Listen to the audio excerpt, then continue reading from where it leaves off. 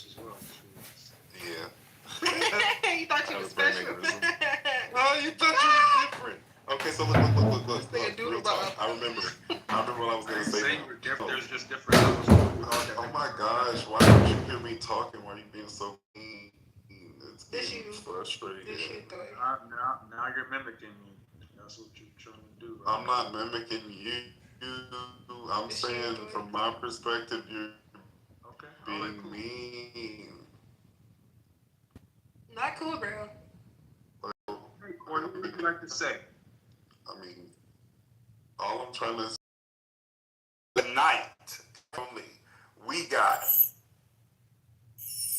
Boy and his AI jokes. And I just think one of them might be funny. So can we just use the AI generate some shit and see what some type of jokes you can do? No, yeah. No, you're gonna read it. You're gonna read the joke. I don't know. Right? You guys was trying to read about the I wouldn't have been able to find out if I could read, so I guess maybe we'll try again. Well, thank God we get to read a joke. Let's see. Let's find out what the joke. Just ask it. I'm going to ask it directly. Don't tell us. Even tell us. Just he gonna warn the room. No. Hey.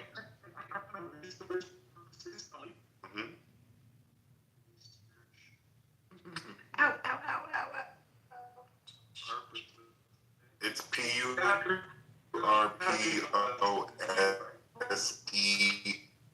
I know how. And they asked for a joke from. I just don't want to hear it. I don't need the background. I just want to hear the joke. I really do. I'm so excited. This is going to be great. Welcome to Research Cover. Corey. How's it going?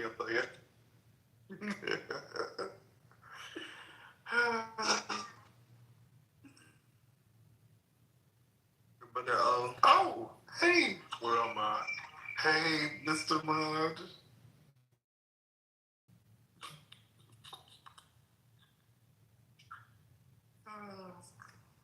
Corey, if you have a hard time understanding Thoy, just let me know from one neurodivergent to another. I'll translate.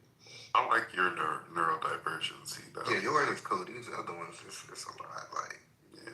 Shut up. You're neurodivergent too. I don't like yours. I'm sorry. You don't like my alternatives? Sorry. I apologize.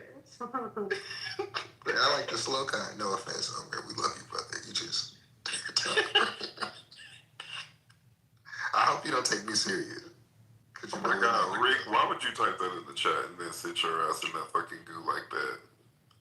Just be lying. Y'all be wanting to just booty clap for a nigga so bad. I ain't getting bullied. Why nobody did? We about to tell a fucking joke right now. Like, we ain't do nothing to him. Like, we was you want to see bullying? Watch what happens if Mod Chef sticks around. We was listening to the nigga. We chuckling about some whole other shit. He get mad that we laughing. Like, what? Then he didn't want to talk no more because we was laughing. Like, no, I thought he was going to tell a joke. Yeah, we wait on it now. But I'm talking about this nigga. I'm responding to this nigga in the chat that said we were bullying him. Yeah. As if we didn't get this nigga the floor and let him talk all that time. And, you know. You're weird. We literally didn't do anything to him. We just laughed. So weird, Ricky. So. Ricky, Rick. Slick Rick. Yo, bro, keep bullying, dude, for real. If I could just what you gonna do about it then? If I could just tell dude to stand behind me, I would defend dude. I would be like, dude, don't let people talk to you like that. Don't let people talk to you like that. Right, he over there talking, saying what he's saying, they laughing and shit. What the hell's up there? They shit. What is this? Tati, look at this. Tatiana, little boy here. Look at this. Look at this talking to you. Look at it. Tatiana, boy, as hell, baby. Oh my God, is that a white? Is that a tan refrigerator? Tatiana, you boy as hell, baby. I'm talking. Hey, so if I'm talking to the AI, I can't. That's the trap refrigerator, baby. Yo, the other dog shit on you right now. It's crazy. Hold on, wait. I just came back to That's the trap refrigerator, baby. I thought it was a girl at first. Okay, over to you, boys. Sorry about that. I was talking the whole time, although I just came back to Clubhouse. I didn't know y'all couldn't hear me because someone muted me. Yeah, I muted you because I didn't want to hear the backstory. You got the joke stuff? Yeah, I got one. Let's get it.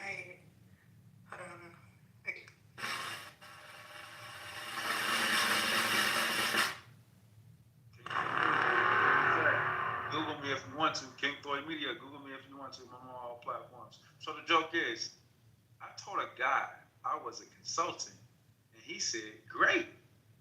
Can you give me some advice?"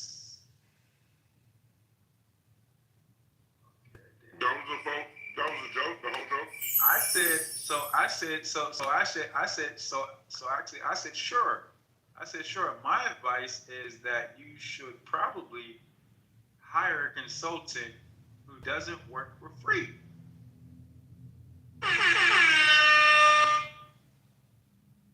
Hey, That's a joke? Yeah, I Can said, Can you repeat the joke? I didn't get it. I did it wrong. That was me. Oh, man, what? So I told the guy, This is why I muted you, though. For real. You hold on, bro. Stop the muting, bro. You supposed to read it like I didn't mute you again yet. I didn't mute you. I'm just saying, I'm saying when you came off mute, you should have at least had these motherfuckers rehearse. How we still reading them for the first time with you? Because you was talking the whole time. I never asked my AI to do the joke out before. So, It sounds like it's not AI's responsibility. You know, AI do everything for you, right? You gotta research wait. yourself. Don't read it. Don't read it out loud first. Don't read it out loud first. Read it in your head, and then when you get it, then be like, okay, man, and then read it to us. That's what I'm saying. We're not rushing. We're not going nowhere. I got it. I told a guy I was a consultant, and he said, "Great. Can you give me some advice?" I said, "Sure. My free advice is that you should probably hire a consultant who doesn't work for free." So free advice. Oh, that's deep. No, we understood it. I get it. It's just not funny.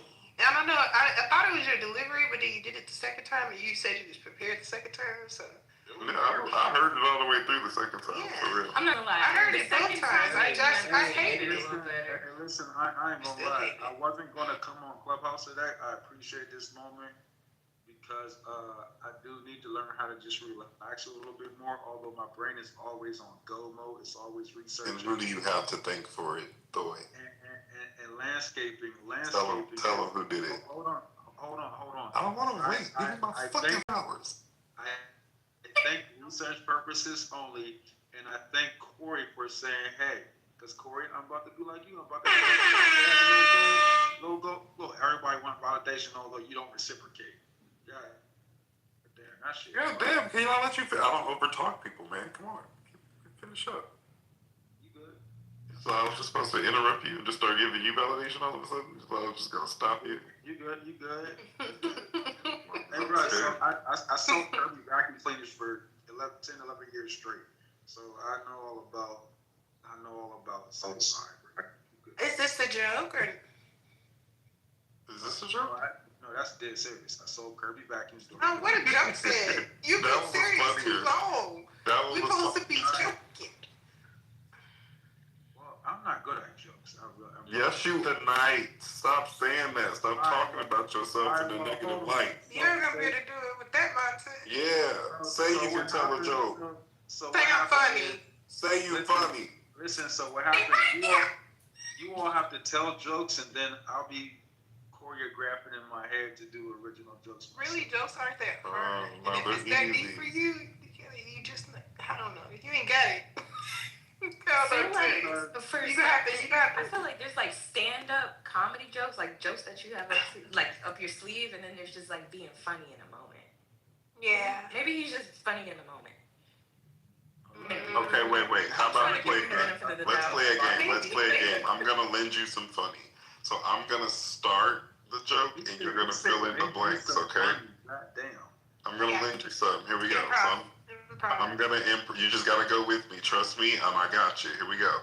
So I'm gonna start it, and when I stop, you just fill in the blank. I just need one word from you, okay? That's it. Here we go. So yesterday morning, I woke up and I went outside and I stepped on the porch, and the first thing I see is a reindeer.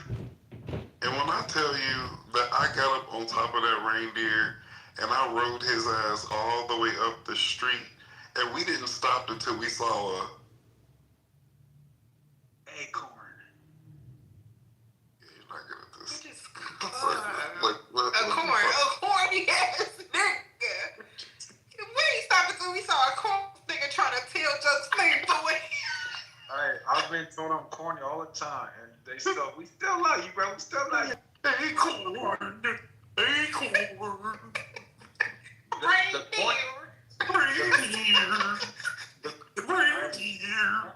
And then they said we made the corny nigga our best friend. You know why? Because every time we went somewhere, we brought the corny nigga out because he was always the life of the party. Why was he the life of the party? Because everybody laughed, although he thought they were laughing at him. And guess what they was doing? And then he still had a good life of the party because he's neurodivergent. Wait, you said they thought that everybody was laughing at him? Were they not laughing at him? No, they were laughing with him. Keep up. Oh. Goodness gracious. That's what he thought. I'm sure he thought. And then they say you started buying everybody drinks. Listen, you started buying everybody drinks. Damn, y'all just made me think about something. Wait, Thoy, meet my friend Dami. She just Thoy, you can say hello to my friend Dami. Conversation. I'm trying to introduce you to my friend Thoy. This is my friend Dami. I think I know. Hi, Thoy. Oh, you do? Oh no. You? Oh, I don't know you. Oh no. I just wanted to tell y'all a fun fact about corn because y'all talking about corny. See what you did. That was my corn. Tell us, because I'm from Indiana and I kind of care. You know how when you poop corn, right? And it looks like full corn kernels in your poop sometimes. People have reported this. Yeah. Well, it's not that the corn didn't digest, it's that the casing didn't digest. So that's just the casing filled with poop. Yeah. Poop casing. Ooh, what if it's yellow? It's still the corn casing. Oh, I don't know why I assumed corn casings were clear. It's opaque. It's opaque. Yucky. It's not full of the corn. It's full of poop. Yuck. Interesting. Yeah. That just made me itch. I'll go get in the shower right now. Ugh. We didn't want that. Corey, you don't want no elote? I love elote. I'm listening. Listen, let's go to the fair and get some corn. That's the thing. It's a little I know what it is. That's how we know it's spring. I don't really look at my shit like that. I'm gonna be honest. I don't really be examining my shit. You know what I mean? No, but you should. You should like look at your stool. I mean, I look at my stool if like it hurt. You know what I mean? Like if there was a pain or something like that, then I would look. He said, what the fuck was that? But if I'm having regular bowel movements, you know what I mean? There's nothing. What the fuck are y'all talking about? And again, I'm also a queer man in America, so I get tested regularly, and we tested everything. The fuck you mean? So I don't do that. I leave that to a doctor or somebody. I actually heard that whenever you first started talking, because I started going to alternative bars, and I realized they're way better than straight bars. Why are they way better than straight bars? Because you like boys. No. And that's okay. And the drinks are good. No, hold on. Let me talk. Hey, yeah, please. Why do everybody do that? Is it the music? Is it the music? So, huh? Is it the music? No, it's the glory hole in the bathroom. It's the frequency of the music. Yo, please let this man talk. It's the Y'all, freaking please. I'm giving y'all perspective because my life path number is number 22. Oh hell no! And I observe. You're a master teacher. I observe everything, and I learned when I read it. Like when 10 years ago. Well, no, not 10 years ago. 2019, 20. I tried to kill myself, etc. Because I went through. I learned my friends weren't my friends. What is In 1920, you tried to do that? I said 2019. My bad. Okay. I'm glad you're still here with us. Wait. I did say 1920. You did. So I was like, yo, this nigga a vampire. You tried to kill him. Actually, Your ass immortal. If I was a vampire, I'd try to kill said- myself too. like I knew that you meant 20. I knew that you meant 1920. Or I mean, I wasn't sure. I wasn't sure. She's a vampire too. She could have meant anything, girl. These motherfuckers are spooky. Ooh, I knew black people weren't aged suspiciously and shit. So I used to come to research purposes only. I didn't like the last crew. I feel comfortable in this crew. I feel comfortable Who in was this the last crew? What happened to the last security guards? Wait. Wait. To the last security guards. You all know there's tons of mods and research purposes only. No. Tons of mods. Ain't nobody told me nothing. I can't remember who they were, although it's like I don't like people talking at people. I don't like the individualism. I don't like the fucking fakeness. And I'm big on frequency. Like even y'all talking now, I can feel like a level of purity that's happening. The reason I brought up the alternative bars is because I realized throughout life in They're called gay bars. In my whole life promoting nightclubs, is that I told somebody, I told a drag queen at this one spot I went to, I said, you know what? Y'all motherfuckers are neurodivergent as well. Oh. Huh? And she said, no, drag queens. And she said, Oh, we she heard said, you, babe. and she said, you know what, we are. I mean, I'm sure And it's I said, I can tell somebody, because but I the don't only think... reason, That's a hot take. hold on. Wait, hold on. So, because I realized some of us on the spectrum were futurists. Like, we can, because if you want to look at AI, and if you were like, I don't want to go too deep, but I'm really fucking excited. Whoa. You better slow that, buddy. Let him cook. You better slow your ass down. Please, because it's sad how a person neurodiverse can talk to AI. AI can listen and break it down even more. No.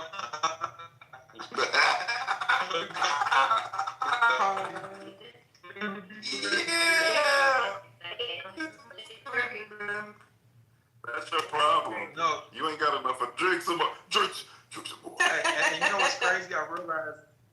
I realized too what you just said, Corey. The reason we drink is because life is so overstimulating that, like, damn, leave me the fuck alone. Shut the fuck up. Stop telling me what I need to say, how I need to say it, because you don't even want to fucking listen to the way I'm comprehending life. Is that why you drink? He said that's why. Yes, that's he drinks. Yes, that's why I drink. That's why I drink. Oh. Because to have you gotta stop that, drinking, man. There's other ways to cope, man. Don't do Yeah, it. about to say, What about the liver? What about the kidneys? Stop. Because one thing I realized, I used to be a big guy on, you need to stop doing this. You need to stop doing that. And I realized, you know what? People are going through life stressors. And as I figured it out in my new awakening to where I lost a lot of friends, a lot of people I used to, everyone used to love me because I was a yes man. Now that I've learned, oh, they're using me. And And I say, no. Oh, we gonna kill you. No, you kill me for what? You paid your bills off of me. I feel like I missed something. On some real shit. I'm sorry that happened the way. Traumatized.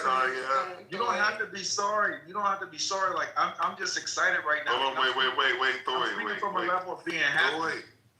Okay. Throw it. Give us a second. Give me a quick second. Go on mute for me. We got somebody new on the stage. Aryan, what's up, man? What's up? Arian. What's up? Yes, Arian. Sorry, I don't know why I said that out loud. No, you were right though. Yo, what's up? Not too much, man. What you thinking? Nothing, man. I just came in here. Just room out. What do you think about the topic? Yeah, did you come in here because you read the title of the room, or you just literally were just pressing shit? Now I'm reading it, so yeah, is Trump a reflection of white America? No, of course not. Of course not. Actually, to speak to No, the of title. course not. Hey, Thor. Come on, man. Come on, Thor. You're supposed to be on mute. Go get some water real quick. What did you say? I said no. I don't agree with that. Yeah, he said no, of course not. Can you explain the answer? So, are you guys trying to like put? Wait, I just got a question. You guys trying to like put that as the title to try to be funny, since like because they're releasing the Epstein files or some shit, or like what is this? No, actually. I don't know, cause like why would Trump be a reflection of white America? Like, wait a minute. Do you not see all the liberal white people? Well, actually, this still from more so his views around like race. Yeah, so you gotta specify. Mention at all. Yeah, you definitely have to specify when you're talking about this. Yeah. So we'll say, is Trump a reflection of white America's views on race? Well, that's generalizing, no. Like, there's liberal white people and all that shit. You know, he's not a diverse world. He's very direct. So wait, don't piss me off. I also feel like we're speaking Can you like generalize for all of white America? How can you just generalize? But wait, let me interject real quick. I feel like maybe yes, there's racism. Of course, there's racism in America, but like I personally feel like Trump is very outspoken, and he's very bold with a lot of his like the shit that he says. Whereas I feel like a lot of white Americans, they really don't have the balls to say shit like that the way Trump be saying it. And the only reason why Trump is saying it is because he got protection, you know? So I feel like, yeah, yes, maybe what they think, but definitely not how they act 100%, no. Because they know. They know. We don't. Yeah, it's more so around the way they think and their beliefs when it comes to what about race. Charlie? They weren't scared to say that stuff. So Kayla, Charlie Kirk, Nick Fuentes, these people are white. They're not scared to say it how it is. Do you see my PTR? So you think Trump is a reflection of those people? You know, Charlie the people you named? A bunch of ignorant people. The dead people? Maybe. The people who got their cat pill. Nick Fuentes isn't dead. But Charlie Kirk. He's not dead, and he's speaking the fucking truth. I love him. Wait, Charlie Kirk? He's not dead? I respect Charlie Kirk. Nick Fuentes is not dead. No, he's not. No. Yeah, Charlie Kirk. Charlie Kirk. Come on, guys. Murdered. You guys should know this. Okay, I don't even know who Nick rest in peace. Fuentes is. Hey guys. You don't know Nick Fuentes, and you live in America? I do live in America. Someone update this guy. Someone update this guy.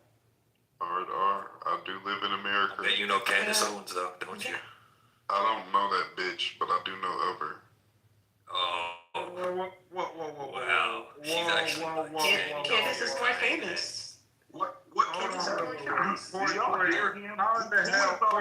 Wait. Corey, how are you intellectual when you don't know Candace? Right, that's what Why are you guys yelling? What do y'all do? If y'all want to bang, we can bang. Is that what y'all want to do? Y'all want me to get out of pocket? Y'all want me to get disrespectful? Is that what you want? This guy like to talk about politics. Don't you see? Let me ask you a question. We're talking to No. someone else You've been right asking now. me How are you questions. listening? Thorway. You know Candace Thorway. Owens, bro. Thorway. Yeah. Thorway, do you hear me talking to you? Do you hear me? Do you Because hear me? Do you hear me? Wait, no. Do you hear me? I think. So wait, listen, Corey, you're into politics, right? But you don't know. He might Candace need a Owens. timeout. Everybody, please Telling a pause. lie. Please pause. Hold on, wait. So you're telling me Thorway. to tell my Thorway. you're not listening to people. Thorway. I'm not You're going not to keep listening, saying Thorway. your name. So am I somebody's son, or are we talking as a collective?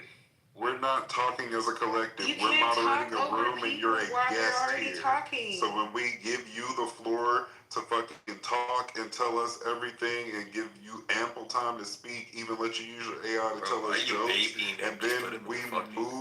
and then we move on to someone else, you just need to chill the fuck out. I asked you multiple times to sit on mute and let somebody else speak. It's dictated. No, the green bean is the point of who's moderating the room. And I am about to kick your ass in a second. Alright, now like we were saying. 1 second. I'm honest. You know what I mean? Right. Point is... Oh yeah, my question was, so you're I'm not into into politics. I don't know why we even thought that. Yeah, who said that? I was like, what? I was confused. Like, I'm not, like, I care to vote. I know what's going on in my political arena, which is Los Angeles, but, you know, as for anything bigger than that, I don't really subscribe to because I just hear... You don't even have to. Yeah, I mean, because Nick Fuentes isn't a politician. He's a Yeah, I don't think Charlie Kirk is a politician either. Yeah. Charlie Kirk is not a politician. But he talks about I don't politics. give a fuck. Do you know how many niggas got a microphone and a politician? Do you know how many... Charlie Kirk was a politician. Yes, he was. Boy, no the fuck he wasn't. What do you mean, no, he wasn't? All he did was talk about politics. That does not make you a politician. Look Did at he us. run for office? My eyes, that makes you a politician. Yeah, what office Did did he he run for office? Yes, he was going to become president. That's why Oh, he He asked was for going to become president. He was gonna do a lot So of almost shit. doesn't count. Yeah. Almost doesn't count. Did you see how much power that guy had? He could get people to come He to didn't have campus enough and power to watch fight that. thousands of students line up and ask him questions. He didn't have enough power to Had do it. a movement, and he was gonna become president. And that's why you guys Why y'all ain't defended, protect and him? why do you... Exactly. What? Why y'all ain't protect protect her? Because I'm not his bodyguard? Well, you should He had a movement Well, though. like a So pro- why didn't you protect where's the fucking movement Martin Luther when King? he was bleeding from the neck? Where The only were person I your would protect attendants is Michael Jackson, bitch. when he got? Why did when you got protect shot? Martin Luther King or George Floyd when he was dying on the ground from a police officer? I wasn't alive when Because it ain't nothing we can do for these white crazy And I also ass didn't. niggas. I didn't Exactly, live so anywhere I near wasn't there to George protect Charlie Kirk, and you were But not. Charlie Kirk's Unfortunately, supporters Charlie were there Kirk when he got shot in the didn't neck. even They have were enough right there in front of him. privilege So to be protected. So what are they supposed to just jump up and predict that there was a bullet? I mean, he's your leader. You gonna let your He's leader literally- go? That's Who crazy. said he's my leader? He's not my leader. He's not He's my leader. literally I'm talking saying about salacious the people that things. follow him, the people that are part of his movement that you're referring to. No, but Why wouldn't they protect Charlie their leader? Kirk died. It's crazy. He Not died everybody in that crowd was part of his He movement. died by what he believed That in. you really He said, if But the he was people shot that and were died, present. then oh well. So he was shot by Yeah, the so guy. oh well. Yeah. That's a literally Charlie what he Quirk. saying. Charlie Quirk? Yeah, What that's a about, Charlie Quirk. I was trying to say what about quote. George Floyd though? Why I was don't trying to you know say- the black? I was trying to say like Black Charlie What are quote, you asking but about like Joy? Kirk. It was like Kirk quote. Came out weird. Nah, because they're like, oh, why did you protect Charlie Kirk, right? Which is the most... No, I don't really idiotic give a question. fuck that you didn't protect him. I want to be very honest. I don't give a fuck. But why didn't you protect George Floyd? Listen, I don't care about Was protecting not a George damn body. I Floyd care our about leader the facts, of a okay? movement? And the point Where is, we he were had. No, he was a meth addict. He was a crack The addict. point is that he had So security. the though. comparison doesn't make sense, does it? Yeah, it doesn't make sense, does it? Comparing George Floyd okay. to Charlie Kirk. Yeah. So why would you? One was successful. One was a junkie. Uh, Right? one was a college drop. One was a dropout. They both were right? dropouts, so. A college dropout that has reached levels that you could only dream of in your A life. college Like, dropout, pandering on college campuses. wasn't Kanye West a college dropout too? And you guys like, oh my god, Kanye I'm West. trying to figure out Is real Kanye talk. I got a real question. That's our leader of a movement. I have a real question. Yes, he pretty much, your leader of rappers, I haven't, The only leader that you guys My possibly have is leader Candace of Owens. rappers. That's the only. That's crazy. I have a real question. That's a crazy assumption. That's a wild assumption, actually. I have a real question. Because she's the He only keeps like bringing up intelligent black person. black people because he's speaking to black people. That's why. Oh.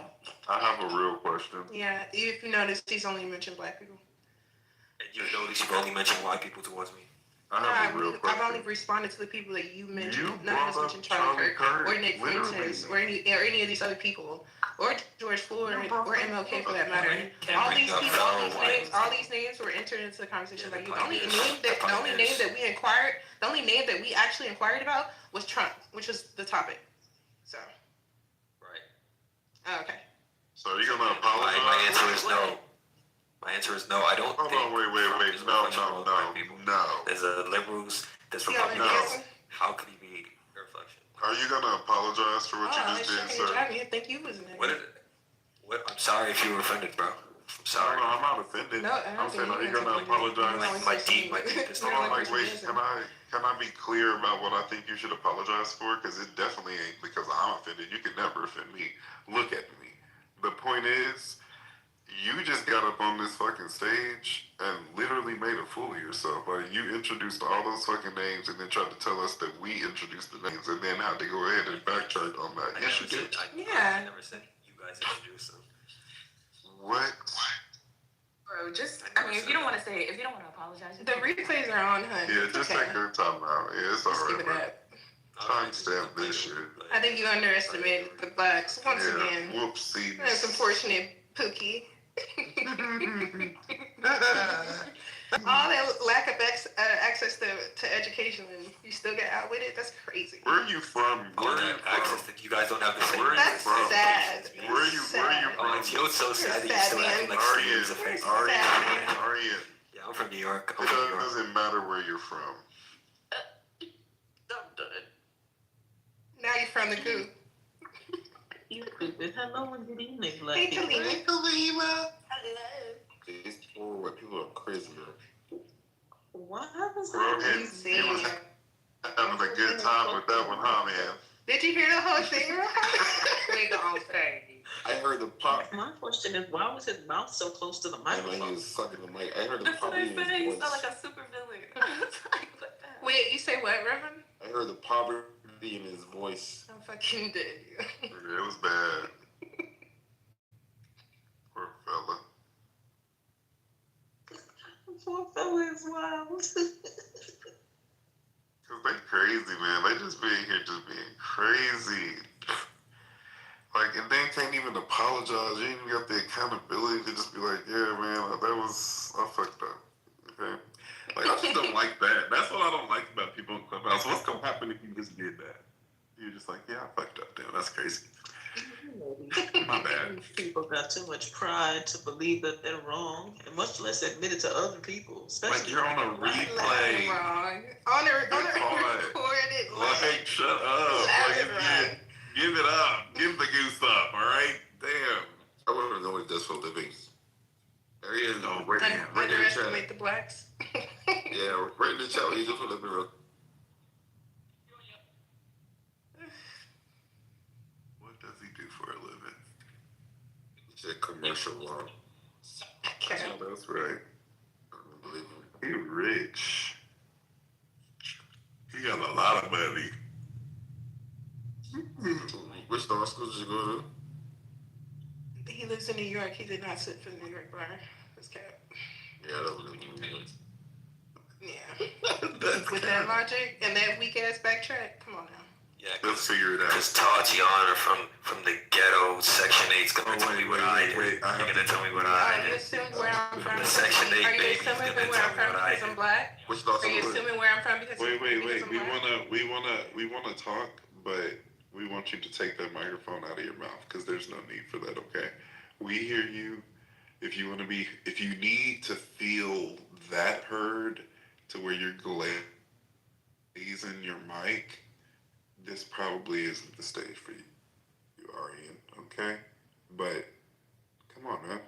Is it Aryan or Aryan? We're calling him Okay, shit. Aryan. I mean, he sounds like he's on some Aryan shit. Yes, I was gonna ask about that as well because I mean, technically, yes, it is Aryan, but I understand calling him Aryan right now. But I do want to ask about that. Is his name? I think he left. Aryan, or is he an Aryan? This is Aryan Brotherhood. Yeah, clearly, but That's his full name. Aryan. But yeah, he left. So. Well, fuck him and those Aryans. Oh yeah. Racist prick. Ugly bitch. And there, don't we? We have to be nicer. We were really nice to him. We welcomed him to the nice space. To all three of those. Yeah, we asked his views on the topic. We didn't attack him for his views. He started. We were nice to yelling shit. Wasn't it one before the way too? Who was the one I before? could have told you that nigga was weird. He do that all the time. Oh, it was the one. It was Tad. The way He blames it on the autism, but he just out of control. Period. He just there's other people that got autism that don't act like that. So yeah, that's just an excuse. And you're neurodivergent too. Like, shut up. Yeah. He said he go around put it up. He was just mad because you were drag queen. Well, and I told her he assumed you wasn't listening. So that's what it was like. They nerd that virgin too. This nigga walking around with Captain Neurodivergent man. Right. I mean, I'm sure some of them might be, but just touching people. Like, why'd you touch me? Because now you're neurodivergent. You're neurodivergent. He go over neurodivergent. Because now you're neurodivergent. I dug thee. I dubbed thee neurodivergent. Whoa. You know what that means? I'm just imagining like a neurotypical person being touched on the shoulder by him. Now all they got is racist thoughts and shit. What the fuck is going on? Hey, focus. I'm imagining him touching them in different spots. Like, he just does it differently every time. Like, he boops them on the nose sometimes. He goes, boop. Boop. You're neurodivergent. You know what that means. I can't focus. Oh, God. Why'd you just touch my nose? Why is it so loud in here? Really, I just can't. Turn on the light. I'm just trying to. What was I trying to? So when y'all do this, it sparks my spidey senses. He said, I'm just so excited. Corey, oh my God. My nervous system. He said, I'm just so excited right now. I'm just so. I said, well, calm your ass down and go get some water, nigga. Because what the fuck is going on there?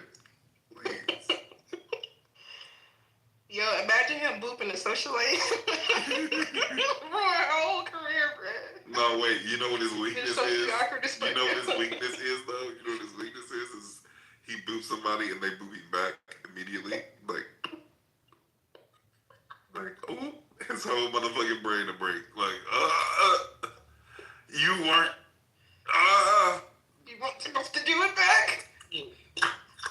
I'm fucking dead, yo. The visuals, yo. The visuals just went crazy.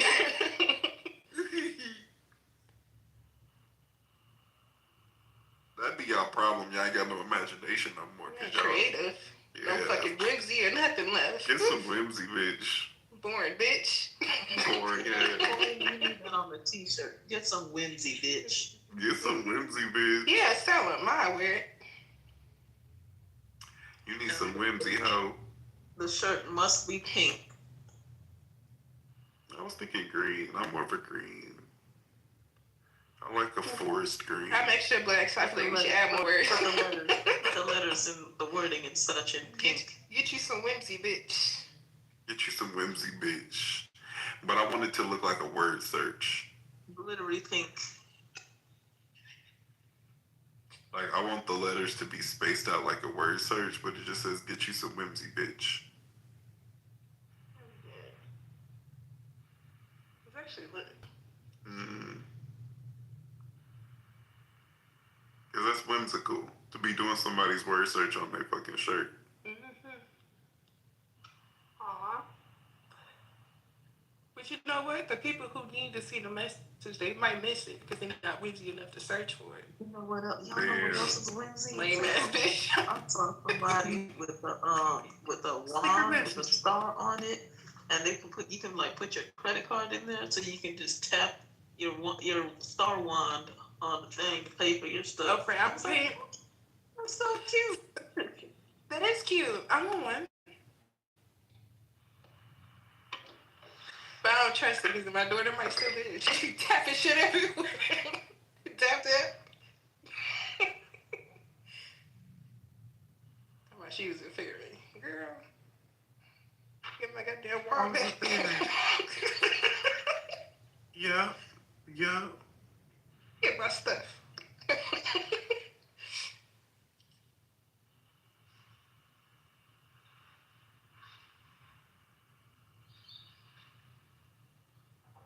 I can't believe he got mad at us for laughing. That was crazy. I ain't never seen a hater so loud. Wow.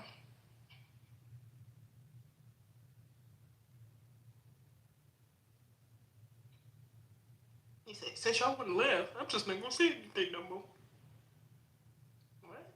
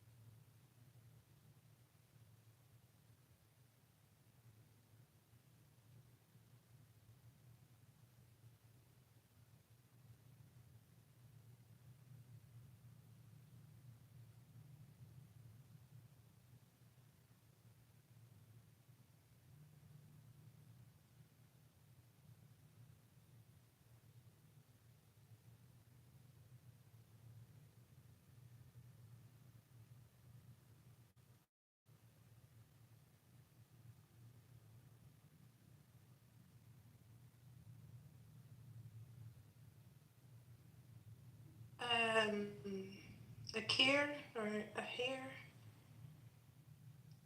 Who are you talking to?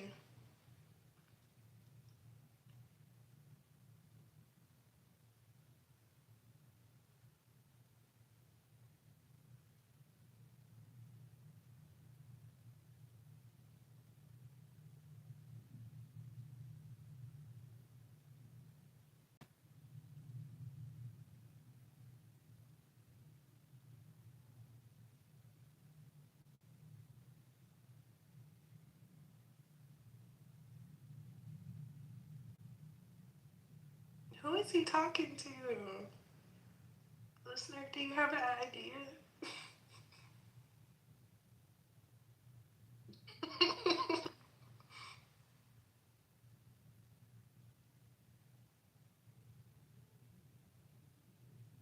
Sir, are you okay?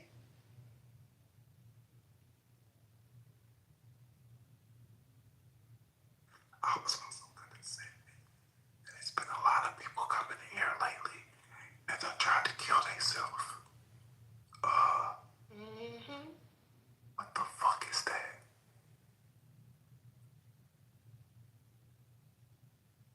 Would y'all put a sign up or something?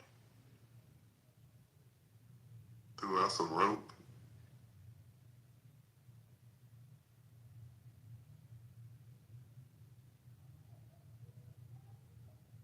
All types of failures rolling through this bitch.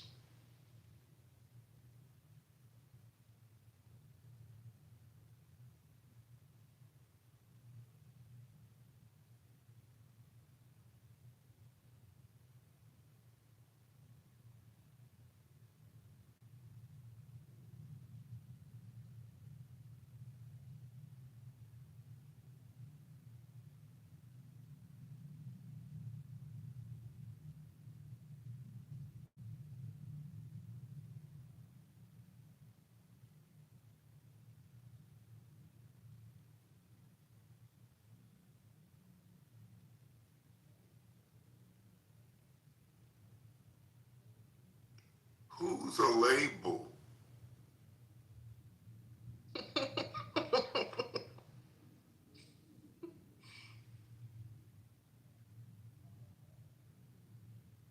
The only label we know is RPO Records. That sounds pro them.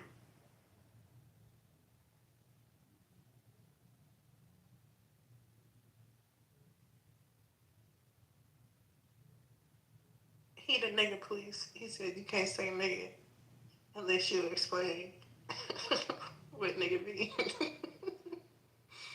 Nigga, please.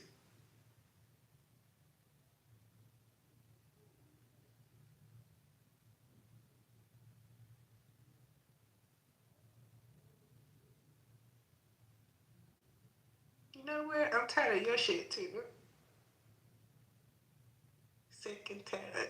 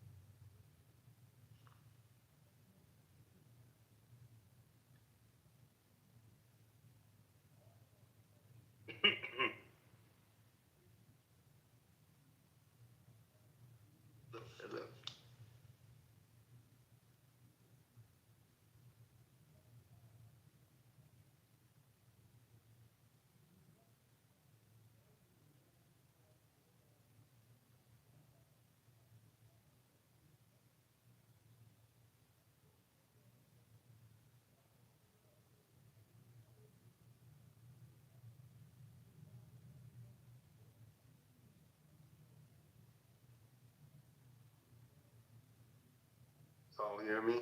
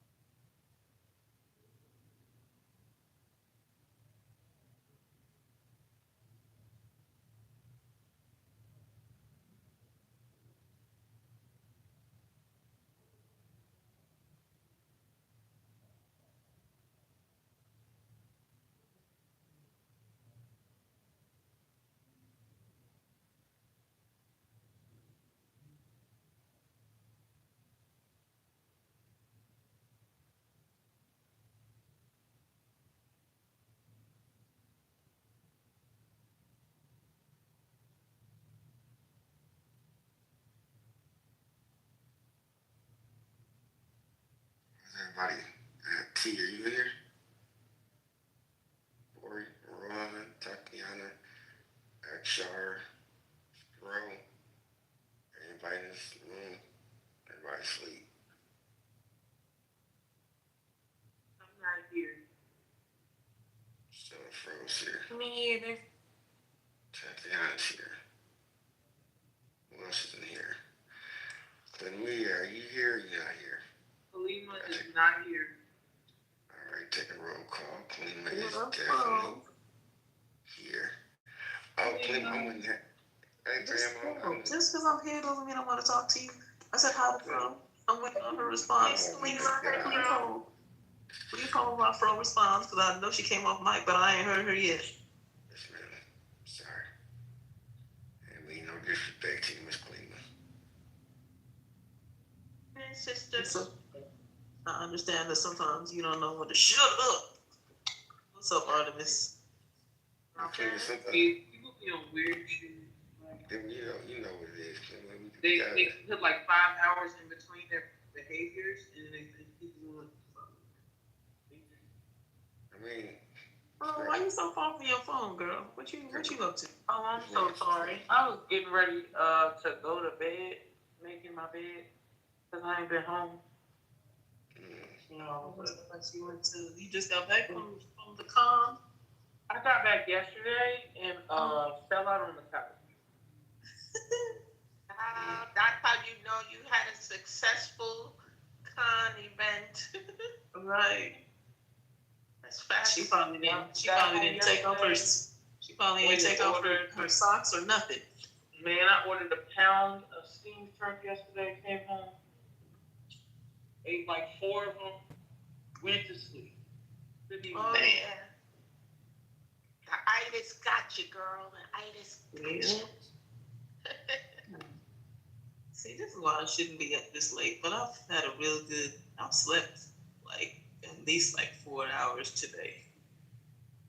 Now I'm hungry, and I don't need to be eating at almost 2 a.m. China, girl.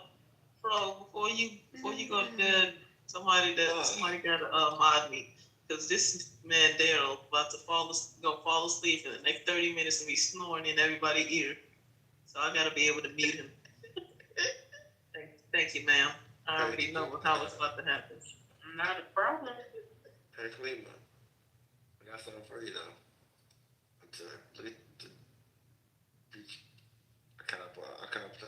Oh man,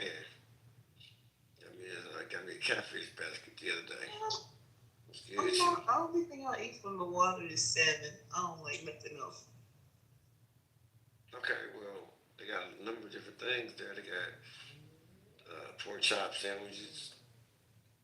I don't eat pork either. Okay, that was bad. I should knew.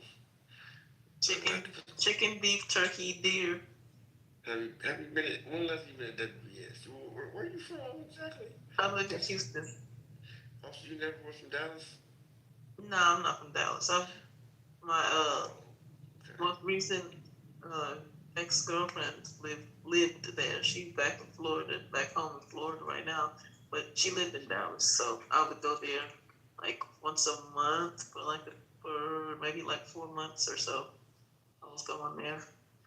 Okay. You ever go? There's a section of trading conversation. Everybody knows that I got it against anybody that swings from where side they swing from. It was actually this good people, unlike the rest of you mofos. See, I ain't got to get nobody who comes from me. I promise you, they come from me. You know how we do down at D, around from way. There's not a whole bunch of commentary up. If I scroll up this chat about you not liking homosexuals, it's not gonna be there. I can't screenshot it. No, they got no issues against nobody. Oh, hold on, let me scroll. Ain't no fucking way. Man, it's the only way. Jesus is the only way. I'm different. My point is, you are trying to be kikiing and having conversation with Kalima like you didn't say shit earlier about, like homosexual people. You definitely got issues with them. No, bro, you know how they be. When they meet, it's like these white folks. Girl, just admit you said it. When they meet, scroll all the way up the chat and screenshot it and expose you there. You don't have to do that. Oh, okay, because you're a liar. Okay. Wait, what you're talking about because I ain't got. You can just ask me from my mouth. I'm right here. I ain't got nothing against nobody who ain't got nothing against me. You mean good attention for me? I mean good attention for you. I don't give a fuck about nothing else. I was in the military. I had don't tell policies. I was this dude that was cool with all the gay people. You know what I'm saying? If that was what they was on, it's not like I was around a lot of people that was gay. But if you was on that shit, all right, cool, man, do you. You know what I'm saying? Like, come on, I'd be a hypocrite if I'm like, I know women that are like bisexual, you know, they're not all the way gay, but they kind of like females and dudes. You know what I'm saying? They're the best man win. You know what I'm saying? Shoot, sometimes I'm going, sometimes I'm going. Yeah. Chicks be telling me that shit, females eat pussy better than us. So that's what that is. I remember back in the day when I was in college, my old girl, my woman that being my wife. Is that like, hold on, Daryl. AK, how do you say your name? Akari? Scar. Akar. I don't know if I can have that deal. I was trying to talk to them. But AK, your dick's not that special that gay dudes wanna like you. It's like women. Like, just because she's a woman doesn't mean that she wants to fuck you. It's the same way with gay guys. Just because they're gay and like men doesn't mean that you're the person that they want to fuck or be fucked by. So it's okay. You don't have to think that highly of yourself, sir. You're just a regular dude, and they're just a regular dude.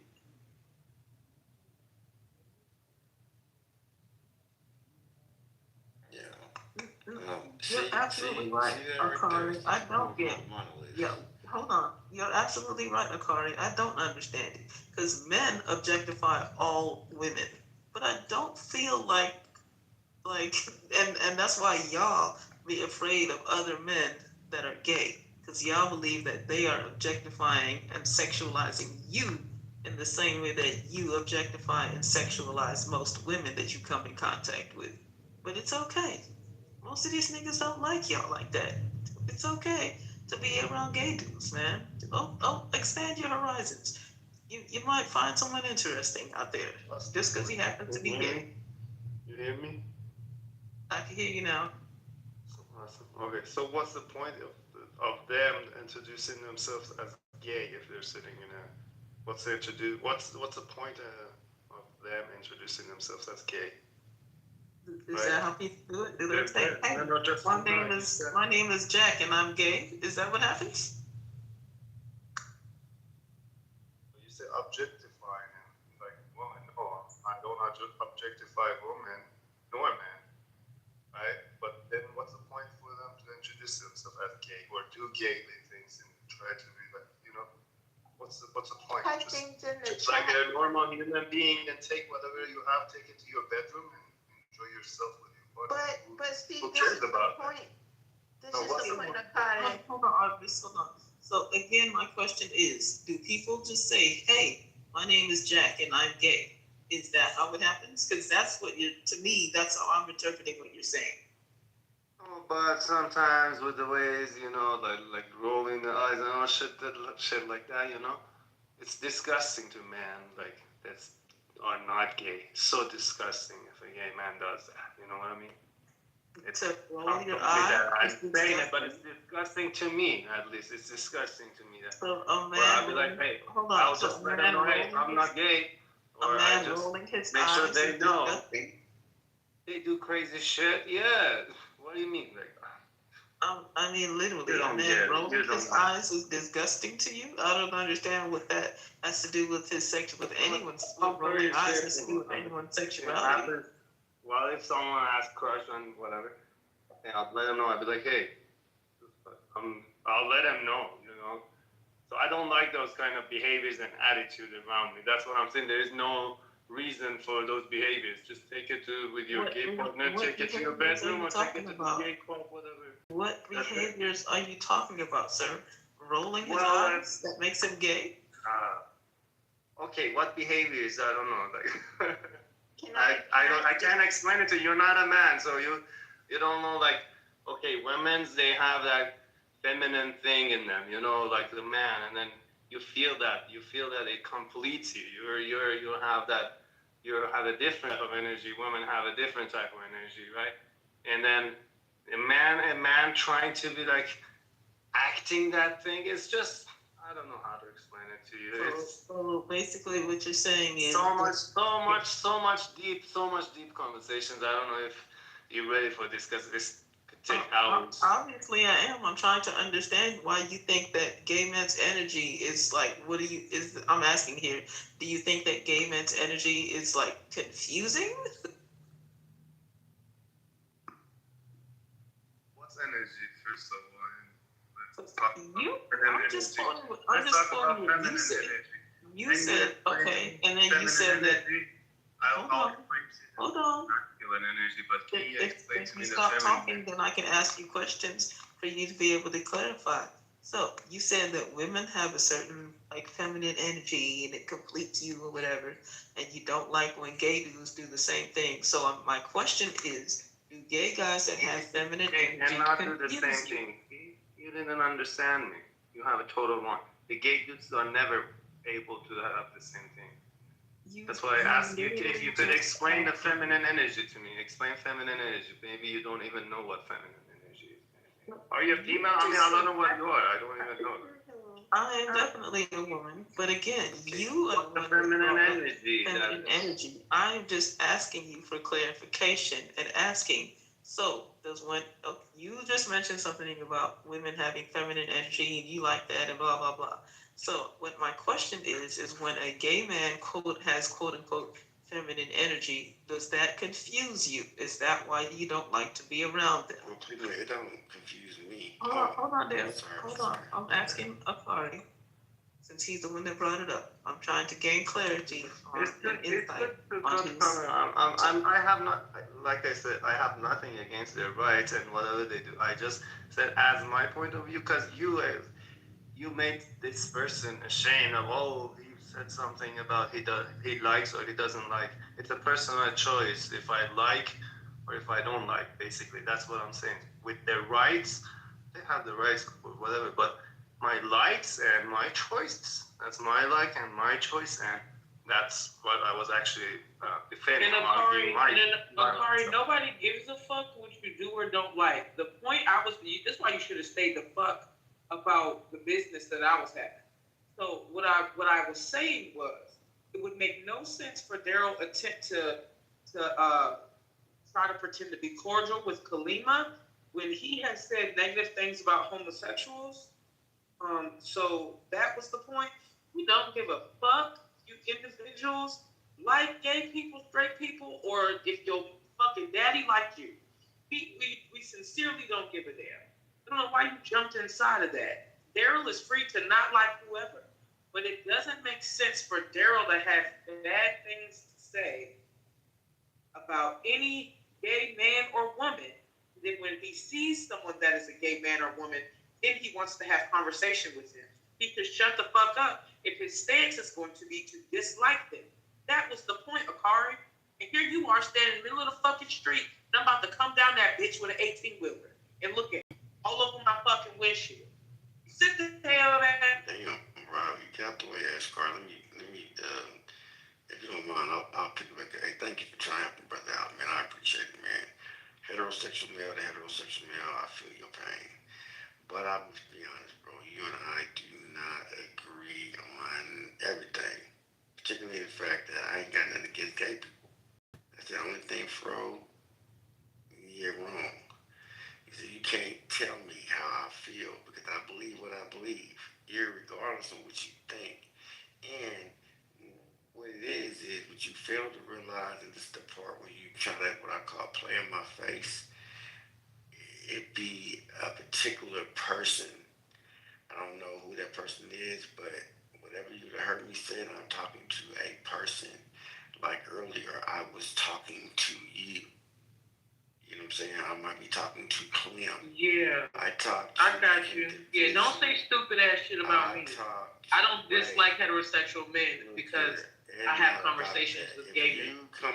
So, yeah, don't say stupid shit to me, or I'm gonna say stupid shit to your ass. Man, stupid. If you say something about me shooting myself in the head and it ain't got nothing to do with nothing, I will call you whatever the fuck I want to call you. Bitch. Can we bitch. Too early. And the reason that got Daryl, and the reason that got mentioned is because you mentioned something about a Muslim woman here getting her head cut the fuck off. And because it happened. What the fuck you talking about? Daryl, did you not mention a Muslim woman in here getting her head cut off? You talking about Wednesday? Fuck that bitch. And that's exactly why your motherfucking extra head hole got mentioned. Bitch. You know what? And what did it have to do with the topic? What? What it had to do with the topic was it didn't have any reason for you to mention her getting beheaded. Why are you just got on ASCAR for getting in the way? The conversation wasn't even you. The mic was in my hand. The realist. Right, and you were. No, ma'am. Weren't you off topic? No, I was not. What did Wednesday getting beheaded have to do with the topic, Daryl? Is that a real question? Because I can answer it. Yes, it's a real question. Oh, wait.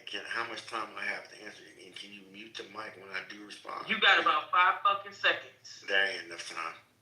Oh, okay. Well, I can decide how long you got then. I respect that. Don't you worry about it. Okay. I mean, so we having a conversation, or you gonna just try to? No, I just asked you a very simple question. What Wednesday being beheaded had to do with Trump? I would need in his reflection of white America. I need a minute to answer the question, and you have to mute your phone and can't respond. I don't need to mute shit. Okay, well then I ain't gonna hear, because that's what y'all do. Y'all cut me off. Shut the fuck up. Kick me in the goo. That's the only thing you can do, man. You ain't got nothing on me. Right, and I'm gonna do it every time you bring up some shit that doesn't have anything to do with the topic. And then you still be wrong. You be wrong. I guess. Would it matter? Who the fuck would it matter to? That person, you know what it makes y'all look bad. It makes y'all look bad. It wouldn't make me look bad at all. You know what it does? To who, Daryl? Name somebody I give a fuck about. It proves it's the echo chamber. It proves y'all are cold. That's what it proves to me. Daryl, again, show me how that's going to change my life. Who gives a fuck? Y'all cold. Motherfucking cold. I don't think y'all know it. I don't think y'all believe it. Y'all can't see it outside. All groups of people be a cult, then aren't y'all like? I mean, no, I'm not a cult. No. Why do y'all think we care about being called a cult? Do you realize you have no power? You have no power in order for you to be calling me a cult to make any difference in my life. No power. It doesn't have to make a difference in your life. I'm right. Right. I'm writing a book about y'all. Who cares, Daryl? I'm gonna publish it about RPO. Who gives a fuck, Daryl? And I'm gonna make some money off of it. Who cares? I hope you do. Thank you. So I'm good. Right. So there's no need to tell us. None of that. No, I would like to tell y'all. I like to be in here. I like to tell people in their face things. Okay. All right. I like it. All right. Well, check this out. Okay, great. Nobody gives a fuck, Daryl. Just like that one day. Nobody gave a fuck. Nobody cares. What one day? What you talking about? You know what day. You talking about February 10th, 2023? Yeah, that. When I start myself in Yeah, that. Okay. I mean, look, I don't give a damn about that shit. You think I give a fuck? Which is why you shouldn't care so much. Which is why you shouldn't care so much. When I say something to you about you saying Wednesday needs to be beheaded. No, I didn't say that. See, now you're putting words in my mouth. You saying it didn't happen. That's when you motherfuckers like you do. I'm gonna say something else, but now I'm directly talking to you. You, bro, are wrong. You by yourself. See, and this is what happens. The idiot will come in and try to jump in and help me out. Y'all always do that shit. You can't even get a one-on-one action like this. You know what I'm saying? I'm just running fucking around. So up with it? This is all motherfucking cold. You know what I'm saying? What's good? What's good? What's good? What's good? Cold. I ain't talking. I'm talking these cold ass having ass room right here, nigga. This what I'm talking about. Bro, I fucks with the gays. I fucks with the gays. I ain't got nothing against them. But I'm gonna talk shit about them when they ain't here though. You know what I'm saying? I ain't got nothing against them, Kenfo. I ain't got nothing against you or nobody. You know. Period. You know, being in the military, I had to bend over and show my ass. You know what I'm saying? Man, come on, bro. I was in the military too. That shit ain't got nothing to do with gay, bro. Right, so you know what I'm talking about, man. We had to bend over and show our ass. If you were in the military, why are you so foul with people? What happened to you during deployment that you gotta be so foul, so rude, and not uphold the core Army values that we get taught about? Why are you so nasty? Why do you feel that you have to come up here and curse and belittle people and then get mad like a toddler when it happens to you? Well, Artemis, let me tell you, why does he do that? Why? I'm about to tell you, Artemis, I'm gonna answer the question. Like, I'm low-key an incel. I have trouble getting pussy. You know what I'm saying? You know, that's not our problem. There's a bit of gayness in me that I want to explore, but I feel like I can't. You know what I'm saying? And like every time I try to speak, you know, these motherfucking mobs be cutting me off. You know, they cultish and shit. You know what I'm saying? That's not. Why do you do that? Every time I come into this room, you're cursing at a woman, you're disrespecting a man. Where is your self-respect? Why don't you have it? If you are a veteran, why do you embarrass the rest of us veterans by acting in such a deplorable manner? Why do you do that? That's just not right, bro. It's not. And then you got the nerve to turn around and tell my homegirl, talk about beheading somebody, talking to my homegirl like that? What's wrong with you? Actually, I do. I was in the room when the conversation happened. She said nothing sideways out the side of her neck. What are you talking about? And you talking about her getting her head chopped off. That shit was now I know you went in the room. Oh, I was definitely in the fucking room. Okay. He wasn't even fucking addressing you at first. It was the other nigga that he was talking to. And she didn't even say nothing disrespectful to him. But here you come, dick ride. Talking about her getting her head chopped off. What did he say? What's the content of the conversation? Let's talk about that. The topic of the conversation was about Trump, the fucking war that was going on and shit like that, right? Mm-hmm. You wasn't even fucking talking at the time. Just like you did in this room. And then like you did in this room. Here you come. But you won't say your fucking words, talking shit about people getting their heads chopped off. Nigga, you fucking weird. But I'm done. You can have that. Go ahead. I appreciate it. Thank you. Because I have a lady, I won't even tell her name, who works for me, right? That I actually really do what the fuck I do in real life. And this particular lady, I met on Clubhouse. I tried to, give her an opportunity. She worked for me for about 3 days. She gave me her little sob-ass story. She lived in Egypt. I didn't know shit about Egypt. I didn't know. I kind of knew about it, but, third world country, 90% Sunni Muslim. And she was breaking it down what the fuck was going on over there and what they were doing to Christians.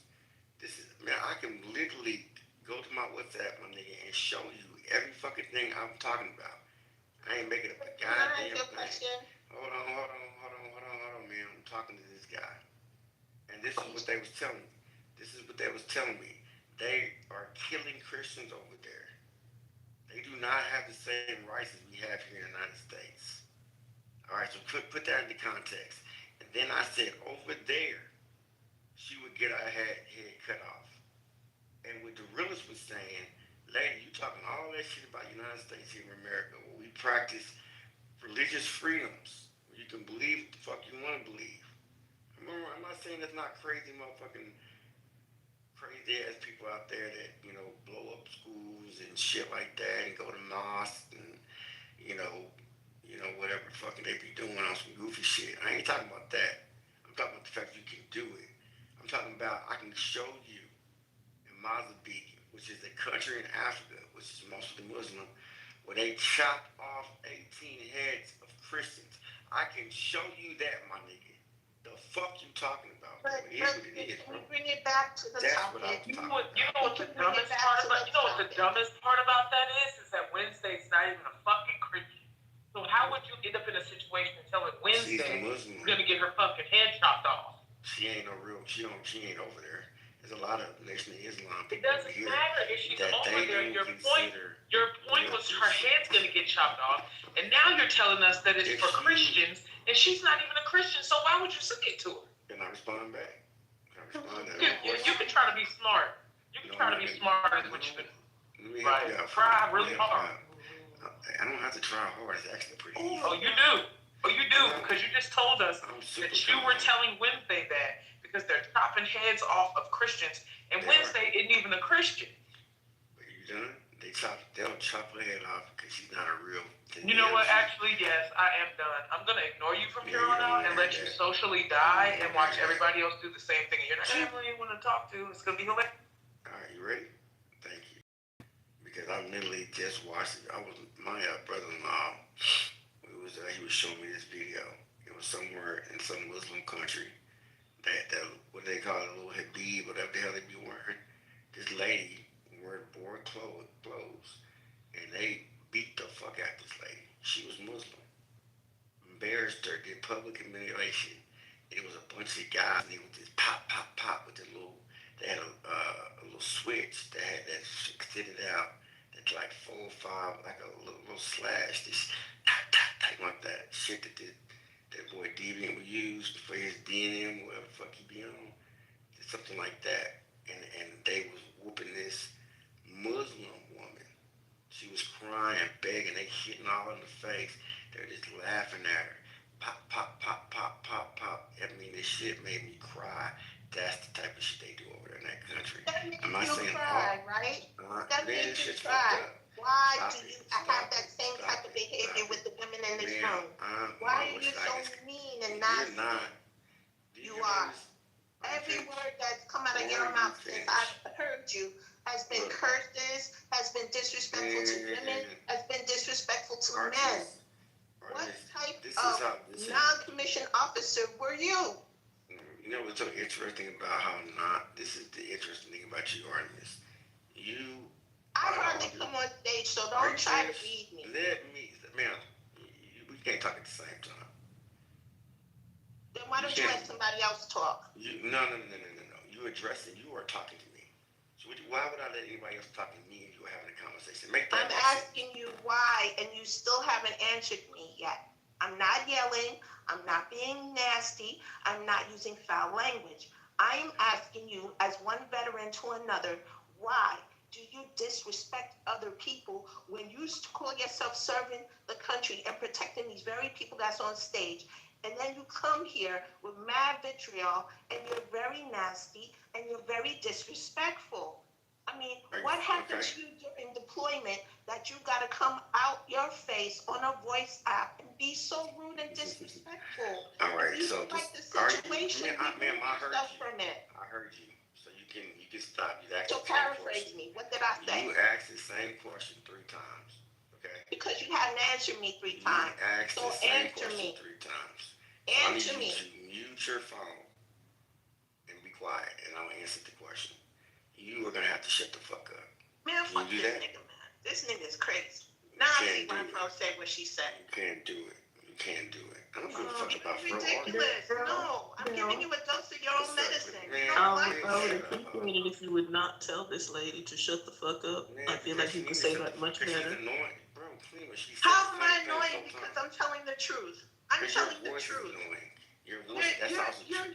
You're that type of man that a truck would definitely run over. You're so squeaky voiced. Shut up. Why? I don't feel that way.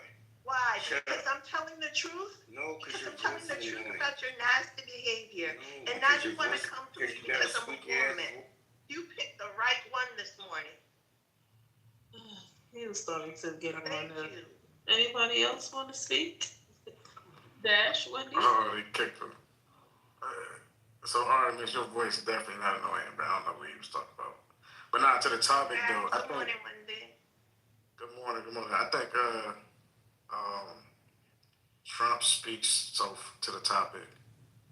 I think he doesn't really the reflection of white America, but I think he's a reflection of like a segment of white America, and I think that's like the white Americans without college degrees, the country white Americans, the conservatives, and like the white Americans who don't really fuck with like change like that. So that's like my perspective on that.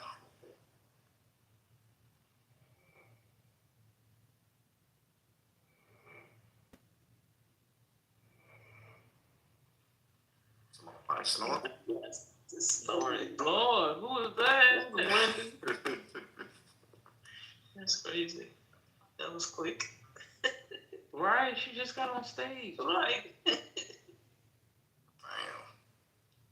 It's okay. I'm muted now. You know what bugs me out? You know what bugs me out about this topic, right? Is that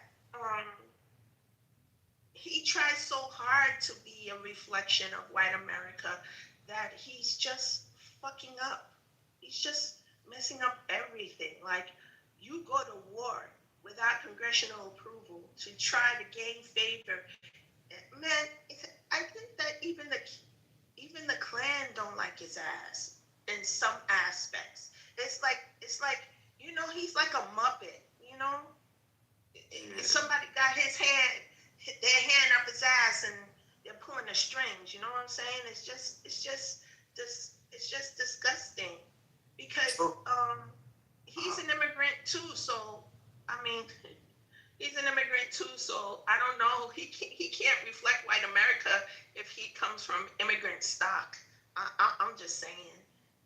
I mean, y'all get me? So I got a question. Do you think that he's would you consider Trump still a politician? I will say no, because here in New York, his credibility has been shot to shit. He is a businessman with a title that he should not have. He's just a disgusting individual to me all the way around. And people who voted for him the majority of them, from what I see here in New York, they not feeling that. They're not feeling it. One thing I will say, I wouldn't say it's a redeeming quality, but I will say something that it's not, I perceive as not being like all the way negative, is that he seems to speak his mind. Like, he seems to be, and I could be wrong, but he does seems to be like honest with the shit that comes out of his mouth, which isn't necessarily a good thing. Yeah, honest shit is still shit. Yeah, nah, that's a fact. That's a fact. But it's not, in my eye, like, the way that I perceive it, it's not deceptive. You know what I'm saying? Like, it's actually coming from like what he actually believes and feels and thinks. I think he's too stupid to be deceptive. That's a fact. I think so too. I think so too. This dude, Dash and Kalima, has onset of dementia. He can't control his brain and his bodily functions. He can't control. And someone who tries so hard to control something actually ends up, in the long run, destroying a lot of stuff and failing and politically dying miserably. So I just don't see.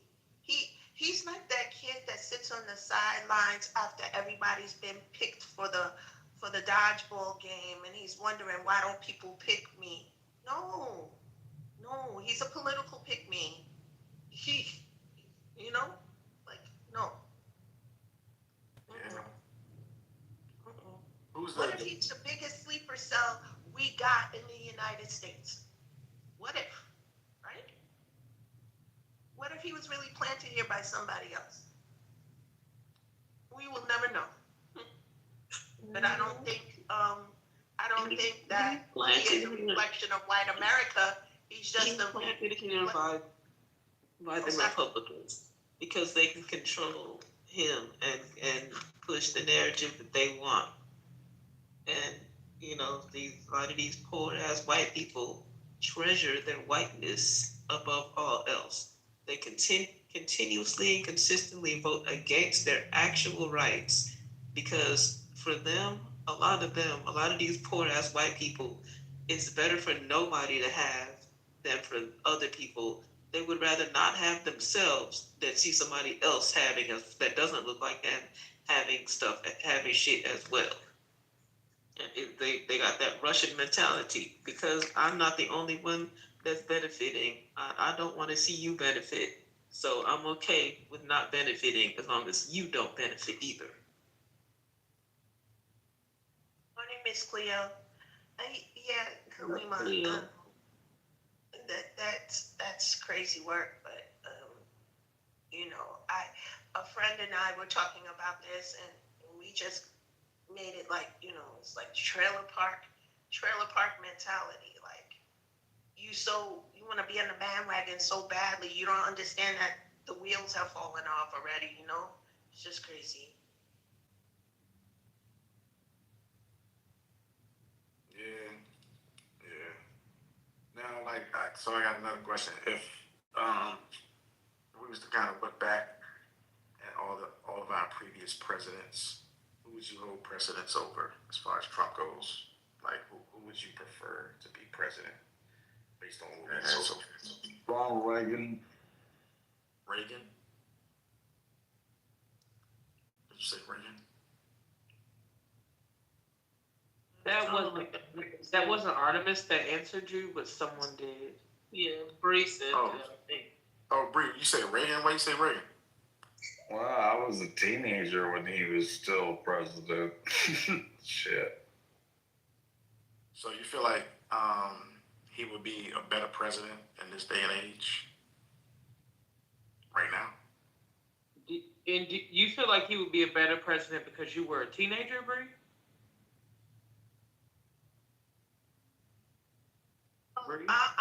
The thing about Reagan is like the same thing about Jimmy Carter. In matters of diplomacy and foreign policies, right? They did pretty good. They did pretty good with maintaining that and being able to not, Carter did at least, not to have so many crises. Hey, don't put Carter on me. I live in Georgia and I got a peanut farm behind my yard. And, you know, I don't like Carter. Bree, what happened was, Bree, you made a statement or a response to a question that actually kind of wasn't even asked to you, but then you answered it, and then Dash asked for a little bit more clarity, and then you were on mute. You did not give Dash the clarity. So when Artemis starts to talk, don't overtalk her. I apologize. Or when she's finished talking, then you'd have the opportunity to maybe answer Dash's question that you didn't answer. See how that works? But it wouldn't make sense for you to not answer Dash's question. I didn't realize talk while Artemis is talking. Just like you just talked just now while I was fucking talking. You got it. In conclusion, all I'm saying is that everything that has been built by previous presidents, in the matter of diplomacy, Bree, has been dismantled by this man. And to me, Jimmy Carter was good with diplomacy. You know, that's your opinion because you're biased, because you're from Georgia, but you're not looking at the full political scope. And that's what we fail to do sometimes. And this is why we're in this situation that we're in, because we were already told about Project 2025, and yet people still voted for him. So in that manifest, he is a reflection of white America sticking together. However, it has to be white America that gets rid of him because the majority of white America is represented in House of Representatives and Congress. So when people don't like what they see, they try to change it.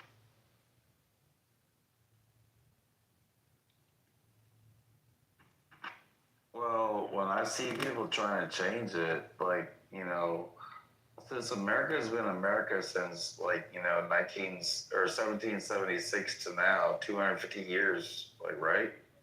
Word. Happy anniversary, America. Like, less than 5% of Americans have ever served in any branch of any of the military. You have 95% of the people that have never done a fucking thing that are being supported by 5% of the people, but your fucking 95% of your fucking populist ideology is fucking stupid. See, where you messed up with me is I'm not 5%. I'm not 5% that raised a family while defending the country. And yes, I have a right to say what I say, just like that Marine who said what he said and got kicked out of the meeting. I agree with that brother 110%. His arm broken. And he got his arm broken over something that he believes in. Unless you have been in our boots, our combat boots, you can't say that. My name is Doc. I have a Purple Heart. I got shot in Mosul. Okay. Because what you said led me to believe otherwise. But hi, Cleo. Hey, that was silly, Bree.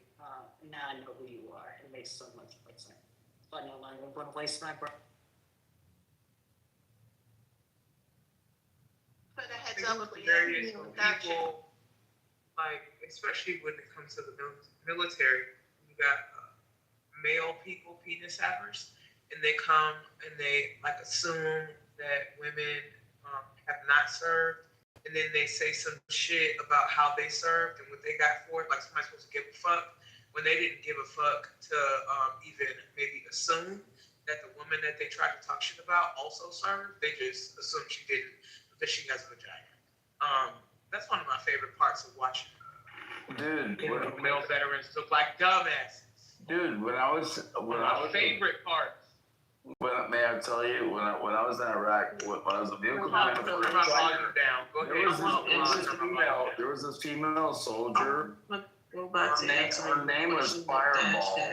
I want to go back to answering the question that Dash had. I was talking about a female soldier named Fireball. I don't care. I'm glad you don't like female soldiers. I was a female soldier, but okay. Another one. Do it anymore since I brought them up. I put them down. That was so funny. So two women soldiers, and he assumed that they weren't. Looking like a dumbass? That blatant has got to be something that male people are fucking tired of doing. Like y'all have got to be so exhausted with saying shit out your mouth, and it just be like another display of dumb dick.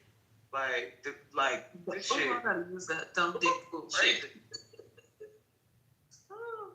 Dumb dickery. It's a reflection of white America based on what Fro just said. This is I'm gonna start calling it dumb dickery. It is. But Dash, what was your question again about presidents?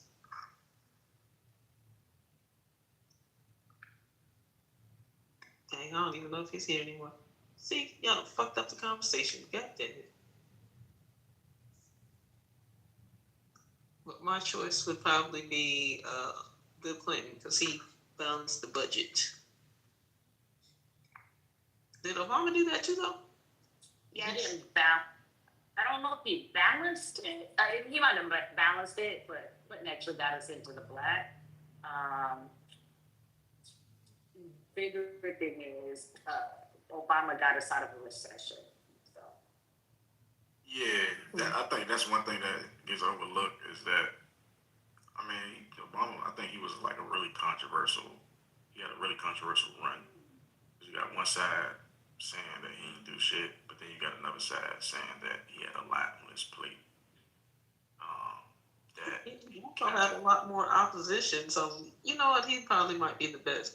because they were doing everything in their power to fight any and everything. Sorry. No, I was pretty much done. I was just saying, like, you got one side that's saying he didn't really do nothing when he in his presidency, but then you got another side saying that he did a lot because he had a lot on his plate, and he kind of positioned Trump to, at the very least, get the economy, to get the American economy's health to where it was during Trump's reign. What's crazy is that these stupid people don't seem to understand that the good economy that Trump had was based on what Obama did. And the fuckery that happened during Biden is a result of what Trump did. Like, I don't know why they seem to not understand that when it's convenient, but understand it when it helps whatever their agenda is. It's crazy to me. The selective memory shit is wild. I also find it interesting how people talk about, but since most of the people talking about that's lifetime, the people who have been good for the economy have been like that.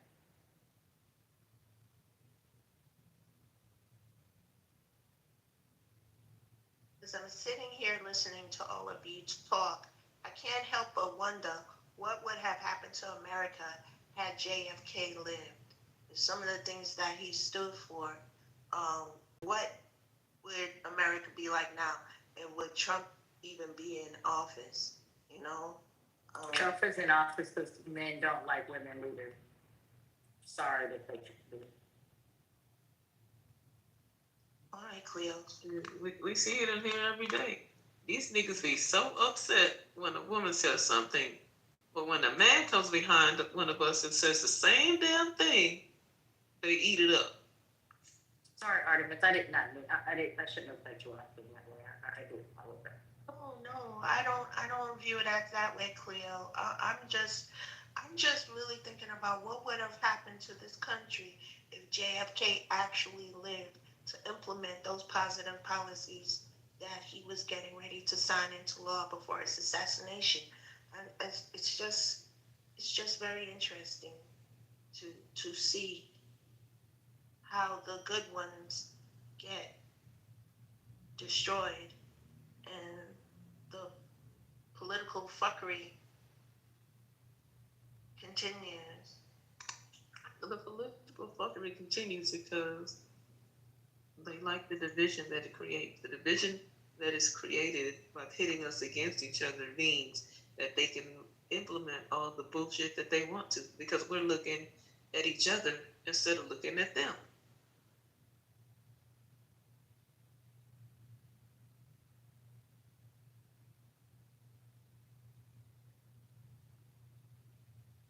Yeah, I definitely agree with that.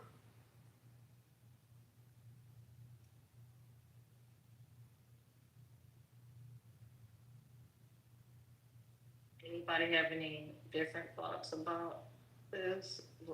What have people said so far about the title of the room?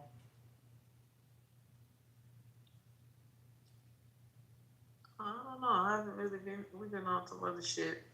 I haven't really been talking about the topic itself. So I don't know. Some people get scared of their reflection, Cleo. This man's not scared. He should be, but he's not. In some aspects, he's a reflection of white America.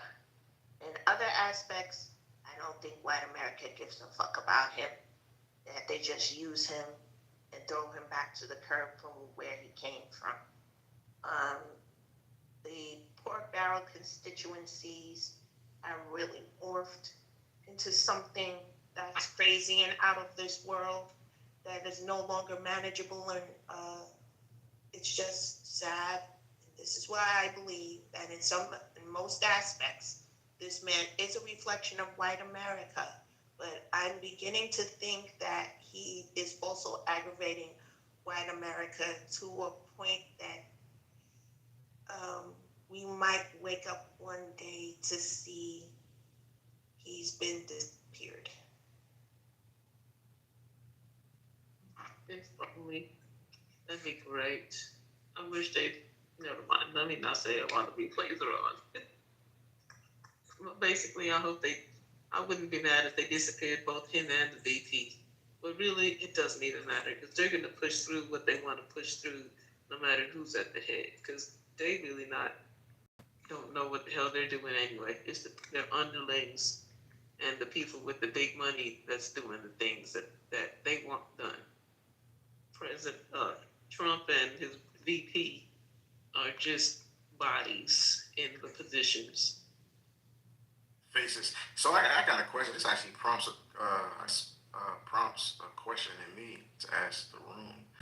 Do you all see a reality where we at some point will have a female president who's considered a minority in America, whatever time that may be? Can you see that happening?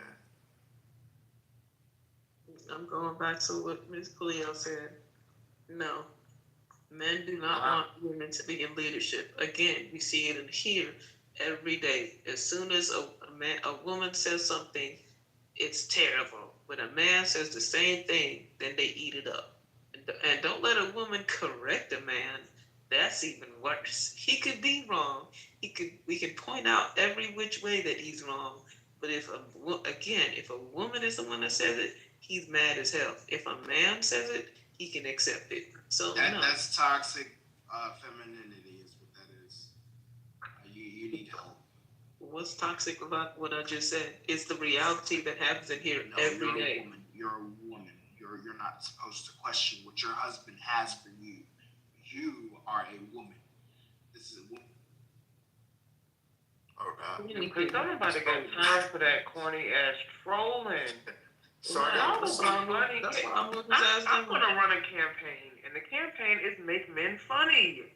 Please, somebody lower it. Please just come down and kick them in the face or something. Make them funny. Why aren't they funny, but they're always talking? I don't like it. It feels like harassment.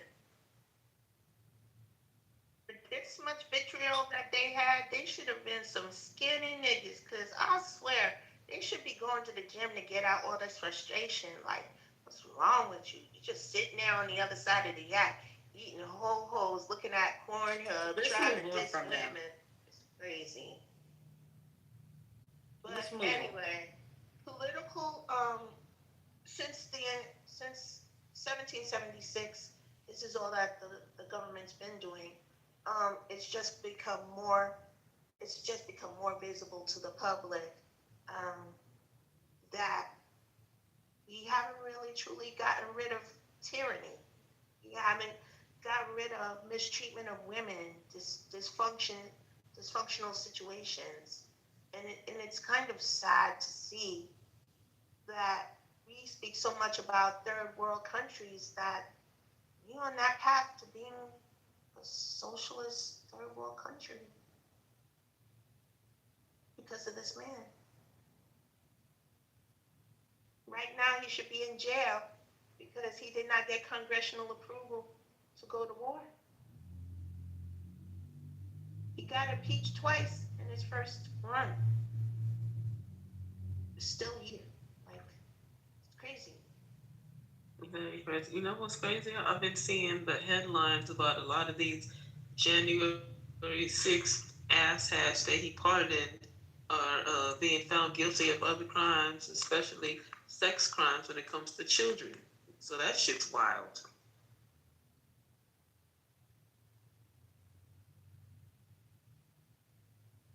Man, I'm not sure if y'all seen this movie, but this is this movie called Idiocracy with I think it stars Dax Shepard. Huh? Dax Shepard is one of the stars in there. Terry Crews in there. Terry Crews, he was the president, right? Yeah. And Nacho or something like that is the one of the Wilson that brothers. Dax plays. Yeah. So that's kind of what I be thinking about. So this is what I started to, I guess, analogize reality to when Trump first came into office and up until now. Like, it feels like, and I think it looks looks like Idiocracy, like that movie, like the way that movie. I mean, not to that level of exaggeration, but as far as like just the whole climate of the government And the like stupidity society, around it. all of that, yeah. Yeah, people been saying that for some years now, Dash. I've heard that a bunch of times. I'm sure. I'm not surprised. And Dax was saying, because I listened to his podcast, Armchair Expert, and he's even said before that Crocs, they were looking for shoes in that movie that were like futuristic but still like stupid looking, and Crocs was what they used. And now everybody and their mom wearing Crocs. Right. So the shit is crazy on many levels. Insane. And fucking insane. Key here is for us to recognize what we're actually saying in this discussion and hold on to this so that way we can see what's coming down the road and be prepared for it. There's different levels to white America. And the bottom part is trailer park trash. We have to be mindful that white America is not just defined by one type of individual, it's several individuals. The Karens, the trailer park individuals, people who sit on high and look on low. You know, there's different stratifications of white America. And so, you know, unfortunately, this man is a reflection of pretty much each and every one based on his behaviors at the time that he's doing them. What do y'all think about that?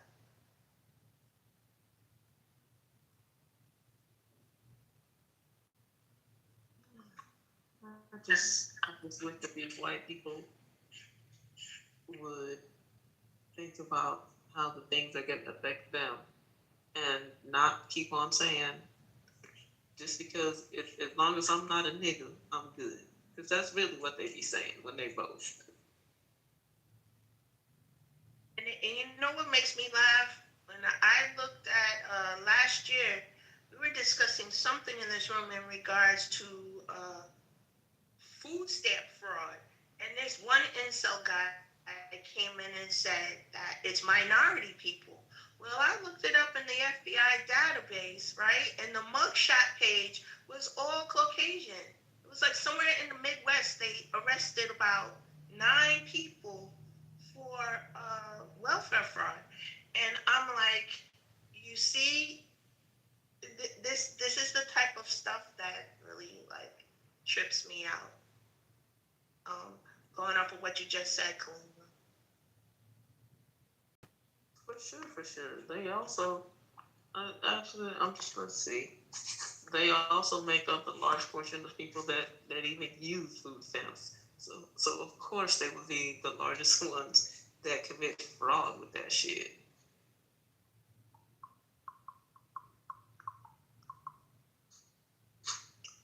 Let's see.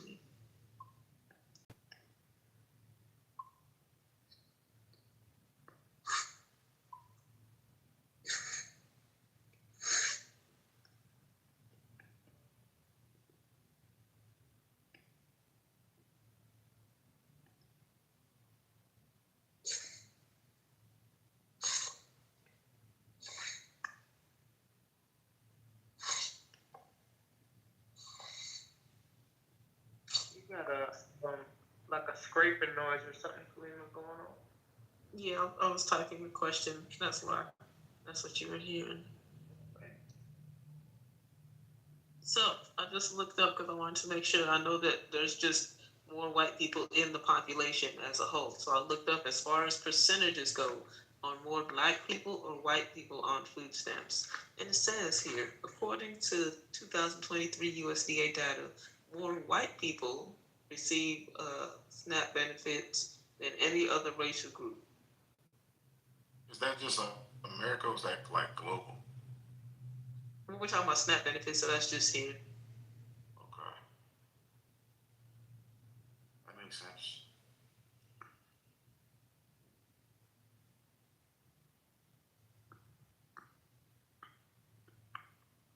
used to say all the time that Jim Crow never left. He just got technology.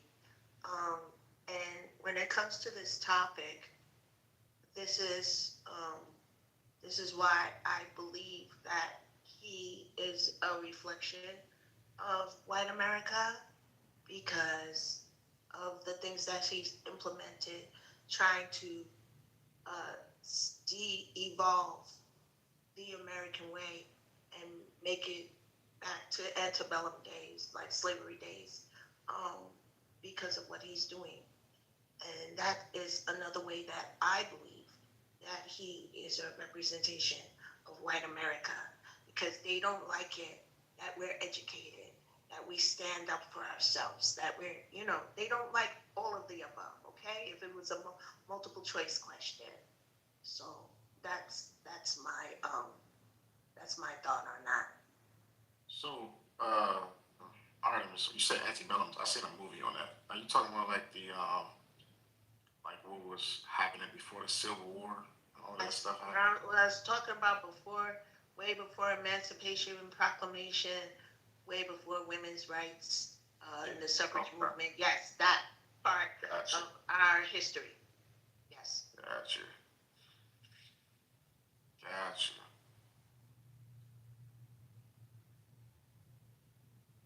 So I got another question. So like, as far as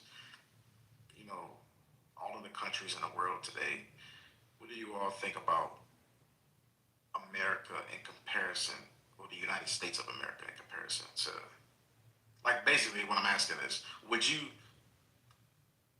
be opposed to settling somewhere outside of this country, the United States of America? No, Would I'm you forward to agree it. with that? I absolutely look forward to being any the fuck where else but this motherfucker sometimes. I definitely do. Got you. Okay. And like what places would you consider? Like as acceptable? Asia is cheaper over there to have the same type of lifestyle that we have over here, and the food is much less processed. And then, I would not stay here if I had a choice to leave right now and the money to leave right now.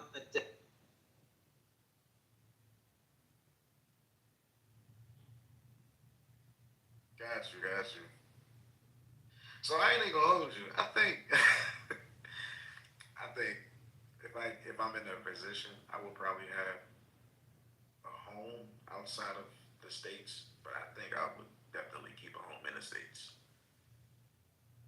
I don't know if that's a good thing or a bad thing, but it's probably because I was diversifying.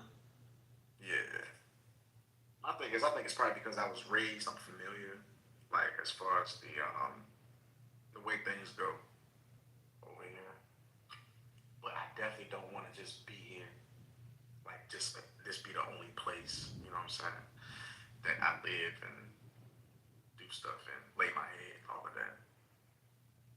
But it's interesting to hear someone, that would actually be more than cool with just settling somewhere, like somewhere on the other side of the Atlantic Ocean. I wouldn't even have to go far if I didn't want to, but it's just more expensive to live.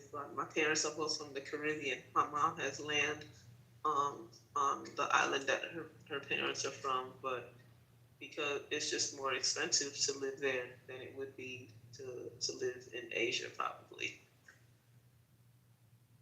Right. Yeah. Well, I want to ask this question of Miss Cleo because she travels and she lives abroad and works abroad. How is it like, because of this administration, for the U.S. currency where you're currently residing now? Like, how is the dollar, the U.S. dollar, to the currency of Japan? How is that working out right now, due to the fact that we have a wonky administration here?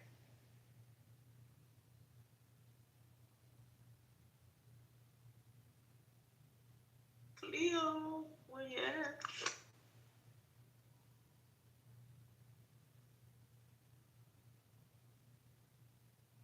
Another thing, while we wait for Miss Cleo, that's another thing that we have to look at too, Dash, when going abroad. Going abroad is how our dollars will convert overseas into that new lifestyle that we're trying to make for ourselves. Nah, I feel you. So I've actually been overseas before. Like my most vivid recall experience or what have you was in Lebanon, the Middle East pretty much, like Israel, Lebanon, Egypt, all of that. But Lebanon for the most part, because when I went over there, one, even though they're fairer skinned, I definitely felt like royalty, and it's probably because looking back, I think it's because of the conversion of my money into their money. Like literally, like I might be exaggerating a little bit, but like $5 was like $500 over there. So just imagine you go over there with like $1,500 for a couple days. You kind of looked as, you know, like you're rich. You know what I'm saying? Like you're super, like you're royalty almost. So it made sense, and it felt really good. But then as I spent time over there and actually engage with the people and the culture and their way of life, I realized the hardship and the shit that they go. Like they don't even have speed limits. Like the people, like they be driving on these fucking roads. You're liable to, like if you're not from there and you don't know how to drive, you're liable to get into a damn car accident because that shit is like in the mountains and it's like a bunch of curves and turns and all that type of stuff. I seen like a 12-year-old boy smoking cigarettes. It was just crazy. But the fact that I guess the value of their dollar was so low. When you do go over there, you're able to afford a better living than what a lot of the natives can afford. So I've had like a glimpse of that for sure. Like a reverse mirror image, isn't it? Like, because here we are doing what we do here, and there's somebody whose dollars are long here, but then when we go to somebody else's country, we're the opposite. You know what I'm saying? We're that opposite in that mirror.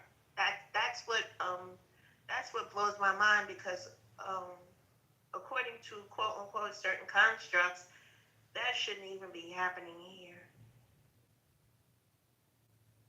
Yeah. Y'all understand me?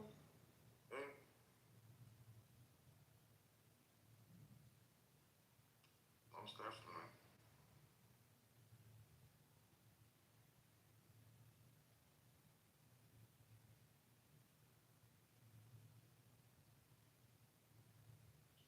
And now we're dropping bombs over there. We're on that side.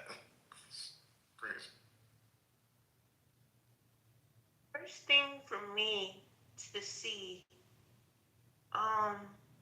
were the photos of the mass graves in Bosnia because you had ethnic cleansing. In sticking to the topic, one of the reasons why I think that this individual is also a reflection of white America is because he's low-key promoting ethnic cleansing here as well in his own way. And that's not a good look.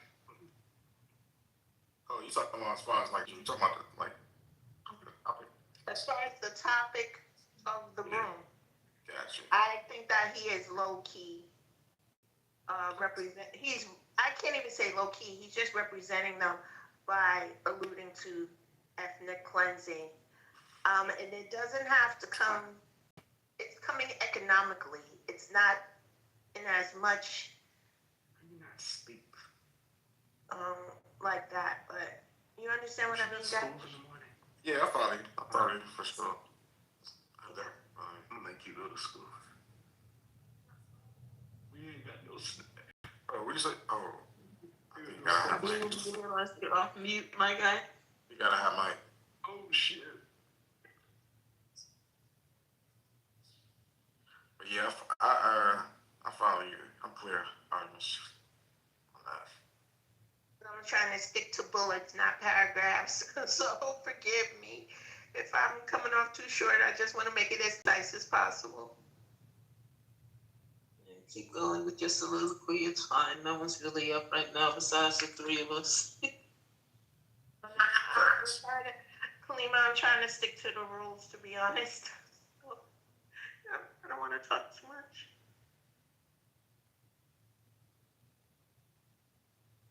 I don't know if that rules apply at 2:45. Love you. Good night.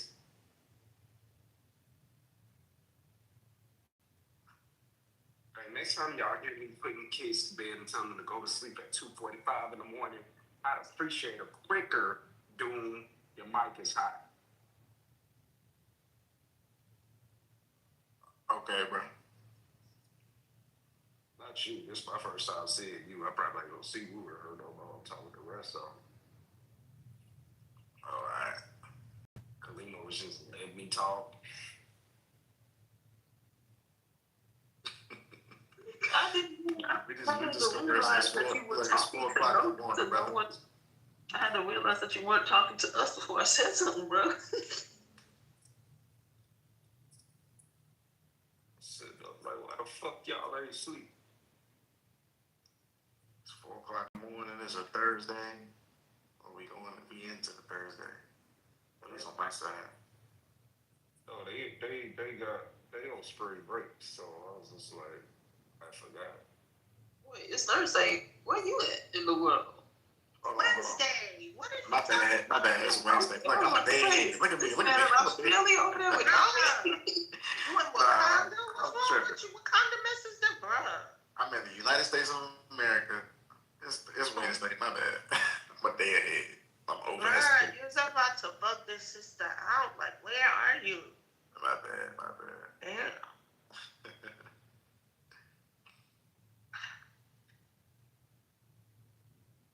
Because I had writer's block, so I had got up and wrote another 2 chapters to this little book I'm putting together. But that's the only reason why I'm up here, because I can't sleep. I had creative block, so I had to get up and get with the flow. So now I can't go back to sleep. Wait, what's the premise of the book? What you write? I mean, you don't gotta give me all the. It's a journey from adolescence and It's actually Afrofuturistic story. You said futuristic story? Afrofuturism based story. Afrofuturism based story. Okay. So like, what's the let me ask you this. Is it first person? The girl goes on a journey to find herself, and as she's going to find her father, who has disappeared on an archaeological dig, and come to find out it's not an archaeological dig. He just went through a portal, and he's unable to get back, and she's able to bring him back. Is this Land of the Lost? Are you insulting my creativity at this point? Because so I'm gonna go. That sounds like a little bit of science fiction too. Afrofuturistic based. Gotcha. Because as she prepares for the journey, she braids certain things into her hair. And if you remember, as cornrows were maps, and things were placed into the maps, like a piece of gold, a piece of silver, a couple of seeds to plant crops when they get where they're going. This is what she does before she goes on her journey. So when I write my stories, I actually write my stories to have that have actual historical significance and cultural differences. Not a lot of my things I deal with the spiritualistic aspect of African culture as well and incorporate it into my stories. So this is what I'm currently working on. It's from the perspective of a woman. It's like the so is it first person? No, or is it it's third not person? from the perspective of a woman. When the book is published and I let you all know where to get it from, you will understand. I just study my cultures. As I'm biracial, I study my cultures and I imply what I've studied into the characters of my book. Gotcha. Okay. Artemis, I was just poking fun at you. You know I love you, girl. Yeah. Okay. Oh shit! I can't even get no love back. I said okay. It's 3:51 in the morning. Do you want belly dancing and rituals? Like crazy work. That would be dope. Both of y'all are crazy. Kalima, this is about as high as my voice will ever get here. I will never raise my voice in this form again. I'd rather go on mute and walk away. Something. I don't want you to walk away. I want you to stay. It's too early in the morning for the singing. Much appreciated. But I'm about to walk away from my phone, but I gotta leave it on the charger. Let's it die. I want you to stay. It's on 5%, my dude. By the time I do what I do and come back, it's gonna be dead. So I gotta leave it y'all on the charger and in my room for a second. Okay.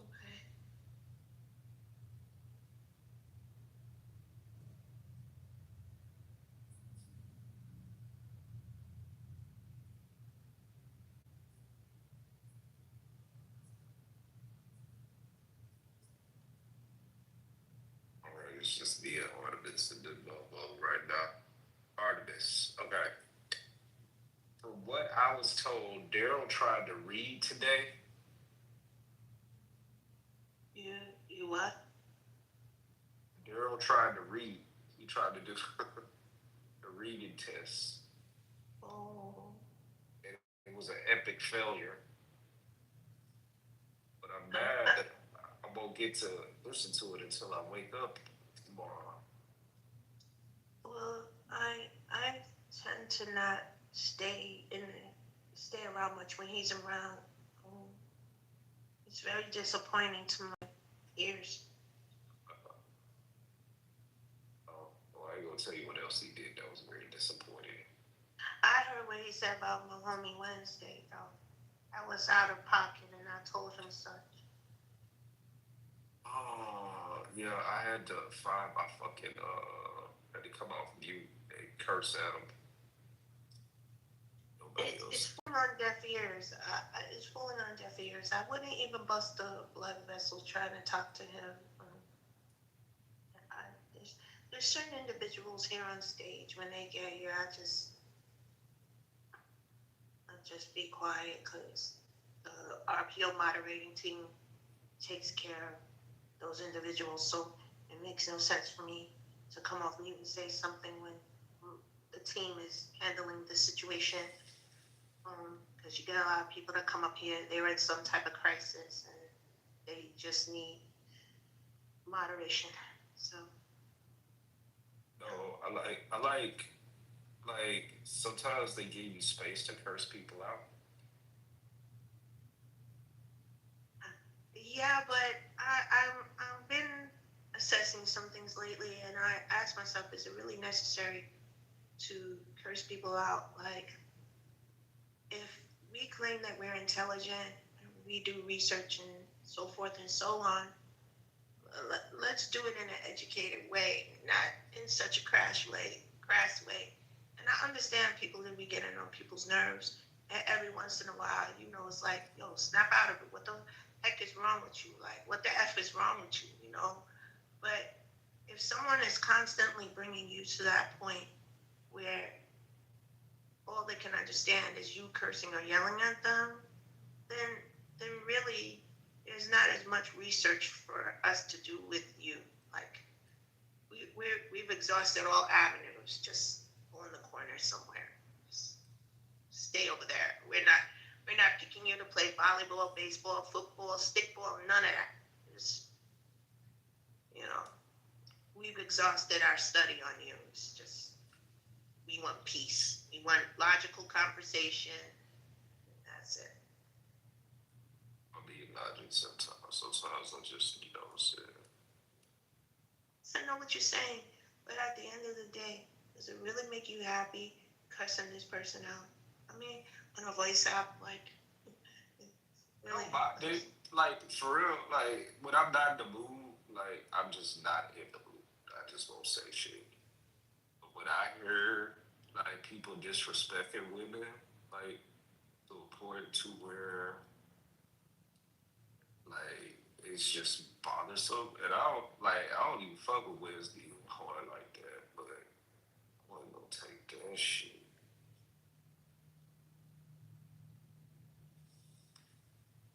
That's the thing sometimes with social media. Like with this topic, look at how social media addresses this topic. He really goes hardcore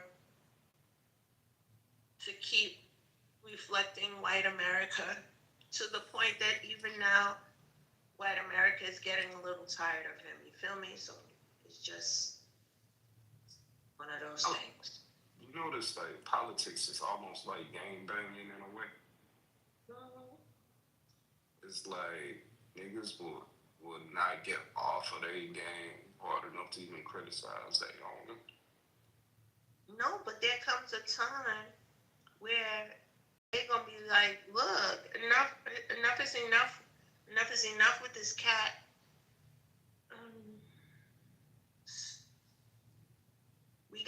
We gotta serve the greater good, and we're the greater good. You the evil. We gotta get rid of you by any means necessary. Be like that sometimes. I like the bottom of the brow on people. The other half of the country elected him. They thought it was gonna be different.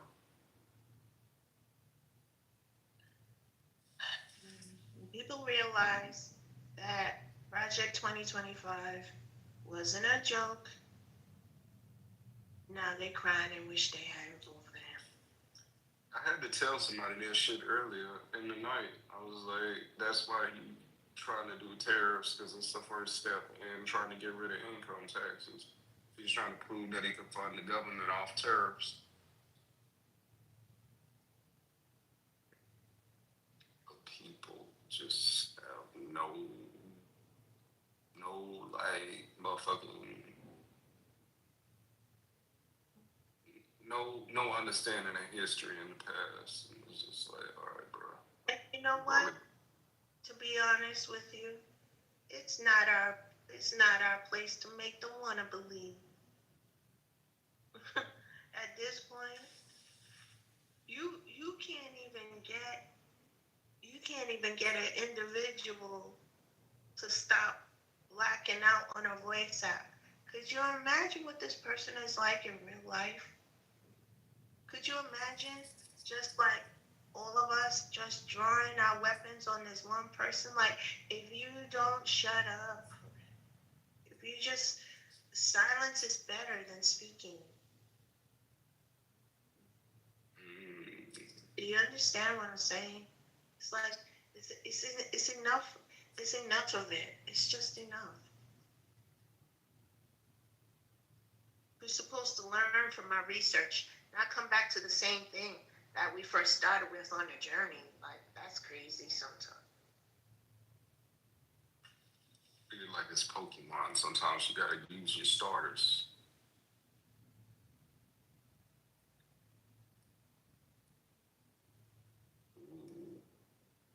I guess so.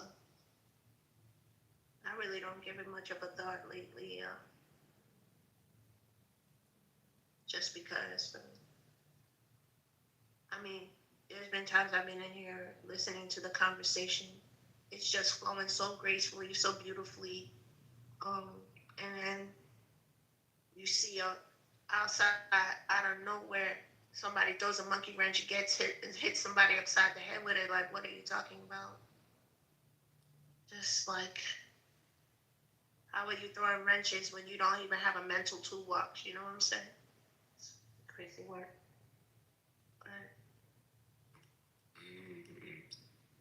Miss Cleo's back. Hey. She's chilling in Japan. Hey, I fell asleep.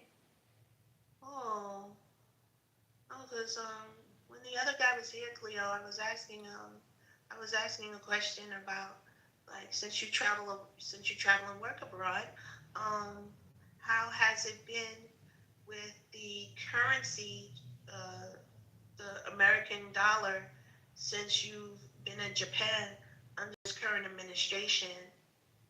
Okay, no problem.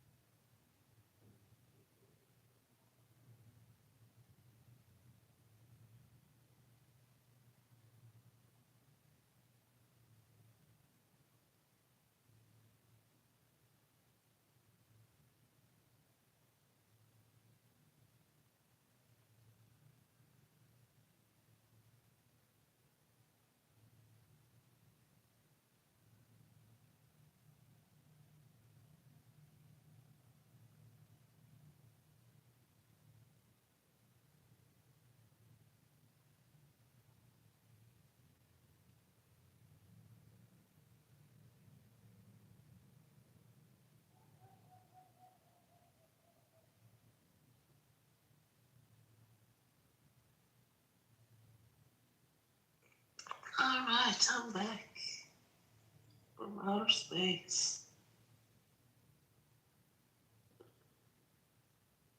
Okay, my bad. I'm back too. Yeah, the question that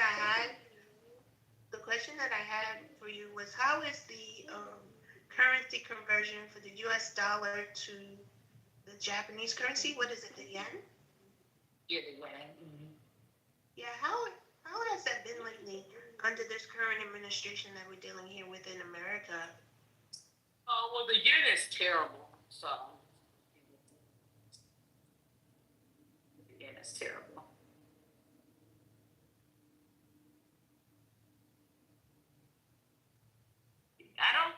The thing is, because I live abroad, I'm not trading currency on a regular basis.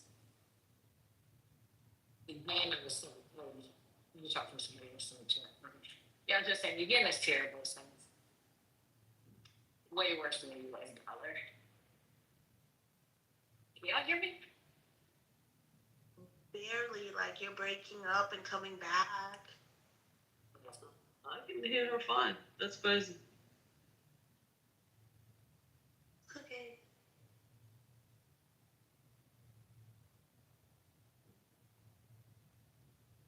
Me. Where's the room? Nobody's really here. Should we close this room? I don't know how long this room has been open, Cleo, so I don't know either. So I don't know if you all can check. And if you do close it, I will catch up with you all later. No worries. I mean, we don't have to close it. I have class in a few minutes. Oh, okay. Like late. So I'm gonna have to get off. I fell asleep on the bus ride back.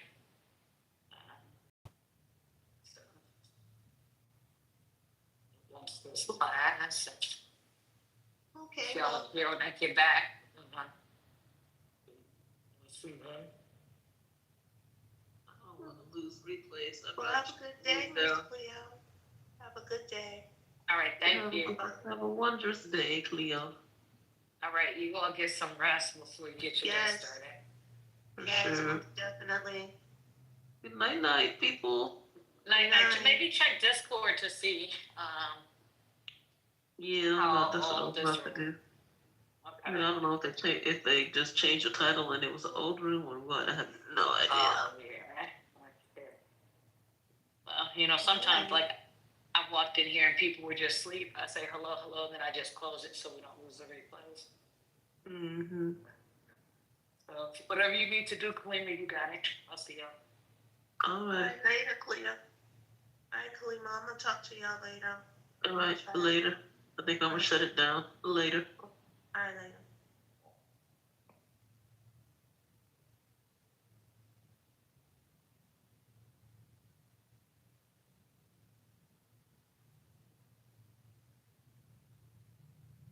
Written, man. It was already written that I was going.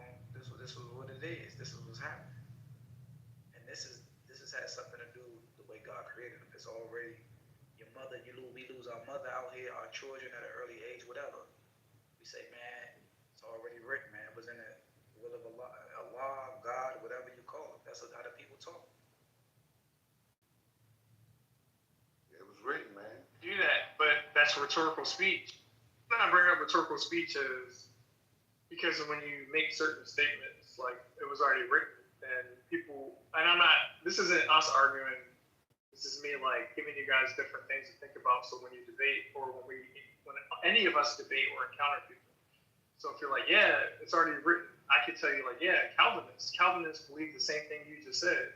They're gonna say it was already written, and then what they would say is it was already written. Then I'm gonna read the Bible and not the Quran. That was already written. It was already written that every book anyone physically gave me was some version of a Bible, but never the Quran. It was already written. So this is where rhetorical speech becomes important, because if we make certain statements, we can invalidate other portions of our argument unless we understand there's an amount of rhetoric, which is where a lot of times when we find things that seem to be contradictory, it's usually someone's using rhetoric, and the rhetoric not aligning doesn't necessarily mean that there's a contradiction. That's kind of the point. Okay, so where do you get this understanding from rhetoric talk? Cause you didn't wake up one day and say one person to talk. Where do you get this speech from? Yeah, I first understand the usage of certain phraseology where people say things that if we were to investigate them scientifically, what they said is not actually what's happening or something that happened, but they are trying to make some point, and then there could be truth in that point, or sometimes you can use rhetoric and it's not true, but it's better when it's true, obviously. And then I can research the etymology of the word rhetoric in different languages, where it comes from and what it really means, and then understand and analyze the semantic drift that the word rhetoric used to have at whatever time period, and then what it has now. And then I arrive at a conclusion of, okay, so you can say things rhetorically, like we can say, God is a man, he's our husband, he's our father, he's our master. God is not literally my master in any sense of human understanding of what a master is. He's literally not that.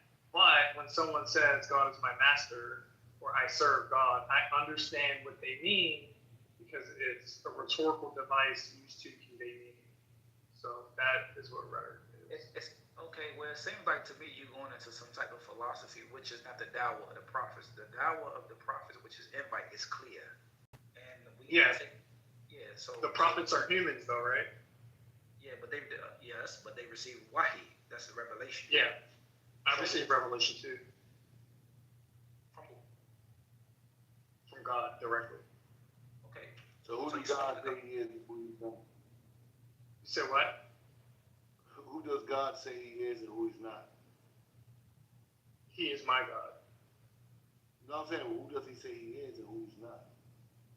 No, he is my God, and he is not anything other than my God. That's who he says he is. So he's not my God. It depends on what God you believe in. I don't know. I think he's your God. Yeah, he is my God, and then he gives revelations. He'll say, "Hey, look, I already showed you this. I already taught you that." And then he'll remind me, and I'm like, "Oh man, you did teach me that. It was right here. Why am I having this problem? It was already here the whole time." That's what he does, and then he'll give specific. Sometimes it doesn't happen a lot. It's pretty rare actually, but then might give. He doesn't literally say words, right? But then I receive an instruction to my body to do certain things. And I'm like, okay, this is what I'm supposed to do. That's a command. And then as a human, now what he's never told me to do is to like write this stuff down and tell other people they got to do what I do. He's never done that. But if you imagine a prophet receiving an encounter with God, the creator, Allah, and then they receive that encounter, and then they're like, okay, how am I going to transcribe or how am I going to make people understand and be able to read the supernatural experience I just had? I'm going to write it down in words, and these words probably will never encapsulate what actually happened. So they're going to use rhetorical devices. That's why we use rhetoric.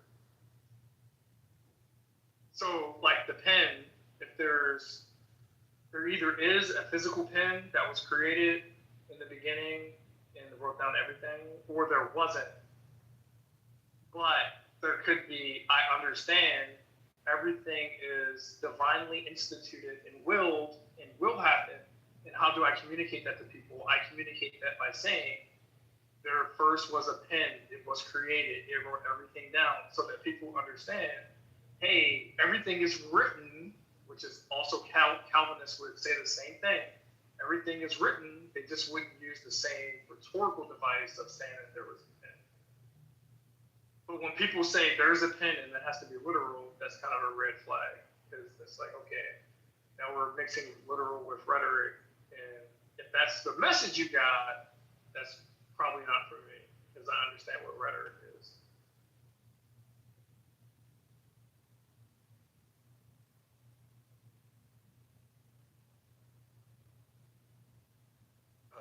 Whatever your intellect accepts, you accept it to be true. And whatever your intellects reject, then you reject it. So, because you told us that you received a revelation from God, which we know as Muslims, this will be a bald-faced lie from the pits of the fire. You know what I mean? And it's very it's kind of alarming that you're saying that you were basically. So, are you a messenger or a prophet? No, I never said I was a prophet. I said I received revelations. What I specifically said was I've never received a revelation that I'm supposed to come tell you anything, no Salafi, so I would not be your prophet. No, I'm not. Okay, so are you supposed to withhold if you receive revelation, aren't you supposed to give it to the people? I'm supposed to give it to whoever I'm told to give it to at whatever time I'm supposed to give it. That's how that works. So why you can't give it to me? Am I not chosen? I could give it to you, but you don't seem to want it because you just called me a liar. So why would I give it to you? Islam says you a lie. You just said in your religion, yes. Islam says I'm a liar. Yes. And you're a Muslim. So if you believe in what you and to me, in my religion, that means you are bearing false witness because I'm not lying. So you're not actually worthy of receiving anything I might have to do. This is the problem when you don't understand rhetoric, right? This is the problem you make statements. Yeah, but this is the thing, though. Like, your God is the one who changed the hearts of the people because you worship the real God. Your God turns the hearts of human beings, right? So if that's my God exceeds all of the books. Your book does not encapsulate my God. He's definitely bigger than your book. What's the name of your? You say what? And if you say he's not, that's fine. But my God is definitely bigger than a book. There's no book that encapsulates my God. Hey, you describe him. Yeah, I can describe him. He's a God that speaks to prophets, and when you speak to a prophet, that means the prophet hears something that's not in a book, which means it is impossible for a God like that, even the God of Muhammad, peace be upon him, the God of Muhammad sending angels and messengers and speaking through whatever mechanisms he's speaking, comes before the book is ever written. So it is impossible for the book to encapsulate that God. That's not even a possibility. If you want to write a new chapter right now, you just write a new chapter. Okay, so now, but you said that the God is bigger than what Allah said He is in the Quran. What you just said. No, I said He's bigger than the book. Well, who is He? Like describe. He's God. We have The Most High God, the Creator of all things. Okay, so does He acknowledge other gods? The Creator of all things can create other gods. Now, what is a god? Like, what are the components that constitute a god? Amazing. Great question. All right. God, a deity, sometimes a disembodied spirit, sometimes conceptually, God could make a human into a god. He doesn't really do that one, at least not often. But he could do those things. So a god is anything that has the master-slave relationship. That will be your God. Anyone that has the master-slave relationship. And also objects can be your God, can be someone's God too. Money can be a God, right? That can happen. Yeah. Anything that you. That's my point. If you hear all of these different concepts of God, right? People say that this is God or that's God or he's God, that's God. I think that if you can tell me or describe him, right? Because I don't think that no one can describe God as God himself. So Allah says that he knows what's behind them and what's before them. And they can never grasp any of his knowledge except as he will to prevail, right? And his seat encompasses the heavens and the earth, and the preservation of them does entire, right? Like how he speaks will be befitting. So that's why I would ask the person, who is the God that you worship? Who does he say he is, and who does he say he's not? Because if you can't demonstrate that, then how would you know you worship a God?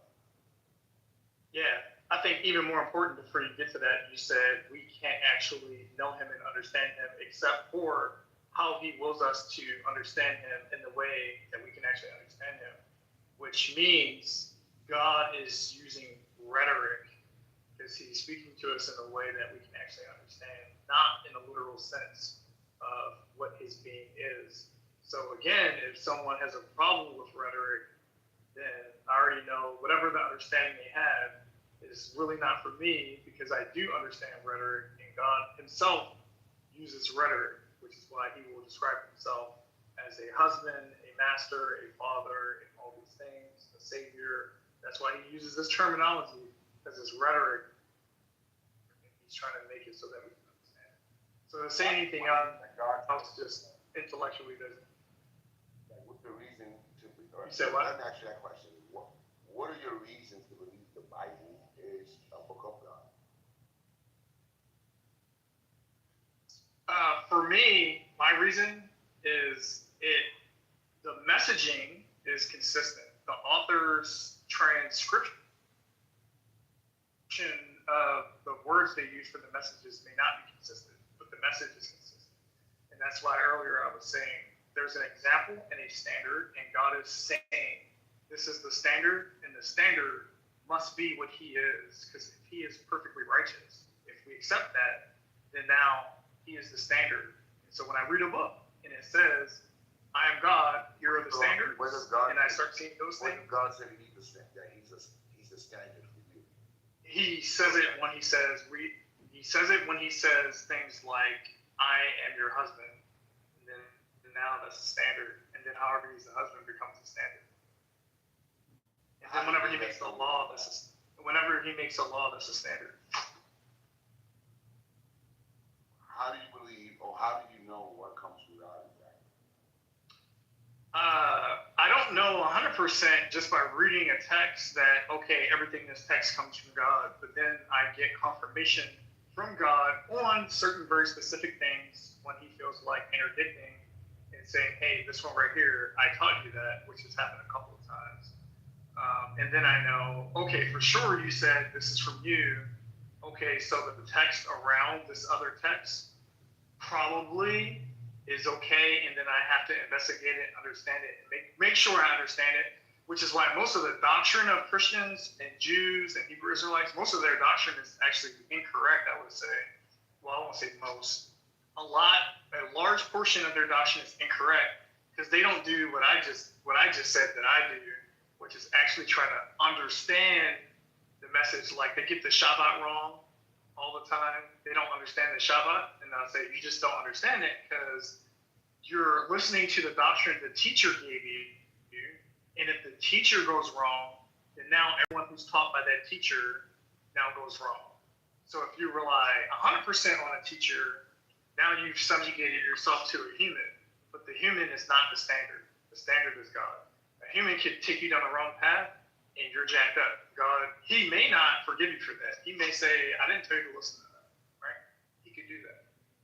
But we got to know who he is, though.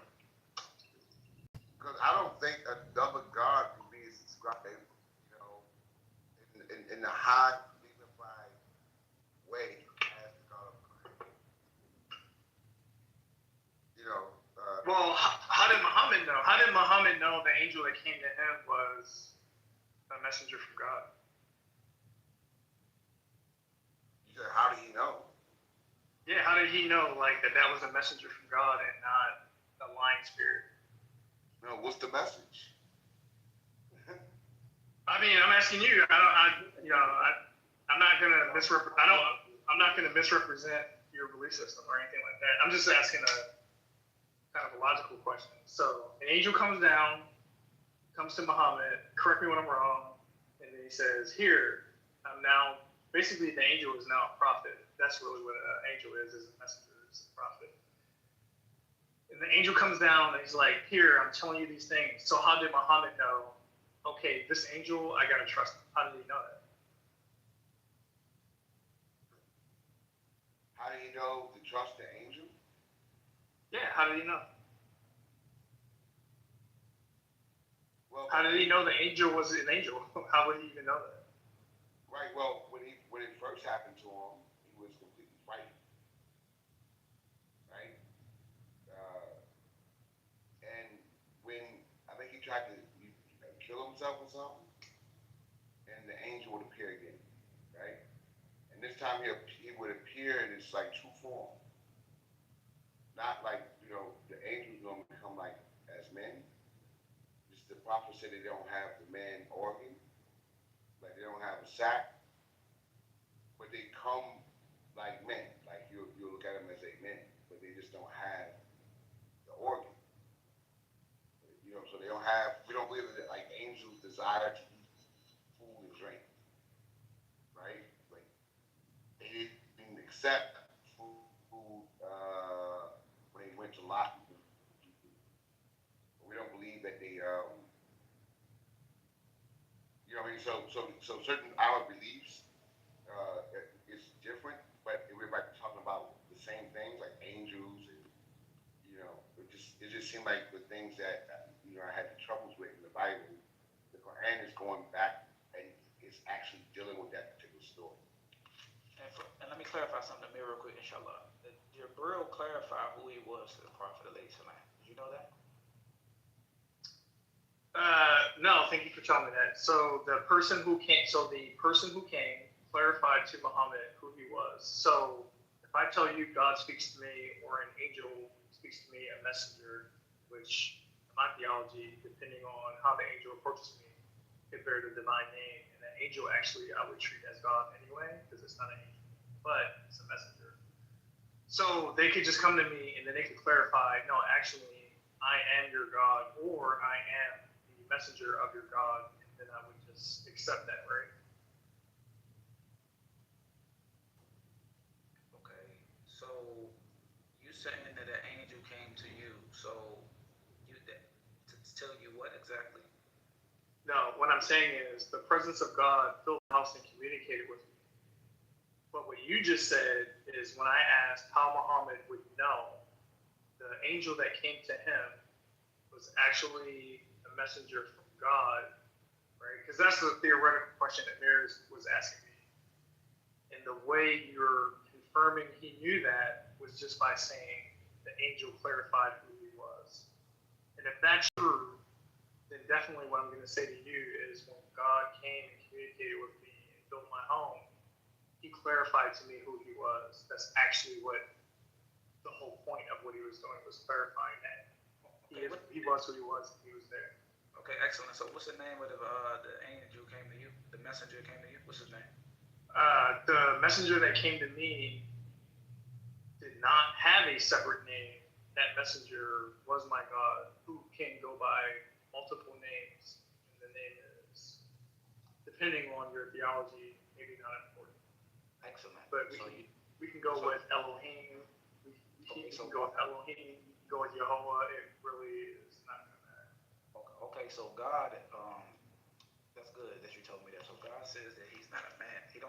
God don't shapeshift. He don't take the form of nothing else. He don't change. Yeah, I didn't say a man came to me, but God definitely prescribes in his word that he is a man, and also Moses calls him a man. So again, if you don't understand rhetoric, you might understand it that God says he's not a man. But if you do understand rhetoric, you do know that when they say God is not a man, that he should lie. God does send lying spirits, and God is not a human being, that he should change his mind. He definitely changes his mind. So saying God is not a man, I'm not sure what you mean, because to me, God is definitely 100% a man. God is the man, actually. Okay, if he says he's not a man, that's general, right? No, if he says he's not a man, then I'm going to have to question, why does he refer to himself as a man? And then figure out which one is using rhetoric, probably both, but to what extent and what is the meaning I take away from it. And the meaning that I take away cannot be that God is not a man, because God calls himself a man in the Bible. Excellent. So what's your evidence that I'm not your God right now? My evidence that you're not my God right now is that you don't have any actual control over me, so you're not my Lord and my Master. So when I say God, that's what I'm talking about. So if someone has control over you, right? Because you know they can do witchcraft out here. So if someone has control over you, that's your evidence that will be your God? That would not be my only evidence, but if someone had enough control to literally force me to do things, then I would probably, from a practical perspective, revere them. I might deify them, right? Which is actually what happens with Jesus. He doesn't literally say he's God, but he gets deified because he can do things that only God can do. So I might deify them, right? But that's never happened to me. And if that happened to me, then I would have to question, why did my God let this happen to me? But luckily for me, I don't have that problem. Okay, so I think it's a misunderstanding. See, that's why I like the question that Amir asks, who is God? Who is God is not? Who is God? Because now there's things about God that I think you should know about. So I think you have a misunderstanding of who your Lord is from the beginning. No, I don't. That's my husband, and that's my father. I don't have a misunderstanding about the relationship I have with my God, which means I don't have a misunderstanding about who my God is. We are not communicating but that's using the same rhetoric. That's husband. That's rhetoric. You just say that's rhetoric. That's rhetoric, right? Right. So what is the example of a husband? Where do we get the example of how to be a husband? That's rhetoric. It doesn't really mean that. Remember, you said you don't take that literal, right? Why are you taking this literal? Well, I do take it literal because it's a literary work, which means someone wrote something down, which makes it literature. And so when I say I take it literal, I take it in the meaning the author intended to mean, which was to create an example of the relationship God has with me, which is father and a husband. So that's what I mean when I say literal. But I do have a human father, right? Which is very different. Because I'm not saying God has a physical body or anything. This is why I say you're a man of your Hawa, your desires, because it's clear as the sun in the sky. You take what you want as rhetoric, and you take what you want as literal. So that's why I said from the beginning of this discussion that you're a man who takes what you want. Let's take what you want. Okay. You take God as your husband. God is a husband. Right? That's literal. Do you know what a husband is? The question is, yeah, I definitely know what a husband is. A husband is a master. That's what a husband is. You did. I did. Okay, so God is your master. I literally said God is my master. Yeah, master. Okay, so God came to you in the form of what? What he came in the form of? He did not come to me in a physical form. He came to me in spirit and filled my house. Well, what? His spirit. What spirit? His presence. What go? The spirit that would make you bow down and worship immediately. Okay. So, and you heard the voice? Did you hear the voice?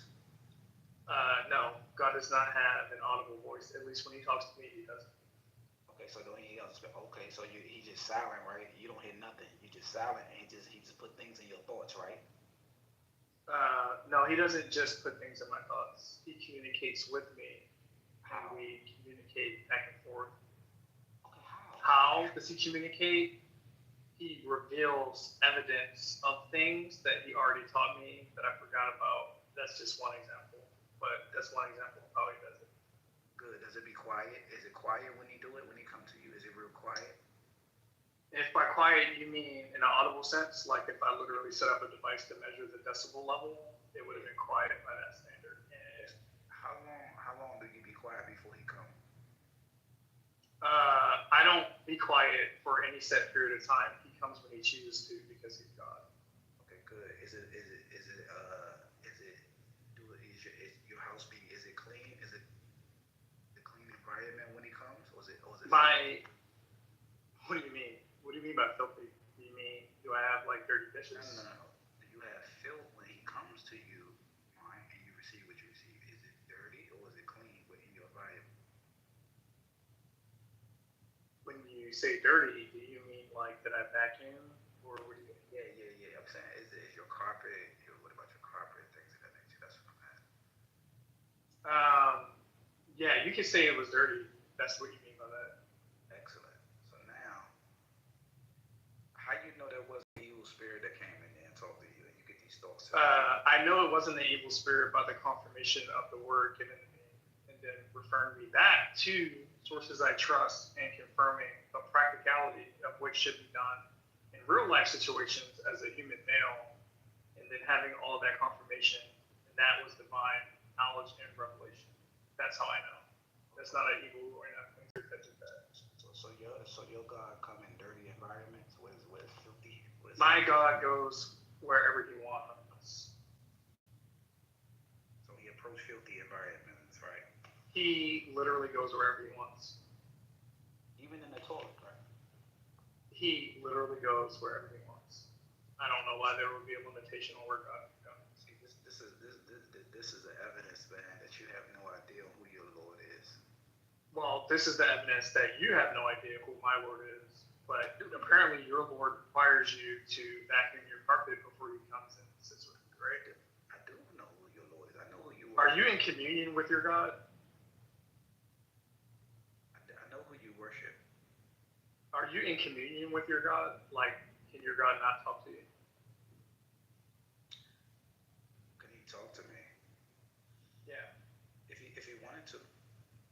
But he can't do it if you don't vacuum your carpet. Is that what you're saying? No, I'm telling you, right? It's a time and a place where I approach my Lord, right? Which is it has the conditions have to be met. You don't have a right to worship God how you want to and when you want to. Yeah, I didn't say I had a right to do anything when I wanted to. I said when he wants to and where he wants to, he shows up whenever and however he wants because he's God. I believe believe I can worship my God anytime I want, anywhere I want. I don't care where I'm at, anywhere I'm at. If I'm in hell, if I call on him, I believe he's coming. And no matter where I go, he's coming. Whether it's clean or dirty, he'll come get me from hell. That's my God. He'll come he'll come pull me out of hell if I need it, if I can call on him at any time, no matter what state I'm in. I could be in the worst state in the world, and I believe my God will come and get me, no matter what. Okay, so he has no conditions when it's time to come get his children.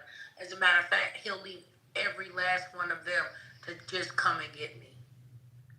So let me ask you this: where did you get that information? Where you get that information from? I actually lived it. I'm a living witness to it. I have actual stories of it. And my God can speak to me anytime. God is always speaking. Okay, so.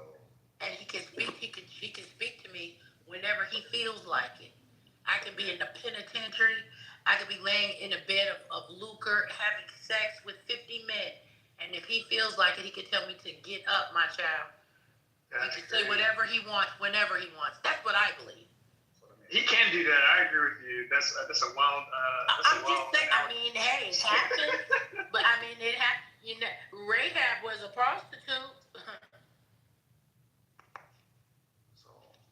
I mean, I've seen him save millions of people in story, and I've seen him do it in real life in my time and age. So, I mean, I don't know what you want me to tell you. You can't tell me what I know I've experienced in my lifetime. And I've probably been here a little bit longer than you. And he speaks to me. He actually speaks.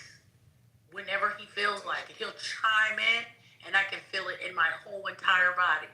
It resonates through my whole soul. He speaks. He's alive. So let me ask you this question. Since you say he speak to you, then, so are you saying that you know right from wrong? Absolutely. I know mostly what's right from wrong. Basic things that are right from wrong. There's some things that I probably don't know.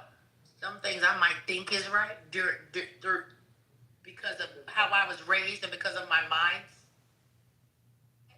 And it probably was wrong.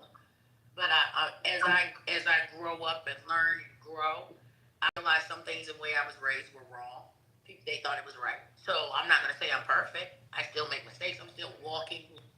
But you said that God, so listen, so what you saying God speak to you. So I'm saying if he speak to you, you would think that you know what right and wrong is. That's not even how he speaks to me. That ain't even some of the things that ain't even what he talks to me about, sir. That's not what the real, true, living God speaks to me about. That is not what he shows me. So what he talk to you about? He talks about the church. He talks about people, and he shows me people that are supposed to be walking to be apostles and prophets, whether they're real or not. He shows me the demonic spirits inside of people. He showed me things about the marine kingdom. He's shown me things of he's told me don't tell everybody everything that I show you.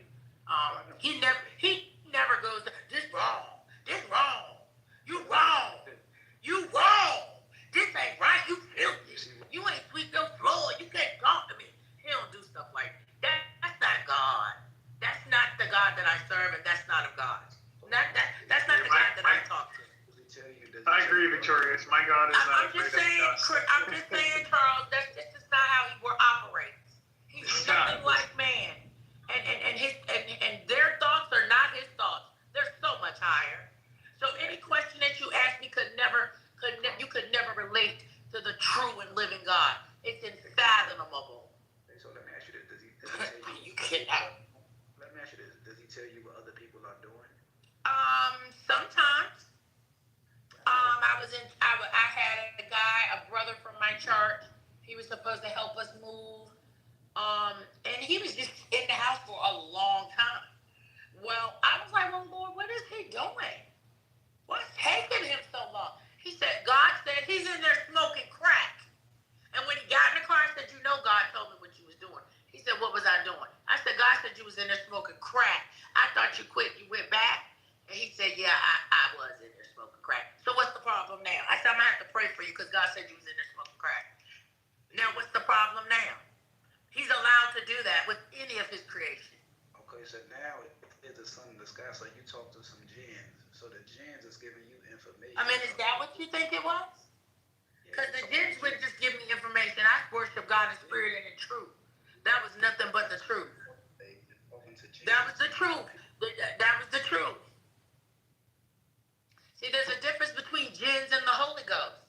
There's a thin line between the Holy Ghost and the demonic. And you can walk on either side. The spirit realm is a duality. And he shows me that too. So when we walk in realms, there's demonic forces involved here. And spirits and demonic forces in the mind that can block you from even realizing or seeing something. God has showed me there's scales on people's eyes. So you wouldn't even begin to not acknowledge or understand it unless he draws it to you. You can't even get the knowledge unless he gives it to you. You could never comprehend it. So we're dealing with jinn possession that need to be recited over. You know, that's been communicating with the jinn. So Oh, is that what you're saying about me? Look at this, Charles. Yeah. Look at this, Charles. Sure. I think we should calm down. Look at this, Charles. So they would not know the difference between the Antichrist and Christ himself, right? I'm going over wet, Charles. I'm going over wet, Charles. No, I hear. No, I'm with you. I think just for the purpose of the dialogue, we can slow down a little bit. I was on the roll, you know. I just had my fresh coffee. I had my breakfast, my BLT. I was getting ready to open up that word and just walk people down in it, but I just ain't gonna do that. Listen, let me tell you something. I seen you in the room reciting words which nobody can understand except you and your companions. So I already know how y'all get down. You know what I mean? So whatever you into, I'm gonna tell you this right now. You need to stop communicating with the jinn. You need to repent. Stop getting information from the unseen world and go back to God, because that's wrong. You're not allowed to talk to jinn, sister. It's wrong. So stop, please. Sir, I didn't speak to anything. I said God speaks to me. You can say it's a jinn. I say it was God. Can you prove or disprove that I wasn't speaking directly to God? Because and not only this is how I know. Because I have the right to go boldly before the throne of grace and mercy and obtain mercy and walk right in there and speak to him. I'm allowed to go into the courts of heaven. If Satan is allowed to sit with him, what makes you think we're not? Because you're not allowed to communicate with jinn. That's forbidden for you. And these are Sir, I wasn't communicating with anything. Whatever it was, and I believe it was God, the Holy Ghost, he was speaking through me. And sir, can I tell you something else? I didn't even speak. I'll tell you how God did it with me. He shows me signs and symbols on the wall. In broad daylight, sir. It's my prophetic gift. I didn't do anything. He'll open up my eyes and he'll tell me to look. And he'll show me, I'm not even talking to him. He's talking to me. He'll say, look at that. He says, do you know what that means? I'll say, no, sir, I don't. And he'll take me away from it. And then later on, he will slowly give me the information, because some of the stuff is just really, really too high for us in our human vessels, in our human state. So he has to give it to us a little bit at a time, some of us. It just depends on your mindset or how fast you move in the realm of the spirit. And God also speaks to us at the speed of thought. He speaks to us in various ways. So that's not just the only way. So first of all, sir, let me correct you. No, sir. Let me correct you, because I didn't speak to anything. God opened up my eyes and showed me. That's how he speaks to me, with signs and symbols. And then he tells me what he really means about it. Then I have to go into prayer and ask for an interpretation. It's not no cakewalk. And I paid for that. And I paid for that gift. I paid for that anointing. Listen, I know you paid for it. You went to the witchcraft people, right? No, I did not. Let me say, you just said you paid for it, so you went to the I witchcraft. paid for it. I paid for it in suffering. I paid for it in humiliation. I paid for it in molestation. I paid for it in alienation. I paid for it with rejection. Hello? Like the cornerstone, the chief cornerstone that the builders rejected. Child, am I talking crazy? You're not talking crazy. I do think Salafi. I know the urge, but if we could slow down the pace a little bit, we could maybe get some things out of the dialogue. But Yeah, it's cool. if John. we just Because you a new beginning when it comes to that sorcery stuff. But when it comes to this sister here, you deep in it, ain't you? Sorcery, witchcraft, witchcraft, and magic are two different realms of the demonic, sir. They're different levels and realms. But I'm going on mute. Can you please stop accusing us of things? Because you know what? You're projecting here. The thing is that's Hey, I just want to. All right, let me say one thing. Let me say one thing real quick. All right, sorcery, witchcraft, because that is a real thing,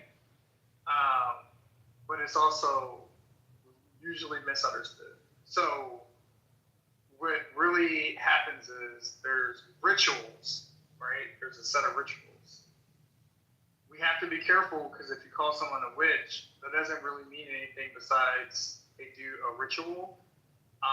And then when you're going to describe to me that I got to clean my carpet and like have a temple or have a mosque and do these things, that is also a ritual. This is actually no different than witchcraft and sorcery. The only difference is, are you serving the appropriate God when you do the thing you do?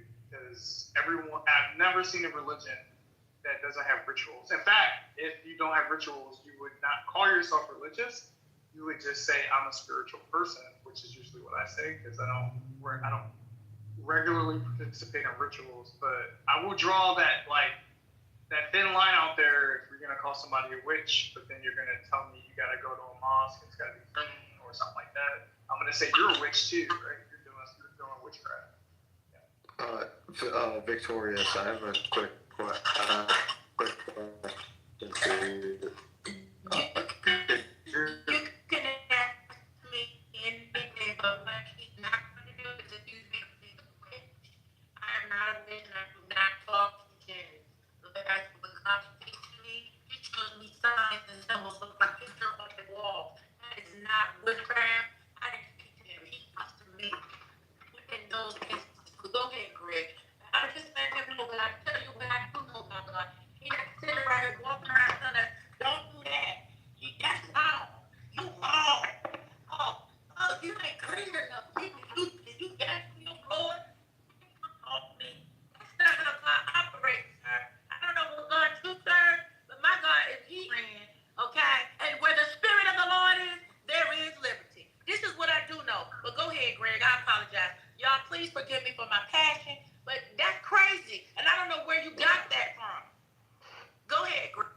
Okay, I wanted to ask you about, like, in your experiences that you've had, you mentioned that, in your words, to paraphrase you a little bit, you say that in the spiritual realm, it's dualities.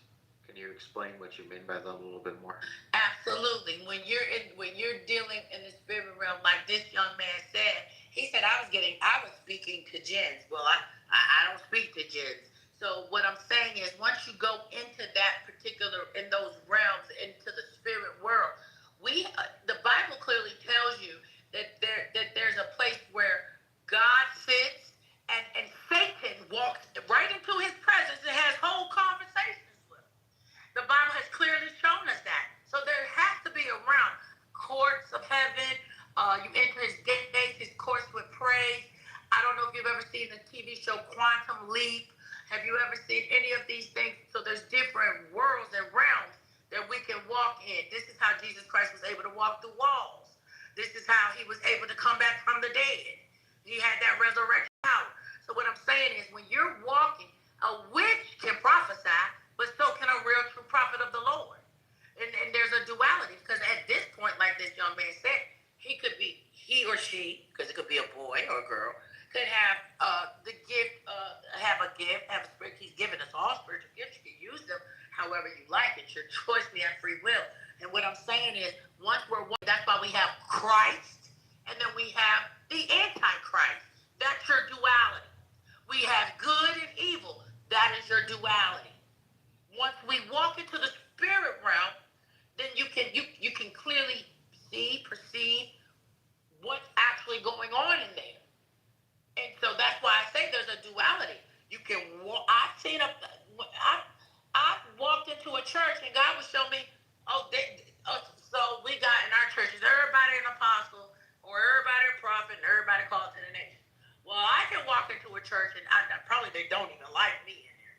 God will tell me, look, as soon as he tells me to look up or look, I get to looking.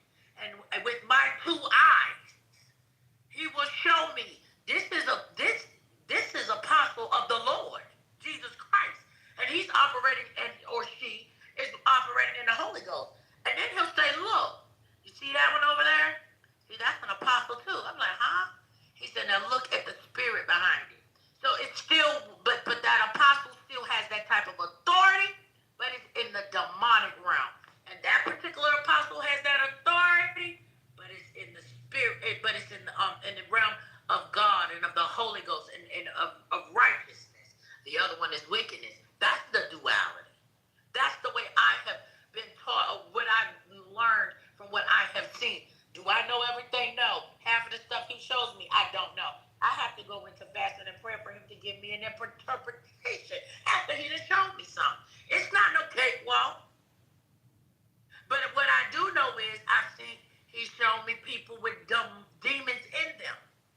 He's shown me people that had, he showed me people have scales over their eyes where they can't even really see or comprehend what's really going on. So this is the duality, Greg. It comes in it comes in various ways. And sir, thank you, Charlie. Thank you, Brother Charles.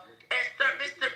Salafarian or whatever you are, I'm gonna tell you something. God don't just speak to people with a voice. He does signs and symbols. He speaks to us in various ways. Million ways. He could speak to your heart. What about through a dog? Do we speak to you through a dog? He spoke to a prophet through a jackass. What makes you think he can't? I'm asking you, Even the jackass told the prophet, don't you see the angel of the Lord right there? So what makes you think that man, what makes you think that he can't? I'm just saying. I don't think it's nothing that he can't do. So why wouldn't he? If he created the dog, don't you think he has the power and authority to make him speak? Matter of fact, I got a dog.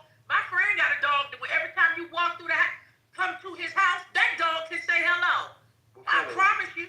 I promise you. Matter of fact, he was a I think it was a collie, a border, whatever it is, he'll tell the dog speak, and that dog will say, rrr. Hey, Victorious, real quick. You know what? Before you said border collie, God spoke to me, and he told me it was a border collie. I mean, they're real bright, though, Charlie, and I've heard them speak for real now. Now, this is no joke. Listen, sir. I know dogs that they train to let you know when you're going to have a seizure. I know dogs that can come and smell your whole body and sniff out cancer. Please don't play with me and animals. I'm going on me wet, sir. I'm just telling you the real truth, and I'm an animal girl. And I'm just being real with you. And this ain't nothing I read in no book. This is what I've seen. As a matter of fact, you can Google the dog called Booger. He was extremely intelligent pit bull, a working dog. The dog had cancer. The lady took pieces of that dog, sent him to Korea, and what they did was the first clone dog. Every one of his puppies can do everything he could do. Go into the refrigerator, go get me a Pepsi. It's a documentary. His name is Booger. And they took that dog's DNA, and listen to me carefully, into Korea, and they did the clone them dogs. Those puppies of that dog does everything that Booger used to do. They never had to train them. They never had to teach them nothing. They came out like that. Make that make sense, sir. So I think we need to calm down on this level where we think we know everything because we don't. Knowledge is increasing at all times. We just broke the human genome code. I might be moving a little too fast for you because I'm a pretty bright girl and I do read my Bible. And if you read it, the Bible tells you it will give you intelligence, supernatural intelligence. Guess what? I believe that. I'm going on me wet. Jinn takes the form of dogs. And first of all, God would never talk to you through a dog. So any dog that you hear talking as a human, just understand that's the devil talking to you. I keep telling you, you in the spiritual world, you need to start communicating with the jinns, trying to get information for them to interpret you stuff. Why would the devil tell you will warn you that you're about to have a seizure. Please explain that to me. Please explain to me why Satan would warn anything or anybody on this planet that they about to have a seizure or that they have cancer. Because that's not the way I don't think you know the characteristics of the God, of the Prince of. Listen, sister, so you can worship him. That's why, because you're. Did you just mute me, sir? No, I didn't. Listen. Somebody did. This is where we have a conflict. Because listen to me, sir. I don't know where you're getting your information from, but I think you're a little mistaken. That's all. Yeah, a little bit. I said just a little, Charles. You know what I mean? No, I know. I get you. Just a lot. I was just trying to mediate. Hey, Victoria. Go extra hard. I'm just saying you got a little misinformed. I hear you, Victorious. Like those are opinions, but you gotta. What I want to communicate to you, like we're the vibe. We're kind of keeping our statements short and going back and forth and allowing ourselves to challenge each other a little bit. So when you kind of go on a little bit too long, I got it. I'm about to go to prayer anyway. I got to meet up with my apostles and them at 5 o'clock. So I'm getting ready to get up out of here. But I enjoyed the conversation and I got it. Next time I come in, I can do popcorn style, but I'll be here for a little bit longer. Okay, so. No, yeah, that's fine. That's fine. I was just only other thing, real quick. I'm just gonna be quick. Only other thing I was gonna say. We know in this room we're talking to people. We have different religious texts that we deal with that we consider authoritative. It's not the same. So we also probably, if we start trying to say, okay, my book says this, your book says that, that's really not. That's only going to be helpful up to a point. So we got to be able to have more of an intellectual dialogue. That's all I wanted to. So let me explain something to you, sister.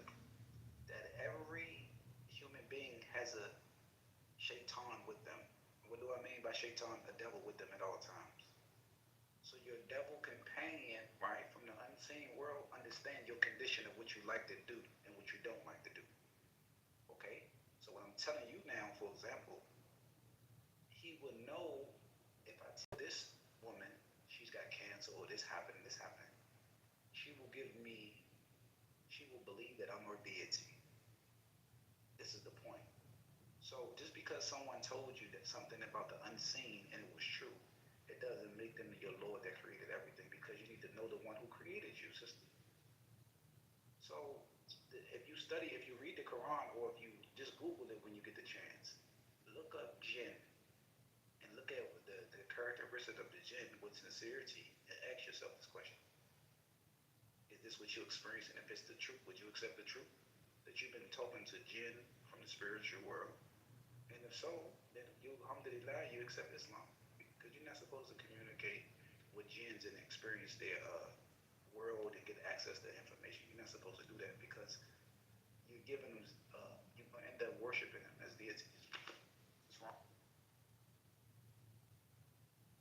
I just want to say, go ahead, Charles. Go ahead. You don't got a lot of time, I think you were saying, so go ahead. So I have Muslim friends that are in actual Islamic countries. They come back and forth. We discuss this all the time. I don't know why you got a problem with this. I do have a Quran. I do know what jinns are. They're the same thing as demons. And over in the Muslim countries, they have manifestation of these jinns inside their own people. And guess what? They are pulling them demons or jinns out. Now, you can say what you want, but my Muslim friends say they the same thing. I don't know where you came from, and they from the real Muslim countries, the real Islamic countries. And they'll tell you all day long, those are demons. They're the same thing. Vicky, they call them Victorious, they're the same thing. So if you don't believe that, and I have real conversations with multiple different religions, and I don't know why they can't equal the same thing. Demons and jinns are the same thing. I'm going on mute. That's incorrect. Jinns and demons are not the same thing. But okay, you can look it up.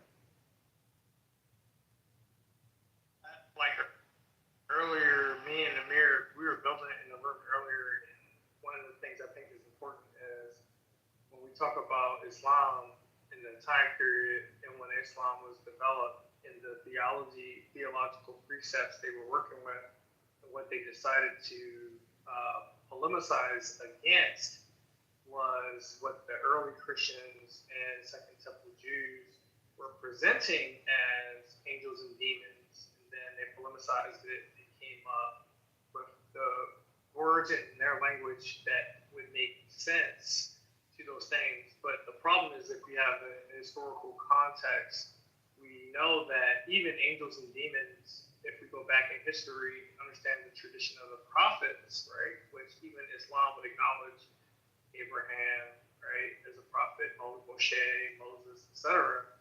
But there's not actually this separate class of beings that are angels, jinns, or whatever. It's actually deities. These are gods, right? So there's actually multiple gods. This is what the history will teach us if we investigate it, and then we get to this kind of word battle, rat battle, where nobody wants to say there's more than one God because we're all monotheists. These kind of pitfalls, for me, for Islam, these are the pitfalls, because I think what Islam is doing is trying to correct the mistakes of the early Christians and Second Temple Jews, but the early Christians and Second Temple Jews have already made a mistake in overly emphasizing monotheism and undeifying previously deified entities. And if you just go further back to what the forefathers of all of these religions, what they believed in, there's deities out there. They're just there. They're deities, and you need to know, kind of to your point, Sloppy, you need to be able to figure out which one's which, how you're going to do that. And it's not easy, right? It's not easy to figure it out, but that's a reality. So when people just say, strictly monotheist, there's only one God in existence, you're already vulnerable, because, at least for me, I am aware that there's more than one God, and then I can be careful. But if you're strictly monotheist in the sense that no other gods exist, you think you're just arguing with other spiritual entities that aren't actually gods. And no, those things are powerful. As you will say, you would just call them a jinn, but those things are actually powerful and you can't control them, right? So no one is in any better of a position, is my point, than anyone else to say who is talking to me when they say the thing, and then we try to find other ways to validate and verify who is telling me what they're telling me. That's how I approach the issue of spirituality in the spiritual realm, but that's just my opinion. Jameer can say it. I didn't hear the last thing. What you say? Said Jameer what? No, you hadn't got a chance to speak, and I'm not a mod, but I do like when I see who. Man, you want to say something?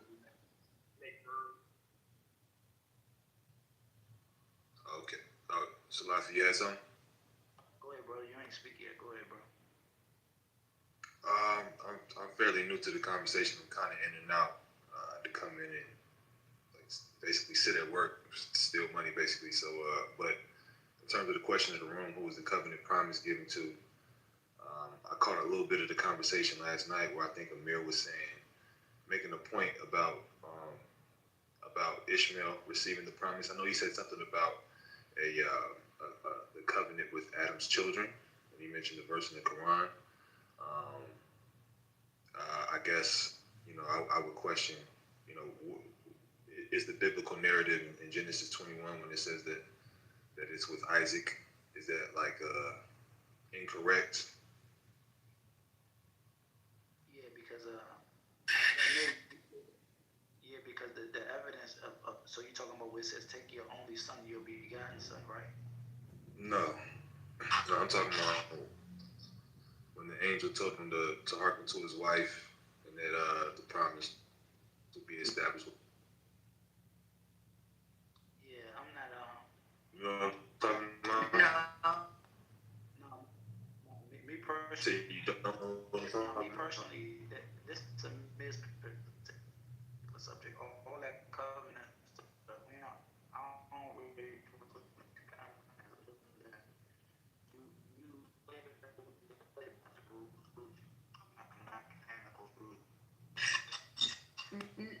No, I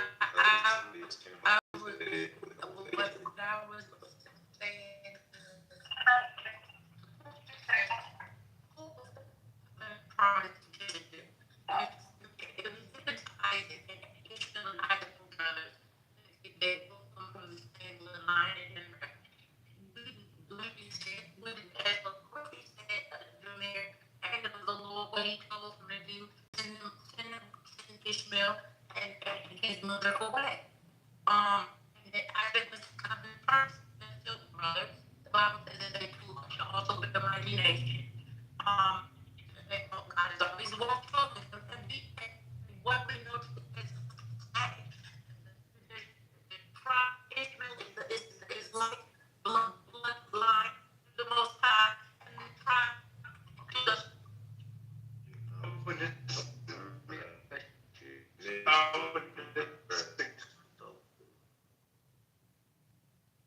Is that okay? That's good. So,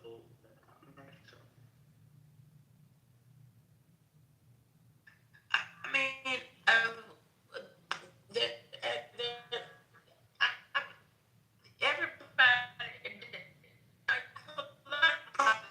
everybody has these prophecies. If he's a prophet, then I guess he was. He has a whole book about it. Things that he did with little what's her name? The little girl. You know, a 9-year-old little girl like that. He tried to be a girl, but so a lot of this stuff.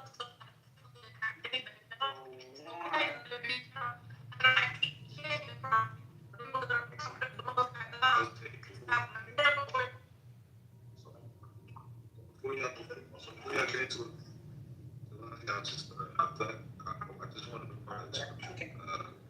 That's why I was asking somebody today who was that. My mother. So let me clarify something. So let's educate you real quick. I said, but I'm saying y'all about to get off into like. No, please ignore what I was saying. Let's get back to Jameer. I was just saying, please, let's get back. Stay on topic. I can't let falsehood get spread. Everything that you've been saying is falsehood. So you spread that. No, I'm going on mute. No, go ahead, Jameer. I'm gonna be quiet. Yeah, let me just clarify something that Jamaica had right back. So first of all, you talk about my mother. Number one, she's the mother to the Muslims. And first of all, if you look at her life and compare it to yours, it's not compatible. Because why? She's the mother of the Quran, which means she's understanding the most out of all the women that walk this earth, right? She was married to the best man to walk this earth, right? What is my evidence? If you Google right now who's the most influential man to walk this earth, is one man right here in regards to religion. And what you need to do is open up the Bible, Numbers chapter 31:17, and ask yourself this question. This is the last thing I'm going to say. Keep the little ones for yourself and kill all the women. The first question is this. Who was the little girls? How old was the little girls? That's the first question. And number two, what they was fitting to do with them. And go back and study before you talk about what the prophet did with his wife and all this. Because according to our mother, she was a woman. So go ahead. Not at 9 years old, but go ahead, Jameer. The scripture is Genesis chapter 21 and verse 12 in the Bible. It says, and God said unto Abraham, let it not be grievous in thy sight because of the lad, and because of thy bondwoman, and all that Sarah hath said unto thee, hearken unto her voice, for in Isaac shall thy seed be called. Is someone saying that this is incorrect? Yes, they're saying it's falsehood, Jameer. Yeah. Let's move forward. Yes, absolutely, Jameer. That's not true. That's what they're saying. Well, let me have a conversation with someone that's saying that it's not true. Okay, right. Okay, but I just want to reiterate, that's what they're saying. I'm going on. Amir, you here? He might be asleep. The dog might be asleep. Like, Amir been up for long. I think he might be asleep. Let me invite Brother the Muslim. Can you? You might want to, if you think sleep, you might want to mute him. Yeah, because he's snoring and some more stuff, and you're the only one with a mod badge. I know he sleep. That's how sleepy he is. And that's fine. There's a lot of stuff we just don't know that we doing, that we just don't know. There was another brother earlier, Salafi. You know, I think he fell asleep too, and Amir just muted him, just because he was here. He was talking earlier, but you know, a lot of time went by, but the mic kept activating, so we just muted him. And he's here until he's here, right? You know how to do this. Yeah. So Salafi, why is it incorrect? Why is Genesis 21:12 not right? I don't know the evidence of what they talked about in regards to that particular topic. I don't really know inside out. I don't talk about it. So that was their particular subject. I don't even know what they talked about. Well, you voted on the poll. You really voted on the poll. Covenant promise was made with Ishmael instead of Isaac. So I'm trying to understand. Yeah, because the evidence that I do know about is about the subject itself is one about God would never say, he never would tell a lie. And one of the lies that they put in that book is, take your only begotten son who you love. So I understand that the Jews was entrusted with that particular scripture, and I know God would never say, take your only son. God would never say something that's not true. So from that perspective, I believe that that's falsehood right there. Well, okay. So you said somebody put that in there. That's what you're saying? Maybe attributing something that God that he didn't say. Who put that in? Who put that in? Who benefits from saying that? From making that statement? Who benefits from that? Well, maybe Jameer. It might be better to debate this particular topic with me because I would disagree with a lot of interpretations on it. Even though, yeah, I'm a Bible believer, but I think I might, because Salafi's not going to want to. He might not want to care about like trying to make you read that text. I know that's right. But what I would argue is there's multiple covenants happening in the same time period, and Ishmael does get a covenant. He has this. Well, we're aware of that. Everybody's aware of that. Anybody reads the Bible is aware of that. But I'm just saying that the particular because I heard the conversation last night and they were talking about the Abraham's covenant, and that covenant went through Isaac. You agree with that, right? No, not necessarily. So Abraham's covenant is multifaceted because Abraham has a covenant that is focused on, and we can get into this later. So the one son becomes the focus of the text, but Abraham also prays, right? He prays to God for the first son that he had before. And then that covenant is acknowledged again. So Ishmael actually gets like two covenants. He gets one through Hagar in the desert, and then he gets another one when Abraham says, take care of my first son, Ishmael. So he does get a covenant. And then I think what happens is the perspective shift of the focus of whoever's writing the text is different, and they focus on one covenant, but just as easily a different group of people who might have been Ishmaelites could have been focused on their perspective of the covenant because they also get a covenant, if that makes sense. Hopefully I'm making sense.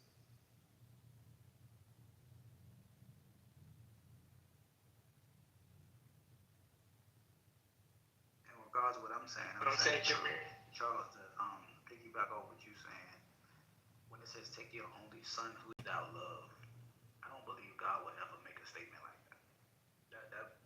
That wasn't revealed. Take your only son who you love. Your begotten son. That's incorrect. I'm actually curious now, if you got a verse for that one? If you can give me the verse, I'm curious what Let me see. I'm curious what the Hebrew word is, because there's a word I like to disagree with. People think they know ehad, but if it's ehad, I would say this is a rhetorical device that they're basically prioritizing and saying, this is the most important son, right? And this is kind of what I was getting at. Like, depending on who your lineage is, if you're the guy that's controlling the text, you're going to shape the narrative and say, like, oh, this is the one son who's important. But if you're from the other son, then you're going to shape it the other way, right? So that's to me normal, natural human communication. I don't struggle with it, but that's what means a lot. It's 22:22. Genesis 22:22. Also, if you look at history, I forget. I'm gonna bring the rabbis' names up here. So some of the rabbis said that there's no way possible that the sacrifice was for the second son. It was for the firstborn. And they don't agree with this particular passage, though. Can I talk to Charles real quick about that? Because you were mentioning there's multiple covenants, right? The Abrahamic covenant is multifaceted. Is the point you were making? And in Genesis chapter 15 and verse 13, it says, "And he said unto Abram, Know of a surety that thy seed shall be a stranger in a land that is not theirs, and shall serve them, and they shall afflict them 400 years." Now that particular seed, it's not multifaceted like you say. It's a particular seed that he's talking about, and it's not Ishmael he's making reference to. He's making reference to Isaac, right?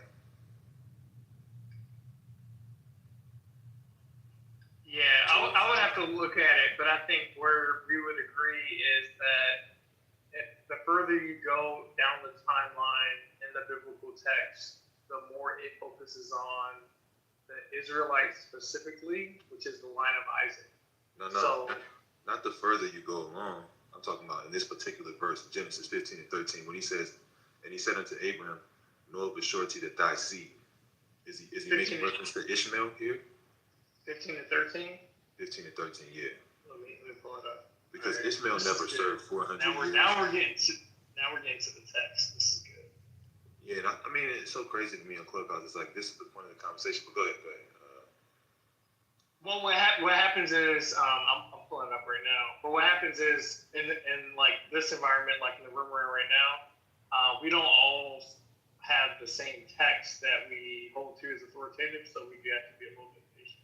Well, we don't go to any text in rooms like this. I say we, but when I'm listening, text comes out every once in a while. But for the most part, it's how people feel, So I'm happy we're going to the text. But in Genesis 15 and 13, he talks about a seed that will serve bondage in a land for 400 years. And you would agree, he's making reference to the Israelites in Egypt, right? He's not talking about Ishmael in Genesis 15 and 13, right? Yeah, I would agree. Okay. I'm glancing at it. It's not even like a no one would question. No one. I don't even think a Muslim would say that Genesis 15 and 13 is talking about Ishmael, because again, he's talking about Abraham's seed that would serve 400 years in a land that wasn't theirs, and that happened. That was fulfilled. Yeah. There could be the Israelites, but it could also include other Hebrews who are not Israelites. It could be the Israelites. Well, it would certainly be centered on the Israelites, but it could also include other members of the Hebrew clan that are not Israelites, because there's more Hebrews than there are Israelites. But yes, I would agree with you. Like, the focus of this verse is on the specific. You said it could be other. It could be other Hebrew clans. That's what you said, right? Yeah, well, there are other Hebrews. Yeah. Of course, there's other Hebrews, right? But in the Bible, we read about the fulfillment of this.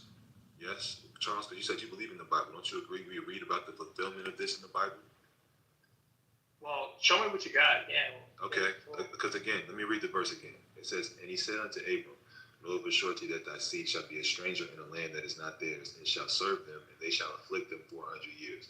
Now, of course, we read about this in Exodus, occurring to the Israelites, verse 14. "And also that nation whom they shall serve will I judge." It's talking about the Egyptians. It says, "And afterwards shall they come out with great substance." Well, that happened to the Israelites when they came out of Egypt. We don't read in the scriptures about Ishmael or any of the Hebrew clans coming out of Egypt with great substance, but we do read about that with Israel. So to conjecture and say this could be some of the Hebrew clans, it would be just that. It would just be conjecture. It's not something that you've read. It's just something that you're deducing based on something other than the text. Not necessarily. So what I would be saying is that the focus of the text is on the Israelites coming out, because that's what Moshe is doing, Moses. But there are also strangers. So there are people who are not Israelites that are a part of the group that come out of Egypt. That's kind of the way I would. So I agree with you in focus on it, but then there's these other people that we like who? Give me an example. Give me an example of someone else. Yeah, there's the mixed multitude that comes out of Egypt. Right? Okay, who's in the mixed multitude? You said there's examples of people that fit the description of this. There's people that served for 400 years, particularly 400 years, because we read about Israel particularly served 400 years there. We You don't read about these other Yeah, nations who make a reference to doing 400 years there. That's conjecture.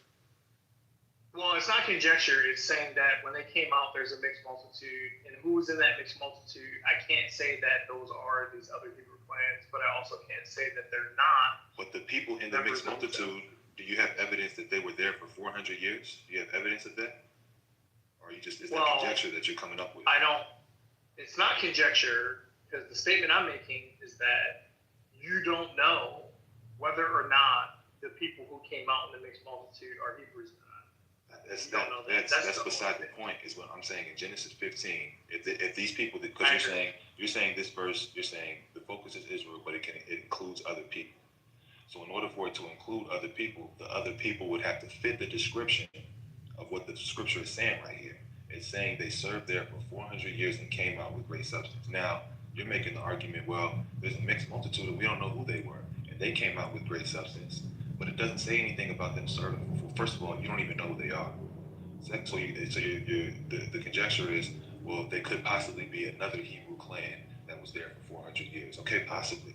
But you have no reason to believe that you don't have no reason to believe that. You have evidence that Israel was there for 400 years. It's very clear. And then you have the verse that I just read in Genesis 21, where it tells you, specifically, he says, "In Isaac shall thy seed be called," making it clear that he's bringing clarity to this verse that we're reading about in chapter 15. He's saying it's Isaac. Just in case you were confused, you thought it was a mixed multitude, you thought it was another Hebrew clan.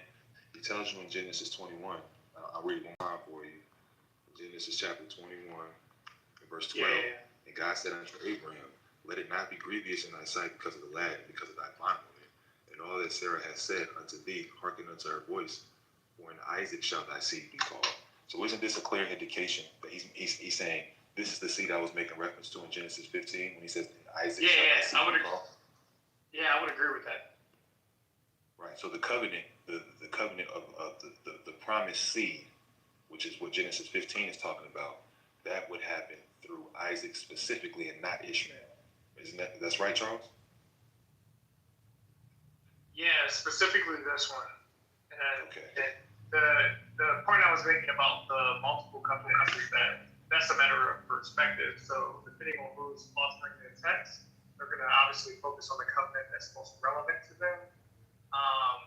And then I think other people can make other arguments that, like, okay, there are these other covenants that got left out of that story because it wasn't relevant. But yeah, I agree with everything you're saying so far. Yeah.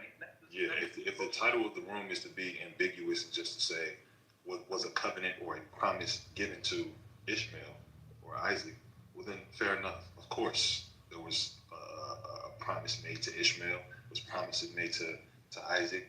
You know, that's fair enough. But if we're talking about like the promised seed that would come from Abraham, clearly according to the Bible, that's Israel. Let me ask a question then, because I hear y'all talk about this subject, but y'all never go in detail about regarding it. What is the promise about exactly? Yes, we can read it. So we're reading it in Genesis 15. Genesis 15 and 13. And he said unto Abram, "Know of a surety that thy seed shall be a stranger in the land that is not theirs, and shall serve them, and they shall afflict them 400 years. And also that nation whom they shall serve will I judge. And afterwards shall they come out with great substance." And then it talks about it originally in Genesis chapter 12. Genesis chapter 12 and verse 1. "Now the Lord had said unto Abram, Get thee out of thy country, and from thy kindred, and from thy father's house, unto a land that I will show thee, and I will make of thee a great nation. And I will bless thee, and make thy name great, and thou shalt be a blessing.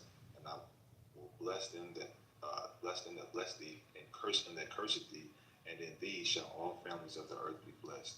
So he's saying, through your seed, I'm going to establish a great nation. And through that seed, this great nation I established, all the nations of the earth shall be blessed. That's the promise. Okay, so and about Ishmael, what's the promise for his nation and people? Back to Genesis 21. Let me find it.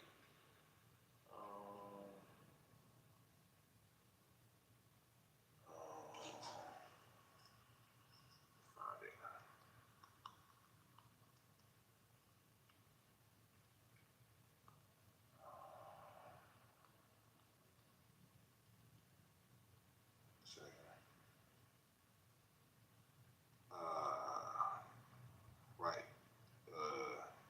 Genesis 16 is what I'm looking for.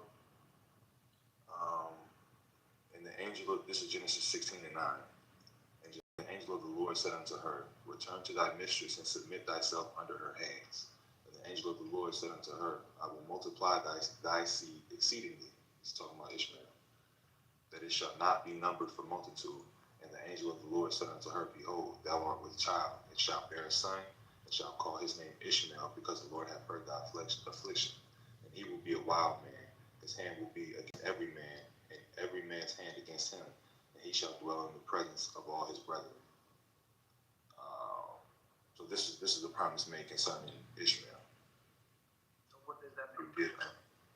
What does it mean? It means that it means he'll be an exceeding nation that can't be numbered for multitude, and that he'll be a wild man, and his hand will be against every man, and every man's hand against him. So like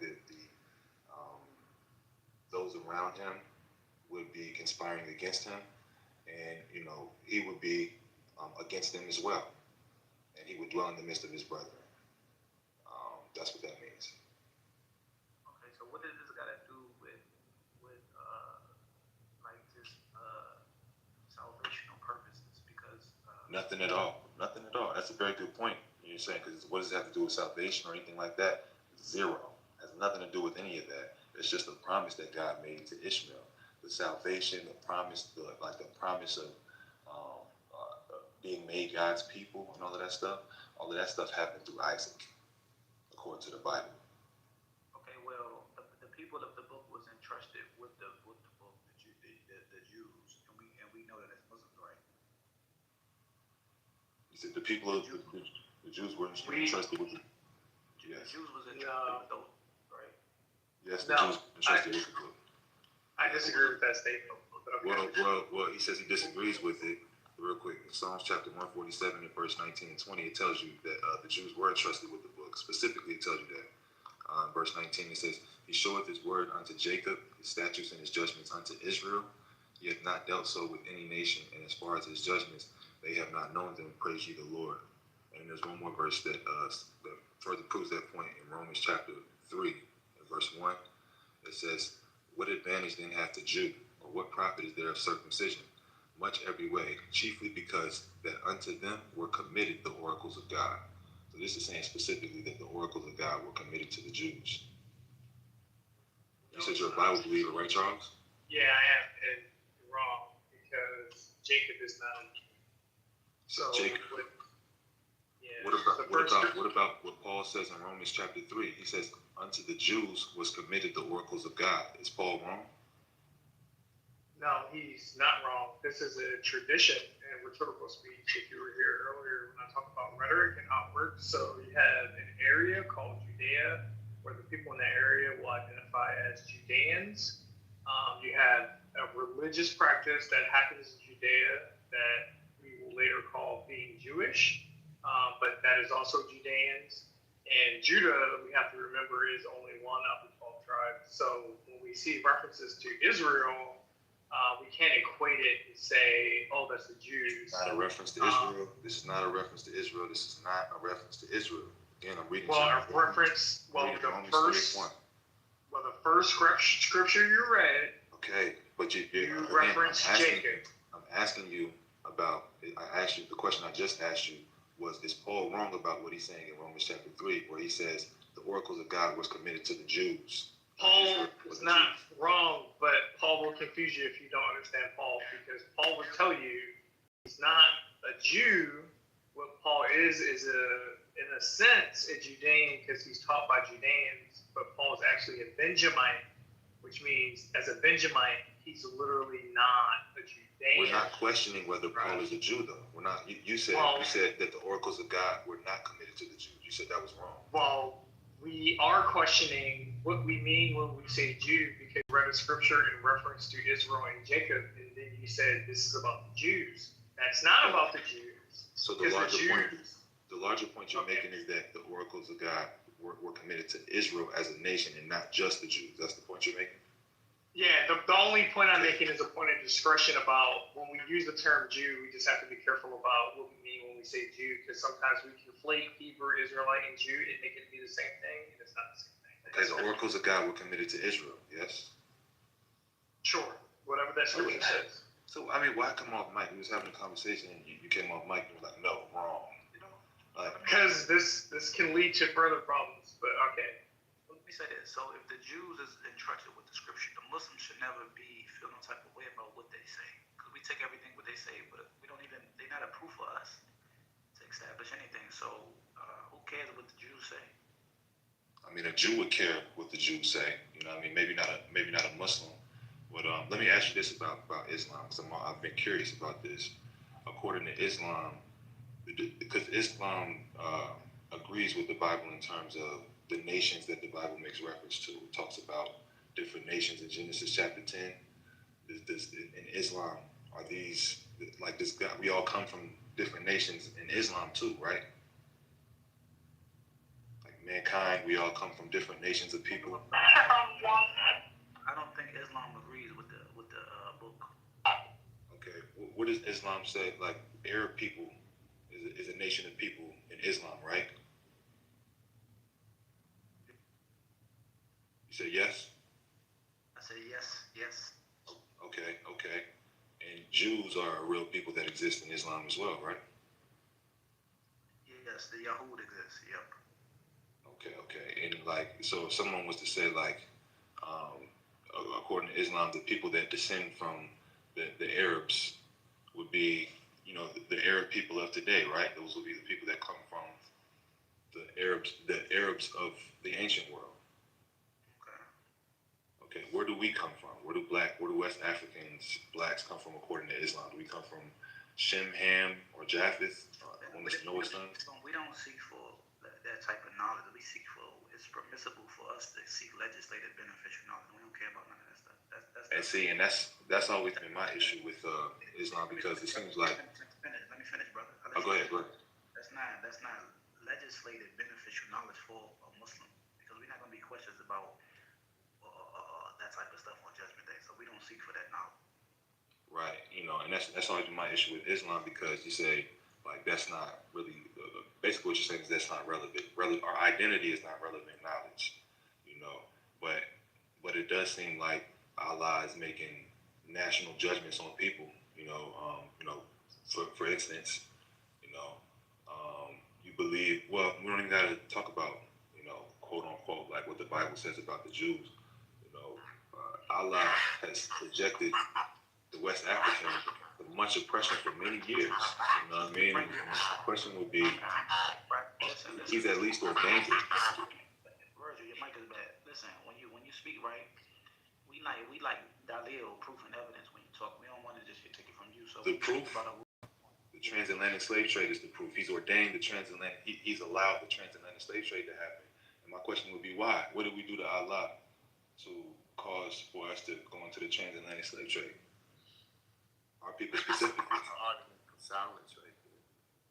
That's like an argument for silence. That was like Salafi. That's like what we actually speak. Can you mute Virgil, fix your mic? What happened with it? It's messed up. You better now. Is it messed up? You hear me? You better, yes. Yeah, true. So I guess Virgil, you're saying, and we can't. The acts why Allah allowed the transatlantic slave trade would be like asking why Allah allowed slavery, period, all through Africa before the transatlantic slave trade. Why did Allah allow slavery to take place? It comes down to the old slave laws in the book of Leviticus and Exodus. Why did He allow it? Well, the thing is, you can ask those type of questions about the God of the Bible, because He provides answers to those questions. And Allah, then you have to answer for Allah. No. Let me show you what I mean. You would try to make sense of that. Somebody has a bad feedback. It's Virgil. It's Virgil. Let me go on mute. Yeah. And the silence. Okay. I got you, Virgil. I got you. Your mic is a lot of feedback. Virgil. Virgil? In Proverbs chapter 26, verse 2, it tells you that a curse causeless shall not come. So according to the God of the Bible, if a people is cursed or something, and cursed meaning goes into slavery as a nation, that would be a curse. That would be an example of a curse. If that happens, it says the curse causeless shall not come. It means there was a cause to it. There's a reason behind it, and it's explained in the Bible. But that's been my issue. The reason why the Bible resonated with me so much is because it explains the real world that we're living in. It helps me to understand why these things are happening. It gives me context to the world, whereas opposed to these different philosophies or different forms of thought, or like they don't give you identity. They don't even say identity is not relevant, even though it was relevant. In the ancient world, it was relevant. Historically, even amongst the Muslims, this was started by Arab people. It was originally an Arab religion, and so identity was important amongst the Arabs. But now all of a sudden, after Islam's been established through the Arabs, identity doesn't matter anymore. It's just strange to me. Are you an Israelite? What is your argument? Huh? So you go by the Torah only, right? Not the Torah only, no. I believe in the entire book. Upon whose understanding? Upon whose understands there's multiple men of God's understanding, holy men who were moved by God. The reason why I'm asking you because are you a Karaite or you Orthodox? What are you? You said a Karaite? Yes. No, I'm an Israelite from the tribe of Judah that believes in keeping the commandments of God and the faith in Christ. I'm not sure how you guys what you guys call that in today's time. Is that what a Karaite is? I mean, you know better, bro. You know that guy's like, he said he's an Israelite. You know he's not a Karaite. You know the difference between, listen, I wouldn't ask. I'm not no fool like that. I'm saying, I don't know the difference between Karaite and Israelite.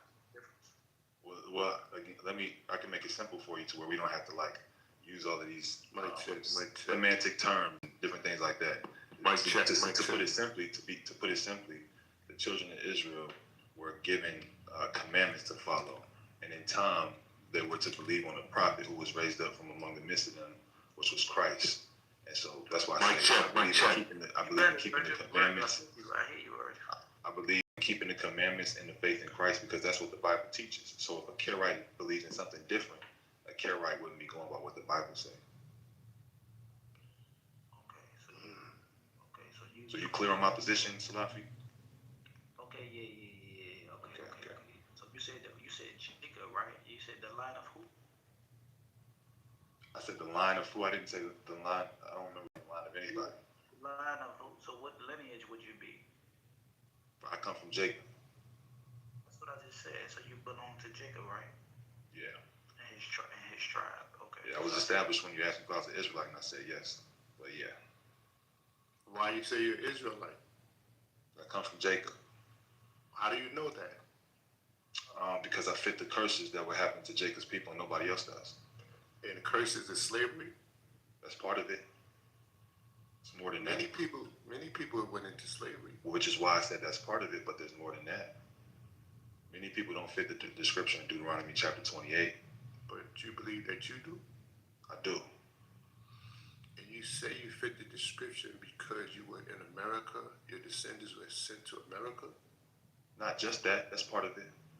But it's a lot more than that. The chapter has 68 verses. Okay. And from verse 15 from verse 15. Can you give me 3 other incidents of why you would classify yourself that? What else in that chapter that you fit in chapter in Deuteronomy? What else? What other curses in that I don't know where you come from. I don't know what country you're from, but I'm just assuming I can ask. Are you African American? Are you from America?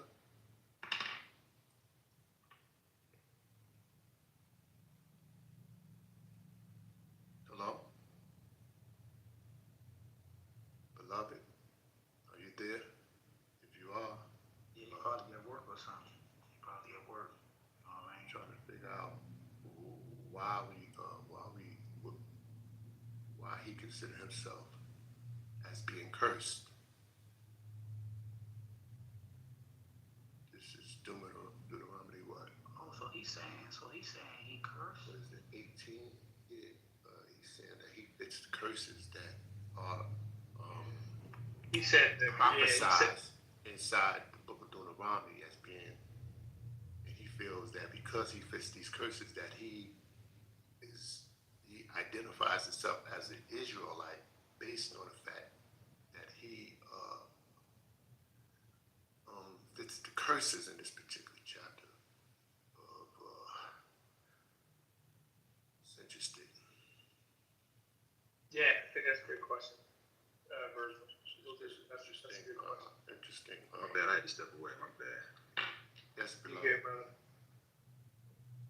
So you feel that you fit the curses because you identify with some of the things that are mentioned in the chapter, and you mentioned that I asked you was because you was in slavery, and you said that's a part of this. I was asking a question based on, is there anything else in there? You said yes, there's many other things, and I'm asking you, what are the other things that you fit in there?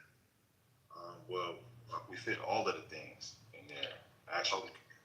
Okay, let's go there. Where's what is it? Deuteronomy 28. You said? Yes. Let's go there. And just give me a few, like wow. I got you. Where we at? We are in Deuteronomy 18 and what? Deuteronomy chapter 28. I'll be right back. Ishmael, I'll be right back. I gotta get this going. I'll be right back, y'all. Go ahead. But Ishmael, just my question on the table is him explaining how he fits the curses in Deuteronomy 18, all of them. He said. You keep saying Deuteronomy 18. 28. Excuse me, 28. Deuteronomy chapter 28. Yes, Deuteronomy. Because I'm gonna wait till you come back because I don't really get into that type of. Listen, you're African American, ain't you? You're African American. You were born here in America, right? He's not an African American. He doesn't have identity. Is not important. They don't. In Islam, they don't seek for things like that, like identity and things like that.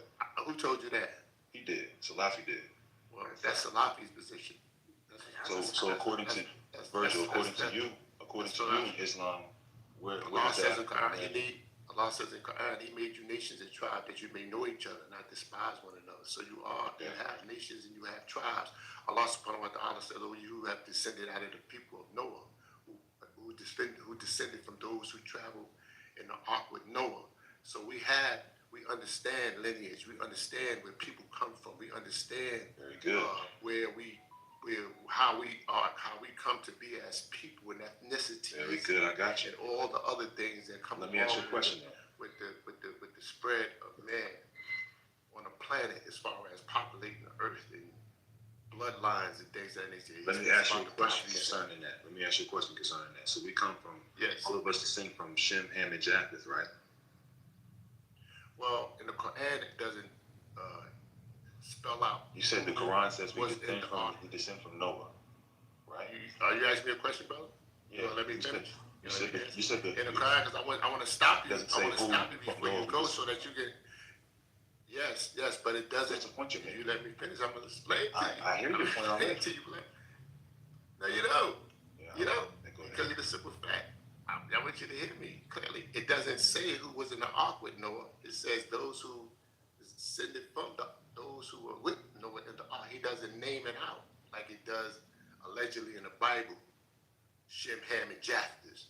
And Japheth this, and then Ham this, and Canaan is the fourth son of Ham, etc. It doesn't go into that like that, but it speaks about in general those who are descendants from those who was in the ark with Noah. Did Noah have any sons? He must have had sons. However, the Quran doesn't mention them. He must have had some people in the ark with them, but the Quran doesn't give it by name those who was with them in the ark, with him in the ark. Okay. Now, does the Quran say that Noah had sons? Yes, he did. Yes, it does. It says that Noah had. Who were Noah's sons? He doesn't mention them by name, brother. Okay, but it says he had sons? Yes, it says that he had. Where does the Quran say that Noah had sons? He had one son by the name of his name is not in the Quran, but it's a name from a traditional. Can you show me in the Quran? Yes, I could bring that to you. I could bring the verse to you where it speaks about his son being one of his sons that got killed in the water. I'm gonna bring that to you. However, while you're finding your situation in chapter 28 of Deuteronomy, because we were talking. You're finding your situation in chapter Deuteronomy and whatnot.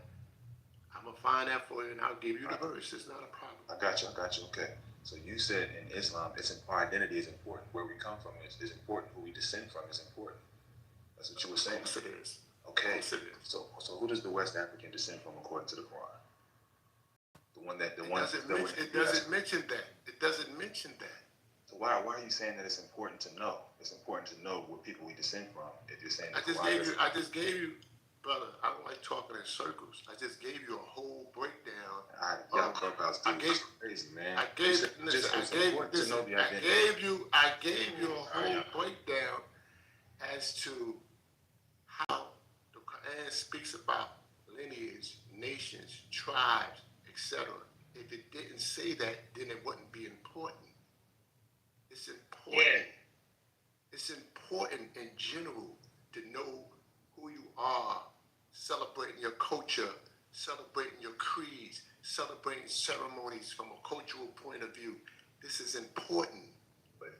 To say that it's not important, to say that all of us are the same and it's just a plain blanket statement, everybody is the same from an ethnicity point of view, and it doesn't make sense. No. You have a big planet of different cultures, creeds, and everybody else doing different things that were given to them from something, from somewhere. They are practicing it. So it's important. I mean, like, this is like ABE, 1, 2, 3. Now you want it to be spelled out that this person came from that person came from that person. This. You can't spell that out like that. It's not spelled out in the Quran like that, and it's not spelled out in the Bible like that neither. It is spelled out in the Bible like that for one. It is spelled out in the Bible. Okay. Show me where West Africans descended at in the Bible. West Africans. Before we do that, I just want to point out, and this is because you said we're talking in circles at this point. But what I'm saying is this: I'm talking to Lafi, and what I'm realizing is that well, at least as far as between y'all two or y'all three, well, Amir's not here, so Salafi and Virgil, there is no consensus in terms of whether or not identity is important in the Quran. You know, you say it is important. Salafi say that these things aren't. That's not the relevant thought. We're seeking for something deeper than identity. You say identity is very important according to the Quran.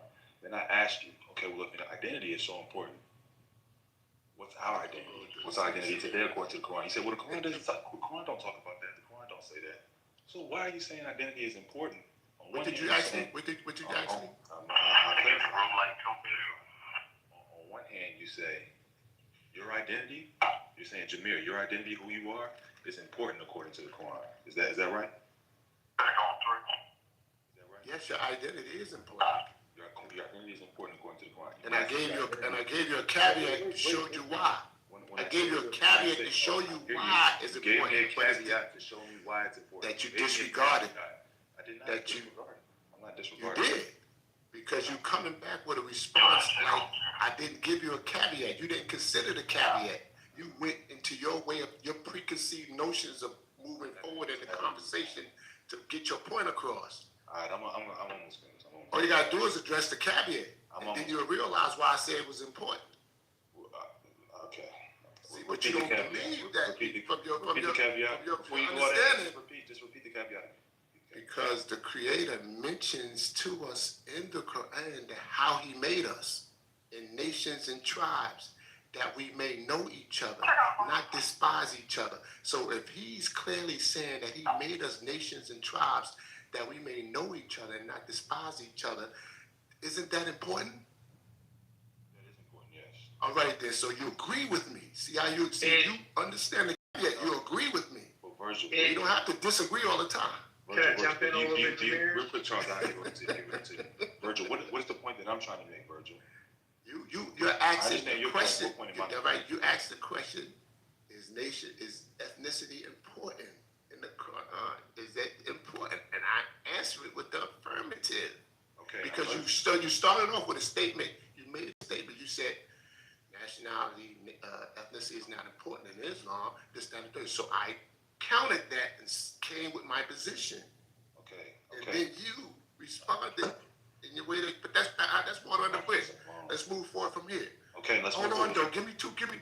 I'm trying to give it to Charles. That's what I'm saying. So I can talk. So all right, go ahead, brother. Go ahead. Go to Charles. Okay. Now, Virgil, you're saying identity is important. Is it important for me to know my ethnicity in Islam? Let me be clear, just so we got the question. Is it important for me, Jameer, to understand and know my ethnicity, where I come from? Is that important in Islam? Yes, my brother. It's important for me to know which nation of people I descend from. It is important to know where you come from, what nation your roots are, where your roots are. Nation, you talking about now? When you mention nations and all that, ethnicity. That's a whole different story. Take away nation. Ethnicity. Is it important for me to be able to identify my ethnicity? In general, where you come from, yes, it's important. Okay. Now, what's your ethnicity? Well, I'm a descendant from slaves here in Africa and in America. That's what I'm a descendant of. I was born and raised in Fort Wayne Project, Brooklyn, New York, and my mother is from South Carolina, and my father is from South Carolina, and I am a descendant of slaves here in America. Do we come from South Carolina? My mother I hear you. from Somerville, South Carolina. You're from South Carolina. We know. You don't need all of this. That's what I'm saying. Yes, so that's my chart. That's what my chart going back to. By saying irrelevant things. You know what I'm saying? The point you're making is you're from America. You don't have to say I'm from Ward's Corner, on Charleston Street, Bull Street, 17. You don't have to do all of that. You're saying that's important to me. You're gonna tell me you're from. You're gonna tell me where you're from. I'm trying to make a point. You're just detracted from it by filibustering. You know. No, what you're doing is you don't want the response when you make a statement. You don't want me to respond to you. Why would you do that? Where the brother go? Where the brother go? Nah, man. Oh man, Ishmael. Y'all don't. You got trouble with Big Brothers. Like, easy. That's the brother. Just. Oh man. All right. Let me get my coffee before the damn fast come in. Hold on, man. Ishmael, that's what I was trying to do from the beginning. Yeah. Do you think, brother? Swan. Why would you tell him that stuff is him, brother? They were just having a dialogue, bro. Salam, shalom, anyang, peace in any language I can think of it. Man, I'm in practice Amharic text for Ethiopians. Man, I'm like, man, I can't use the keyboard.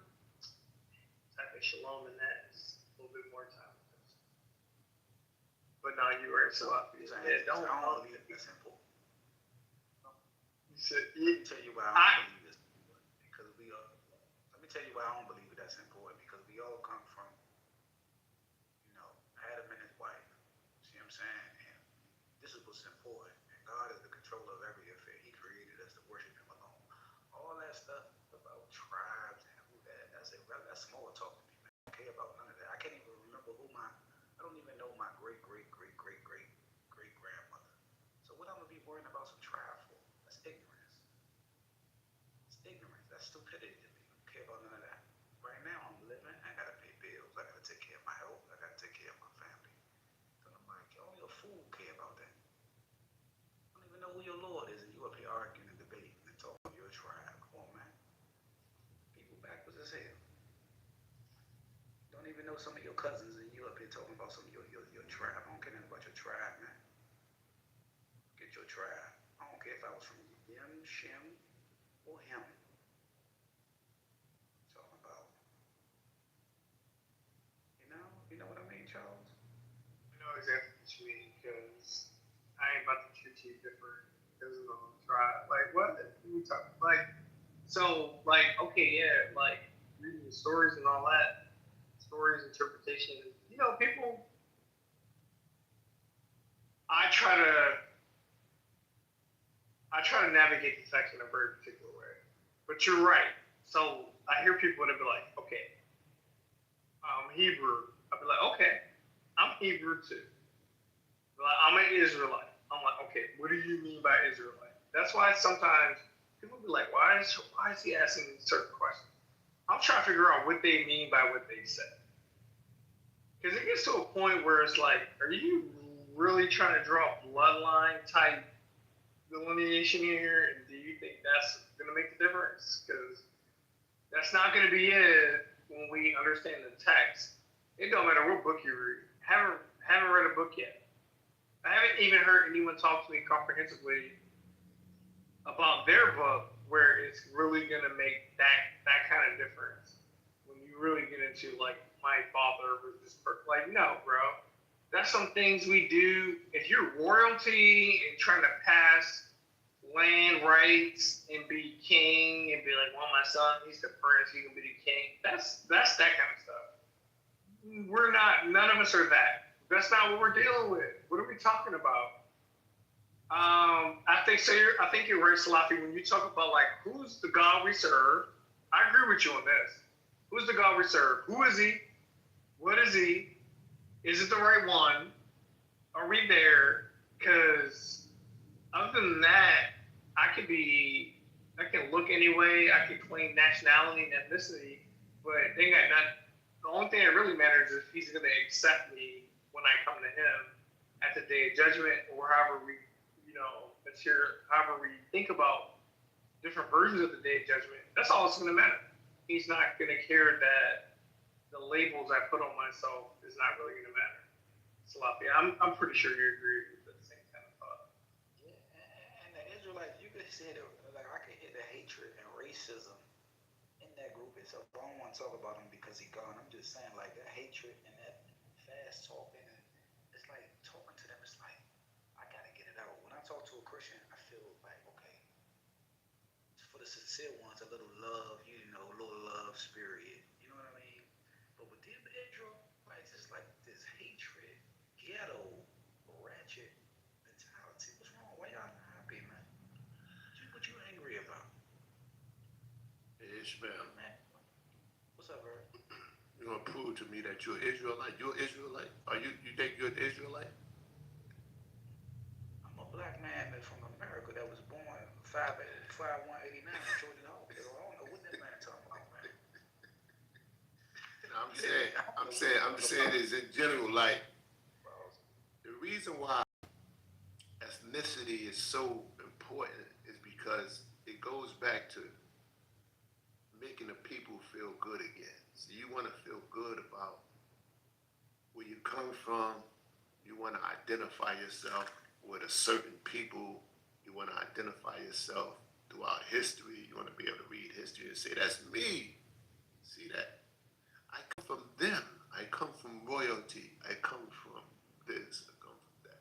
And that's good. That's a good thing. It makes you feel good. It makes you, and it may be true. And then it may be false. So it's lukewarm. It may be true. It may be false.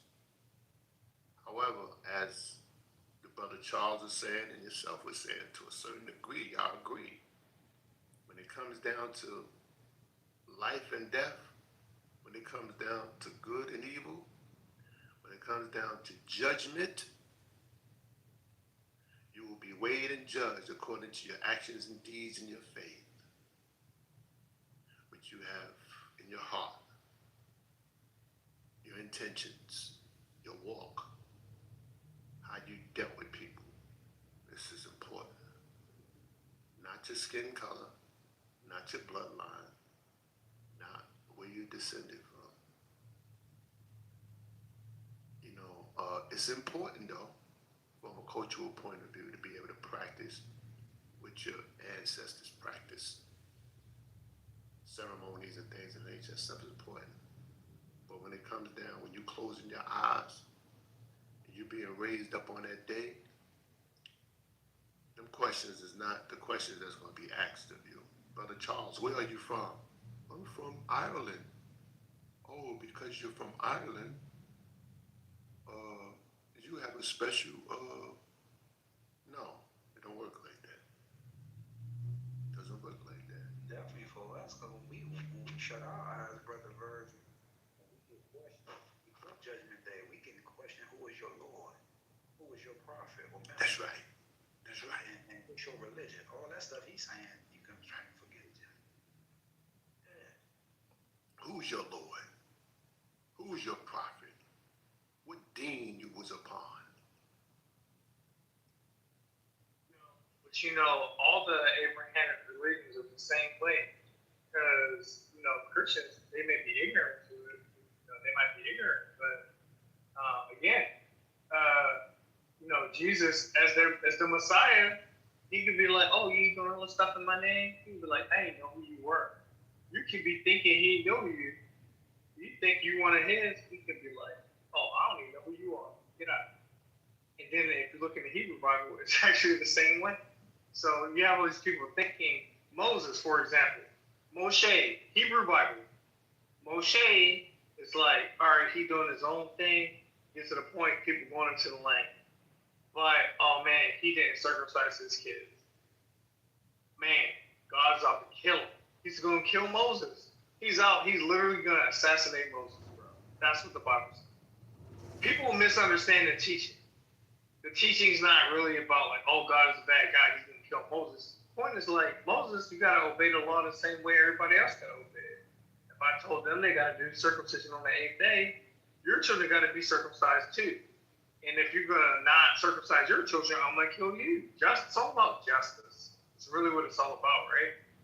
But it doesn't matter that Moses is a Levite.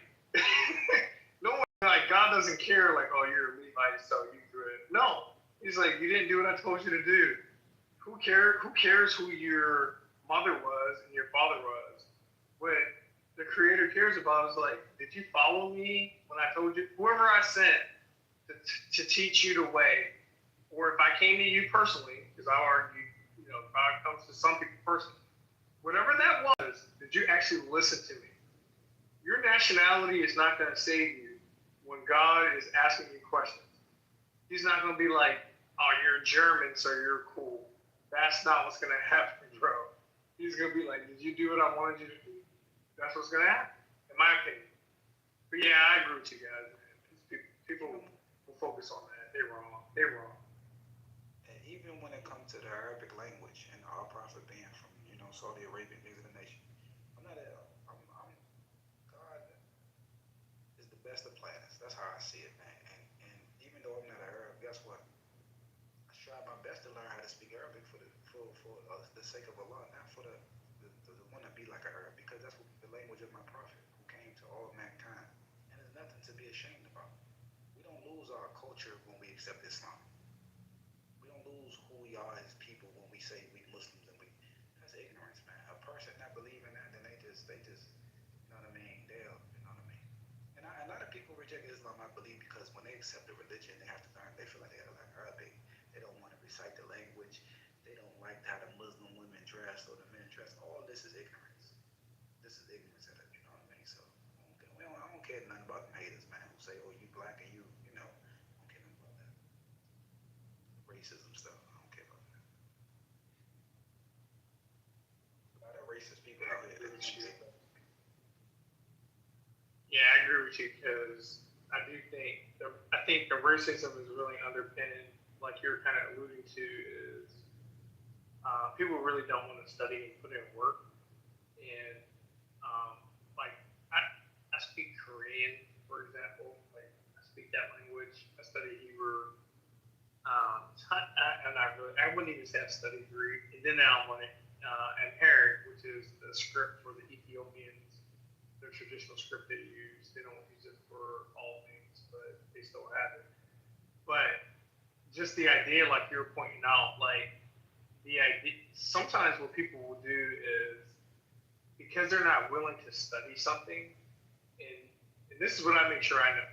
They'll be like, okay, I don't want to study this, so now I'm going to make it about some other issue, instead of just saying, I don't want to learn a foreign language. It's like, okay, first of all, bro, just learn any foreign language so you speak more than one, and talk to me about that. And then we're like, because sometimes what people will do, you want to read it in English? the Bible's not written in English. It's not. The Bible is not written in English. So if that's your issue, now I need you to start studying Greek and Hebrew and Aramaic, depending on what text you prefer. Like, you're still gonna have to learn cultures of the people who wrote the thing down, because there's nothing in English. There's no religious text that originated in English. It does not exist yet. Maybe one day it will. Probably be Satanism or something like that, right? But right now, it doesn't exist. It's not there. So you're gonna have to get in touch with other languages and cultures. I have this issue with people when we talk about as Black people, oh, all right, we're Black. We have this other Pan-African culture. I'm like, cool. Okay, Africa. Which country? Because they all speak different languages. So tell me which country. I'll learn the language and the culture. I'll join you in being African when you let me know which one. And when you ask people questions like that, they can't pick one. They don't want to pick one because they don't want to learn it. It's not actually that they think there's anything wrong with whatever culture of any country in Africa or any religion. I do think there's an internal thing where they feel like they're not capable of doing it. So they want to reframe the world in a way that whatever language they currently speak is primary, and that is what it is, and that's what they want to hear. I think it's sad, but that's what I think a lot of people go through. I feel like and I say this even before I was a Muslim or whatever, because I never was a Christian. I just believed in one God. But I'm gonna say this: when I read the Bible, I just see a lot of blame. What do I mean? I mean, like, when you talk about who ate from the tree first, it was the woman that just. Our book, it doesn't tell us who ate from it first. It said they both ate. You know what I mean? It's like everything, even with the whole Jesus died for the sins of humanity. I know people believe it, their grandmothers and mothers and fathers and raised them up on it. But let's think about the reality of the situation. They're saying that the Lord of the universe became a man, was in a woman's belly for 6 to 9 months, or maybe a day or so, some scholars say. Was temporarily blind as a baby coming out the womb, and died at the age of 33 for all human mankind. Which he prayed to another God, which is in heaven, and he himself is God. It's just all confusion. How can anyone with a sound intellect believe in something like that?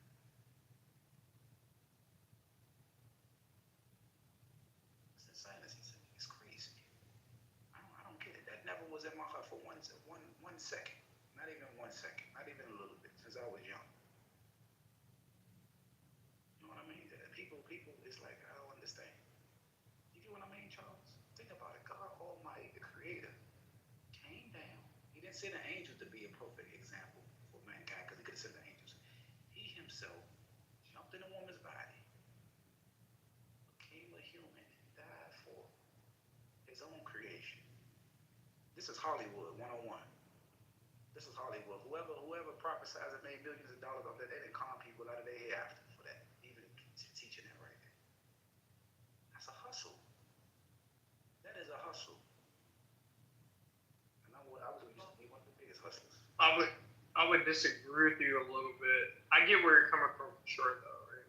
I think when you get into so earlier I was talking to Amir about this. When you get into Second Temple, because the timelines do matter, which is why when I study the text, I tend to go backwards to make sure what the earliest prophets were saying.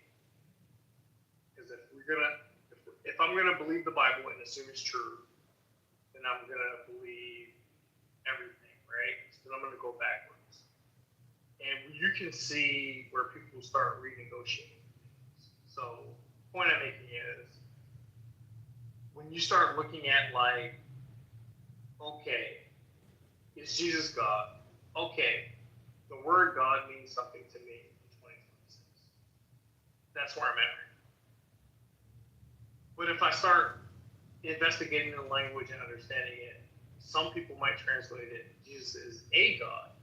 Okay, so now there's more than one God. Okay, Jesus is a deity is another way to translate it. Okay, he's deified. He's a deity, which is a different word than God. And so, like, there's many ways to understand it. But what I think most people do is they go, and I say this fair across the board. They go to a church, they go to a mosque, they go to a synagogue, or they go to a temple, and whatever the person teaching them, that's the authority they go by. And that person could be wrong or incomplete in their understanding, which is why I study it the way I do. And I'm not saying any other way is wrong. I'm just saying the way I study it. It's like, look, Jesus can be a deity. We can refer to him as a deity. He claims a divine name. He has it. People write text about him. That means a thing. But truly understanding what the thing means is going to require you to get rid of some of the doctrine you've been taught. I've never met anyone from any one religion that holds to all of their religious beliefs in the entire religion that can explain everything. I think there's a reason for that. It's like he's beyond our understanding, our God, and he sends prophets, and sometimes they're referred to as Elohim or things like that. And they use different words. But until you're ready to engage him directly, and you have other men telling you what that is, you're subject to the flaws of those other men. That's why I always talk about the prophets. Muhammad, peace be upon his name, right? Let me clarify something, Charles. You mind if I say something? Mm-hmm. Go for it. This is the thing with me as a Muslim man now, right? Christians are blessed. What do I mean by they blessed? Just look at their religion. All the people, Noah, all the prophets that lived, the messages that God sent. The people that rejected their prophets, then you would think on the day of judgment they're going to hell for rejecting the prophets or killing them, right? You would think that. But you're behind. God decreed for you to live in a time where you after Jesus, which your sins is just forgiven, but all the other people, the nations, they just going to hellfire because they just, the time they was living in. Because I'm pretty sure that if you ask the Christians, are there people going to hell? They're going to say absolutely because they rejected the prophets and messengers. But you, on the other hand, you going to heaven because you believe in this belief. This is absolutely ridiculous to me. Yeah.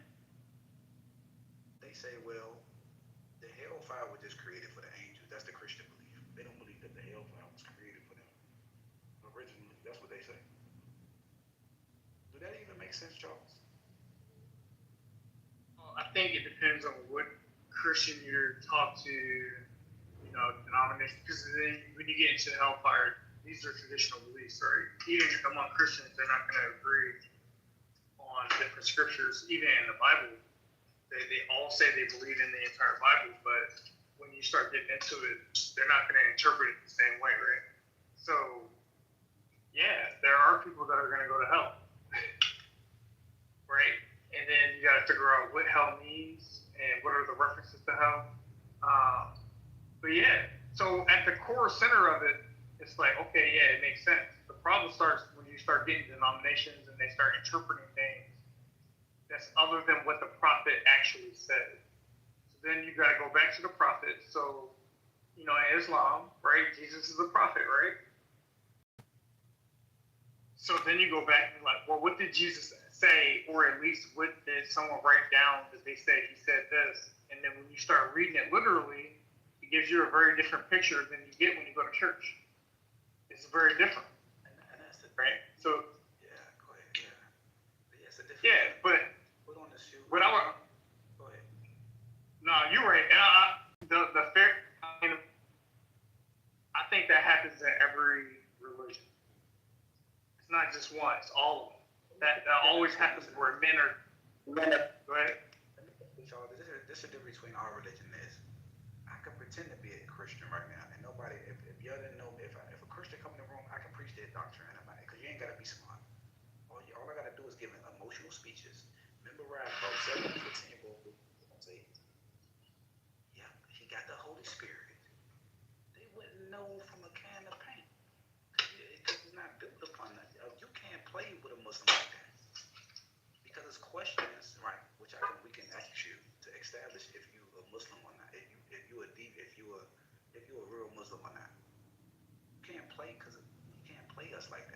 them,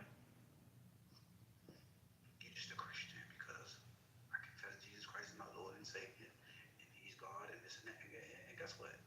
That's a Christian. The Muslims, we don't care if you take your shahada. Okay, no problem. You take your shahada. Okay. But now, let me ask you a couple questions. This is and this is where, beliefs is important. You know what I mean? So I'm saying it's not really built upon, and I'm not trying to knock the Christians. I'm just saying, like, I just hope they just stop just do some studying, man, about your religion, man. Go look at the meetings they had. Go do some studying about your books, man. Please. That's all, y'all. Go ahead. Yeah, I was running out of my car real quick. I got my one earpiece is gonna. Yeah, one earpiece is gonna die, so I'm gonna swap up real quick. But I'm gonna make sure I lock my car up. Listen, I'm gonna go on record and say this, Charles. There's no learned man that's a scholar in Christianity that believed that doctrine. There's not one learned man who studied Christianity in and out that's a scholar that really believed what he's saying. Well, who's saying? What they say? Oh yeah. I don't believe. I don't believe they believe what they're saying. Yeah, the people believe what they're saying. So here's the thing about religion. I was talking to a coworker today. So kind of take it away a little bit from religion, but something else. We were talking about, like, if you look at most people, right? And I've been on this app long enough. I've been in rooms with you. I hear the way you speak. You're very thoughtful in the way you speak. But when we come into these rooms, we're dealing with people who are actually interested, usually, in studying, learning. At least if you have a debate, somebody say certain things, you're going to go back and read and research, right? That's kind of what we experience. So if you think about it, get my other earpiece in. If you think about it, what we're kind of doing is curating an experience where we're in a smaller group with people who are willing to put intellectual energy into this process. Now, when you go back out into the world, most people aren't doing that.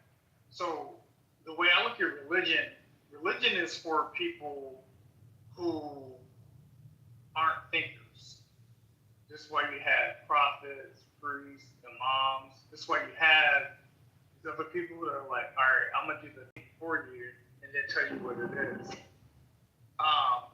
The problem with that is that mass of people who start following these things, they're not actually understanding everything that's being taught at a deeper level. So they can repeat it. So just like you say, you can go into a church and imitate a Christian, I can definitely imitate a Muslim if I really wanted to. I can go to a synagogue, I can go into a temple for Hebrew Israelite. They won't really know the difference, right? All it really takes is a little bit of effort. But that's because they're operating at a level of tradition. You're operating at a level of what was taught to you. When you start to ascend in spirituality and go beyond that, you start to see other things where it's like, all right, I can go into your space, I can hear you, I can look like you, but whether or not we're at the same level of understanding, to one party is going to be a very different perspective than the other party. So I would just caution, if you pick a religion, which everyone's going to pick a religion, but when you pick it, you got to remember that our God is not contained in the set of words. So whatever people have as a set of words, He's obviously more than that. And we can't try to constrain Him. Because the Jews do that a lot, especially with the Jews. They try to constrain Him and make Him be what they make Him into being. And that is a very different type of theology where you're creating your God, and your God is not creating you. So I would be careful with that. I think a lot of people in this world, right, definitely has, when Islam has been presented to them, right? I'm talking about the belief and the core belief of it. A lot of people reject it. Me personally, is because it's not a religion where you can say what you want to say and do what you want to do, and that's accepted. There's certain things it's not allowed. It's like you can't talk your way out of disobeying your Lord or opposing something that the Prophet said. And because the reality is this, religion is based upon, our religion is built upon believing in unseen one and following other people. And the majority of the people, they don't want to follow other people. They want to follow their desires. And this is the problem. The majority of the people, they follow their desires. And they accept whatever goes in line with their desires. This is why they accept what they accept. This is because it helps them feel good about themselves. But when it comes, this is right. You can't go to the club because of this, and you can't do this because of that. And this is the harm in it. This is the evil that comes with doing that. They don't want to follow Islam. They don't want to follow Islam. They want to do things which Islam says it's not allowed. And see, the thing is, and then they go on. Then another thing they say, well, this Muslim, he sells drugs and he do this, that, right? But this is the question you gotta ask yourself. Does he believe in everything Islam says? And do he understand that he's going to get judged too, and he possibly can go to hell for what he do? But the thing is this, the hereafter is forever. And if the person believed in one God and everything that Islam says, even if he done evil, eventually he's going to go out of that hellfire because he believed. This is the difference. See, with other religions, it's, Christianity, hey, I'm going straight to heaven because this is, I got a free ticket. I ain't got to be questioned. My blood is covered, and I know I do wrong, but somebody, this and that. Man, that's fairy tale. That's not reality. Yeah, but I get what you're saying, but at the same time, when you talk about Christianity, it's a diverse group. So if we expand it, like when you talk to an Israelite, if you talk to a Christian who understands that they also can identify as an Israelite and Hebrew, they're going to say something very different. They're going to say, actually, no, yeah, we're supposed to keep the laws, blah, blah, blah. They're going to try to keep the laws. The problem is going to be when they have to engage the reality, like, you have a set of laws that you actually can't keep. And this is what I was talking to Amir earlier about, because we were talking about how we differently conceptualize God and who our example is. You see, like you just said, I follow this set of people who are learned people, and I do what they do. But see, when you have a proper Hebraic understanding or Israelite understanding, it's a proper one, you're not following a human, right? This is why they deify Jesus, actually. So you deify him because you make a point. It's a rhetorical point. He's something more than a human.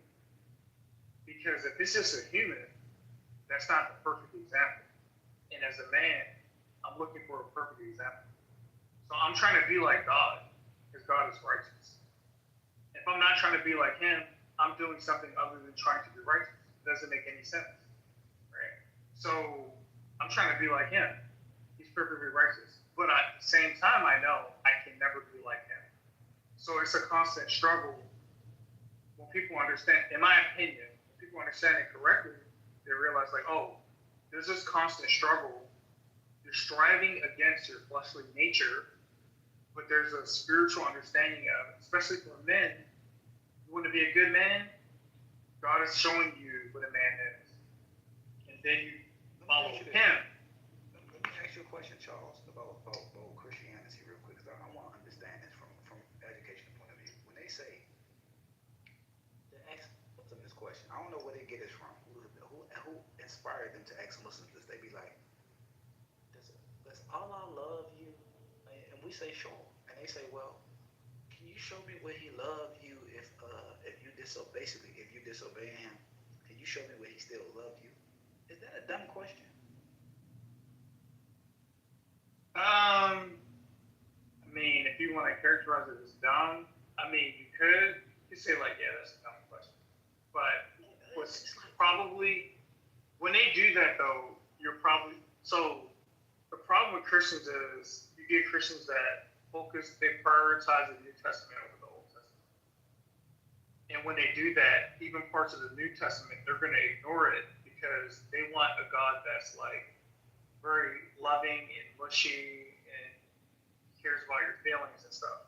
So they kind of prioritize those things. And then I would tell them, like, man, you guys don't understand what you're reading. Because if you read it all, you would, like, that's not exactly what's happening. Sometimes he can be mean. Yeah, He can exact judge. Two men having sex with one another, right? Two men having sex with one another. And you ask yourself this question. They having sex with each other. They love with each other, two men. Does your God love the two homosexuals that's doing that? And it's like, do these people use reason when they ask a Muslim a stupid question like that? Do God love people who associate partners with him in worship? Who say this tree is my God? Or look at the sun, this is my God. Do your God love the people that do that? Like, Yeah, but if they read the text, they wouldn't. If they read the text, they wouldn't. If they understood the text they were reading, they would agree with you. Like, no, man, that's not right. They would agree with you on that. Right? That's a revelation of nature. That's even nature. Nature will teach you that. Nature will teach you that you can't procreate. First of all, if you dominate another man, because if two men have sex, one of the men is dominating the other man, right? And Scripture does not teach that men are supposed to dominate. Right? You're not supposed to dominate. Whoever's getting dominated, something's wrong with you. Because why are you getting dominated in this way? You're not supposed. It's not supposed to happen. So people who believe there's kind of weird things like that, it's like they're doing what you're talking about, where they have what they want it to be, and then they're gonna make the text say whatever they want it to say, but they're not reading the text honestly. And it's crazy because you would think that if there is a Satan, all right, once upon a it is a God and it is a devil. Whatever the devil loves, God has to hate it. Because the devil loves homosexuality. He loves this. Go ahead, guess what? You believe in God? Sure. God still want to love you. It's okay, have sex with a man. Do it. It's okay, have sex with that man. Or, you know what? For y'all women, it's better if your daughter having sex with a woman. Two girls, it's okay for them to have sex with each other. You see, the devil loves this. This is what the devil loves. And the people, the Christians, they so delusional. It's like, they just accept it. Or these groups. But they don't. But most Christians don't accept that. No, and then that's when you get it.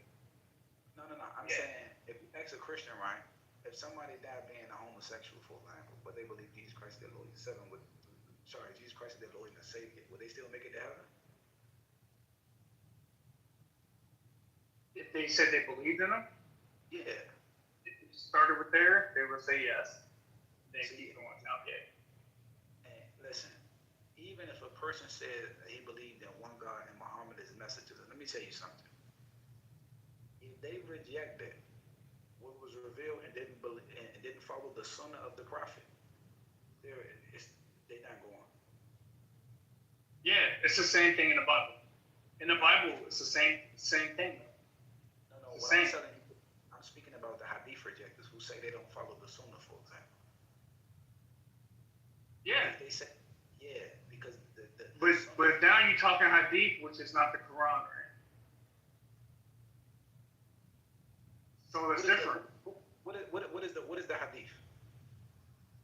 The hadith, what I know about the hadith is it's not the Quran. So the Quran is the holy text, right?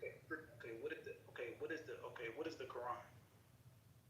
The Quran is the holy text. This is the thing that Allah wants me to read, right? No. If I'm gonna learn, no. The Quran is the criteria to distinguish right from wrong. That's what it is. And it's the okay. Messenger, and let me finish. And it's the one who received the book to clarify its meaning. Let me give you an example. Beat the wife. Strike your wife. Allah says beat the wife. Does it mean you hit your wife and you beat him up?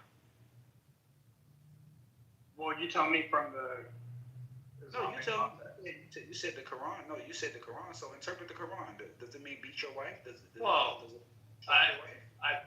what I didn't say, what I've always said is I'm not going to tell you about how Islam works.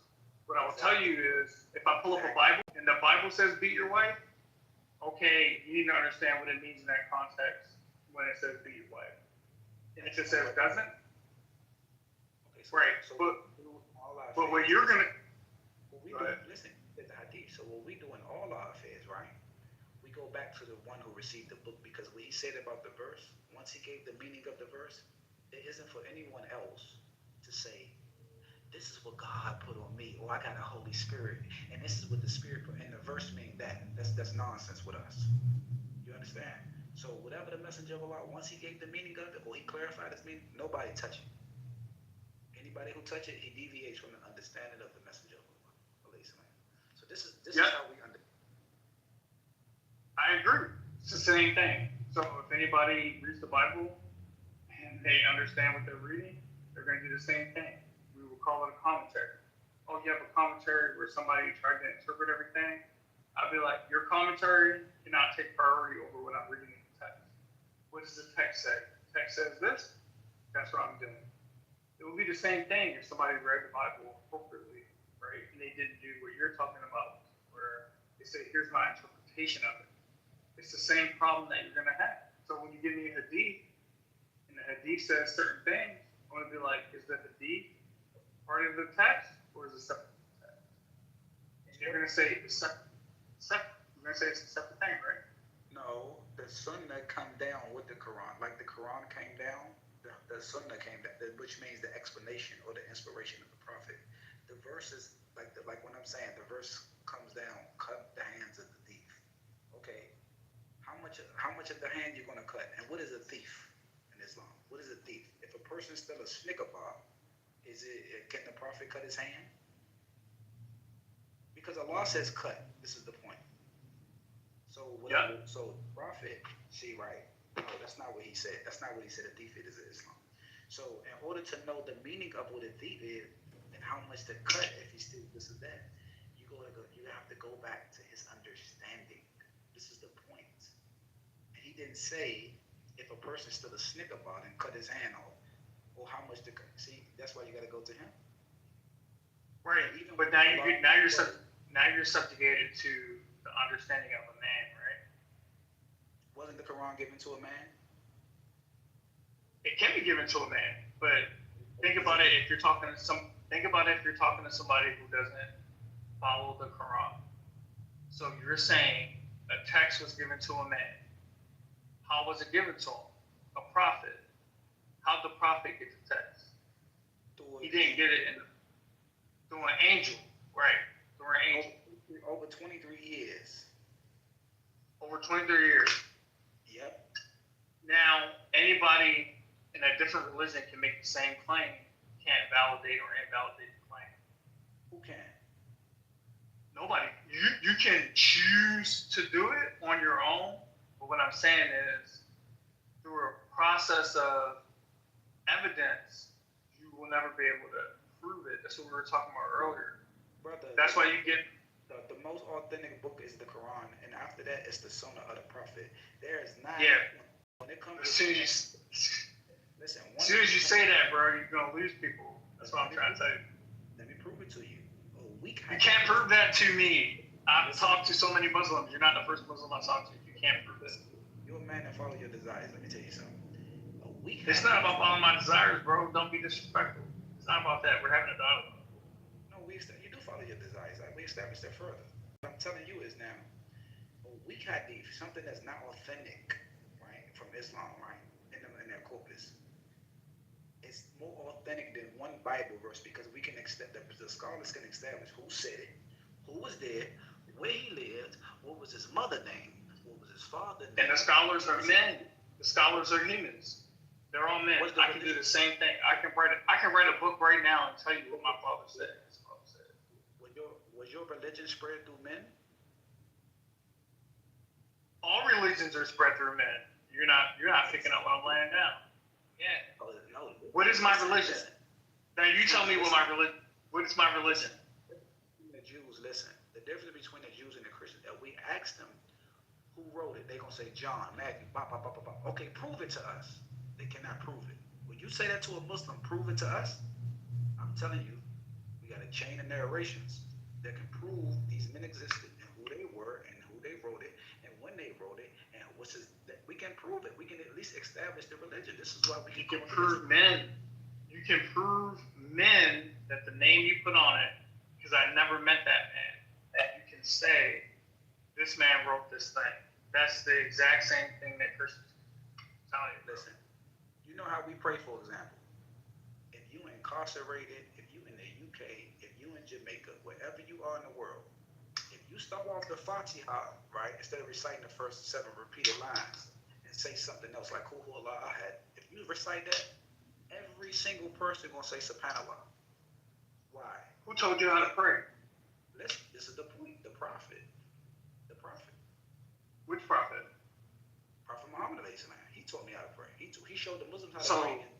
He told the Sahabas. A man. Sahabas. So a man. They witnessed him pray. Yeah.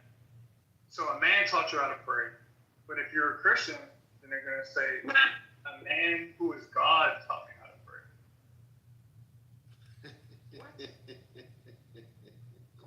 Yeah, he's a deity. No, I'm being serious. I'm trying to sharpen your sword, right? So you talk to a Christian, you're like, Prophet Muhammad. No, hear me out. You're gonna say Prophet Muhammad was a man who did all these things, right? Some of these things we might say are not good. And then he taught me how to pray. And then a Christian's gonna be like, a man taught me how to pray, but this man's perfect. This is what I was talking about rhetoric earlier. People use rhetoric. That's why they do it. You say one thing, you're like, you know what? I know a man. He didn't sin ever in his life. He's perfect. Then you say he's perfect. And then he taught me how to pray. Now, whose prayer is better? The man who never sinned or the man who sinned? Muhammad sinned. Can they prove? The Jesus of the Bible sinned. The Jesus of the Bible sinned. Can you show me where he sinned? Yeah, he said he was God. That's a big sin. That's the biggest sin. Great. So then you're not understanding the message of the Bible. So if you think to a person reading the Bible who believes in the New Testament, they're going to be like, no, he didn't sin. Well, or you can't show me anywhere. If you say that you God right now, that's a sin. All right. If you say that you God right now, all right. It applies to Jesus too. If he said he's God, he's a sinner. He's a sinner. Show me where he says he's God. He said, if you see me, you see the Father. He said, me and my Father are one.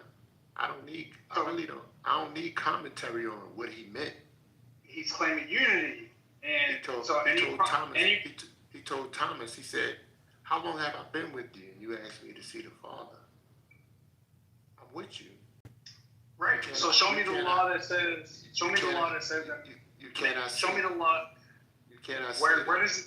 Man, where does it say that? Where does it? No. Yes, you can. The Bible says you can say that man is God. God calls himself man. Not the Creator, not the Father. No, he could no. No. See, that's slow down. See, right now. Because I'm trying to help you sharpen your sword. So slow down. I don't have a sword. What I'm saying to you is this, right? Is that you're defending at the same time. You're trying to get me to sharpen. You're defending. I'm not defending, bro. There is no defense. This is a man in the Bible who got killed for saying it. He got killed for making himself a god. Right. So and then when you read, so when you read the Bible, when they say he got killed for doing this thing, what's the point? They told him. They said, we don't stone you for doing good works. We stone you for making yourself the Father, the God. Right. And what is he for that? So that they saying the same thing that I'm saying to you. He made himself that Jesus of the Bible. He made himself into a God, and it caused him to die. So if I believe the Bible, then I'm going to keep reading, and he's going to explain. Well, really, what he does is he asks them a rhetorical question, and they can't answer the question. Yeah, he asks them. He said, "Is it not written in your scripture that ye are gods?" He refers you to Psalms, but that doesn't. That's besides the point. It's not beside the point. Anybody, all of us you could say the same thing. You could make a reference to Psalms 2 right now. You could say, I could say, I'm getting ready to stone you for saying that you're God. And you say, well, did God say that you're God's in the book of Psalms? Or didn't he do, you could do the same, you could bring up the same argument he did. What's the difference between you and him?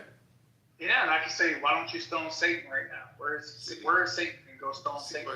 But in all seriousness, it's like it's interesting. Like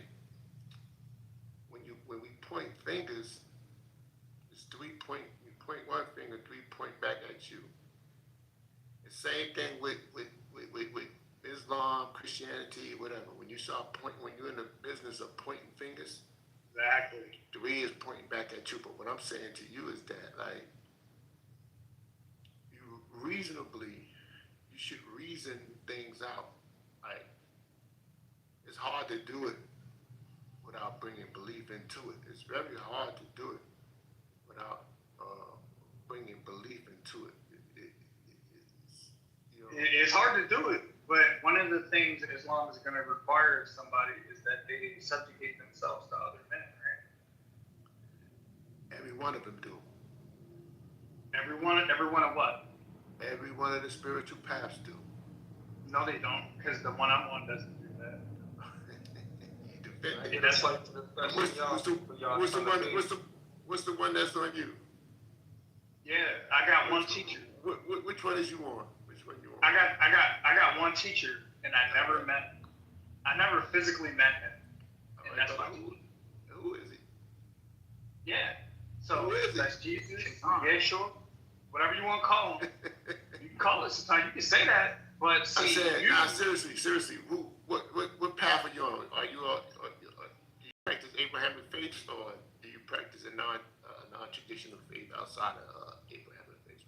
No, I am Abrahamic. I'm Hebraic. Okay, I practice when you say practice, it depends on what you mean by practice. But yeah. Okay, so you believe in one God, you believe in 3 gods, you believe what you believe? I believe in what Abraham would have believed in. There's more than one God. And then if people get caught up on the word God and the definition of the word God, that's how I know they're not spiritually enlightened. Okay, you're gonna get so caught up on the word God. No, hang on, hear me out. You get so caught up on the word God, the Muslims are gonna be like, oh, there's only one God, and you have angels. But then you don't realize the angels you're talking about, those are gods. That's how Abraham understood. That's how Abraham understood it, right? So now we playing word. So let's not play the word games. Let's say, what did Abraham? You know how far Abraham was ago? How far Abraham was ago? Because you're telling me how he understood things. Abraham. Yeah, I am telling you how I understood. Abraham was a long time ago, beloved. But see, I have access to my God, and then what you're telling me is I need access to a human who's going to tell me about my God. And if I have to go through a human to tell me about my God, then that's not my God. How you learn about your God? How did you learn about your God? Study. Studying what? Study multiple things. Give me one thing. Give me something that's closest to God that you study. World religions. You study world religions. Yeah. And how did you get world religions? You go to school and there's a course called world religions, and you study. What do they teach you about the religion? What do they teach you? They teach you the different religions, what they believe, what they practice. Sometimes their sacred texts. You say you Hebraic. Do you read the Bible? Yeah, I read it. Do you believe it's the Word of God? I believe the messages in the Bible, if understood properly, will reveal the knowledge that God wanted you to have. If you don't read it properly, you don't understand it, then you're not. Do you believe it's the Word of God? I just told you what I believe, and now you're asking you. I'm not asking you a specific question. What do you mean by Word of God?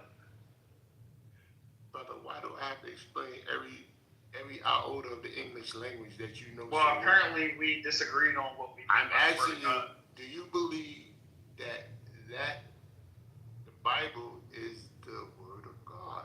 Yes like or no? God spoke the entire Bible and then it was written, and that's His Word? Do you believe that it's the Word of God? No, basically, what you're doing is running. Not running. Because if you say it's the word of God, I need to understand. You are avoiding your. You're using rhetoric, sir. You're using rhetoric. You're avoiding that. Yes, you are. Brother, the Christians use rhetoric, and they say. Okay, beloved, we ain't got no further, beloved. Brother Jig, you got it, baby. You got it. Yeah, you don't gotta say all that. Let's be real about it. Brother Jig, you got it, beloved. Yeah, we gotta do all that. I'm just keeping it 100. Like you're not keeping it 100. We can't have a conversation if it's like, every question I ask you, I gotta give you commentary on a question that I ask you. I gotta explain everything that I ask you. What's what? What you mean by when you use rhetoric?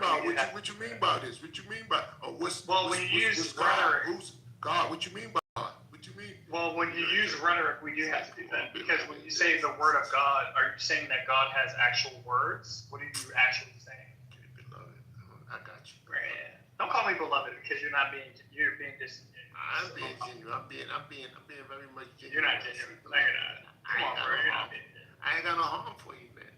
No, you don't got any harm. I'll help you before I harm you, man. So you that's can't. That's what I mean by beloved. That's what I mean by beloved. You know how easy it would be when somebody asks you what you mean by the word of God. Like if you ask me what I meant by the word of God, you think I couldn't answer that question? Brother, it's over, man. The word of God is the God spoken it's to an a prophet. impasse, brother. Okay. It's a stalemate. The word of God is God spoken by prophets. The prophets write down what they understand, the words that God said, and the meaning, and they translate it. They put it into the text they understand. Right, so when you say the word of God, the prophet is a man, right? And the prophet is a man. All right. So you got it from a man, right?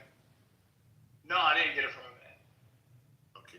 I got most of the text. I got the text I read from a man, but I don't get all of my information from God. God speaks to me. Peace. No, you don't gotta say peace.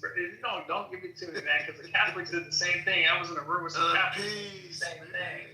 They're like, oh, we're good. Right. They start the moment. Shalom. Shalom. How one a gal. Yes, baby. Don't give me false love, man. Don't give me false love. I ain't punch for some flavor, brother. You gonna feel those probably tomorrow morning, but I swear they love that. Peace, brother, peace. That's it. I ain't man. I ain't causing no trouble, man. You just kicking it, man. You think you want to fracture something? No, I'm just saying. If you don't want to tell me what the word of God is, then why are you asking about the word of God? Come on, I know because, brother. My main point in the conversation is that whatever you're gonna get is gonna come through the hands of man to a large degree. Yes, God can inspire you personally, individually, through his inspiration to you as an individual, one-on-one. Yes, he can inspire you. However, in terms of when you're reading these books, reading these Quran, Bible, whatever, these was given it to us. He worked through man to give it to us. And if you call that being subjected to man, that's on you. But the vehicle that the Lord worked through to give us these books came through men to a large degree. So now, if you want to challenge that, my beloved brother Charles. No, I don't challenge that. You can do it. Yeah. I agree with you on that. Here's a big distinction. When I go from the book and then I get into now here's someone's interpretation of the book. And then now here's the tradition that comes from the interpretation of someone who had the book and then read the interpretation and then tell me this is a tradition I gotta keep. So tradition is usually the big problem, right? So that's where religion comes in.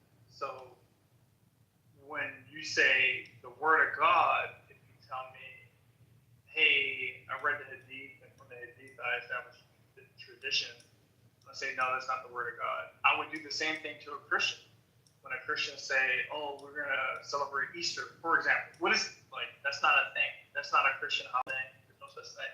But they do it, and a man says to do it, but that's not what God says to do. There's no command to do such a thing. Right? So that's where I make the distinction between when you say the word of God, what do you really mean? Because if you really believe as a prophet, you receive something from God, and it's meant for other people to follow the practice, then you would just add it to the Holy Scripture. If you're not willing to add it to the Holy Scripture, then that's not the word of God. Told you, my man. Like, look how you sound. The revelation come down in two. I mean, well, yeah, two. One, the book and the clarification of the book. How you gonna tell God how He delivered a book to His slave? Does that even make sense? I'm not telling God how He delivers a book to His slave. What I'm telling God is, what is my relationship with Him? Am I God's slave, or am I the slave of the man that God made a prophet? Which one? So you want the Quran to be like the. So you want the Word of God, who addressing the Arabs and all different topics, doing the prophet's ministry, mixed with everything in one. That's too much for the people. No, what I want is my master, if I'm his slave, to tell his slave what he wants him to do. And if I'm his slave, he will talk to me in a way that is more direct than prophet plus someone who writes a hadith plus a teacher who then tells me a tradition. And I will make the same argument with the Christians and the Jews. So I'm not being unfair. So you're invalidating Paul, you're invalidating Luke, John. You're invalidating a lot of, when you make that statement right there, you're making a lot of things that you believe in invalid. Well, you're making assumptions about what you think I believe in, because I'm not invalidating Paul in any way when I say that. But what I am saying is that in so much as Paul is a prophet, he can be a prophet. If he is a prophet, I'm not sure that Paul is ever referred to as a prophet. But anyone can write anything they want. But when they write that, that doesn't equate. David is a king. David, the primary purpose of David and other kings is most of it is to teach us what not to do. So I don't do. Anyone can be a prophet. I can be a prophet. All right. So you vague. You don't. All I'm doing is I'm dancing with you. You can dance with me all you want, but anyone. We're doing a dance. Do you know the difference between a prophet and a priest? You're scared to stand on things. I'm not scared to stand on anything. You're afraid to. Anyone? Why would I be scared? You are because. Why would I be afraid? You don't want to commit. You're scared of a commitment. I'm not scared of. Was David a prophet? Charles Johnson. I remember. Yes or no? Yes or no? Was he a prophet? You seem to know the answer, so you can tell me, and I'll say. I can't. I don't have. I can't recall. You use a term that you identify with heavenly, and that's rhetoric. You're dancing around. You're dancing. You're hustling. I'm not dancing. You're asking me a question. I'm telling you, I can't recall. I don't know. Is David ever referred to a prophet in the text? Was David a prophet? Was he? I don't have it memorized. I don't have the whole Bible memorized. Was Moses a prophet? Moses was a prophet. Okay. And did Moses receive something from God?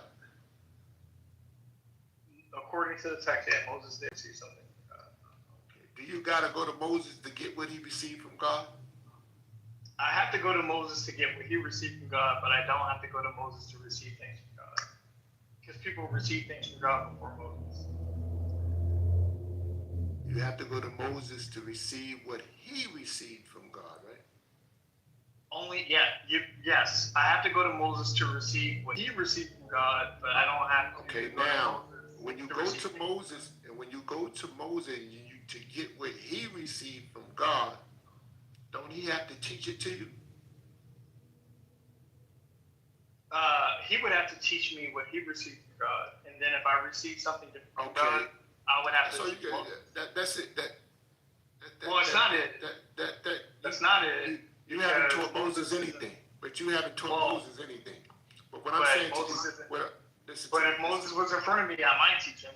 Okay, well, I probably would. Okay, but you might can teach him about God too, right? I could teach him about some things, I'm sure. Right. Because Moses Can you teach him about God? Moses didn't have the first covenant, so Do you think that you can teach Moses about God? it's definitely possible. 100%. Okay, no problem. All right, so Yep. Yeah. What I'm There's no asking man you- over me, and that's why I know Islam does not make sense. what I'm asking you is, You're thinking of other men as somehow being what above I'm you. asking, Yeah. what I'm asking you is this, right? Be careful of being ego-driven and self-centered. It's not ego. I'm a worm. And based in self on a level that is astronomical, because you, like any man, has flaws. Agreed. And the Most High chooses who He wants to give information to and inspiration to and spirit to greater than you. And if He does so, that's His prerogative. And you, being who you are, have no other choice but to accept it, because you cannot go against God. Well, I can accept what God tells me, and for men, I can choose not to accept it. And in fact, everything you just said, the Prophet Muhammad, peace be upon his name, came back to me and said, "Here I am, resurrected. Here's everything." I would say, "You are a man, and if I have a direct line to God, maybe I need to teach you something." Exactly based on what you just said, 100%. And this is the problem. When you try to put subjugate men, You would do the same. You would do the same. You would do the same thing with Moses, right? You would do the same thing with Jesus too, right? Yeah. Okay. So this places you in a position that you believe that you can be their teacher. No. Whether or not I'm their teacher, the reason why I say this is because every time I mention the prophets or someone who is inspired by God, that is clear that they have been inspired by God to bring something to you, you rebut it with your ability to teach them. Yeah. So when you say be their teacher, do you mean be their prophet? Listen to me. You're reading stuff that they left, allegedly. You haven't left anything yet. You don't have a history. How do you know? You don't have. That's a lie. You just have very false. Hold it. That's false. What you just said was false. What have you left that you said was inspired, that God inspired you to write and lead for the people right now? I got a book. I already wrote a book. Okay. Have you written a book? Have you written a book? I want to read it. I want to read your book. What is it? Is it on? Can I purchase it?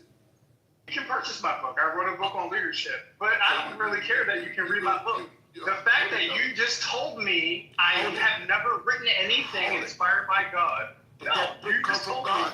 Did that book come from God?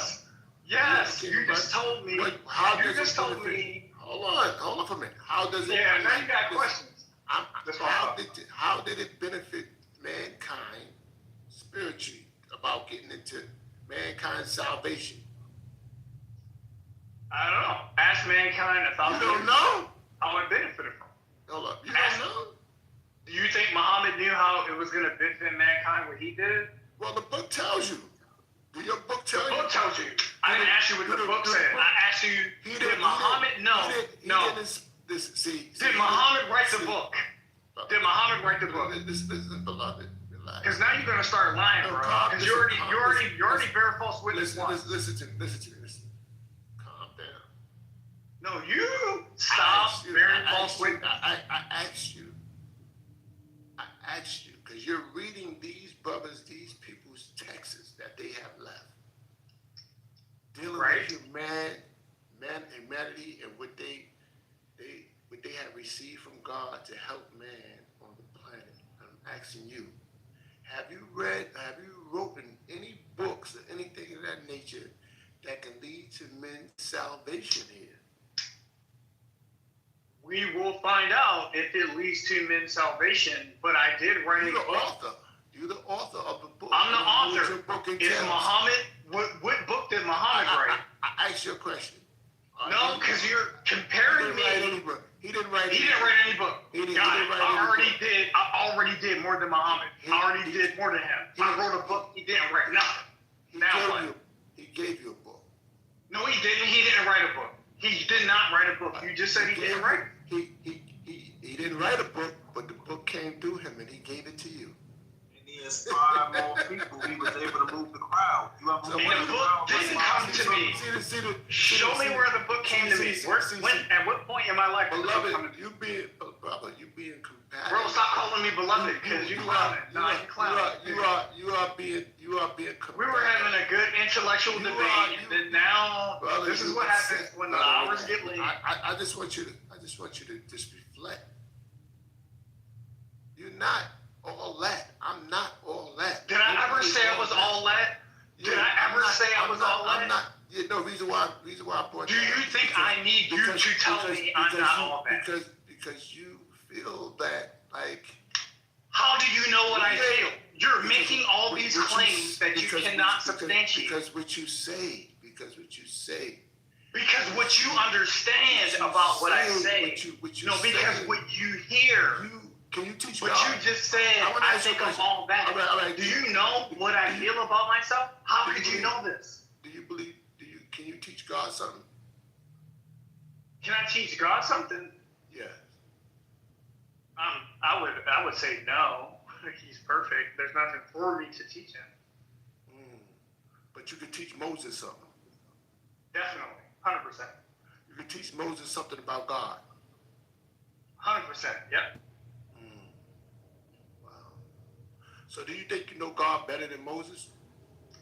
Don't need to know him better to teach him something about it. I teach people things all the time. Yes or no? You're asking me a question and now I'm answering it. Do you think you could know God better than Moses? Yes, 100%. All right, my brother. I'm going to yield right there. Yeah, go ahead, you. You got it, brother.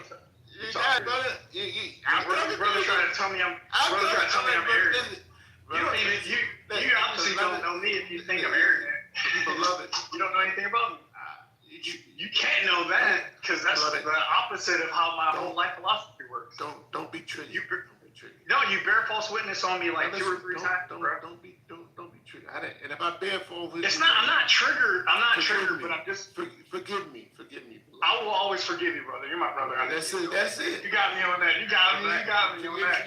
Forgive me. I'll always forgive you, my brother. If I bear false witness, forgive me. It wasn't my intent. I made a mistake. I forgive you, brother. Hey, thank you. I appreciate you. But my personal philosophy, so people understand how I operate, I'm a worm, but no man, a reproach of men. There's never any point where you're going to encounter me and I'm going to say I'm arrogant or better and smarter than other people. It's exactly the opposite. I believe no human is better than another human. That's the crux of my entire argument. Once you tell me you're a human, you have flaws. We all have flaws, right? So if I'm going to subjugate myself and say I'm a worm but no man, then every man is a worm but no man. That's the position you have to take. You can't actually encounter God until you come into that type of submission. And we don't come into that type of submission with other human men. We come into that type of submission only with the Creator, our God, right? So that's where I was coming from with that. So when we use rhetoric, when we start making statements, we got to be careful, because you can make statements about people. Then they say, oh, I'll say, I will express myself in a way where I'm exerting emotion, even though it's not really that serious, like you were saying, brother. It's not that serious, but it's a point that I'm trying to make. I'm using rhetoric. The point I'm making is now we're making statements about each other and our character and whether we're being honest about something when we don't actually know each other. And we can't go that far with it. I don't know that about any other man, right? So when you ask me, can I teach Moses something? Possibly, yeah. Do I think God could come and teach me some things that Moses never knew and teach me more than he taught Moses? Absolutely. He could do that. that's definitely a possibility, right? So these are kind of ways we have to engage our understanding of the Creator and how He operates. I don't want to drone on, but that's all the point I was trying to make. But you got me on that. Man, God forgive me. You right. I gotta forgive my brother. God, you got me. Got me. All right, my position is this, man. Like I said earlier, I respect what you're saying, and my position is that, the Lord raises up who He wants to raise up. The Lord puts people in position who He wants to be put in position. The Lord shows people where He wants them to be seen, where He wants to show them. He chooses who He wants, and He rejects who He wants. Me, myself, personally, I may, can talk with Moses and speak to him and teach him about some worldly stuff, like fishing or boating or golf or something like that. However, when it comes down to who and what God is and things of that nature, and what God, the knowledge, stuff like that,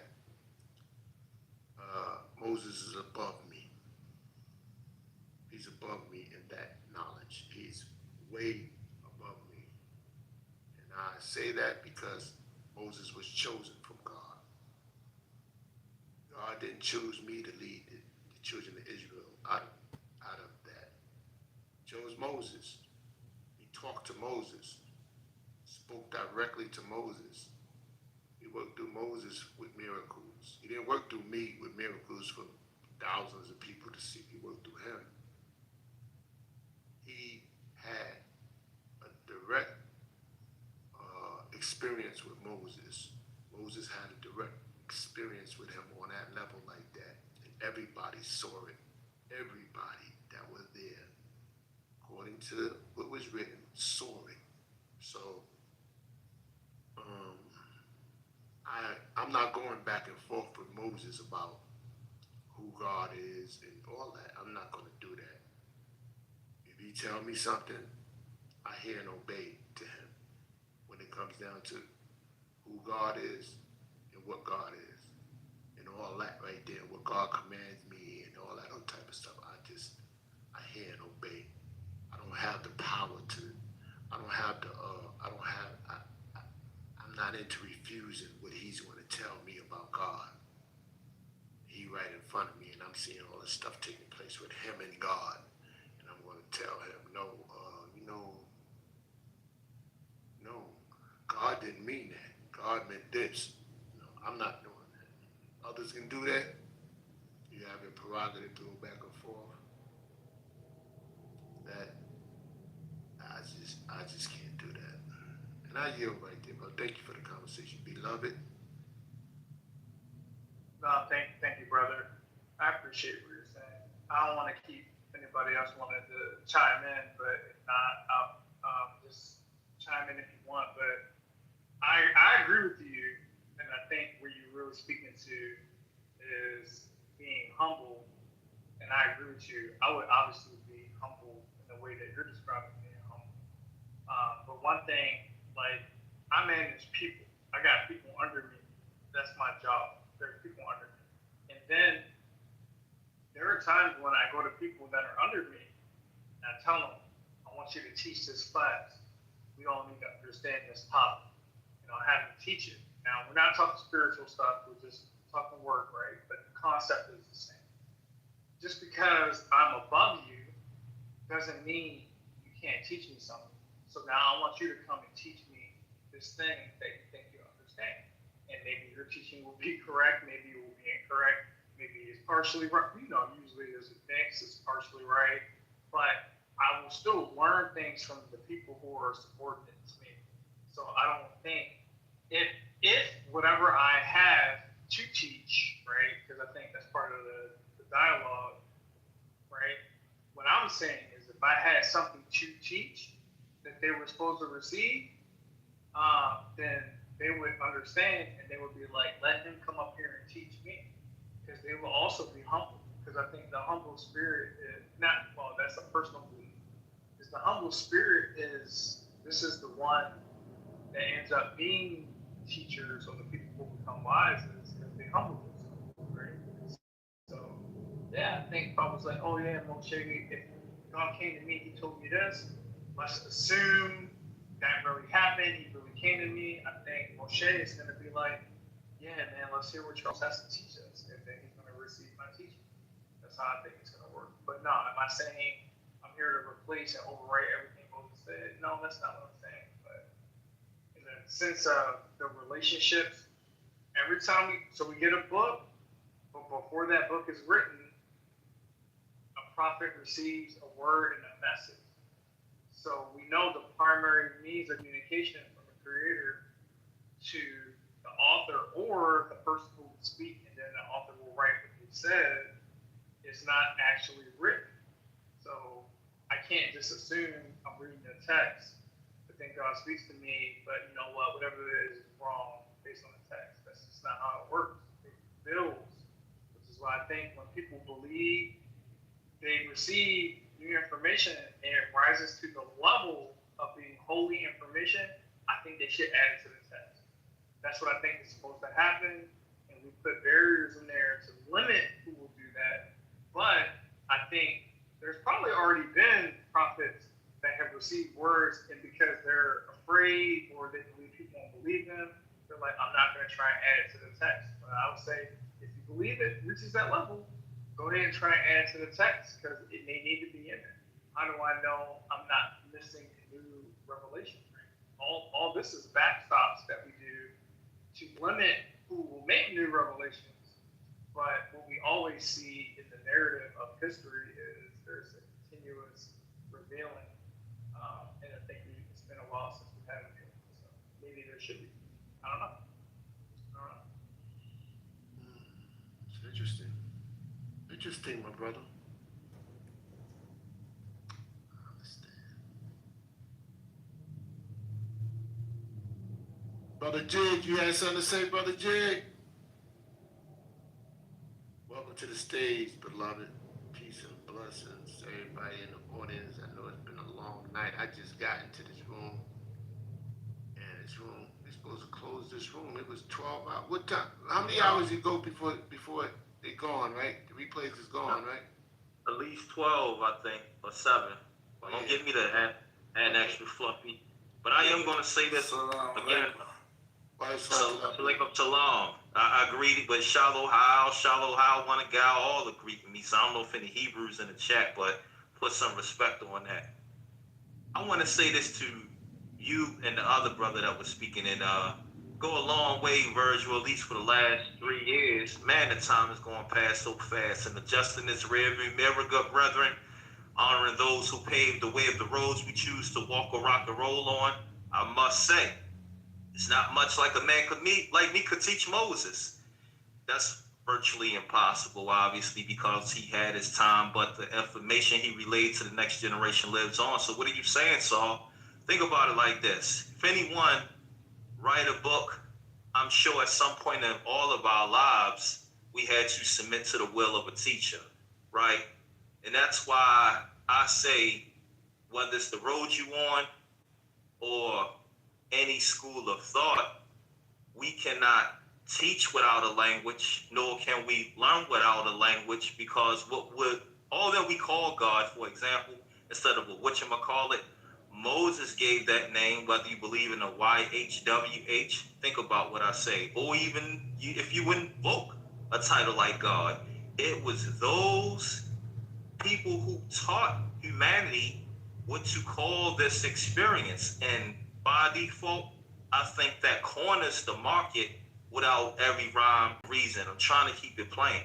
Am I losing you, Virgil? Oh, no. I'm walking right exactly with you. I'm right here with trying to be less encrypted, because this is serious business right here. So, and I'm mentioning this because you said when you point one finger, 3 may be pointing back at you. And that's interesting because though that is true, you know, hand over grip, full fist of life. But how can I count to 3, count to 5, or count to 7 without a language? So we cannot teach without a language, nor can we learn without without a language, so our teachers gave us our ABCs before our 1, 2, 3s. So that which we call God, or the value number we place on God and putting God first as first love, or there's only one God. I'm like, think about it. We speak on God conveying numbers, right? So I'm like, you have to submit to the will of the system, at least that the Most High, Allah, Yahweh, whatever your first love may be called, right? We have to submit to those teachers, because without those teachers, what would we call it other than a whatchamacallit?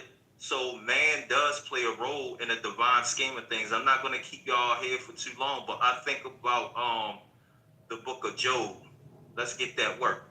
Though the author may be more mysterious, even though it comes in the name of Job, J-O-B, who would have thought? Job definitely got that work in his life, but think about working out the idea of Job chapter 12, verse 7, I believe it is, and I'm going to paraphrase this, but y'all can fact check for facts if y'all don't believe me.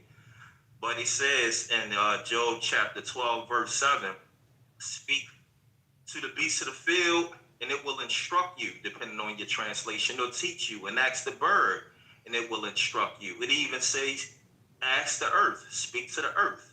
So if anyone took this idea seriously and even go further to take it a 12 step and exercise this idea, it grows into a branch of biology, even though every word doesn't compound that exact information, but to study the birds, the beasts, and the earth, that is a branch of biology. So they may not let you know who their ghostwriter is, but that is a way you can be divinely inspired by reading the books. But again, that does not come without a teacher. In order for me to crack the code of the divine poets that wrote it, I need a teacher to understand the basic English language before I start reading any subliminals in there. So I don't know how we have a connection with God without appreciating that extension of love to us. And when I say extension of love, in my strongest opinion, that is the prophets. Those are the teachers, in my, again, in my strongest opinion. But I don't know how long y'all had it for, but I appreciate the time and patience y'all had with me. Y'all know I can get. I'm gonna land my plane with that, bro.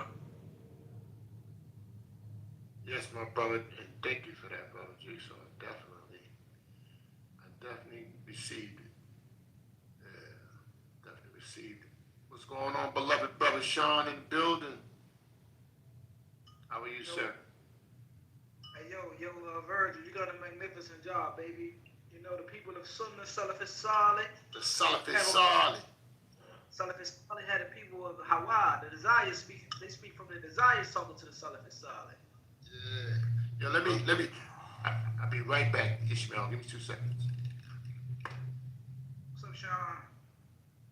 What's going on, brother? Good conversation. Yeah, I'd like to see Virgil get busy, man. Oh, this Charles Johnson. Yeah. Charles, what's up, though? Yeah, I wanted to tell Virgil something, but he left. That's all right. I'll talk to him when he comes back. But there's a lot of people like Charles these days, or like, especially like the Gen Z. It's like you can't tell me nothing type of thing. I can decipher it better than they deciphered it. You know what I'm saying? There's a lot of. I think that population is increasing. That's the Quran alone, man. Charles Johnson. This used to be Charles Johnson. He used to be a Christian. I remember he used to be like, he said he ain't classified Christian. He used to defend the word. Now he on some other stuff, man. He on a spiritual journey, baby. Talking about when you say Charles Johnson. Ain't you Charles? Didn't you used to have a different account on this app named Charles? No. Yeah, my name has always been Charles. I'm not Charles Johnson. I think you're talking about somebody else. Because you were talking about me. No, yeah, you and me. There's a different room you and me used to be in a lot together. Usually I was just. Yeah, where your suit at? I would be in there usually just listening. I remember you. You said what? I remember you used to have a different PTR. Yeah, I had a different picture. I actually need to figure out how to do my other thing. It's not important. But no, yeah. If you're talking about me being somebody you somehow changing my spirituality. That wasn't your last name. No, that's. wasn't your last name, Robert? No, that was always my last name. That's my actual last name. Yeah. I'm talking about No, that was my last name. I've never changed my last name. Yeah, on Clubhouse, I've never changed my name. I've never once changed my name. See, this is where we're getting. So again, bear false witness, brother. Come on, brother. Like, I'm telling you, I've never changed my name on this app. Put your other picture you had on Clubhouse before. Let me see if I can. Let me see. I don't forget faces and voices. That's one thing I'm. Oh yeah, I had the one where I had the tie on. Yeah, that's the tie. You was in Malachi, right? Yep. Yeah, and it was never Charles Johnson. So, and never would you have heard anything from me that would indicate a change in my theology in the time period that I've been able to do. That would have never happened. So again, like we're just saying things, but that's not true. You call it theology? What you was talking about? Well, I mean, you call it a theology, call it religion, depends on, I guess, what parameters you want to put on it. But there is absolutely no point at which anything I'm saying today that you and me would have known each other, that it would have been anything that's impossible, because I wasn't even on this app before the point I reached my current theology, theoretical framework, conceptual understanding, etc.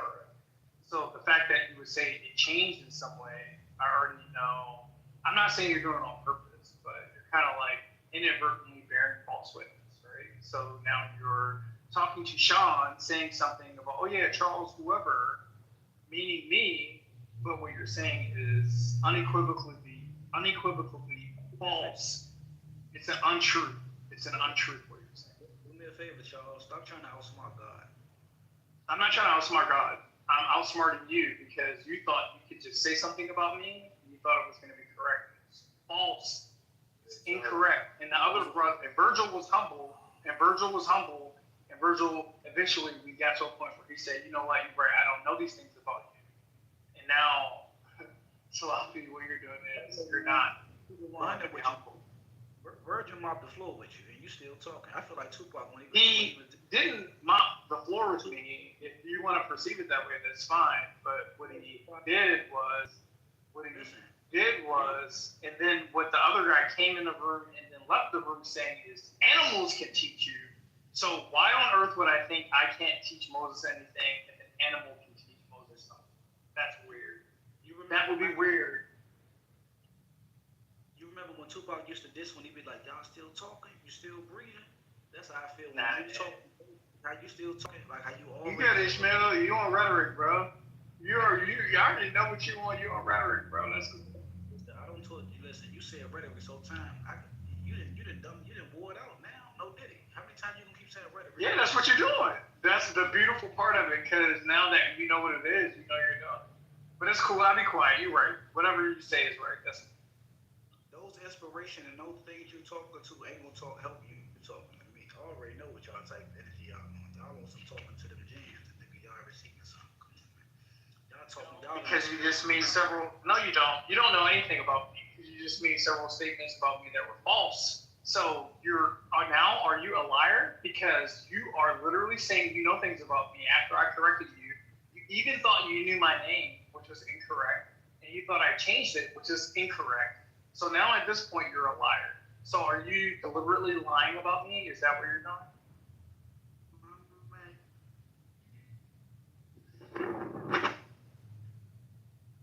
I can't hear you in the matrix, bro. My bad. You're in the matrix. I do want you to think about what I asked you, because I already corrected you and you're still trying to bear false witness. Now you're a liar. What's up if you're in the matrix? Virgil, you back? I don't know what is up. Nah, Charles, I think you're getting too defensive, man. It's not that serious. Yeah. Hey, you cutting off, Sullivan. I'm not getting too revelation, Sean. I'm not getting too. I can hear you now. Yeah, I remember hearing that. Charles, did you say that? Yeah. Well, Sean, what's happening is I'm not getting too defensive. The problem is we are encountering logical errors as people make arguments against me, like saying my last name is one thing or another thing, or saying my belief system is one thing or another thing.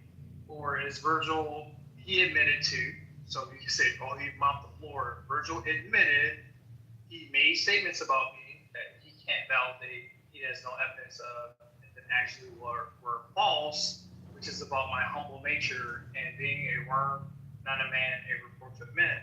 So I think what we're really doing is miscommunicating, which tends to happen on Clubhouse as we get to the later hours, because typically the later it gets, people start to retreat into whatever the doctrine they believe in, and we have less of a dialogue. So earlier in the room, we had open dialogue, things were going great, but when we get groups of people who all believe the same thing and they want to kind of pile on, that's not as useful. No, Charles, the piling on is not happening. I think it's just a difference of agreement, a difference of opinion. Because the part where like everybody was, and even if we're Christians, like I think the reaction would be the same, is where you said you could teach something to Moses about God. You know, so I think it's not a group thing. I think Christians will have an issue with what you just said. You know, Jews will have an issue with what you just said. And I would argue those Christians have an improper understanding of the text they're reading, which we also said in this room. I'm not defending Christianity or any denomination of Christianity, although I would offer probably my own definitions of what those things meant, and most Christians would not agree with it. I would also identify as Hebrew, and in a certain way, I would identify as an Israelite, but I'm not an Israelite, right? So again, my point is there's understanding the content of what you're digesting and reading, which is very different than having humans tell you what things mean, which I think is probably the bigger disagreement having with my brothers here, and maybe yourself, right? Where, yeah, it's helpful to have another human teach me what they understand and what they learn, but that can never supersede intervention of God telling me this is what it means, because what that intervention would mean is that we can't have prophets, because prophets receive direct communication directly from God, and in order for there to be a such thing as a prophet means that there can be a human teaching something, and God can say, here, prophet, teach them something new, different, progressive, whatever you want to call it, but that is the whole point of having a thing called a prophet. So there cannot be a world in which we can have humans that cannot receive direct revelation from God and must go through humans. Hopefully that makes sense.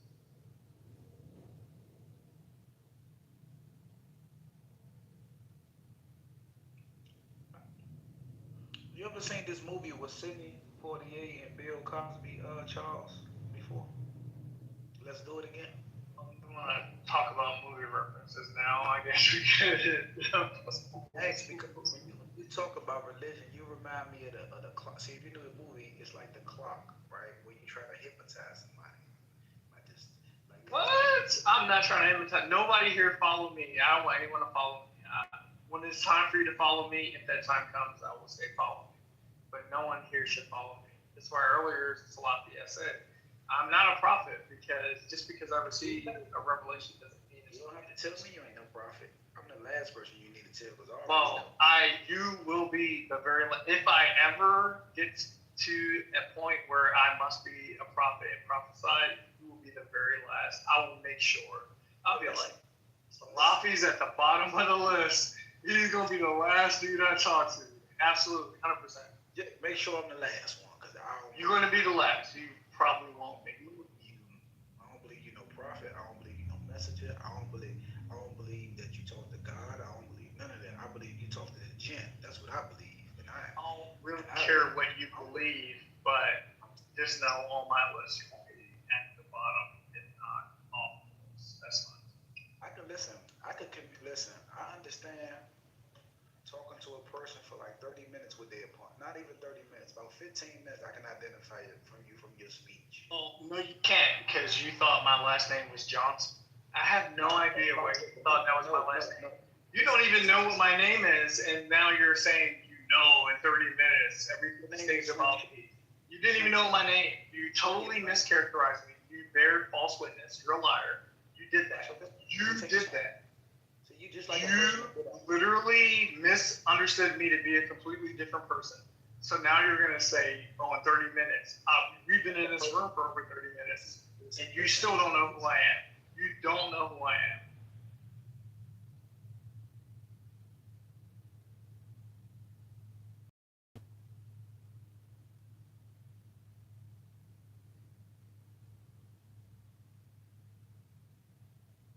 just like a person of bid'ah. What do I mean? A person of innovation and misguidance. They always cleanse to something when you may have misspoke or they got a subject. That's like a win for a person of innovation and misguidance. When I told you, for example, I know you by your speech, I'm talking about your belief system, like what you stand for. Like I knew from your tongue within 15 minutes that you thought that you were type of like, I don't gotta follow no man, and I don't gotta listen. You jealous that God didn't choose you to be a prophet or a messenger, so you want to feel important.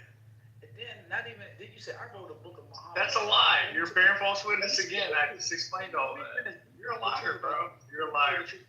Let me tell you the truth about your life. If you was to die today or tomorrow, your reality is people gonna grieve for you about for a month or so, or maybe a year. Your family members, God, bless them. After that, right, that reality, like after 20, 30 years, you're not going to be remembered about. Like your whole existence and everything you stand for is going to be like dust. But the prophets, for example, they're going to be remembered in this thing called life here. You know why? Because they left something that you can't never leave behind. You understand? So don't ever compare yourself to a prophet of God again. That's very compare myself to a prophet. When did I ever compare myself to a prophet? You said that you left a book behind. I wrote a book. Muhammad ain't leave a book.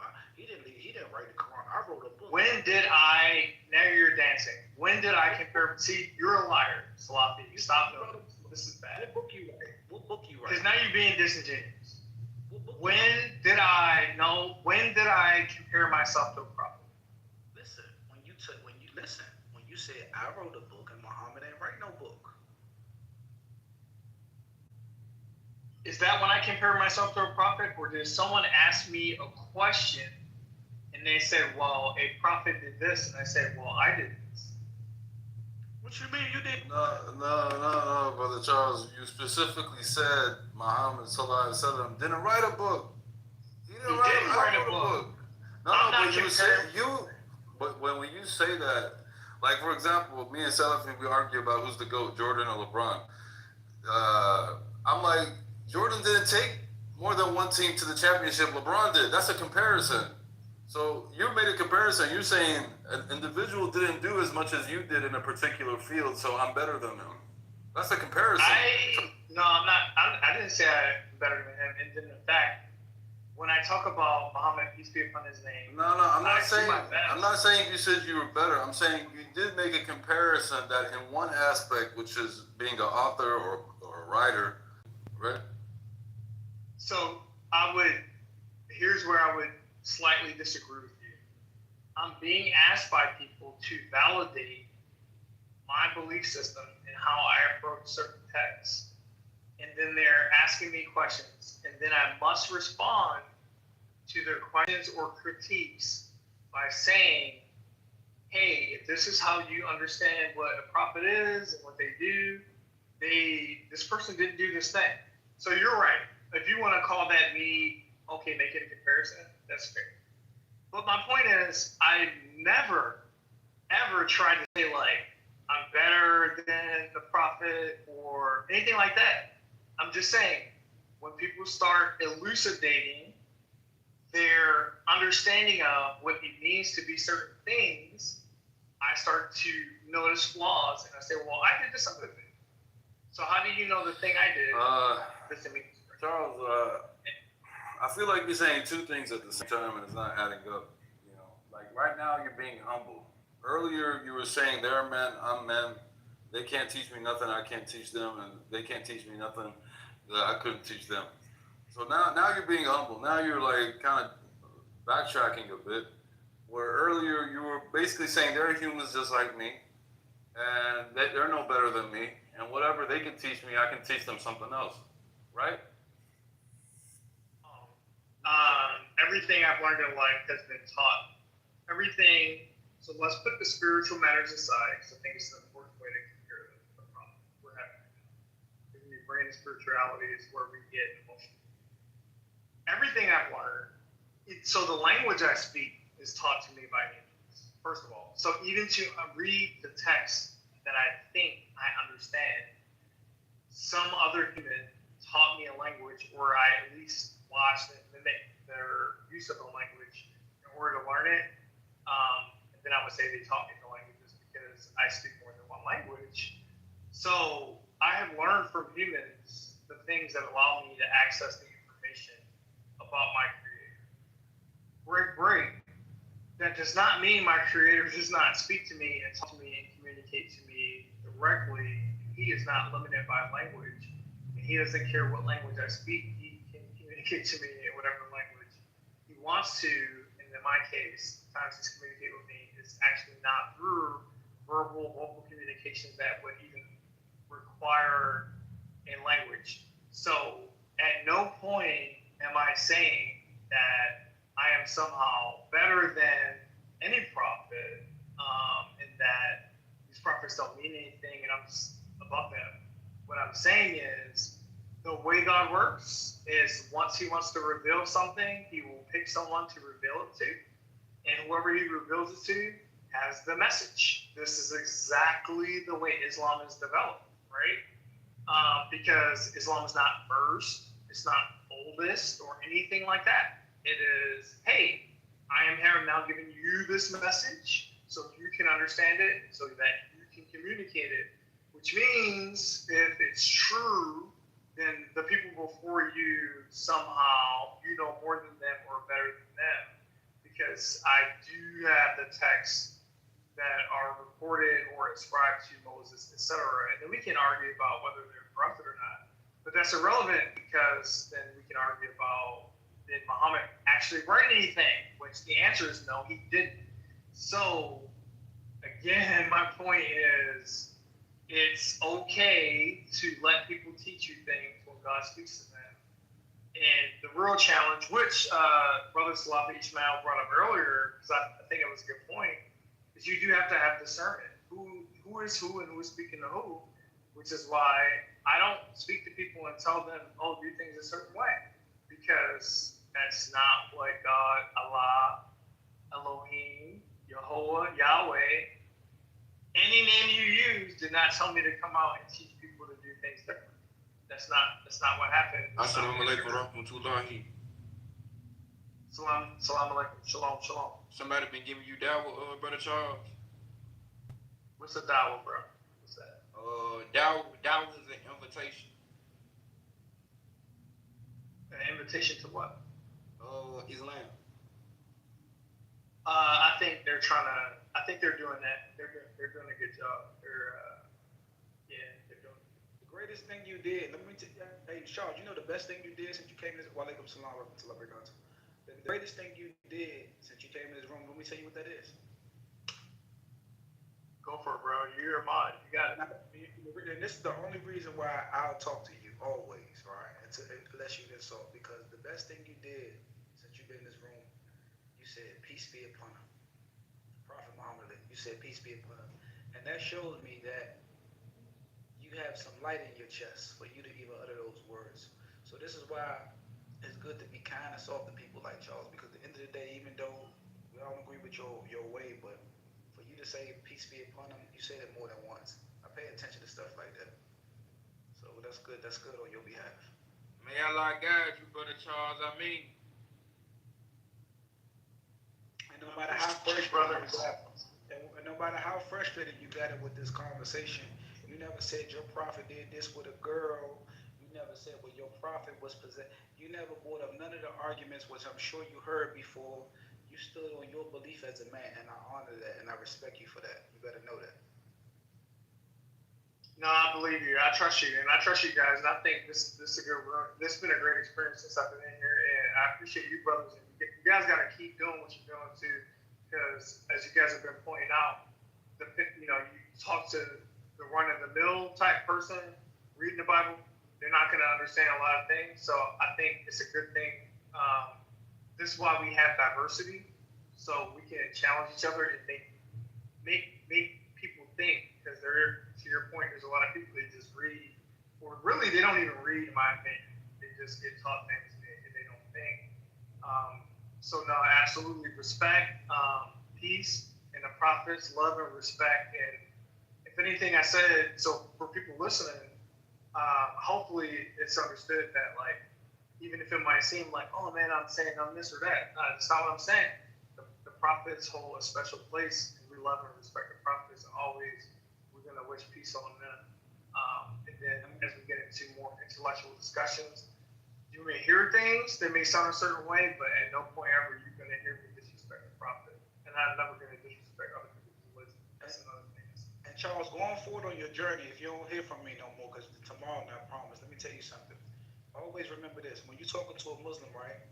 If he ever is being harsh with you, right, and would he be firm? Let me say firm, right? The Muslim believe that they upon the truth, right? And you can't tell them that they know they're upon the truth in their mind. Muslim man, they believe and they know with certainty they're upon the truth. And sometimes they're harsh towards you because they want what's good for you in regards to their firmness. They believe everything you say out your mouth in regards to God or what you're saying is falsehood. So I want you to put that in the back of your mind when you're talking to a Muslim. So that's all I wanted to.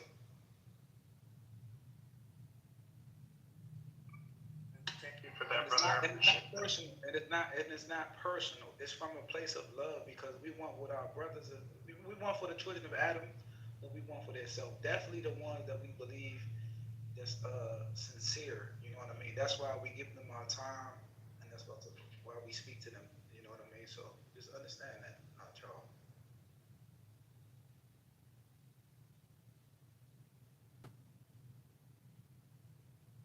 Jews earlier we were speaking to, in regards to the Jews we were speaking to earlier. Would you hear Sean when we was talking to the Jews earlier? No, but I came in when you were speaking to Charles. Yeah, they got a load in their feelings. So I was talking to Israel earlier, right? And I thought we kind of, I'm not gonna hold no words, but my thing is this. Why I ain't bring up this title of this room. This is not my room. They brought up this. And the thing is, I don't gotta talk about your Bible, but you're not. So the thing is, when they can't deal with Amir bringing to them or whatever, they try to talk about our book and this and that. I checked him out. He said the covenant, who the covenant was for. I said, man, the covenant was for the children of Adam, man. Keep talking about this covenant. I'm talking about the covenant is to worship one God and one other. Nobody don't care about the promised son and all that stuff. That's small talk. What y'all talking about promised son and this son and that son? Why y'all always trying to divide? And what you think God gave them the land for? Is it because they're tribe, or is it because of their excellence of their worship of Him alone? These people, they don't even know what these people don't even be knowing the true stories of the prophets, man. You think God care about your tribe and your race and your color and your, you know what I mean? You're always talking about the promised son, and this one wasn't the promised son, because this was the barn woman, and this, it was Eve that ate the tree, and then, it was the woman for it. And then, man, it's like these people, I don't know what's wrong with these people, man. Brother Southern Feet, the thing is, they don't want the covenant to be for nobody else. Listen to their reason and listen to their logic. Everything is solely for them. Nothing for no one else. Every prophet was for them. The covenant is for them. Paradise is for them. Nothing is for nobody else. Yeah, you're right. You're right. You know what I'm saying? That's crazy. And my thing is, I'm not. I don't know, man. I don't like talking to Jews for real, man. That stuff away. Because it's like, I feel like when we talk about the Bible, I feel like we get a validation. I feel like even playing in that, it's like, because whatever we say that's true about the scripture, right, and we want to address it, it's like they always cling to some other story or some other part of the verse where it has, like, they never address what we're saying. It's like they read some falsehood of verses that has nothing to do with what we're talking about. That's why we're approaching them with that approach, like showing them what's true in their book. Because if I do that, then I'm going to validate and And I thought to myself, cut that out. So I stopped doing it. I approached them towards a contradiction only. Because even if it's a truth in your book and it's a lie in your book, which is the truth and which is the lie? This is how I deal with them. This is the manner in which we should approach with them with. To make them really, really come to the truth and come to their senses and really reason. And know, all right, this saying this saying this. Dang, how can I come with the truth? Yeah. It's a book. You can look at. It's from Ibn Taymiyyah, Rahimahullah. If you get this, it's a book online. You can get it or you can order it. But if you look at it, right, his PDF, it got those who altered the religion of Christ, right. And when you look through his like books, I mean, look through the paperwork or whatever, man, all the answers about their books, man, and the stuff they ain't gonna be able to answer to prove them people. He mopped the floor with them people. I see why they hated him. When they saying Prophet Muhammad not in that Bible, he mopped the floor with that. Hey sister, how you doing? Lisa. I ain't know to shut your room down. You talking about the book Dean Al-Misia. Yeah, that's a deep book. Yeah, that's a deep book. Hey sister, next time, do you want me to close your room down at a certain time? Because I ain't had the authority to do that, so I hop in and just let it rock out. I ain't even delete nothing, bro. I ain't know what to do. But yeah, that's a deep book. Yeah, you should check it out though. Yeah. Because I don't overstep. When I come to other people's houses, even in real life, I don't overcross my boundaries. You know what I mean? I respect other people, you know, all the time. I don't, you know what I mean? Even though this is this clubhouse, but I don't know abuse my power. You know what I mean? So that's just me, man. That's how I treat people on the streets too. I don't. You know what I mean? But I like the question that Elisa asked. I want her to ask the Muslim questions too, like. What we say about this, and can we explain? Because that's good, man. When people ask like questions, man, because that's what we study for. You know what I mean? I noticed that too. They don't ask the right question. They ask like, "Hey, Aisha." They ask about the direction in which we pray towards. They ask they ask these questions. But you got to think we live in a sex-driven time, right? You know, all they see is sex. You know what I mean? Through the tapes, or so. The first thing they want to know is about sex anyway, because they sex-driven people anyway. You see what I'm saying? That's all they want to talk about, sex. I mean, and the hadith don't even mean that. Hey, did you ever do the research on that hadith? And when they study the hadith, it's not even narrated by the prophet. It's narrated. It's a single narration by Aisha.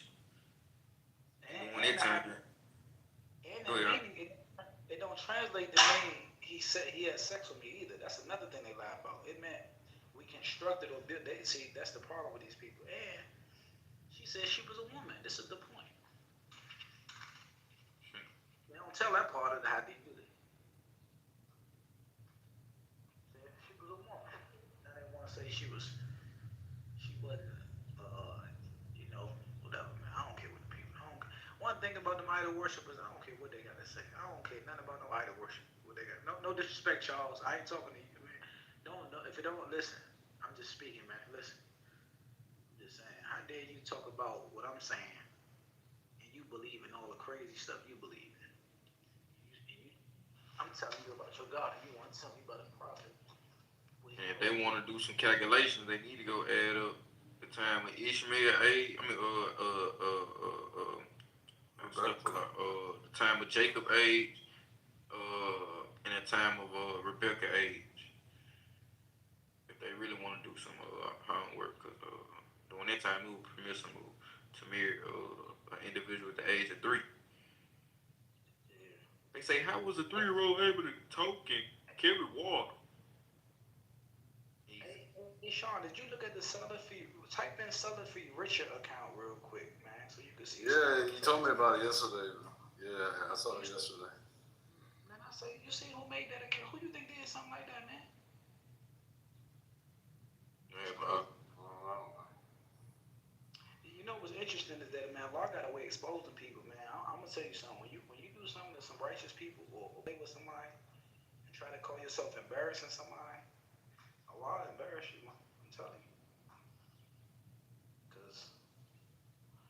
But I think either they did it themselves or an Israelite did it, cause ain't no way in the world. You know what I'm saying?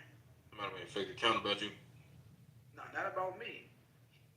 It's about a woman. Somebody did her fake account about her. I don't know what the hell going, but I said, I don't know. Sure. I wouldn't even do that. You couldn't even pay me $1 million to post no picture like that of no woman. Me personally, it's like, man, I got a lot of, you gotta fear a lot, man. I don't know what be going on out here. Gotta fear Allah. When it comes to these social sites, though, man, these social sites with test your temptation. Yeah, shoot. I ain't gonna lie. I seen the sister yesterday garbed up on my social site. My smoking a backwood. I said, how you gotta hit your elbow smoking a backwood? How did this work? Like, we got no fear of Allah? I had to unfollow the sister. I'm like, stuff Allah. Man, some dope fiends I know, man, back in the day, like when I was in the city or whatever, they used to be locked up. They used to be waiting to catch the, what they say, pack day. They used to be waiting to get the drugs in or whatever. And I approach them or whatever. I'm like, man, come on, man. They be like, why you ain't coming to Salah, man? They say, come on, man. You know I can't go to Allah like that. They at least had some fear, you know what I'm saying? Man, they real though. Yeah, they had some fear. Man, I be You trying to say something, Brother Charles? I don't think he know he on. Hey, Charles. Got a hot mic, man. Yeah. Just imagine, that's why I be thinking the hadith addicted. Y'all ain't on no heroin or no hard drugs or nothing. Y'all don't follow the sunnah. Can you imagine some of them dope fiends and just like people that's like getting high as Cooley Brown? They still are saved.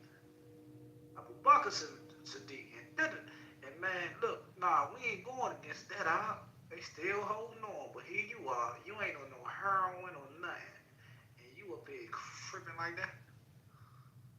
They got a mustard seed of faith in their heart. That show you they the shaitan for real. Just think about that for 1 second. All the hard drugs in the world, in America, in the Muslim community that get high and still believe in this thing called the Sunnah of the Prophet. Hey, that's something.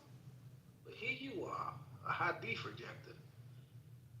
Ain't doing the heroin, ain't doing none of these drugs, and you have your intellect, right? And you tripping like that. Gotta be. They gotta be shaitan. Man, I hope Allah made them rectify their ways this Ramadan. They ain't rectified.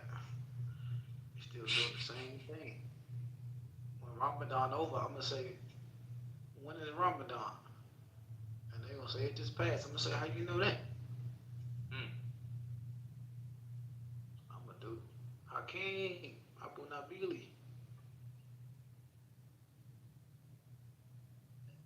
Hey, Sean, is Kyrie Irving? What's Kyrie Irving? Is he a Muslim or not? I be confused. Yeah, he's Muslim, but he's not Quran alone, but he believes in his own stuff, though. You know. So what is Jim?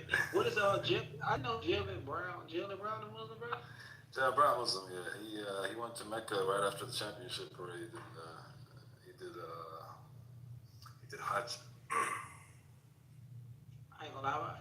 Even if he go against my team in the second round of the playoffs, I'm gonna root for Jalen Brown. I ain't know he was, but I didn't know. We got a lot of NBA players that's Muslim though. That's good, man. Alright. Let's see. Somebody told me he was an Israelite though.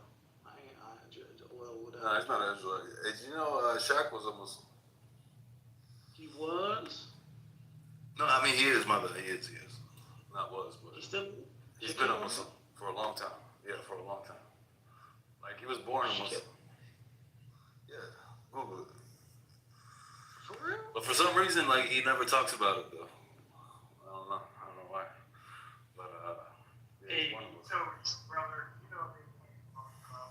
His name is a Muslim name. Like his middle name is like Jahim or something like that. Like he has a Muslim name as his middle name. No, he ain't no Salafi. That could be a Sufi. I don't know what he is, but I mean, I don't know if he practices Islam, you know, because he never really talks about it. But he's a Muslim though. Like, and all his kids, they got Muslim names like Sharif, Khalid. I don't know what I forgot the girls' names, but they all have Muslim names though. So Shaq say like he'd be a Sufi if he was a Muslim though, don't he though? Don't they say like he'd be a Sufi though? Probably, man, because he's always in somebody's DMs, man. So he's definitely not following the setup. What Kevin Gates, man? Kevin Gates throwing me off, man. Is he be on some, man? You know what I don't like? I don't like when Kevin Gates be rapping, man.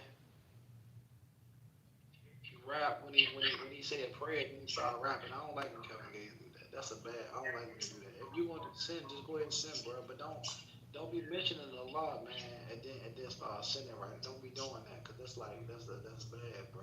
I'm gonna be real, bro. When it comes to speaking about, bro, it be so hurtful. Cause if you seen the journey, it was so beautiful at the beginning to now. It's like, what in the world? Like he's like a tornado came through in real time. Man, it's so unfortunate in that situation. Man, from a standpoint of a revert that's coming in from the street, they gonna be like, man, that's the coolest thing in the world. They gonna look at that as so high inspiration, like, but to a real study Salafi, gonna be like, what the, gonna get goosebumps thinking like, hold on, what's going on? Like, in a setting like this, like, is this really like scripted?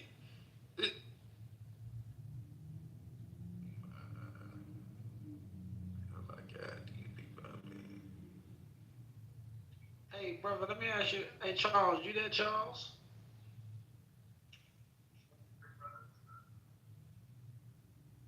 Can I ask you a question? Mike low. Charles. Hey, Mike low. Let me ask you a question, brother. Can you hear me? He said, what's up? When you took that picture, right, with your shirt off and a selfie like that, what you was thinking about?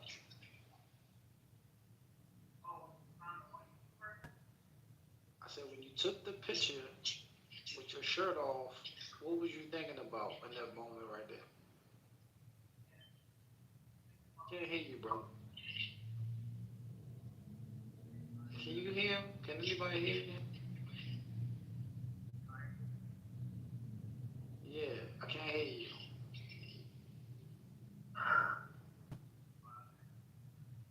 No, I can't hear you, bro.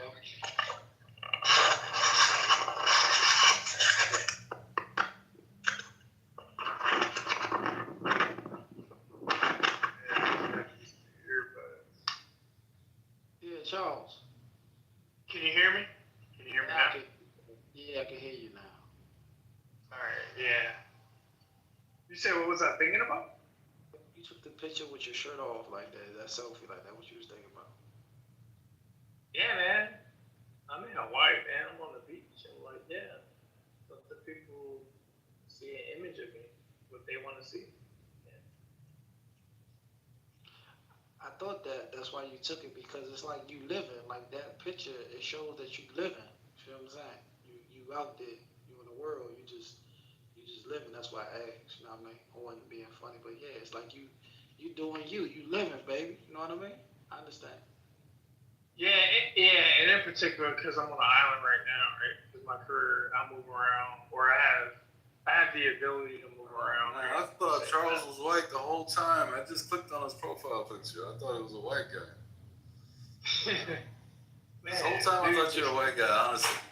See, now I'm not white. Now I'm something different. I'm not white. What I'm black now. See, I love categories. But yeah, I'm not a white man. It's cool out here, but time zone different, so I can hang out later, and engage, have these kind of conversations. But then to me, it's not as bad because it's not as late. But yeah, man, the beach is a thing. We don't have real winter. There's no winter time out here, so it'd be like people be on New Year's, they got snow and stuff. I'd be like, all right, New Year's, I'm going to the beach. Everybody else getting snow. Let me take some pictures on the beach, right? Beach like that. That's the vibe out here. That's how. When I look at you, right, when I listen to you speak, right, I think you would be a better Muslim than me. For one, it sounds like you're a very passionate guy, right? And you're passionate, and it's like you have a good memory as well. So I think if you exercise your time, Charles, like to study Islam, like with sincerity, I think you'll benefit the Muslim community, man. That's possible. I'll talk to I got a brother at work. I'll talk to him about that. When I say that, I'm not lying. I'm gonna talk to him. I'll ask him. I had a conversation with him. Yeah, with me, religion and spirituality can be a little bit more complex just because the way I see things, the way I approach those topics. But yeah, I got somebody I can talk to him about it. Cause I got a Muslim brother that's at work, and me and him talk all the time. We're good. Yeah, because my thing is like one thing I love about our book that we read from the Quran, for example, right? I can see the reality of the verses in my life, like I can just see it. Like even if it's not talking about me, if it's a verse, I can look at it and I can see, dang, you learn something every time you read it, and and there's many prophecies that's in the book itself. You know what I mean? Which the humans can't reject. And that's what I love about our book, for example. So many. Yeah. You out there? Yeah, but yeah, so many lessons in it, man.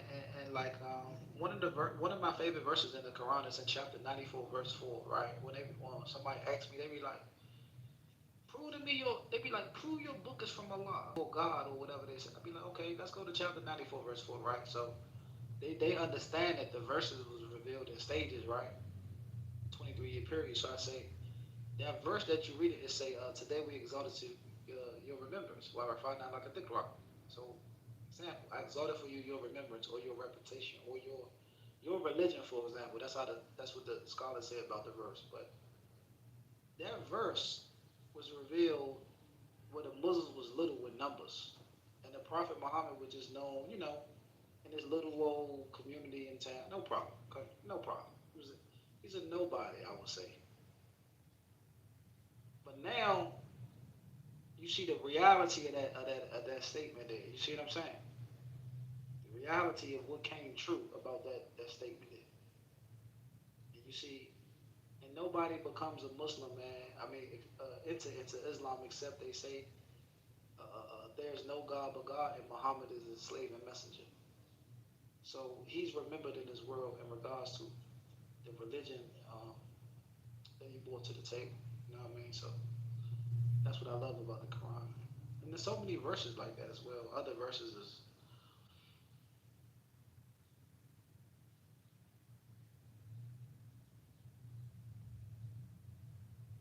and even when I think that's beautiful. I think that's exactly. Even with the verses when it says the polytheists, it says even the polytheists, Surah 933, when it talks about how Islam is going to, when it talks about the religion prevailing, right? It was like a lot of idol worshippers. They defeated a lot of men out there. It was a lot of, the Prophet had a lot of opposition back in those times. You feel me?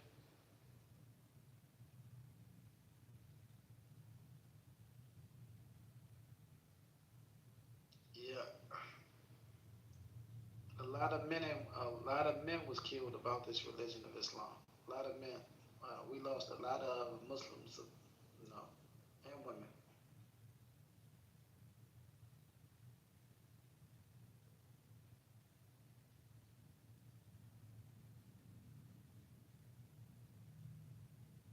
And hey, Sean, you there, Sean?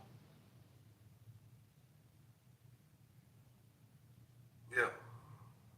And you know, think about the rejectors. It's kind of disrespectful even talking to them about religion because it's almost like it's they just imagine this. They accusing the whole nation of Muslims of being liars.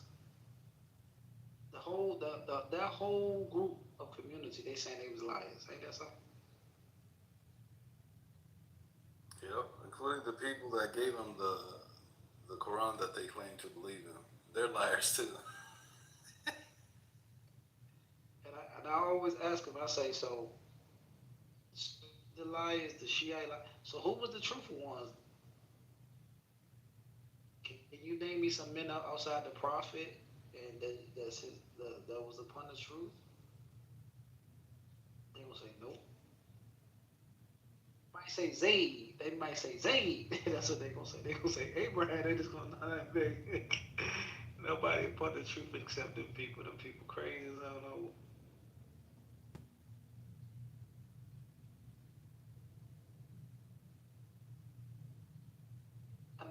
And I looked at all the reasons a person will reject the hadith, and I realized that it's things you can work around if you don't follow the sunnah. Like you can get tattoos, you can eat dog, you can do a lot of things if you don't follow those hadiths. You can do a lot of things which is prohibited.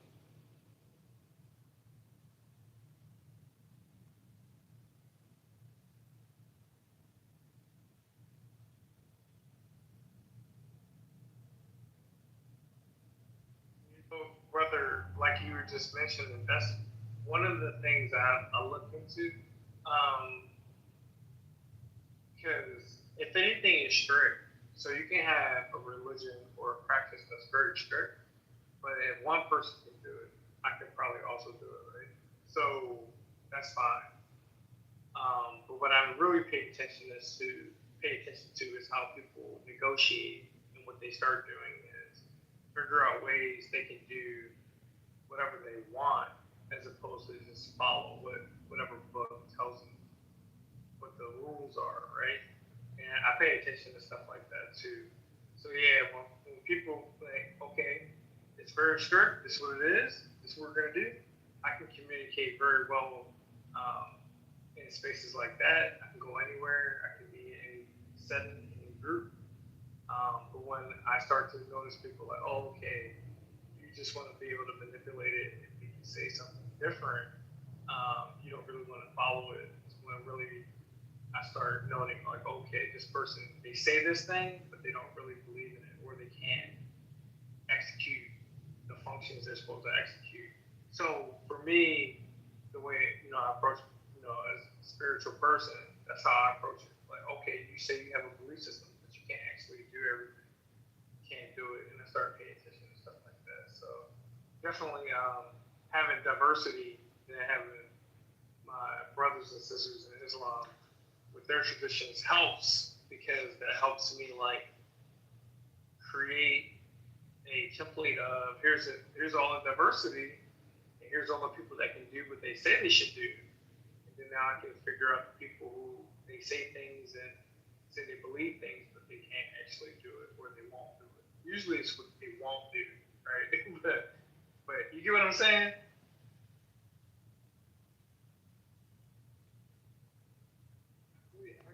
I agree with you. I get what you're saying. What is this channel about, guys? If you don't mind asking. We just popped one now. The title of the room had been over with, but we just talking. Oh, okay. Is there any atheist thinking? No.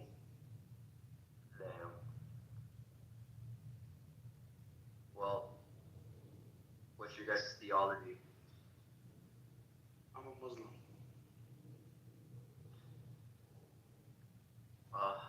Well, you know what? when they say Muhammad, police be upon him.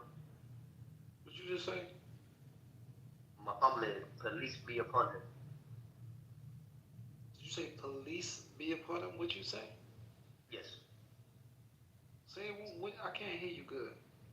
Police be upon him. He's saying the police, like, Popo, trying to be funny.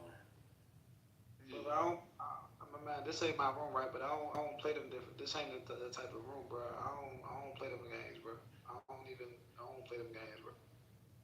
That's fine, bro. I don't really give a shit, to be honest. It's just a little joke. Nah, I don't joke like that. We don't joke like that, bro. Well, I mean, like you said, it's not your rules, and it doesn't matter. So, yeah. But I got to exercise my right to, dog. So you want me to exercise my Rights or not, rights or. I just removed him. Thank you so much, man. Cause I don't understand why even. I know why. I know. I don't even know why I say that. Assalamu alaikum, sis. What's up?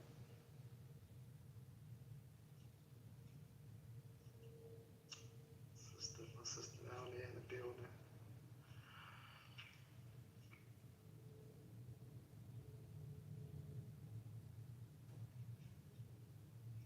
Ramadan is almost over, sis.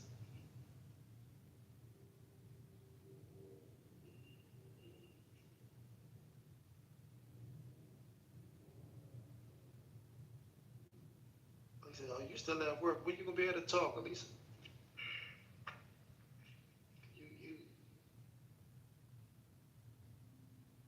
Elisa, you almost off. What's You asked some good questions.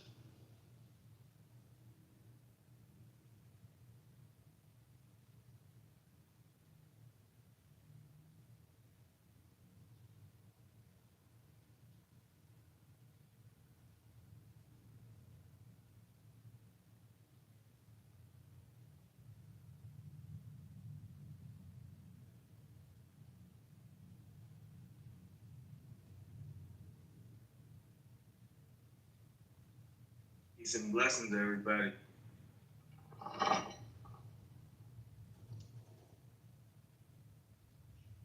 Peace, peace, peace.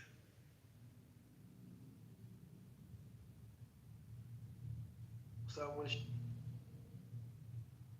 Good, brother. How are you, man? Well, shit, listening in. I guess y'all want to talk about that. I think I spoke to you before. Yeah, everything cool. I think I seen you in here before. I think you would rather a meal one of them. Yeah. Where you was from again, brother? You from? Wait, what you mean? You like where I'm from? Yeah, were you from Philly or no? No, I'm from Baltimore. Baltimore. Oh yeah, you was from B-More. Yeah. I remember. Yeah, you are cousins. What's up with you, man? I remember speaking to you. I'm good, bro. What's up? So we're from Baltimore. What's hey, bro? What's up? Hey, we got him. We got a problem. You let me know, bro. You know how. That's good, man. So what I don't understand is how you and what's this called? B-More, right? You in Baltimore and you're not a Muslim. I don't understand that.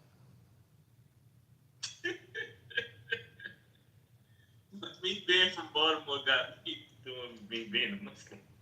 Because I understand that community in Baltimore, for example, they got a lot of beautiful brothers, you know what I mean, who fear Allah out there. Yeah, they have mistakes in Baltimore like everywhere else, but for the most part, they some brothers of knowledge in Baltimore. I know a couple of them. They okay. They got a lot of magic. So let me make sure I understand it. If I have knowledge, that means that I should be Muslim, or that equates to me being Muslim, or is that a prerequisite? Like, what are you saying? I'm saying that Islam is the truth, and Islam is built upon knowledge. But here's the question: don't you think every religion say that? No. So you think that a religious person would come to me, would come to my door and be like, "Yo, we teaching a lie. Do you want to come follow a lie?" No, so the Christians believe they said that they got the Holy Spirit giving them understanding and just I love you, like a Farrakhan type. You know how Farrakhan be talking, for example? Right. Yeah, like he make you feel good. Farrakhan, he can, he can move the crowd here and there. But I'm saying it's that type of energy type time. You feel me? And then you got the other group that be like on some Black Power. They give you like a Nation of Islam type of, yeah. You know where you from. You know your lineage. You know Shem and you know him and all that. They give you that. It ain't built upon nothing, bro. Yeah, I'm gonna be honest with you, bro. I mean, since you asked, the only reason why I'm saying this because I like to just keep my personal business to myself. But I don't feel like I'm fit to be in what you call a religious organization. So I stay on the outside. Okay, but you do. But I do. But you do believe in a God, right? Yeah. But I stay on the outside. I don't run with organizations.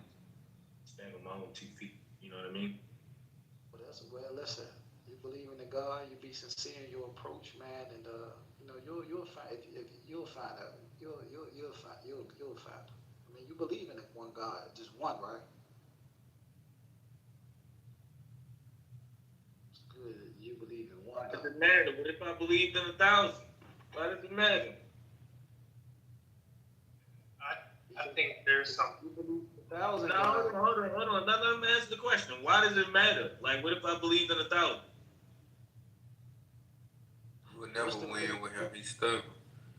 Yeah, what's the end I result was of there in the conversation, man. I was asking him a question about what he just said. the end result of you believing in 1,000? So you believe that it's 1,000 gods? No. I said, why does it matter? What if I believed in 1,000? I'm asking you a question about what you just said. Because if you believe in that, that means when you resurrected, that means you're gonna stay in the hellfire forever. That's why it's important. Oh. Okay. See, I understand a little bit more about your ideology. I like your style, man. That's the look. That doesn't mean that I follow it, but I understand more of what your point of view is.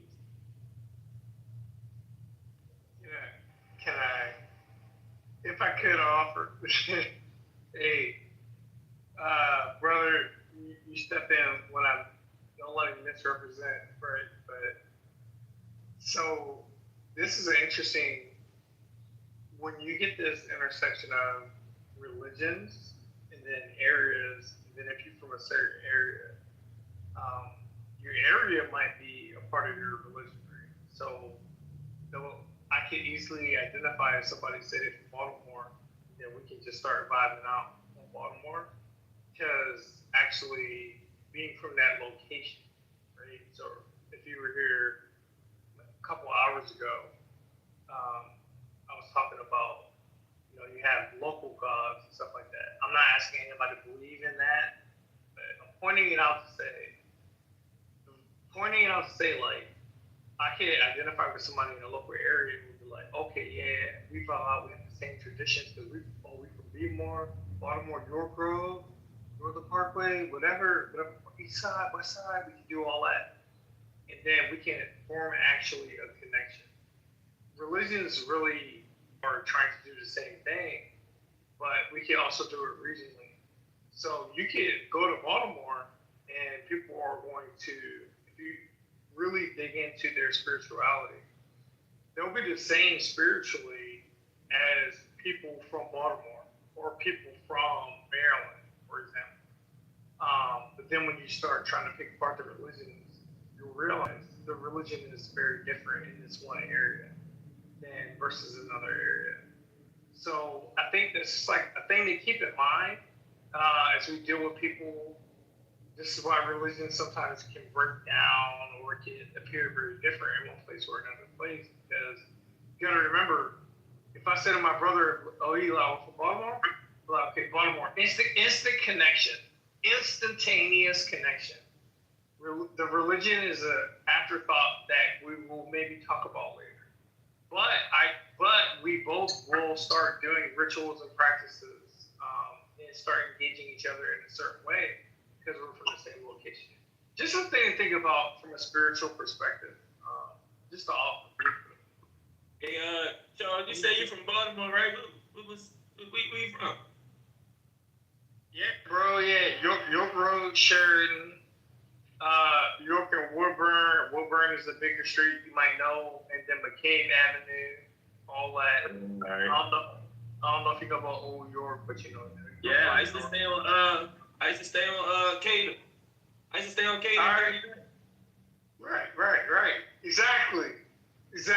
Right.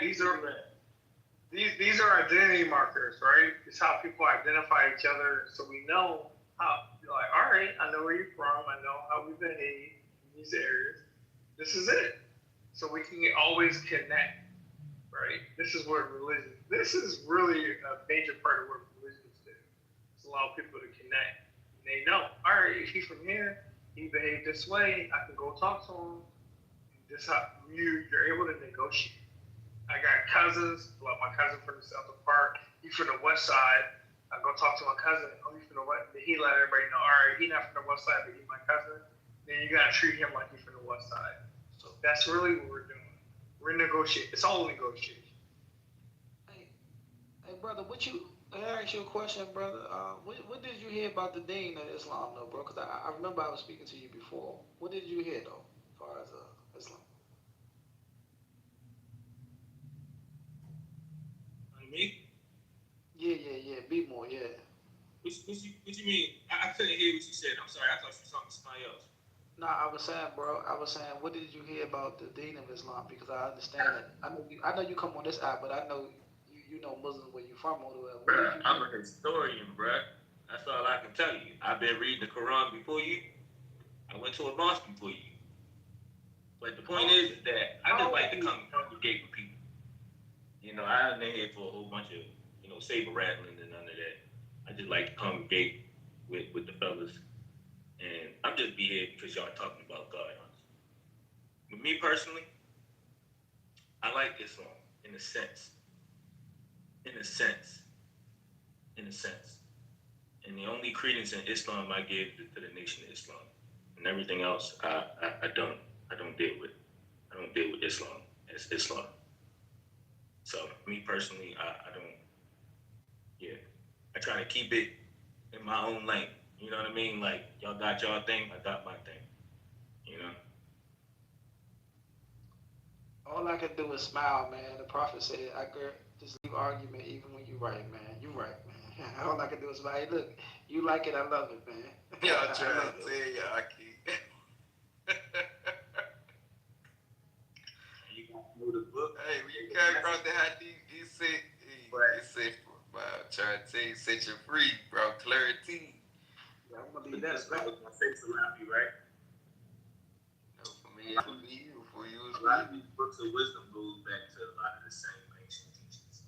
What I like to do is travel back and understand the source. So to me, I feel like a lot of religions came later, and they came to reintroduce source information. So I don't move with that. I try to move with the source information. If that makes sense. So you off your brother polite Pan African bag? Yeah, this is what he giving, ain't it? Polite. Nah, I don't. Nah, and I think that was real disrespectful. Come on now. That was disrespectful. We ain't saying the expecting him to. Nah. Hold up. Let me explain. You ain't even said that, so it ain't even much for you to even. Let me speak to it. Let me understand why I got a problem with that. Because one, I feel like you're putting a barrier around my learning and my understanding to equate me to Brother Polite. First of all. Second of all, someone who so detrimental to the black community, like that's disrespectful, bro. And to me, his knowledge is kind of low. So I don't equate myself with Brother Polite at all. I don't even speak his name, honestly. So please don't do that. Not bad. What about for Umar Johnson? Because I'm just saying, like, how they be talking. I like Umar Johnson, but I don't think I fit into a barrier of people. I don't think there's someone you can say that's like, oh, you like him. I'm not like none of those people. I like to listen to people. I like to learn from people, but I don't think I fit into a group. Okay, well, I'm just saying, like, because everybody got a speech. Like, if a Muslim's talking, you know our speech. You know, we all Arabs, Christians, everybody got their own, like, little, okay, this how we coming. So I'm just saying, how you know, no Diddy, how you doing your thing, right?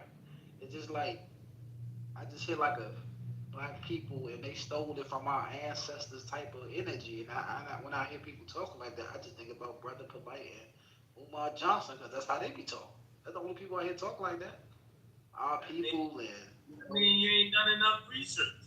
What about people like John Henry Clark, Dr. Yosef Ben Yaakov? We can take it on down the line. I'm just saying, like, there's a lot of people who spoke. That's just the people that you know you knew the pioneers. Assuming, and then I'm only saying this out of assumption, so I could be wrong. But out of assumption, it just assumed to me that that's the people that you know. But I'm just saying, there's a broad route. That's why I said, like, that's, I'm just letting you know there's a broad route.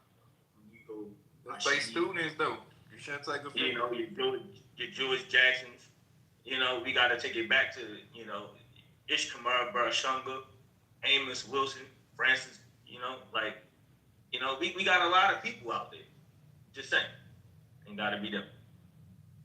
Okay, well, no, that's cool though, man. I don't mean no, I ain't trying to change. I never try to change nobody's religion. Okay, that's cool, but that's cool. But when you say the Nation of Islam, what they done for the people? Since you say they what they do so upright? Nation of Islam, what they?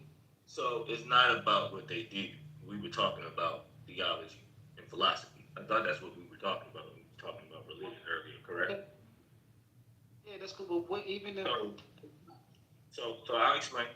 So to me, I feel like Islam, like Christianity, comes from a source practice. But to me, Islam, cannot be held in its high esteem until it connects back with its actual roots.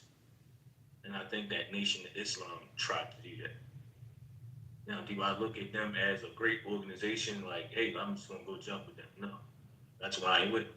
But I was saying to you is the fact that if I was going to join Islam, it would be through the Nation. That was my point that I was making. The only thing good I see with them brothers is their cologne sometimes, but outside of that, I don't see too much in them. See how you paying homage to the NOI over the Moorish Iron Tomb. NOI ain't nothing but the military of Moorish Iron Tomb. Yeah, but I wasn't saying that though. I said that if I was to join Islam, I never said that they was better than those people. They were better than I was just speaking as Islam. That's all about. As a brother, Baltimore, right? So you mentioned something about the historic, like tracing the lineage of the understanding. I think you alluded to that. Can you tell us a little bit more about like how you would trace that and why that might lead you to certain paths versus other paths? Is what I'm saying making sense? So, and I think, you know what, this is funny. It's funny how this comes full circle, because I believe this is the conversation we was having the last time we was in the room together, Salaki. When I was speaking of history of this. What'd you say, Stan? No, I was saying it's pronounced Salafi. Salafi, okay, thank you. Thank you for correcting. All right, so what I was saying is that there's a history, and I think our history stops when our religion begins. So, for example, we pick up history in Islam when Muhammad did, or let's say when Bilal ibn Rabah was the first to call to prayer. But a lot of the history that precedes that, most people don't know. And to me, that's where the knowledge and history stops, and then we stop getting the source information. And I believe me and Amir was actually having a conversation one day about the book that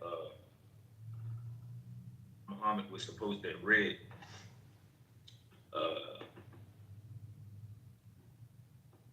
Because it doesn't explicitly speak on it like that, but it does speak on the fact that the angel Gabriel in the cave asked Muhammad to read.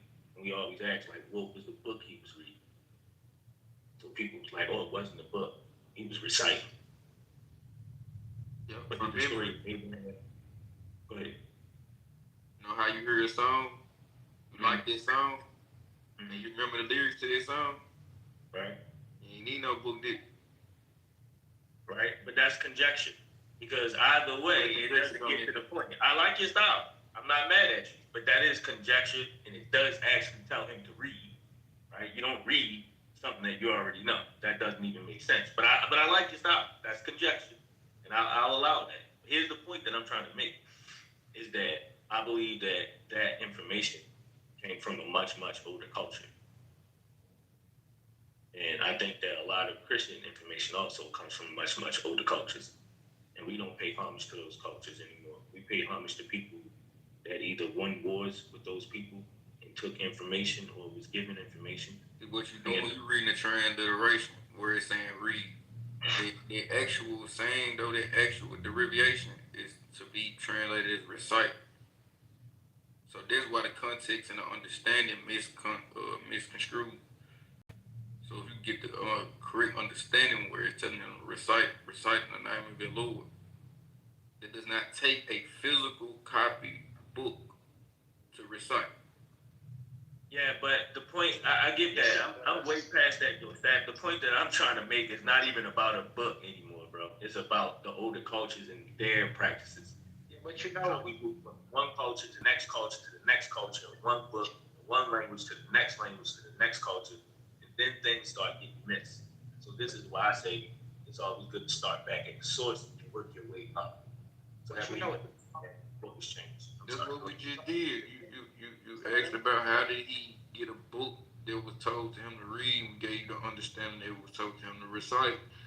And then, you kind of lost us there. yeah, but you know, outside, bro, just because you find other stories similar, like that goes further than from you saying our people, different people.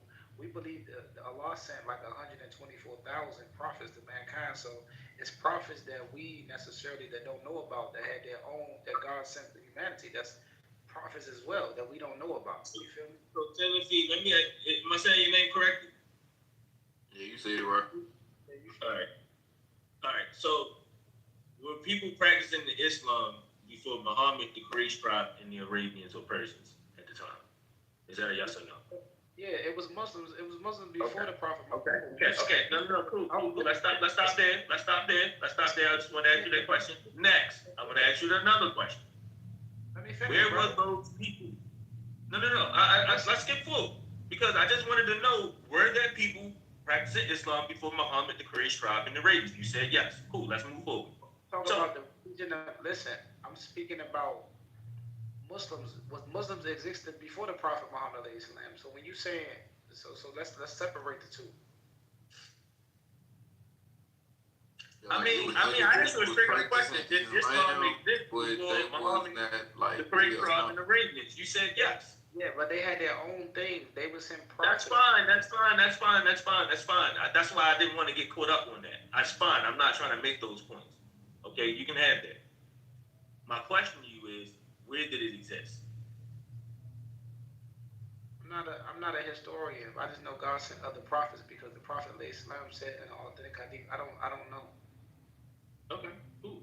See, but this is what I'm trying to say. The reason why I asked this question is there is a history to this. And if those parts of history is lost, then how can we tell the full story? And I always think to people is that if we're reading these religious books, all these religious books are from history, right? They're historical, supposed to be messages, laws, psalms, edicts, whatever you want to call them, epistles, however you want to cut the cheese here, but they're from history. So therefore, for us to actually make understanding of what they're speaking about, we need context of history. Wouldn't you agree? No, because why would you investigate if there was other prophets and cultures when? No. I didn't say anything about investigating other prophets. You just made that up. I didn't say anything about investigating prophets. I'm talking about history and understanding the context of history as it pertains to whatever it is that you're reading. I get what you're saying. I get exactly what you're saying. But the scholars have emphasized it's a difference between history and truth. Like history and the truth and clarifying the truth is two different matters. So if I die today and I go up to heaven or wherever it is that y'all saying whatever's going on, because I know y'all might believe in something different. Now I go to the head. And Allah, God, Yahweh, whoever, right, tells me, oh, you did it the wrong way because you listen to such and such. I'm not about to take nobody's word. I'm I'm gonna research it for myself, bro. What are you talking about? I'm not waiting on Pastor John, Sheikh Dean, none of these people. What are you talking about? This is on me, not on you. if my soul don't make, like, I can't go up there and blame you. Hey, yo, Selah Fee told me to go left. Like, what are we talking about, bro?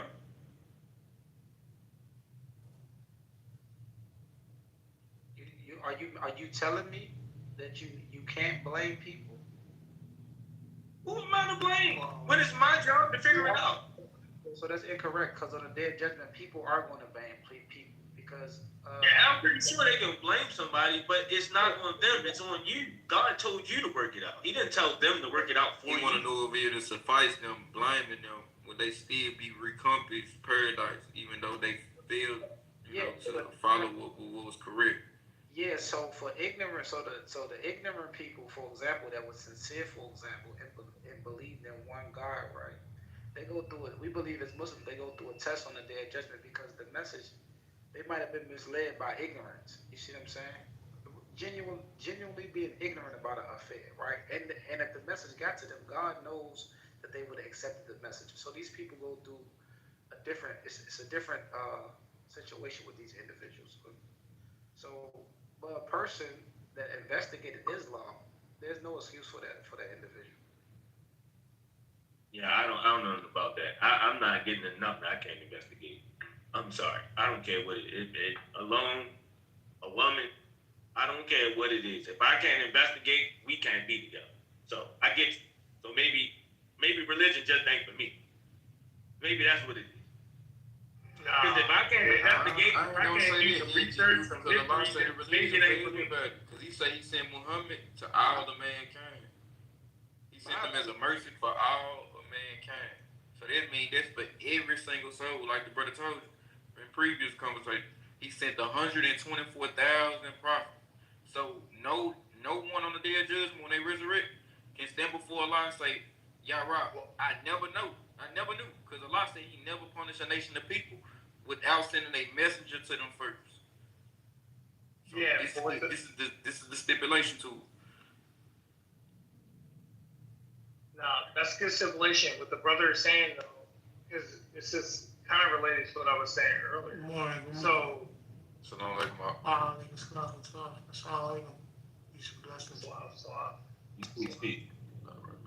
what the brother is talking about is related to what I was talking about earlier. So, who are you in a relationship with? Because if you're gonna force me to be in a relationship with other men and have a hierarchy, now I'm subordinated to other men. Or he's saying, is there a way that his God can communicate with him? And now he's in a personal relationship that might supersede all these other strategies about hierarchical relationships, right? That's really what it comes down to, because if you're gonna say, oh, I gotta do it the way you teach me, and then the way your teacher taught you and all that, I'm really in a relationship with you and your teachers, as opposed to being in a relationship with a God, which is a completely different thing. Because if I'm in a relationship with a God, then that God can speak to me and teach me things and expose things to me. And then now I got to figure it out. So, it's funny, another brother from Baltimore came in here and was saying something, but you got to understand how different people from different backgrounds think. But right? That's the whole purpose, though, Brother Charles, because Islam is to subdue. To be a Muslim is to submit one will. So this is the whole purpose. Because Allah say when Allah decrees a matter, when Allah and His messenger decrees out, the believer has no say on. So submit to who? Submit to these laws. If not, we can go about our way and just find out in the end. Give me the person. Submit to who? Charles. Submit to Allah and His messenger. Submit to Allah. Hold on, Charles. Let's go back to it, because he just made a good point, right? Did Abraham? You said what? Into you? No, I was gonna say that Abraham.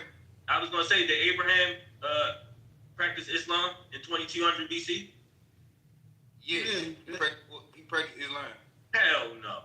wasn't Islam, no he Islam subdued his on the most little globe. God. He did not worship 2,200 people. idols. You know he's lying by saying something like The that, story bro. in the Quran, NGU.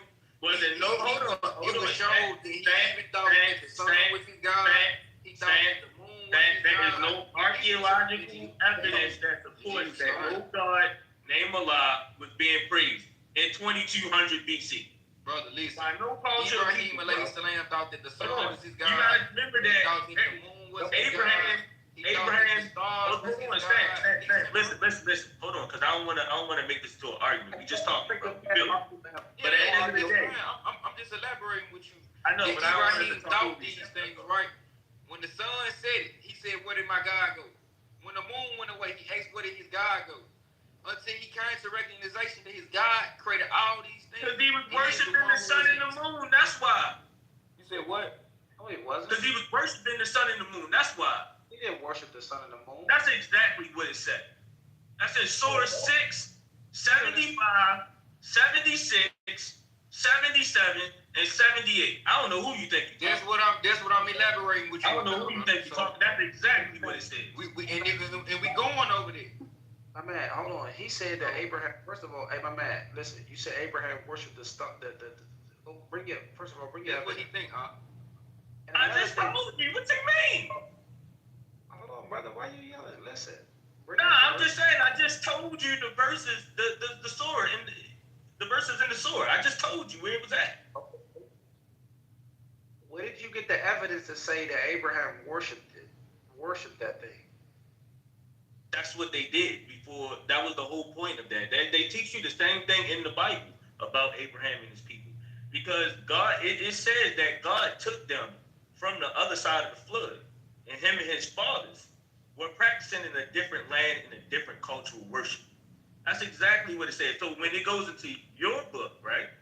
When you go into Surah 6, when we start in 75, I believe it is, it goes on to say that he was worshiping the sun. Then he saw that it didn't, whatever. Then he said that he was also worshiping the moon. And then he saw that it didn't give him whatever. Then he was worshiping the star. This is exactly what it says. So you can't go back and say that it didn't say that when it did say that. And I think what we get into. Who from the nation of this Ummah understand that verse upon your understanding of what you just did? Hold on, who? Who upon the nation of who of this Muslim nation that believe in Islam ever said that verse meant what you said? What that got to do with the facts of what it said? It's the point back to what I was going to tell tell you. Sean. You can't make up a narrative when the book exactly says what I just said. You act like I just made that up. Brother argued the point of the fact that you saying that he worshipped these things. The book indicates that. Slow down. We don't want to listen. I got you, but what does it say in the book, Stan? What does it say? Does it say that he worshipped it or what? I can screenshot it. It does not say he worshipped it. So what does it say? He referenced it as his Lord. What? Man, I'm done. I'm going on mute, bro. I'm going on mute because y'all playing games. You can't tell me that you referencing something as your Lord without worshiping, bro. Like, everybody talking. Hey, Charles, do you hear this, bro? I hear it, bro. I hear it, bro. Dog upon him. He saw a star and said, "This is my Lord." But when it set, he said, "I do not love things that set." Then when he saw the moon rise, he said, "This one is my Lord." But when it disappeared, he said, "If my Lord does not guide me, I will certainly be one of the misguided people." Then when he saw the sun rise, he said, "This must be my Lord. It is the greatest." But when it set, he declared, "O my people, I totally rejected whatever you associate with Allah and worship." Guess what it says? He says, "I have turned my face toward the one who has originated the heavens." One second, let me finish up. He said, "I have turned my face towards the one who has originated the heavens and the earth, being upright, and I am not one of the polytheists." That's what it says. But he did it.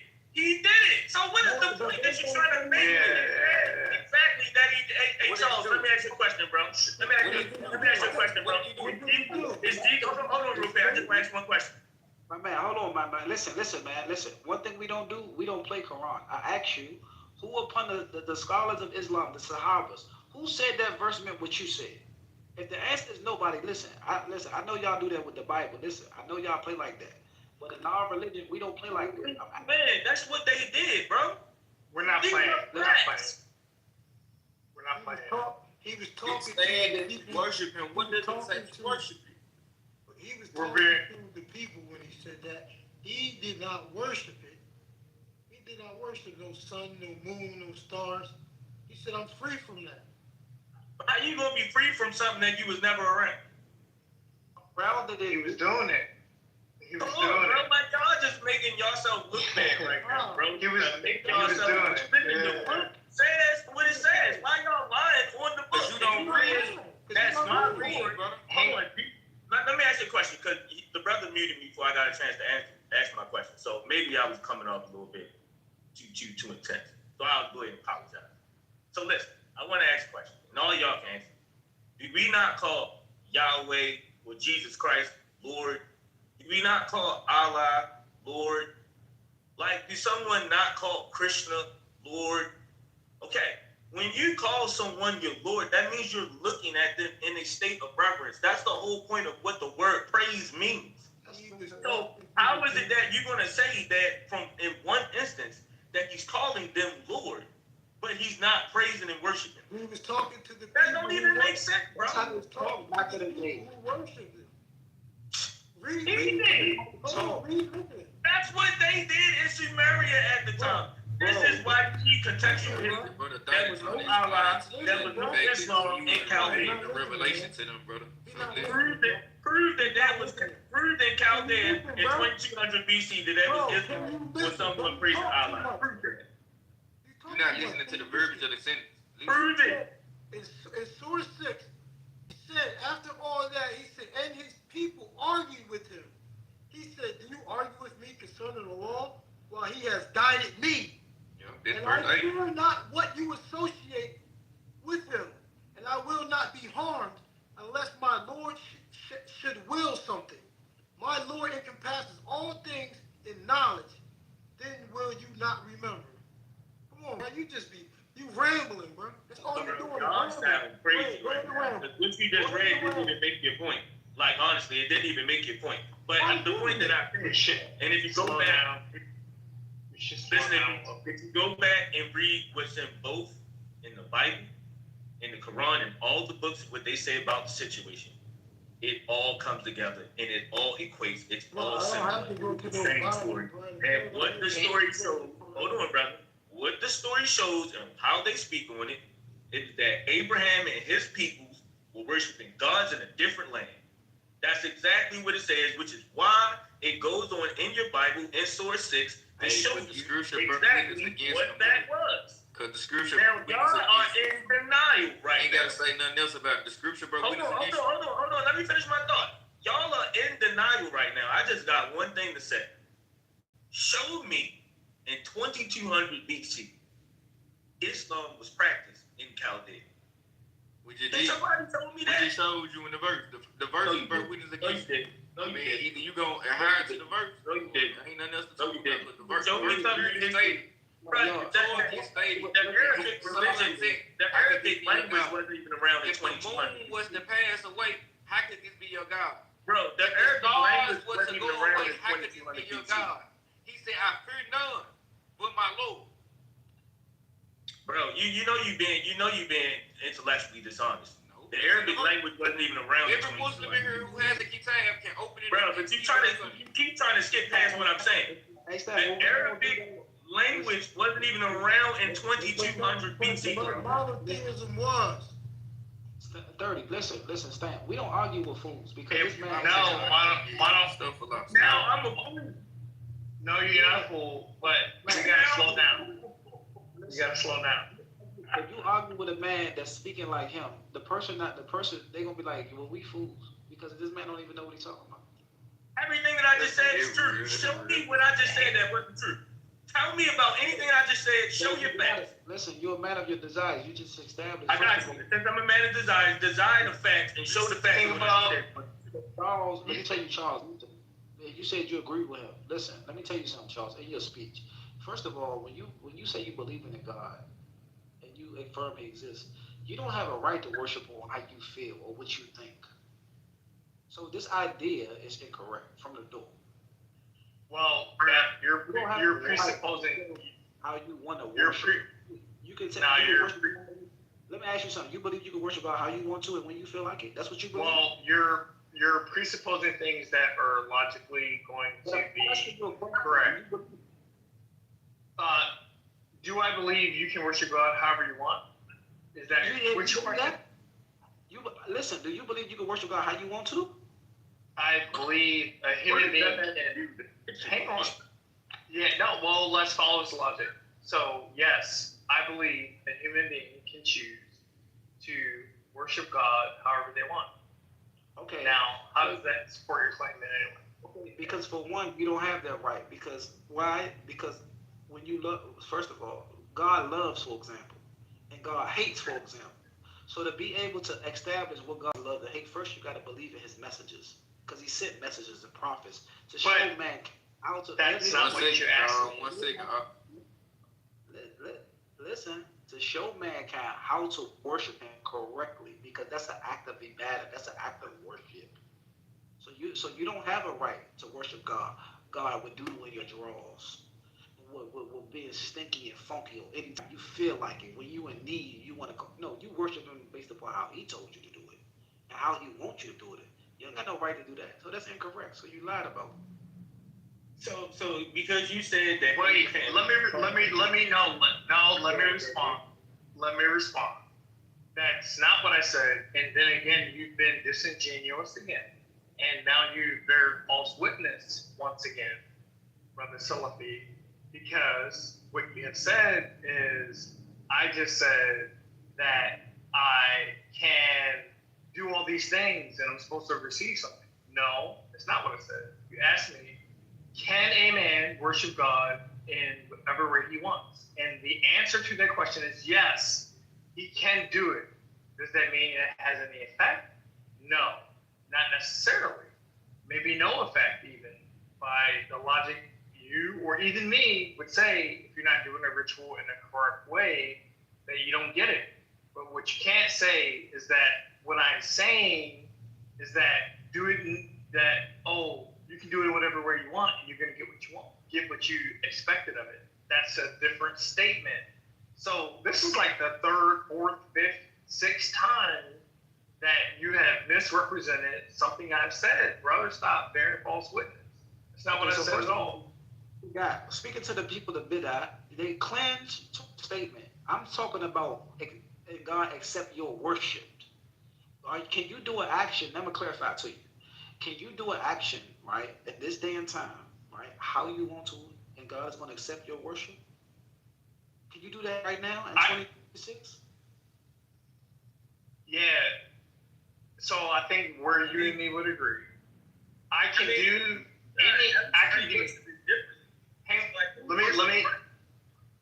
Let me try to close it out with them.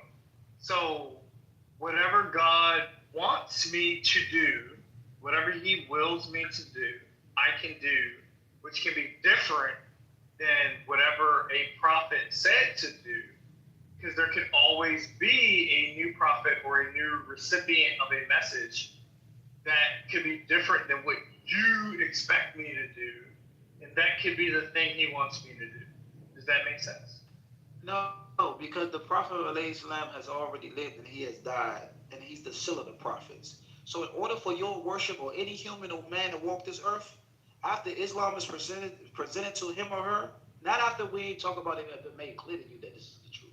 We talk about a person that Islam has been clarified to, and you choose to reject this Islam and you have another way to worship, your worship is it's not accepted. It's not allowed. So yeah, you can. So you can. I don't mean to. My bad. I don't mean to speak over him. You can presuppose Islam, and we can do that, but that's not really going to help with people who are actually spiritual. Because then I'll just say, okay, you presuppose Islam, and we disagree, and I go my other direction, and I do my own thing. That's not helpful in terms of. See, this something you want the world, Charles. See, this the first matter. This the first matter that the human being's soul will be resurrected upon. If you understand me, protection. But Stan, if you understand, if you understand the role of a prophet is always contradicting the priest. So as soon as you say, I have a prophet and he gives me laws and I got to do it this way, and then another prophet comes and that prophet says, no, do it this other way. That's the role of the prophet, to contradict the priest. And this is what, I haven't studied Islam enough to understand, your ways, and I always respect, like me and Salafi were talking about earlier, it's always respect. But this is the things we got to understand, because there's always the opportunity for correction and understanding of things. But see, Charles, contradiction leads to what? Confusion, correct? Not always. Confusion for some or many, right? It's a confusion. It's a misleading to hell. So God does not confuse his humanity. He sends people with uprightness and correctness. So that's the correlation you will find when you read about the prophets of Islam. Each prophet is with the same teacher, same message. So the biblical narrative that's kind of embedded in your mind do not come with that pre-notion when studying Islam. Because you will see the total difference. You will see the total difference in the mannerisms, the character, and who the prophets are in Islam versus the biblical narrative. So you make it seem like it was so far-fetched, right? And the reason why I said what I said, right? If you go back and read in Joshua in the 24th chapter, Brother Charles, it explicitly explains what I explained there too. And so you see it saying in both books what's going on. Now, these brothers are in denial. You can be in denial. That's fine. Can you quote the verse you said again, Joshua, what? 24th chapter in the 14th verse. And you can actually go back to the second and the third verse where they actually start. Joshua 24 in the you can just read the whole chapter. 12th verse, right? Let me see. Start at verse 1. Because really it's in verse 2 and verse 3 where it says that they was and Abraham's father. And that's the funny thing. It's like just like with Muhammad. And let's give all respect due. But at the end of the day, he grew up under the Quraysh tribe under Abu Talib. Abu Talib was not practicing Islam or Allah. But you gotta understand. So that's the misconception. See, the Prophet sallallahu alaihi wasallam lineage was a Hashemite. He came from the Hashemite people. Okay. Yeah, so they didn't practice Islam. You see that book in my PTR called "To See a Nigga"? Yeah, they wasn't practicing no Islam before Allah came along. Let me show you. They was practicing Canaanite religions. That's what they was practicing. They all Canaanites. No, they weren't. They was practicing a god called the Canaanites, bro. That's a Canaanite religion. The Canaanites, yes. That's what they are. Means the house of Baal. And Baal was a Canaanite god under Asherah and El. That's what they was practicing. And we know that as a fact today. We actually have writings on it. We have archaeological finds on it. We have everything we need. So my whole thing is, I did a thorough research. Like Allah said, follow up with any news. Bro, I just follow the history. It comes from another believer. So that's what I did, right? I went to Joshua 24. I read from 1 to 15. I have not found one evidence where it's mentioned Ibrahim worshiping anything. So do you have anything else that can substantiate your claim? Right. It says that his fathers worship on the other side of the Nile. The other side of the flood. You said his who? So it says right here. It says, hold on, I'm gonna read it. No. I'm gonna read it. We're gonna leave it there. And you take what you will from it. Because if you don't see it, then maybe you're right. No. Read what you say. All right. So in Joshua, this is the first verse. And Joshua gathered all the tribes of Israel to Shechem and called for the elders of Israel and for their heads and for the judges and for their officers, and they presented themselves before God. And Joshua said unto all the people, thus saith the Lord God of Israel, your fathers dwelt on the other side of the flood in old time, even Terah, and even Terah, the father of Abraham, and the father of Nahor, and they served other gods. Now remember, Abraham was born there, serving them gods. Now people, what does it say? Hold on, listen. Okay. And I took your father Abraham from the other side of the flood and led him throughout all the land of Canaan and multiplied his seed and gave him Isaac. Okay. Now it also goes into verse 14 where it says, now therefore fear the Lord and serve him in sincerity and in truth, and put away the gods which your fathers served on the other side of the flood and in Egypt, and serve ye the Lord. That's telling you that they were serving other gods. And if he took him from the other side of the flood, what do you think he was doing on the other side of the flood? He was doing what they was doing. Even the Bible didn't substantiate your claim, you. Come on, bro. You done. I don't even. You done. You want to play games. You want to play games with him. Listen, I see. You don't like facts. You don't want to play games with him. At the end of the day, it clearly shows what he was doing on the other side of the flood. No, my man. He was worshiping them guys on the other side of the flood. My bad, Sully people. If it don't make sense. If he was worshiping them guys on the other side of the flood, why did God keep them over there with them? Why did he bring him to the other side of the mountain? That's a great question. That's a great question. Remember, Abraham didn't change. I'll let you explain. So then he made a disclaimer with him saying, do not worship them guys over there. Worship me only. All right, but listen, nobody's trying to give a deference to say which one was good and which one was bad. We're saying that he did it. And we clearly said that he did. Why did God not keep him over there worshiping them? It doesn't matter. Because it don't make sense. Like, now you trying to skip past the part. Even when you You see how you trying to make Bill a straw man, bro?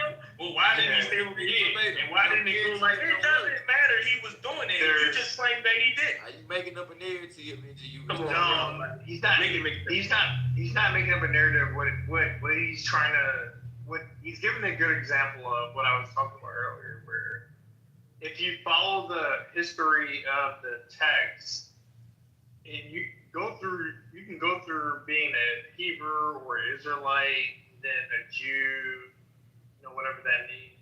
I don't like that word, but whatever that means. And then you go into Christianity and then Islam.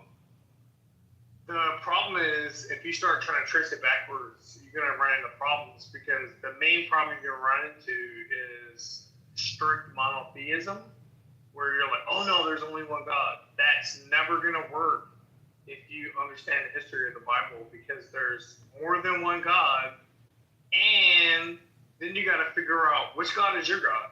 And that God is usually your provincial God, and then that's how you trace yourself to the Most High God. So let me ask you something, before everything existed, did it need something to bring it into existence? I'm sorry, can you ask it again? Before everything existed, did it need something to bring it into existence? What is it? Whatever it is, a rock, a molecule, whatever. Yeah, well, right. So therefore, it declares that it was something that created everything, right? Wait, you didn't let me answer the question. So, what God does is He comes upon materials, and then He creates things out of the materials that He comes. Good. So we're in the same alignment. So we're in the same curriculum. So therefore, we can say that monotheism always existed before henotheism, monolatry, and polytheism. Who was monotheistic in 2200 BC Chaldea? That's what we need to know. 1 second, NGU. Let me. 1 second, brother. 1 second. NGU, yeah. Let me. 1 second, NGU. Let me build with the brother a little bit, because I think the confusion becomes when we talk about monotheism is what we mean by it in that semantic drift of what people mean by being monotheistic. And it begins by being, hey, I have my God, which is my route to the Most High God, and then my provincial God being in the middle of that. And that is the beginning of monotheism. So then there's more than one God, and then I go through my specific route. And then eventually what happens when you get to Second Temple Judaism and then early Christianity is now they're saying, like, no, there's really only one God. And that's a very different thing. So what Islam is doing, hang on, let me finish. Islam grabs that understanding of monotheism from the Second Temple Jews and from the early Christians. It says, let me polemicize how you guys understand monotheism. And Islam attempts to correct it. And I'm not saying Islam is wrong. I'm not saying there's anything wrong with Islam, how it does it. What I'm saying is, what I'm saying is, Islam is polemicizing not the cause of the problem, but polemicizing like for the better good.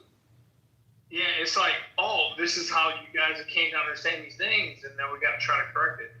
But not addressing the root of the problem, which happens to be there's just more than one God. And then now, in 2026, we can all disagree about what a God is.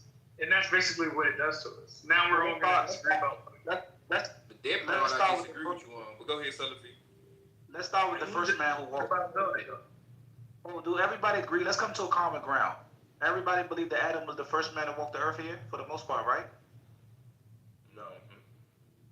Oh, no, you don't. Okay, so you already disbelieve. What about the people in Africa from 250,000 years ago? We know damn well we don't know that. Hell no. It depends on the way. It depends on the way. 5 exclamation points. Okay, so the story. So who the soul? Story. So what souls we come from? All man and women was created. So where we come from then? We don't all come from. We're in the image. We're in the image.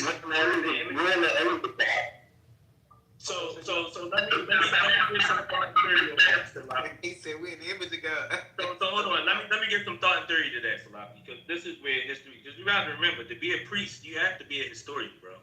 This is what we're talking about. Is history, bro. All right. So listen, what we know of, if we go back to our oldest cultures of people, they spoke about time immemorial, right? And this is where these stories have to come from. You can't tell me that some people in the middle of living will tell you about the beginning. They had to get that story from the oldest cultures of people. Now, what we learned is that the oldest cultures of people come from the Nile. That's just what history tells us. That's what archaeology tells us. That's what linguistics tells us. That's what DNA tells us. That's what every study of anything we've ever known shows us. Who were they working? Like, listen, it wasn't no Allah. Now, let's move forward. Who were they? I just want to know. Can we move? Can I finish my thought though? Can I finish my thought though? I just want to finish my thought though, real quick. So listen. With that being said, what they spoke about is different than what Christianity speaks about and what Islam speaks about. There was no people that knew the first man in their culture. You can't go to Africa and learn about the first man. Now, if Africa doesn't know the first man, then you niggas clearly don't know the first man. I'm just going to leave it at that. Because we know that the oldest tribes of people on this earth come from Africa. So if they don't know the first man, you definitely don't know the first man. I'm sorry. Like, we just got to make it make sense. Like, I always roll with what I like to call the experts in the field. So what type of if it's the oldest people living, that's the people that would have the information. What type of historian are you? Huh? What type of historian are you? Oh, I'm just a baby historian. You know, without a degree. Baby historian. Yeah. I never heard of that classification. Huh? I never heard of that classification. It's meant to be funny, bro. Everything you say, man, like it ain't a joke. It's meant to be funny, bro. Like, come on, like, man. Like seriously, we trying to get like too hard. It's 9 o'clock in the morning, bro. You gotta open up. Open up. Ask me fun. Like I have soul on the line right now. No, but I'm being serious though. So what I'm saying about this whole story is that the way that they speak about a lot of the stories is that they had what's called mythologies. These mythologies were a plateau of science that they had built over tens of thousands of years. Okay? Those mythologies became what we know today as religions. And this is where a lot of people get these stories from. Now, to me, I just address it from the fact that to learn these mythologies and what they mean, it means that you have to go through an occult school, because these are occult teachings. That's why they're called secrets. That's why it's called gnosis, Gnostic teachings, right? Now, a lot of people don't really want to go that far to really learn about this stuff. They want to read pages on the book, but they don't really want to understand the pages on the book. So, for example, when I said what I said about Abraham, that's because Abraham, in this story, is known to be a prophet. What do prophets do, Stan? Prophets come with the law that the previous prophet came with, unless they were a prophet and Prophets prophesy. What is the meaning of a prophet? Understanding of prophecy. I got you, but that's what the whole point of the word prophet for is for someone who with the prophet, with the laws that the previous prophet has come with, unless he is a prophet and a messenger, then he can abrogate those things. Right. So the point is that a prophet prophesies, and that means that you got to know the sacred science to do that. What's called the holy science. I'm gonna leave it there. And all I'm gonna say is that a lot of people are on this tangible understanding to say, I understand. No, Abraham was on a different level of understanding, and that's what he passed down. And that's why it becomes a story that's so deep. But people look past that and they'll say, well, why was he even dealing with stuff like that? Well, how did you get days, months, and years? That came through sciences like astronomy. How did they learn how to heal people? That came like sciences of the health that came from the occult systems that only priests knew. Like all these things were there. But we'll sit up there and deny it and just say, oh, God did this and God did that. Listen, a lot of times what I've learned today by studying religions, and yes, I've studied many religions, bro. And I go to the religions. I go and learn the religions. Like, I don't just talk about it, right? But what I've also learned is that what anybody cannot prove with physical evidence, they'll proclaim that it's God. So if a man wrote down the NGU, listen, but just because you can't explain it doesn't mean someone else can. So to you, God is this, and God to someone else could be totally different. That's why I say so many people have different understandings of worship and different understandings of God. I don't claim to say no one's right or wrong. I don't go in a room and be like, yo, you praising Allah, you stupid. But then the brother came out his mouth and said, well, what he said earlier, Salafi, he said earlier, like, well, if they not praising like we praising, or if they not doing everything under the rights of Islam, then they not doing it right. And I'm like, well, how does that make sense? Because what if those people had a culture of God before you guys had a culture of God? And what makes their culture of God different or better or worse than yours? Like, who gives the barometer to stuff like that? What does culture got to do with what God legislated? God legislated for us to pray how we pray. What are you talking about? So what was the holy books back in 1500, 2000 BC, and 2500 BC? What was the holy books back then that they was reading? Why are you asking me about that? The particular books when no prophet. I'm just wondering, like, what was the holy books back then? Listen,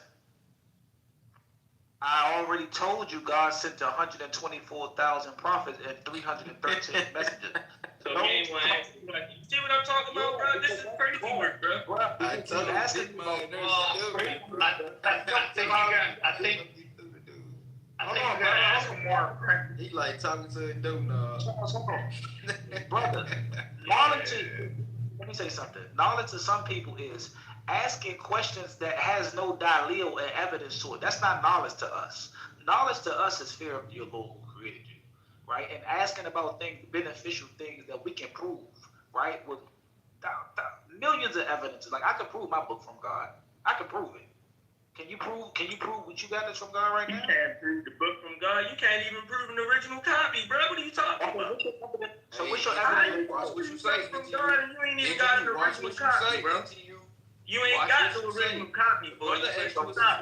Stop it. I'm finna prove you wrong. But the brother, you got an original copy. You got an original Quran. The book you quote from. Do you have an original Quran? Bro, I just asked you one solid question. Do you have an original God? Listen, Stan, do you have an original Quran? Is that a yes or no? Yes. Where is it? I'll show you. 1 second. All right, sure. No, sir. It's going to take me 30 seconds. I'm about to show you. All right, go ahead. Can you prove to us that what you have is the word of God? That wasn't even it. Bro, man, you already said, listen, for a guy that said that he don't even know which religion is the truth, and the guy don't have no deen at all, how you want him to, how you challenge him to do it? You said you don't even know if it's the truth. Who said I didn't know what? I said, are you religion not contain what I know. That's what I said. Oh no, are you upon the truth? I leave that up to you, my man. See, you're not sure. This is the, and you see, you're not sure. This is the point. That's up to you. If you believe that I'm not sure, then what does that have to do with me? Listen, just like the Jews, just like the Christians, when they stand before us, they never say they know they're upon the truth. You're not my disciple. Like, you don't have to believe me. Exactly. That's a rhetorical. You know you're Salafi, that's a rhetorical thing you're doing. You know you're doing that. That's rhetorical, bro. How? That's rhetorical.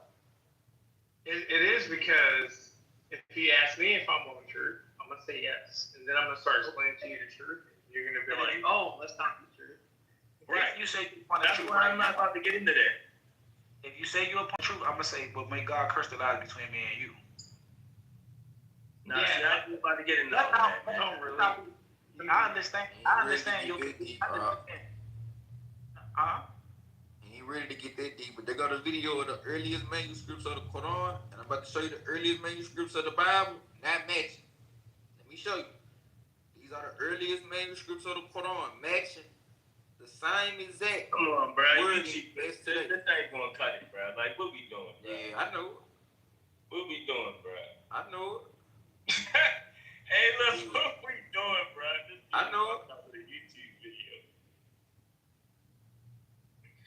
Hey, Stan, look, I ain't messing with you right now. Hey, look, say like me. All I'm saying to you is that when I feel confused in the area hold on, I may be wrong. I got you. I got you, Stan. I heard you first time. Of the Bible. I heard you first time, bro. Look, say like me. What I'm saying to you is, bro, I just feel like there's an era of fundamentalism that's attached to how you think about religion, and I think that that's my problem that I have with you right now. That's all.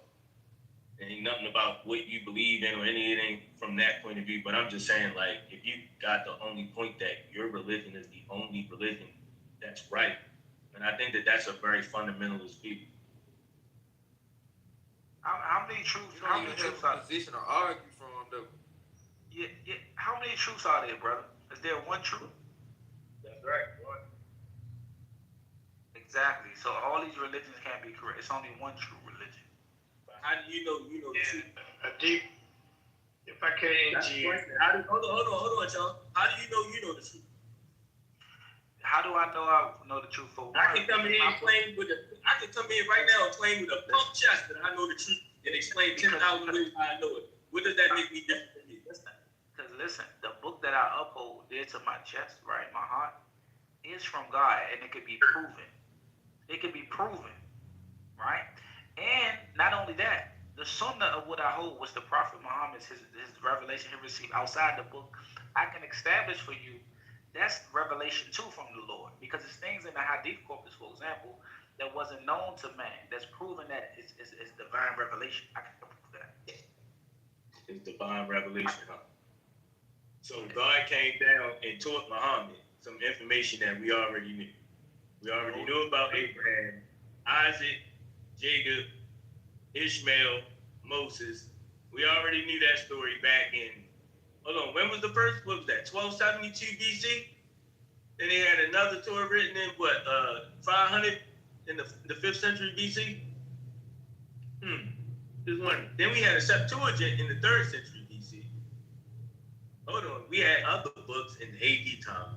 But somehow, like, make this make sense, bro. All of this information is in wide circulation. I'm asking you, NGU, respectfully. If you had a Septuagint in that time, like, you gotta sit back and think about this, bro. Like, logically. If you had a Septuagint in that time, can you show us the earliest manuscript and today's manuscript and see if they had the same exact word? That's all we asking for. Because the consistency must be I ain't got that. I ain't got that If the information. consistency is there, then we can have something to validate. If the inconsistency I ain't got that on me right now. If the inconsistency shows, then you got a problem. You asked for archaeological evidence, right? So listen, I don't really readily have that on hand. Even though I do know when their manuscripts were written, I know we don't have original copies of a Septuagint. So there's no way to actually know that. It's okay. Let me ask you one question before we wrap it up. Do you know Saul in your book that you read? Saul that became Paul? Oh, so you agree that he became Paul? I'm asking you, that's who you talking about. I'm confused. Hold on, I'm asking you, that's who you talking about. I don't know, because in 3 of these verses that we have found, right, in 1 Samuel chapter 31, verse 4, where it subsequently says that he himself committed suicide by falling on his own sword. And in 2 Samuel chapter 1, verse 6, it says that an Amalekite slayed him. And in 2 Samuel, same chapter, same book, 2 Samuel chapter 21, verse 12, it says that a Palestinian slave slaughtered. So I'm trying to see if these are the same people.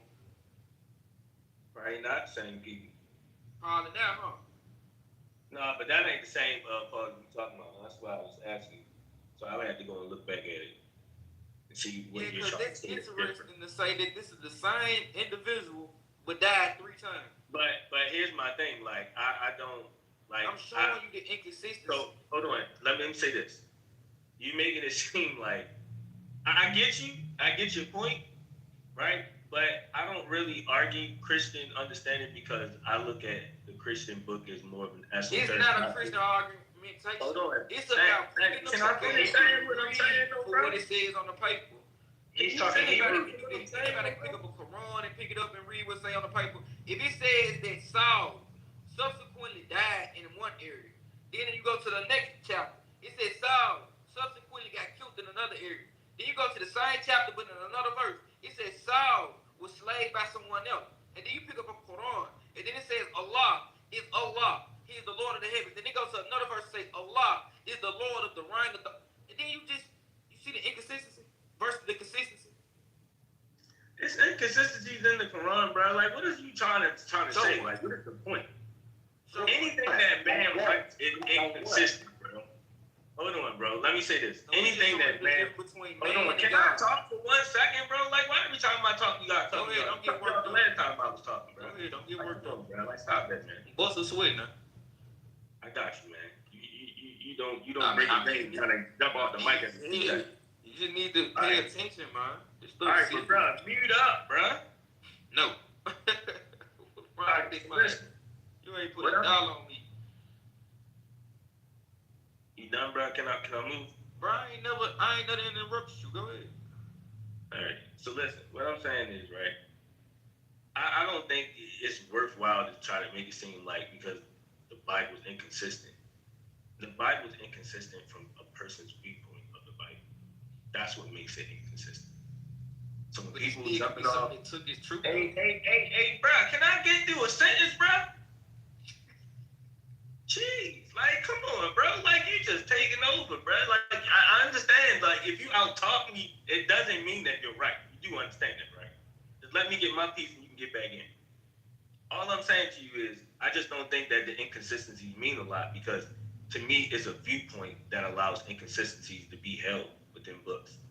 And I think that the viewpoint that a person's looking at will always make it seem as though something's inconsistent with each other.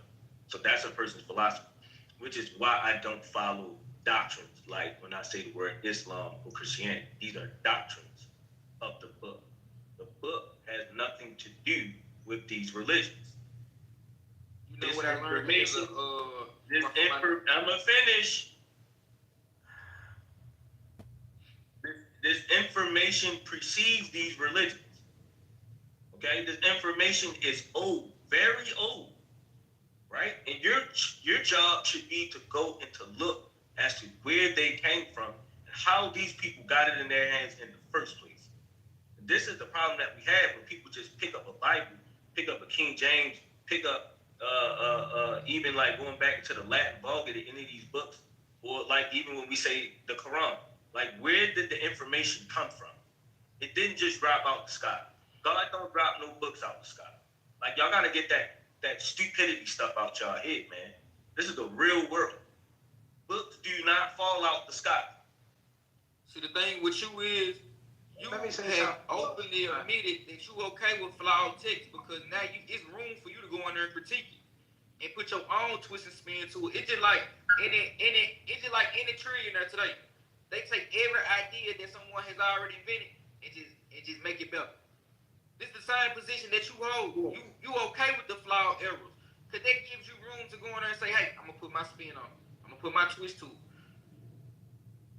So critiquing what they did wrong is not acceptable. That does not validate it to be something that we should hold firm as the truth. And this is where you're missing the conversation. We looking for what is the truth. But this is exactly what the prophets did.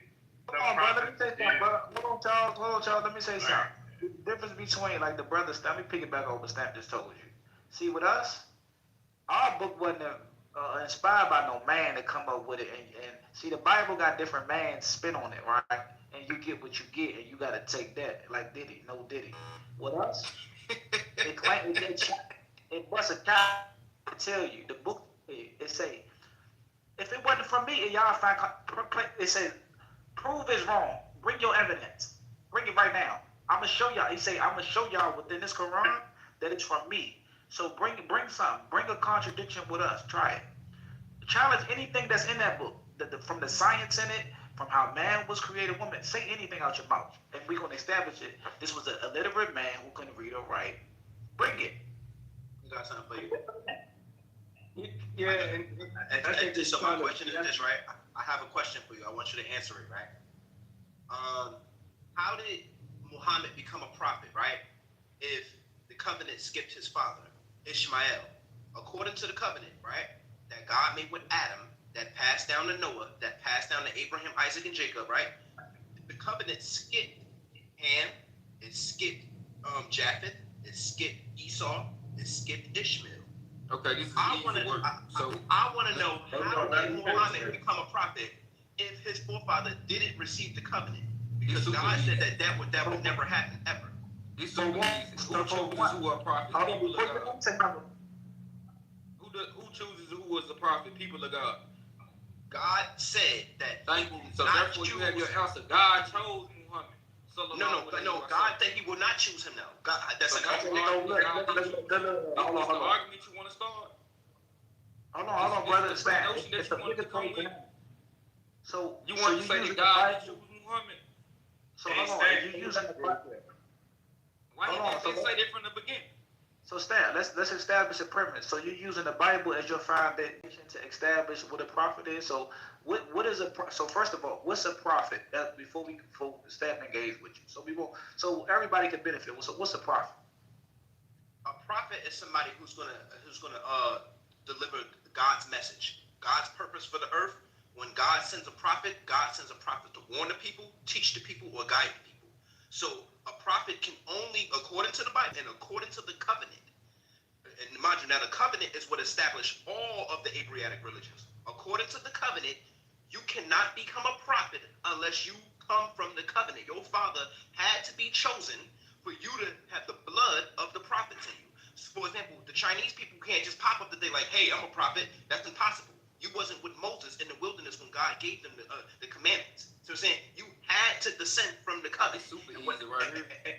Hey, show me a verse in your book where your Lord says He only going to make prophets from children of Israel. Got you. I'm gonna do that right for you real quick. Alright, so what I'm about to do is African descended people. So, and them African descended people, like you sit back and talk about King David and all that. Not according to the Bible. According to the Bible, Africans are descendants of Ham. The Israelites, the chosen people, are descendants of Shem. So remember earlier, I said the covenant. Them is African people, bro. What are you talking about? No, not according to the Bible. Not according to the Bible. According to the Bible, Ham is the progenitor of the dark races, but not the Negroes, not the Semitic bloodline. So the Kanani people, the Canaanite people, was not African descended people. Absolutely not. I can get that for you too if you want. But first, let me get the first thing you just asked for. I can get that for you right out the Bible if you want. Check this out. What are you talking about, bro? Well, I mean, you just asked. I can show you, right? All right. So check this out. First, let's deal with Romans 9, right? It says. Now you say, show me a verse that says that only the Israelites can receive the covenant, etc., right? Now, what I'm going to do is I'm going to go into Romans 9 when God talks about the covenant as a whole, from the beginning to the end. And he said, who are the Israelites? To whom pertaineth the adoption, Now, we know that the adoption is when God said, I gave you the power to become the sons of God, right? So in the end, when they get their new glorified spiritual bodies, that can't be contaminated with sin, that is the adoption, because they're going to become like the angels. It says, who pertaineth the adoption and the glory and the covenants, as in plural. That means all of the covenants from the very beginning that God made with Adam and them, that passed down to the Israelites, right? So that Christ can come out of that to Adam from the very beginning. And the giving of the law, meaning that only the Israelites can give you the law. You can't go to Ishmael. You can't go to the Arabs. You can't go to the Africans. You can't go to the Chinese, because God didn't give them the law. They never received the covenant. And the service of God. The service of God, meaning the ministries, the prophethood, right? You cannot be a servant of the Most High. He is not going to send you out like Jonah did. Like he sent Jonah. He is not going to send you out to do anything, because he didn't choose you. And the promises. Now, God just now said in Romans that all of those things that God promised in the Bible, from the beginning to the end, the covenants, everything, belong to the Israelites. Ishmael got his blessing. They got Dubai, they got gold, they got oil, they got a military, they got a foundation right now. They are in their heaven. Right now, only the Israelites has been destroyed, scattered throughout the world, and everybody is trying to steal what belongs to the Israelites. Just like when we read in Jubilees, even the Africans know that we're all black. The Africans know that we're all black. The Africans are trying to use colorism to blend in with the Israelites. A verse or a chapter that's substantial. Now, I just now read it for you. Romans chapter 9. You got to deal with that. I just read that. God just now said it. That it's only for the Israelites. So you can't include Ishmael. Brother, you have not shown me verse where God explicitly said, even in your book. He just now said it explicitly. Who are the Israelites? Sent prophets to the children. He just now said it. Who are the Israelites? So whom pertaineth the adoption and the glory and the covenants and the giving of the law and the service of God and the promise. So that means that. So guess what? That's the covenant that passed down from Abraham, Isaac, and Jacob. It skipped Ishmael. Ishmael is not a prophet. He is not a prophet. It's impossible for a prophet to come out of his bloodline, because God didn't choose him. That's like if God chose you as a king. He didn't choose your brother. Your brother can't 2,000 years from now pop out saying he the king. He can't do that because the kingdom was given to you. At some point too, though, bro. Like you got like give us a chance. Scriptures bear witness against him. He did provide a verse from his book. Hey, look. I mean, all right. So I'm gonna let you speak, but the Bible just now said it. Can you contend with that? It just said it, and the Bible predates the Quran. So that means that if the Bible said it first and then the Quran pop up later giving another doctrine, that means that the Quran is false. Because Muhammad has to be in perfect alignment with the rest of the prophets. All of the prophets agreed on one thing. Then Muhammad popped up at the very end talking about something. Well, wait a minute. We're the chosen people, not the Israelites. Well, guess what? It's too late, brother. It's already been sealed. Christ already fulfilled the promise. And now you just arguing a dead argument, because you can't stop the end of the world. You can't stop World War III, and you can't stop Ishmael from falling like we see right now happening in the Middle East. So you telling me, hold on, so let me make it make sense, first off, because I swear I'm kind of lost with your argument here. You saying that Abraham was what, white? No, Abraham. What was it? So here's the confusion. What people like to do is they like to take anybody that's black or melanated and automatically say that they're black. Bro? He was black. He wasn't African. All right. So did he have woolly hair? Yes or no? That's not African, bro. No. Just answer the question, bro. Yes, he was black with woolly hair. Okay, so he's black. He was a Negro. He was a Negro. Hey, Stan. What's up, you hear what this dude just said, bro? Where are you saying, bro? Bro, I'm done with you. Hey, Chosen, you my man, bro. I'm gonna go ahead and add you just because I like you, bro. You're a cool dude, bro. And I appreciate you for taking the obvious, but listen, that's African, bro. That's the whole point. Yeah. And I need you to know something too. Genesis chapter 10.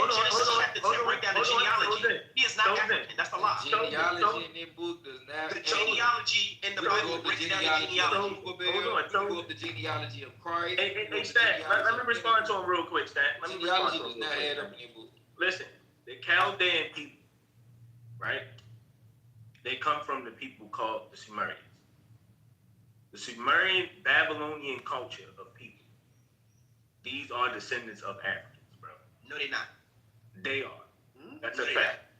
If you go into the book of Jasher, it talks about Matter of how fact, when Nimrod made war hey, with the Chosen, Sumerians, can I get a chance to Nimrod respond? ruled Jump over them off for a into time, another but lecture, they bro? were not African. Chosen, can I get a chance to respond, bro? We can have a conversation, bro. You spoke for like 10 minutes, bro. Let me just get a chance to respond to you. Yeah, we gotta have some order. You gotta have order.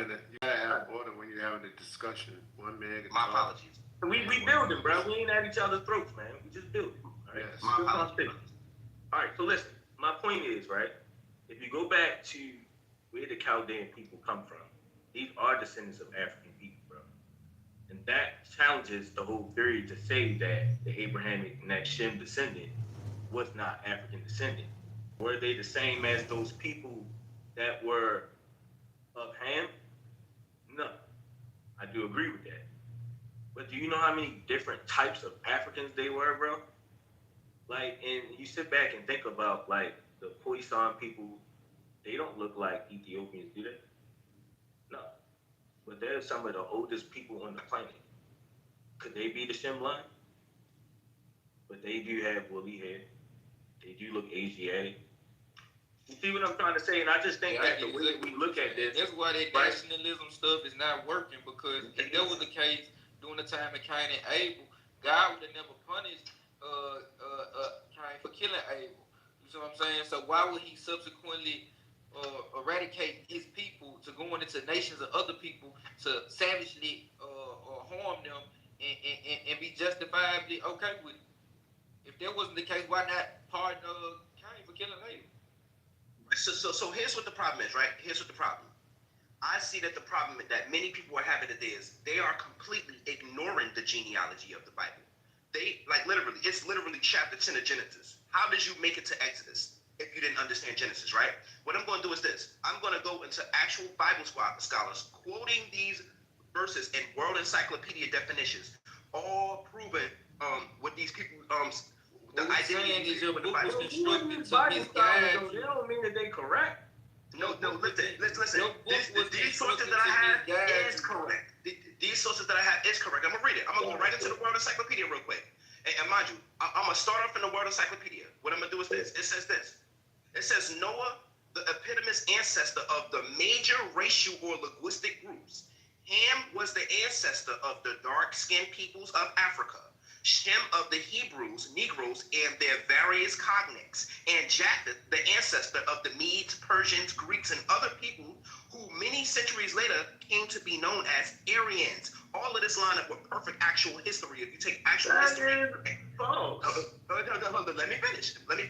I'm only read the breadth of it. All of this lines up with actual history. I can go into many history books to prove this. I got a book called Idum Edom, when Esau, the white people, is explaining their origin and showing you that they are Esau in the Bible. So there's no way you can get around it when scholars from 3,000 years ago already revealed who they is. You can't try to change it now. But here's the thing. It says Ham, the youngest son of Noah, born probably about 96 years before the flood, and one of the 8 persons to live through the flood. He became the progenitor as a forefather of the dark races, Africans, not the blacks. It is very specific. It said not the blacks, but the Egyptians, Ethiopians, Libyans, and Canaanites. Now, when you read Jubilees, according to Jubilees, Ham had 4 sons, and they went to populate Africa after they all came off of Mount Shinar when they dispersed, after they made their covenant before God and Noah, when they divided the land. And then it says this. It says Shem, relating to or denoting a family of languages that includes Hebrew, Arabic, and Aramaic, and certain ancient languages such as Phoenician and Akkadian, constituting the main subgroup of the Afro-Asiatic family. And it says, relating to people who spoke Semitic languages, especially Hebrew and Arabic. The Hebrews are Negroes. And then I have a quote right here. I don't believe in the Talmud, but I have a quote right here that comes from a Jewish rabbi out of the Talmud. He's speaking on the Bible, the actual Tanakh, the Old Testament. He said, he blessed Noah and his sons, as it says, and God blessed them. He blessed Shem and his sons, making them black and comely. Now, we know comely means beautiful. So even when you see black and beautiful, that's a terminology that's always been with Black Americans, because it's always been with our people. Black and beautiful. He blessed Ham and his sons, making them black as the raven. And he blessed Japheth and his sons, making them white and beautiful. So according to the Bible, Noah had 3 sons that repopulated the earth after the flood. Ham, the father of the dark races, is the progenitor of the Africans. But Shem had Asia. Shem had all of the old name for Asia is called Eden. Brother, you gotta be conscious. You gotta share. I'm gonna let y'all respond. I did fight up a lot. I gave y'all that. Virgil, you're back to that loud mic, Virgil. I don't know what you did, but you're back to the loud mic. So I'm gonna let y'all brothers respond to that. I just now read that out the World Encyclopedia and also from scholars talking about the Bible. And this is actually in Genesis chapter 10. I heard you the first time, bro. All right, so listen. So how many different wives did Abraham have? You said how many different lives? I mean, how many different wives did Noah have? Sorry. Oh, Noah had 1 wife. Okay. So you telling me that 1 man and 1 woman? Yes, I just was reading this last night. I just was reading this last night. God said Hold on. I'm trying to get through this, bro. Hold on. It's just taking me some time to get through this whole thought. Right? So you're telling me that 1 man and 1 woman had 3 children and made 3 different races. That's what you said. No, that's not what happened. So yeah, Noah and his Hey, so I can get back in and keep it short because I want to get back in. I got you. You gotta say yes or no. Yes or no. Is that a yes or no? I'm answering his question. I got you. I'm not going to take the platform. It's your time to speak. Noah and his wife had the 3 sons, and then he got wives for the 3 sons, and then they repopulated after the flood settled. They repopulated. God said this ain't got nothing to do with the question. He had 3 different races with 1 woman. Listen. God said that there was a total of 700 souls when they came out of Mount Ararat, and when they began to disperse from the land of Shinar. When they dispersed from the land of Shinar, there was a total of 700 souls. So that means that Noah's 3 sons had already populated. They already had their grandchildren. When you read it in the Bible and when you read it in Jubilees, it tells you how Shem already had his grandson Canaan. And when they left, there was a total of 700 souls total. So what you like to do is you like to make it seem like, oh, it's only 1 or 2 people, and make it seem like it's not realistic. But when you're not taking the context of the Bible into consideration, God said that it was a total of 700 souls when they left the land of Shinar. So it wasn't just 2 people walking into Africa. It was you breaking bread over something. Listen, bro. Listen, I just need you to stick to the point, bro. You act like you got ADD a little bit. Listen, respect. All I'm saying is, right, you're it's a yes or no. Boo, stop taking the fact. Stop with the theatrics and help him, man. You love I'm trying to, but I'm just letting them know, like, answer the question. moving off the point, going into sermons. Well, I gave you the answer to it. Continue now. Continue to answer. I mean, continue what you were saying. I gave you the answer. You can't say that because the Bible didn't say that. You can't put narratives in the Bible that's not true. Now you can. Well, the only narrative that is made up by you and these scholars that these are 3 different distinct races. The Bible does not say anything like that. That's literally what the Bible said. Genesis chapter 10. The Bible does not say anything like that. Go read Genesis. And matter of fact, chapter 10 right now. Hold on, Joey. Hold on.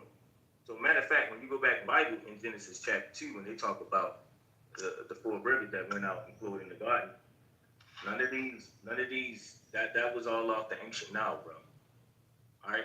So I mean, I don't know.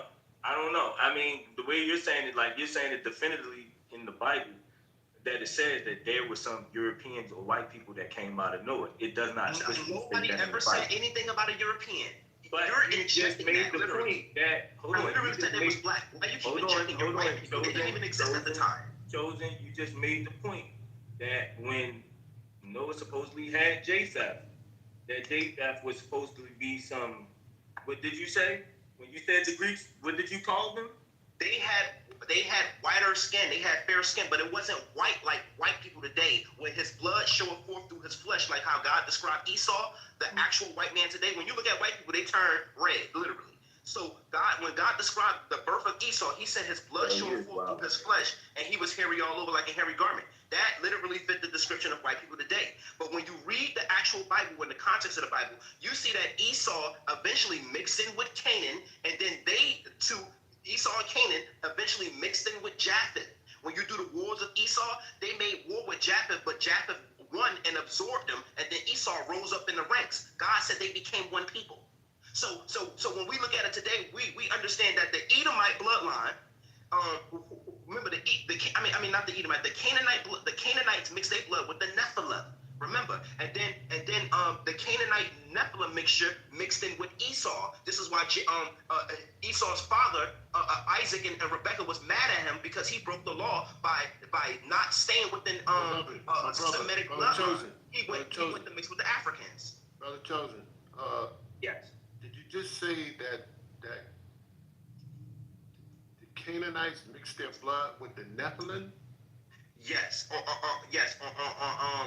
When you go, the Canaanites mixed they remember the angels came down on Mount Paran. Yeah, I'm trying to figure out where, when, book, chapter, verse, where you can direct me to where the Nephilims.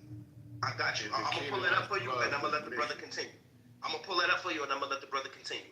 I'm gonna read one thing real quick out of Jasher chapter 7. It says the sons of Canaan. No, I'm gonna answer your question. I'm gonna pull that up for you. I'm gonna pull this one thing up because it connects to what he was saying earlier. It says, and the sons of Canaan was Zidon, Heth, Amori, Girgashi, Pabai, Arki, Sinai, Aradi, Zemati, and Shemothi. These are the sons of Ham, according to their families, and their numbers in those days were about 730 men. What did that have to what? Bro, did that connect to what earlier when you was basically trying to say that let me go ahead and find your verse so I can respond, bro, because that is crazy, bro. Listen, you can respond to that while I pull up the verse for the other brother. I got you. So this is what I was gonna say, man. Like, this is why I feel like a person needs to know their natural history, so that way you can line up what actually happened.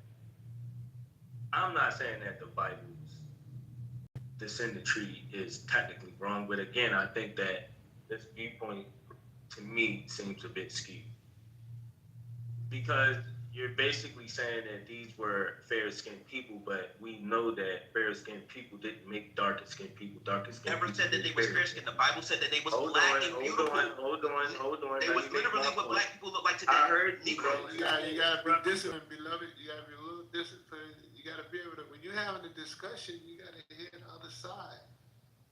Got to. My apologies. So taking over. So my point is that I don't ascribe to the narrative that you're saying that these scholars are giving. Now, again, that's your viewpoint. I just feel like it's skewed, okay? That's my personal conclusion of what you're saying. Because it's making it seem like Noah, with one wife, had a dark black child. And a lighter skinned child. So it's like you're saying that these people came from two different tribes or something. Like, I'm not even understanding the point here, because something is missing from this conversation. And I think it has to be common sense. Brother N'Gu, let me ask you a question. So, Noah, his descendants, his wife, they bore children, right? Once they bore children, right?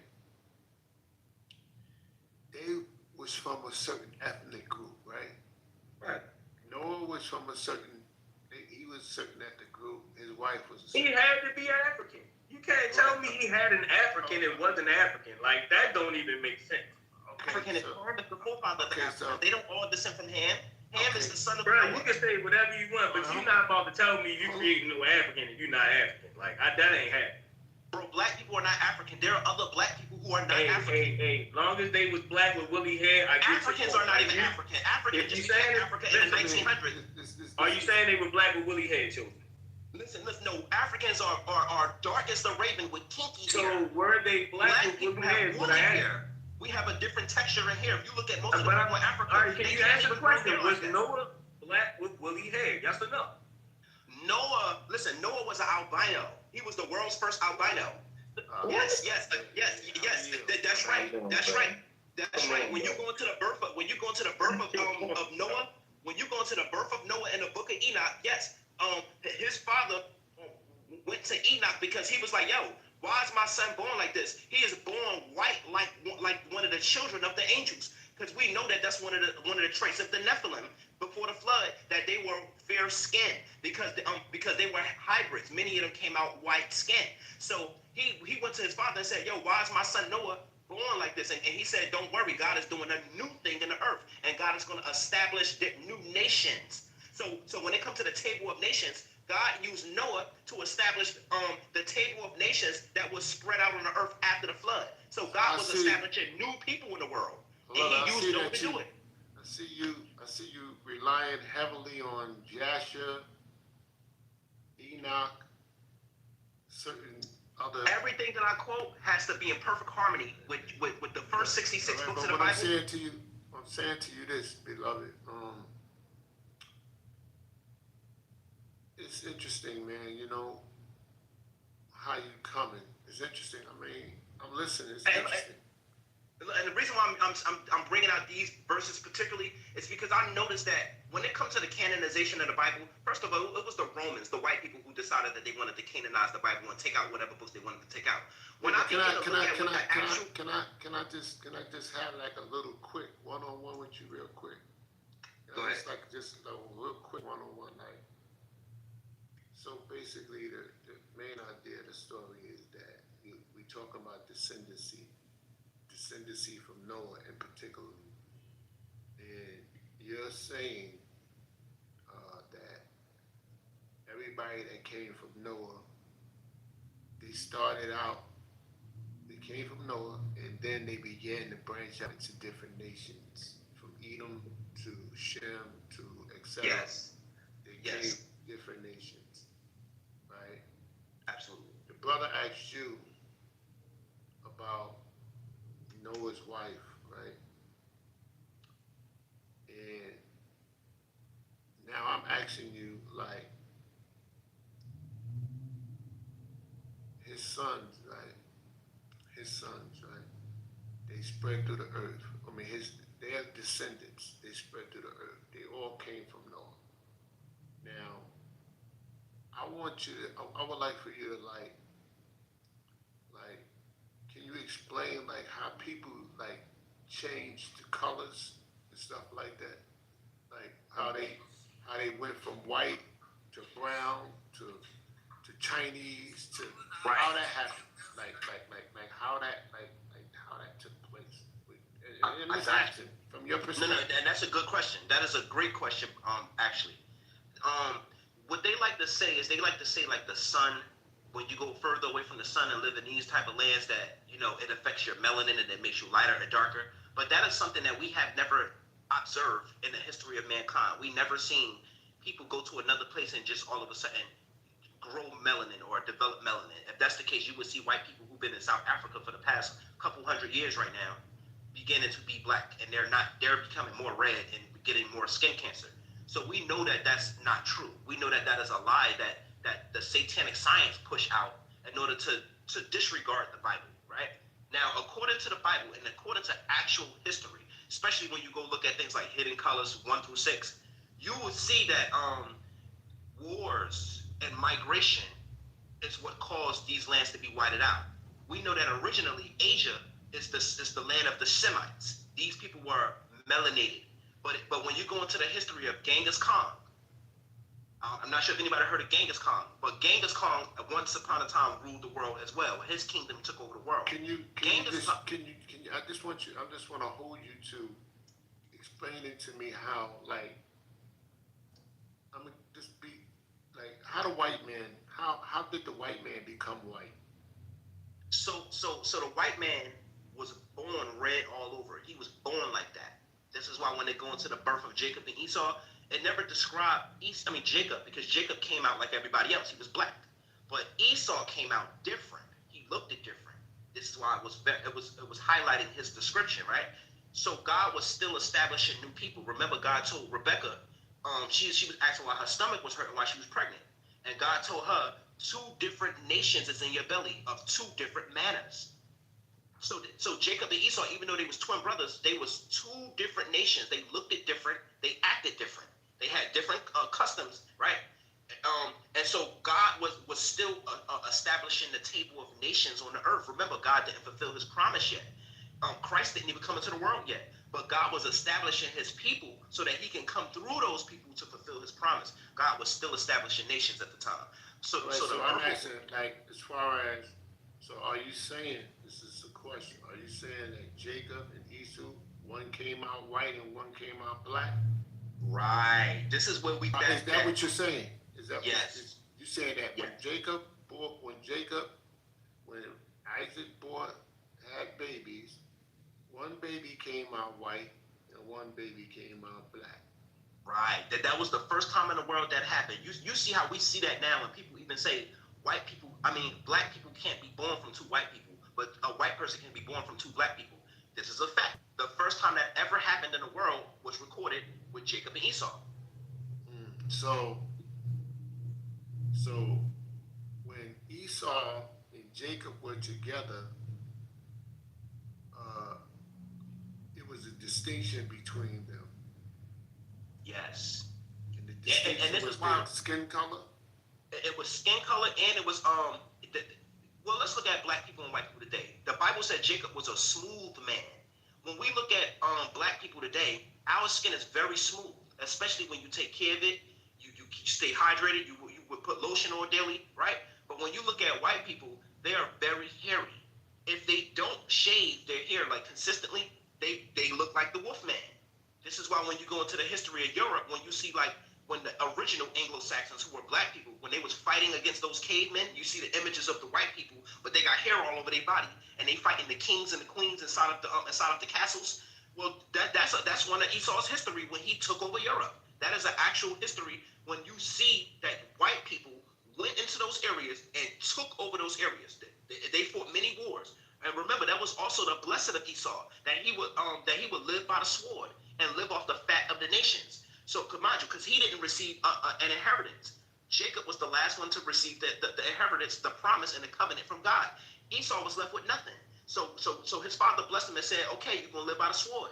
So that means that Esau will go forth in the earth, killing and destroying other nations to enrich himself and come in power, and that will fit the prophecies of the Most High as well. So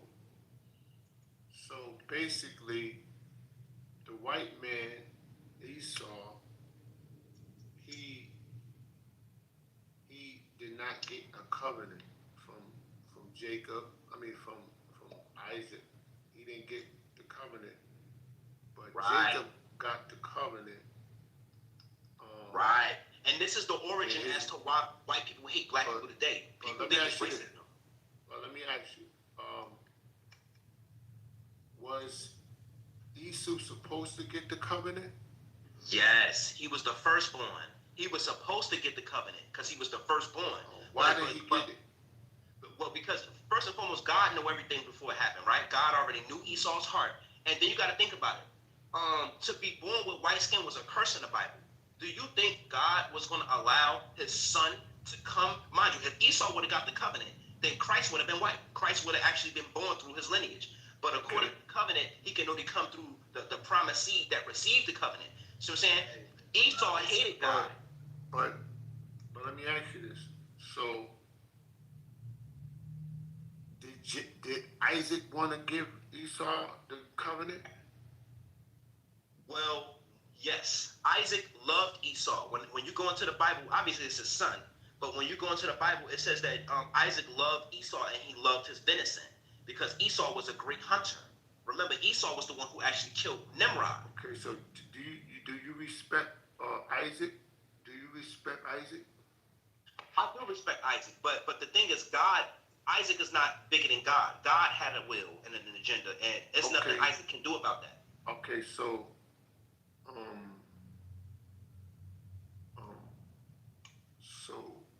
do you think and this is why Jacob's mother knew that Esau sold his birthright.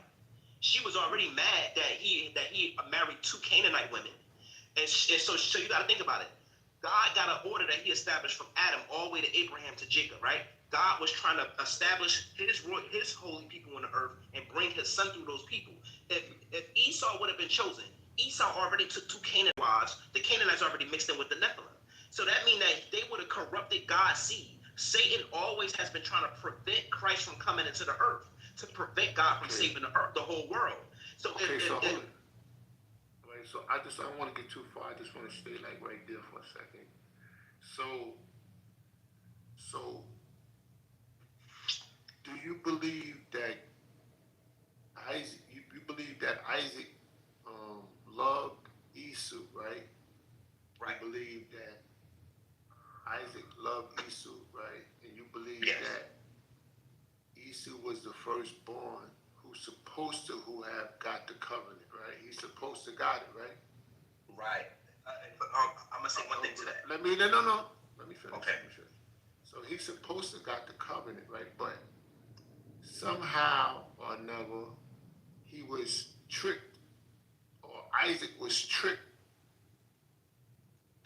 with the covenant. He was tricked. He was tricked out of it, right? He was tricked out of giving the covenant to someone else, right? Was he tricked? I want to say it's complicated, but I'm gonna just say yes, just to give you the short answer. So all right, so that's it. So he was tricked, according to.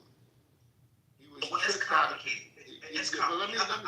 Let me just kick it. So he was tricked out of the covenant because of whatever. You know what I mean? Do you think that was correct to be tricked out of something? So that's why I was trying to answer your question before you asked it, right? So look, the thing is this, right? Say like, for example, me and you place a bet. We play in a basketball game. And you beat me in the basketball game. I'm the firstborn. I got the covenant. But you like, I'm like, man, if I win, I want that new car you got. But if you win, I'm gonna give you the covenant. And you like, you serious? You really gonna give me the covenant? And you like, all right, and man, you play a basketball game, and you beat me. Now, God seen that, and they mother knew about that basketball game. Now, it's time to receive the covenant. We talking 20, 30 years later. And it's time for... Their mother knew about that? Yes, Their mother knew about Jacob, Esau selling his birthright to Jacob. The mother knew that? The mother knew it. She was already upset with Esau. Do you have a book, chapter, and verse? Hold on, brother. I can get it, brother. I think that you can go to the account when she was So far, I've been doing that all night, brother. You just gonna make me do it again and go into the verse and read it, and then. No, I'm talking about. You heard me, brother Jordan? I think you can read what God said to Rebecca. What did God say to Rebecca when she was pregnant? She said. She said the elder gonna serve the younger. 2 different nations gonna be born from out of your womb. There was a struggle in the belly. 2 different nations was born out the womb, and she said the elder was gonna serve the younger. But the first person who came out was Esau, and Jacob came out grabbing his heel. It was already prophesied. Prior to all that happened. I want to know where it says that she was aware of Jacob or Esau's his birthright.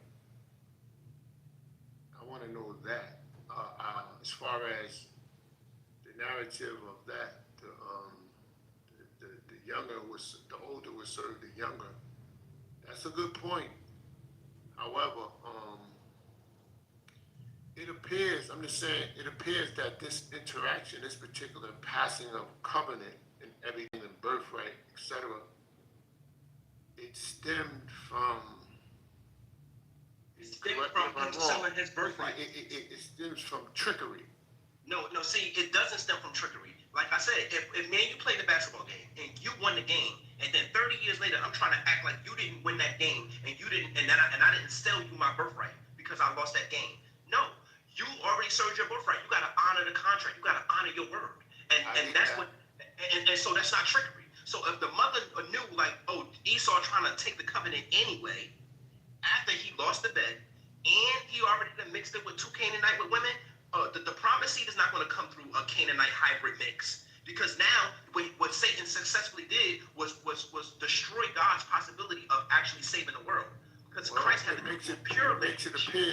makes everything that you're saying. I understand what you're saying, but you are evading the fact that you have a person there, Isaac, the father. He's the leader of that family. He's the leader. But Isaac wasn't aware that he sold his birthright. Isaac wasn't aware that Esau stole his birthright. So you saying that Rebecca was aware of it? That's why I asked you. You said Isaac wasn't aware, but Rebecca wasn't aware of it. Whatever happened, one man, him being in a position of leadership, he was deceived by his wife. Well, listen, God said there is no man who didn't sin. Listen, God said. Let me actually make a point, Brother Chosen. Listen, if you think about this, though, wouldn't it have been honorable for the older brother who have already sold his birthright to his baby brother, and then it come time for the birthright to be made, right? And his father asked him to make some venison for him, go out and get that venison that I like, right? But he know he already done sold his birthright, right? So, but he still goes out the door, and obviously the mama must have went to what was going on, so she said, hurry up, and you know what I'm saying, and I'm gonna make the venison for you. I'm gonna do it, and you do this, and Jacob was trying to be honest. Well, mama, you know, my brother already went out there to get the venison. Now I ain't gonna get the blessing. You know what I'm saying? Well, look, I'm gonna put on all that. I get what you're saying, brother. So I understand how you're reasoning, but that's all nasty work when it comes down to wouldn't it be nasty work for the older brother? Listen though, wouldn't it be nasty all nasty work when you're looking at morals and principles? Wouldn't it be morally right for the oldest brother who sold his birthright, right, to not go get that venison? And be honest, look, Father, I sold my birthright. To be honest, I really did, and that really go to Jacob. You know what I'm saying? Well, I'm gonna go ahead on and slip out the door. I ain't about to let my brother know. I ain't about to let my mama know. I'm about to get this blessing because I'm realizing the value in it now. Now that I'm older, but I'm gonna go out here and get this blessing. I'm gonna go out, hunt this venison down, and come back and try to get the blessing anyway. Although I sold it to my baby brother. Now I'm still about to go step on my baby brother anyway. I'm about to step on you, dog. And my mama already got prophesied to her when we was in babies in the belly. You know what I'm saying? So God's word came before everything else. Before all that nasty work, God had already he already laid up that. He said the older shall serve the younger, and we know that the whole world gonna serve Christ. Christ come out of Jacob. All right, so I understand the position from a belief point of view. I understand. However, when you read in text, it appears that a lot of trickery went on with that. A lot of deceiving went on with that. Rebecca deceived her husband, in which righteous. She deceived him, but she was righteous because she did the righteous thing to fulfill God's will. She deceived her husband. It appears, and this I'm not taking a position. It appears that she deceived her husband. No, actually she did, brother. You were absolutely right. She did. But she did it righteously. Coxed the plan to get a birthright given to one person that he didn't want. He didn't want that birthright. The father didn't want that birth. He didn't want that blessing to be given to Jacob. That's clear. No, he didn't want it to be given to Esau. God prophesied it. I'm talking about Isaac. He did not want to give that blessing to Jacob. Nah. See, so I'm doing this. We diving into how Isaac felt, and we don't know how Isaac felt. All we know is that Isaac was honoring. We know that he realized that he was deceived, right?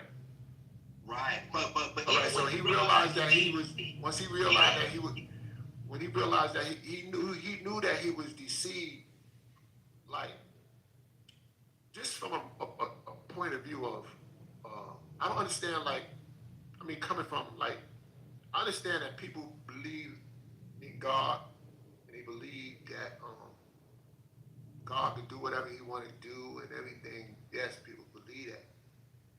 But we pick and choose when we want God to be moral and when we don't want God to be moral. We want God to be moral. Another thing, Brother Virgil, if you read. Hey, y'all got to let brother finish, man. My bad.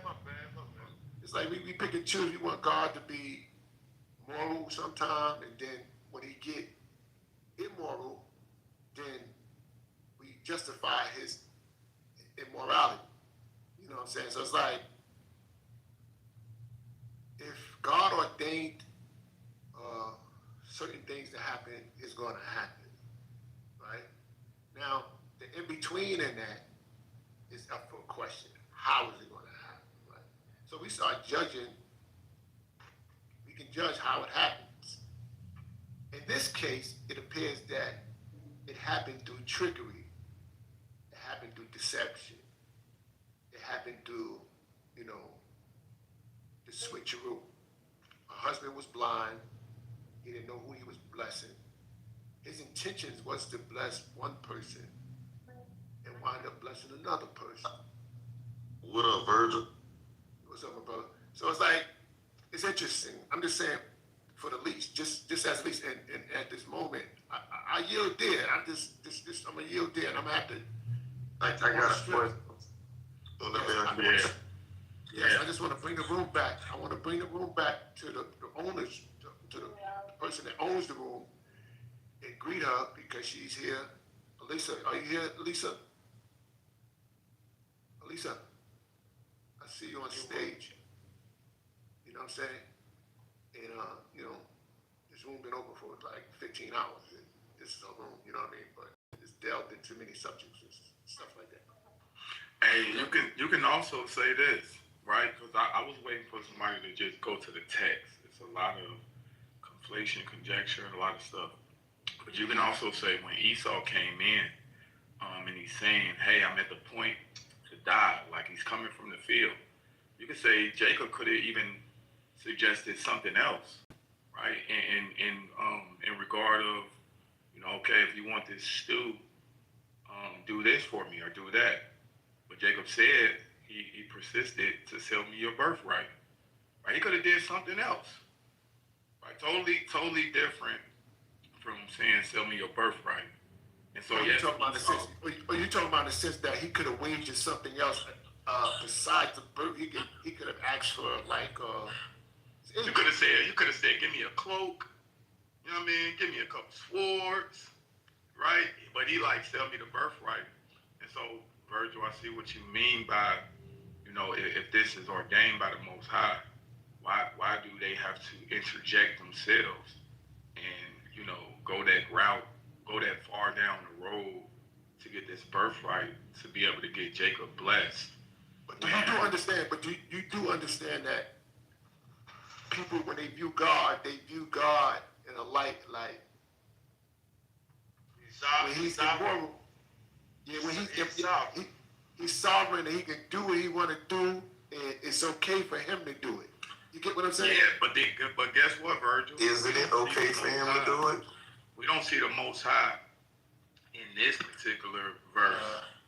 Right. That's a good question, man. Telling Jacob. Out of respect, let me bring one more thing to your attention. Hold on, real quick, Elijah. And Virgil. So that is true. The Most High is sovereign. But if you read this text, if we just going according to the text, the Most High is not. We don't see a spirit coming over Jacob saying, to do this. We don't see any of that happening in this particular instance. So this is just betwixt man. And that's why I said Jacob could have did something else in regards of, just my opinion. He could have said, give me this or give me that. But rather he chose to say, sell me your birthright. And as if Jacob and his mother only knew about what was ordained, at the time of their birth. And then when Isaac is finding out about it, he does seem to be a little upset, a little weary. Why'd you deceive me? He should have already knew about this thing being ordained by the Most High. Remember, he's the father. He has the birthright. He can give it to whomever one of his children that he wants to, and we can read this in Jewish literature. But it's just something that. Hey, y'all, I just want to elaborate on that real quick. Hey, you got the way I see it, God already ordained it. He already gave a prophecy, like the brother read earlier, when he said that the older shall serve the younger, right? Now, at the time, because, the way we're seeing it, Esau is born the firstborn, right? So logically, it's like, how is the older going to serve the younger? How is that going to happen when Esau is the first, he gets the birthright, et cetera, et cetera. But God already knew it. Also, in the actual verse where it talk about it, it says that so Esau despised his birthright. It also said that his response to Jacob when he said that was, what good is this birthright going to do me anyway? He said, look, I am about to die. Esau said, what good is the birthright to me? Right? So you got to think about it. He is not a spiritual man. Esau does not believe in God. Even today, we see that in white people today. They are not God-fearing people. They do not care about God. Black people is the more spiritual people. So we even see it in our characteristics. But so what we're seeing here is that God already know the future. He already know Esau hate God. Esau is rebellious. He married two Canaanite women. They was Give me 2 seconds. Give me 2 seconds, brother Chosen, real quick, because I gotta respond to my sister, because she's typing and she's telling me what to do. Okay. My bad. This is a quick reset of the room. This is Elisa's house. Peace and blessings to the family. This is where she said, peace and blessings to the family. And welcome. She said, please respect the mic. Please respect the mic. Give each other a chance to speak one-on-one. And on top of that, please don't forget to join the room at the top. Join the room, join the house. This is to be coming up with different topics, nice topics and whatnot of interest, interesting topics. So join our house. You're able to speak here. This is a space where you can express yourself. Gets heated sometimes. Sometimes it's worth that. So please join the room. Please respect the moderators, and please respect each other. You dig what I'm saying? With that, turn it back over to you, brother. Brother Chosen, you can continue in your explanation of. Right. Thank you, brother. Thank you to the host too. But basically, all I'm saying is that Jacob was wrong, yes, because he suggested like, let me get the birthright. But Jacob name literally means supplanter. And that would make sense why God would change his name later to Israel, meaning Prince of God, right? So God changed his name from Jacob to Israel. But Jacob means supplanter. His name literally, he fulfilled literally his name. And what we see is that God is ordaining all these things because God already knew that Esau was going to be rebellious. Now just think about that. Imagine if Esau would have got the covenant, but he would have broke every law and mixed in with the Nephilim bloodline. How was Christ going to come through that lineage? I got what you said. I understand where you're coming from, brother. It's just that when I think in terms of certain things, it appears, and it may sound strange, it appears that he's supposed to have got it. If nothing would have been laid as stumbling blocks for him to get it, he would have got it. And that right there is interesting to me. You know what I mean? But if anybody have anything else, I have one more. Hey, brother, check it out. Think about this. Also, when God had put enmity between the seed of the woman and the seed of the serpent, right? All the way from the beginning, the spirit, the foundation behind everything. God separating the light from the darkness. I find it interesting that you bring up the Nephilim.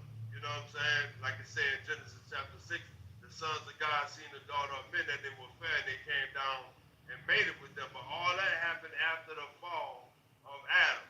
You know what I'm saying? After the fall of Adam, sending death into the world, and then you have Cain killing Abel, and God replacing Abel with Seth. We're just thinking about that enmity seed of the woman and the seed of the serpent, and that what it said that he was gonna strike at her head, you was gonna strike his head, and he was gonna bruise the heel, right? But then you have the whole flip thing out, Jacob coming out grabbing the heel of his brother. Right. But the brother, I just wanna remind you. I want to remind you that the brother, he made this statement. He stands on the brother. He stands on that Esau and Jacob. One was white and one was black. One was white and one was black when they were born. And his position is, from that point on, the distinction is there. It's distinct. Because I had asked the question, like, where did the white man come from his perspective, using the tools that he can use from the descendancy chart of Noah. How could, and if we walk down this path to where we are now, you get what I'm saying? It's very interesting, though. It's very interesting. Right, and you're right, brother. And check this out. Think about this: how Enoch says that the Nephilim were white. Look at how Esau, who most likely mixed in with the serpent seed. Look how Esau is also white. He got too many characteristics that relate him in spirit to like the Nephilim and to like Cain. Like he got that Cain spirit with him. How did the serpent seed or the Nephilim survive the flood? The Book of the Giants talk about it. What does it say? According to the Book of Giants, God allowed some of them to go live in the earth. Can you read it? Let's go. I've never read that before. Can you pull it up and read it for us? Right. Let me see if I can find it. I thought, hey, Gadar, what's up, man? Hey, Gadar. Gadar on one. I'm not even on that. I said, but Gadar, I got a question for you in that subject right there. Ain't the Raphaim and the what's the other two groups that was here that doesn't have a descendancy chart that goes back to Noah? Yeah, the Nahar is also. I know what you're talking about. All right, so you got them. You don't think they survived the flood, Gadar? No. Only people that they survived. Came back on the planet. If they came back after the flood. Nephilim just means giant. Nephilim are not supernatural beings. They're just giants. No, they're both. Oh, okay. All right, I got you now. No. I see where you come from now, Gadar. Your position is that they can't. I got you. They're not like. Yeah, they're just humans, Giants. They don't have special powers. Yeah. From my perspective, I got you. The Nephilim are like, they're all different. You got some that was giant. You got some that was like, I like to think of like Lord of the Rings. You say you got elves and dwarves and the golems, these just different type of looking creatures. Remember, the angels also had sex with the animals. Said they sent against the animals. They had sex with the animals. So they was even having hybrid other animals. This is where like dinosaurs came from. They invented those things, and they literally was about to destroy completely all of mankind. It was like you believe the Nephilim are a result of mixing between the angels and the humans.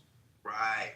Think of like Hercules. Okay. I mean, you think how Hercules was a Nephilim, a demigod. Demigods are Nephilim.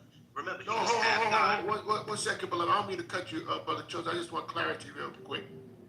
So, you saying Nephilims are the descendants of the gods sleeping with the sons of God sleeping with the daughters of men? You saying that the Nephilims is the descendants of them? Right. That's how the Nephilim came into the world to be. It was when the fallen angels came down and had sex with the daughters of mankind, and they started teaching mankind magic. They started teaching us how to make weapons. And they started. You getting that from the Book of Enoch? Right. It comes out of the Book of Enoch. It talks about how that they had sex with the daughters of men, and how their children came out giant, and some of them came out like as the men of renown. So men of renown mean like historical famous people. So when you look at like a lot of the Anunnaki gods, they're really referring to the ones who they worship before the flood in the antediluvian age, during the time of Adam and them. These people would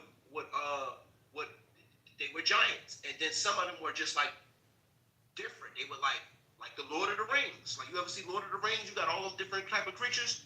That was Nephilim. They wasn't all just one type. So even today, when you talk about the reptilians, when you talk about the Greys, when you talk about the tall whites, when you talk about Bigfoot, when you talk about pixies, there's a lot of history on these people, especially in the Americas. These are Nephilim. These are descendants of Nephilim. That's the only way to explain who they are, how they got in this world. Are you making a connection between them and the white man? Yes. Canaanites. Yes, I'm making a connection between them, because think about it. God said what he said about the serpent seed, about how he put enmity between Eve's seed, who we knew was going to be Christ, and the Israelites, and against the serpent seed. Today, Esau mixed in with the serpent seed, and he came out red all over. He came out white. He came out looking similar to how the Nephilim used to look. So there's a spiritual and a physical connection, and he's fulfilling the prophecies that he was meant to fulfill. Because remember, God is fighting the devil. It's a battle, and they've been fighting ever since the beginning. And this is why God chose a particular lineage and passed down from Adam and went to Eve. Was Esau a mixed seed though? Esau himself wasn't a mixed seed, but what happened was Esau, even though he came out looking different, God was doing a new thing in the earth, right? Eventually, Esau would later mix his bloodline with the Canaanites. The Canaanites had already mixed in with the Nephilim, because the Nephilim was living in the land. They was all living amongst each other. They was living with each other. And so later he would take a wife, 2 wives from them. So that means that moving forward, when he became Edom, this is how you get Edom. That's how Esau became the Edomites, by mixing it with the Canaanites. They became the Edomites. And you saying that when they was in Canaan, the Canaanites were there, and you said Esau was there, and they mixed their seed with the Canaanites that was there, and where the Nephilim came in at? So remember, when you read when it says that the Nephilim came back on the earth, remember it mentioned right there in Canaan, or that part of Israel. Because remember, Moses and them came into the land and they had to fight them. Remember, they was fighting giants. It said that they was like grasshoppers in their sight. They was fighting giants. The remaining of the Nephilim, God said that they came back on the earth, but it just didn't explain it, elaborate. God just let you know what it is. Like, you got to do the work. You got to seek the truth. Wait, Chosen, let me ask you a question. So you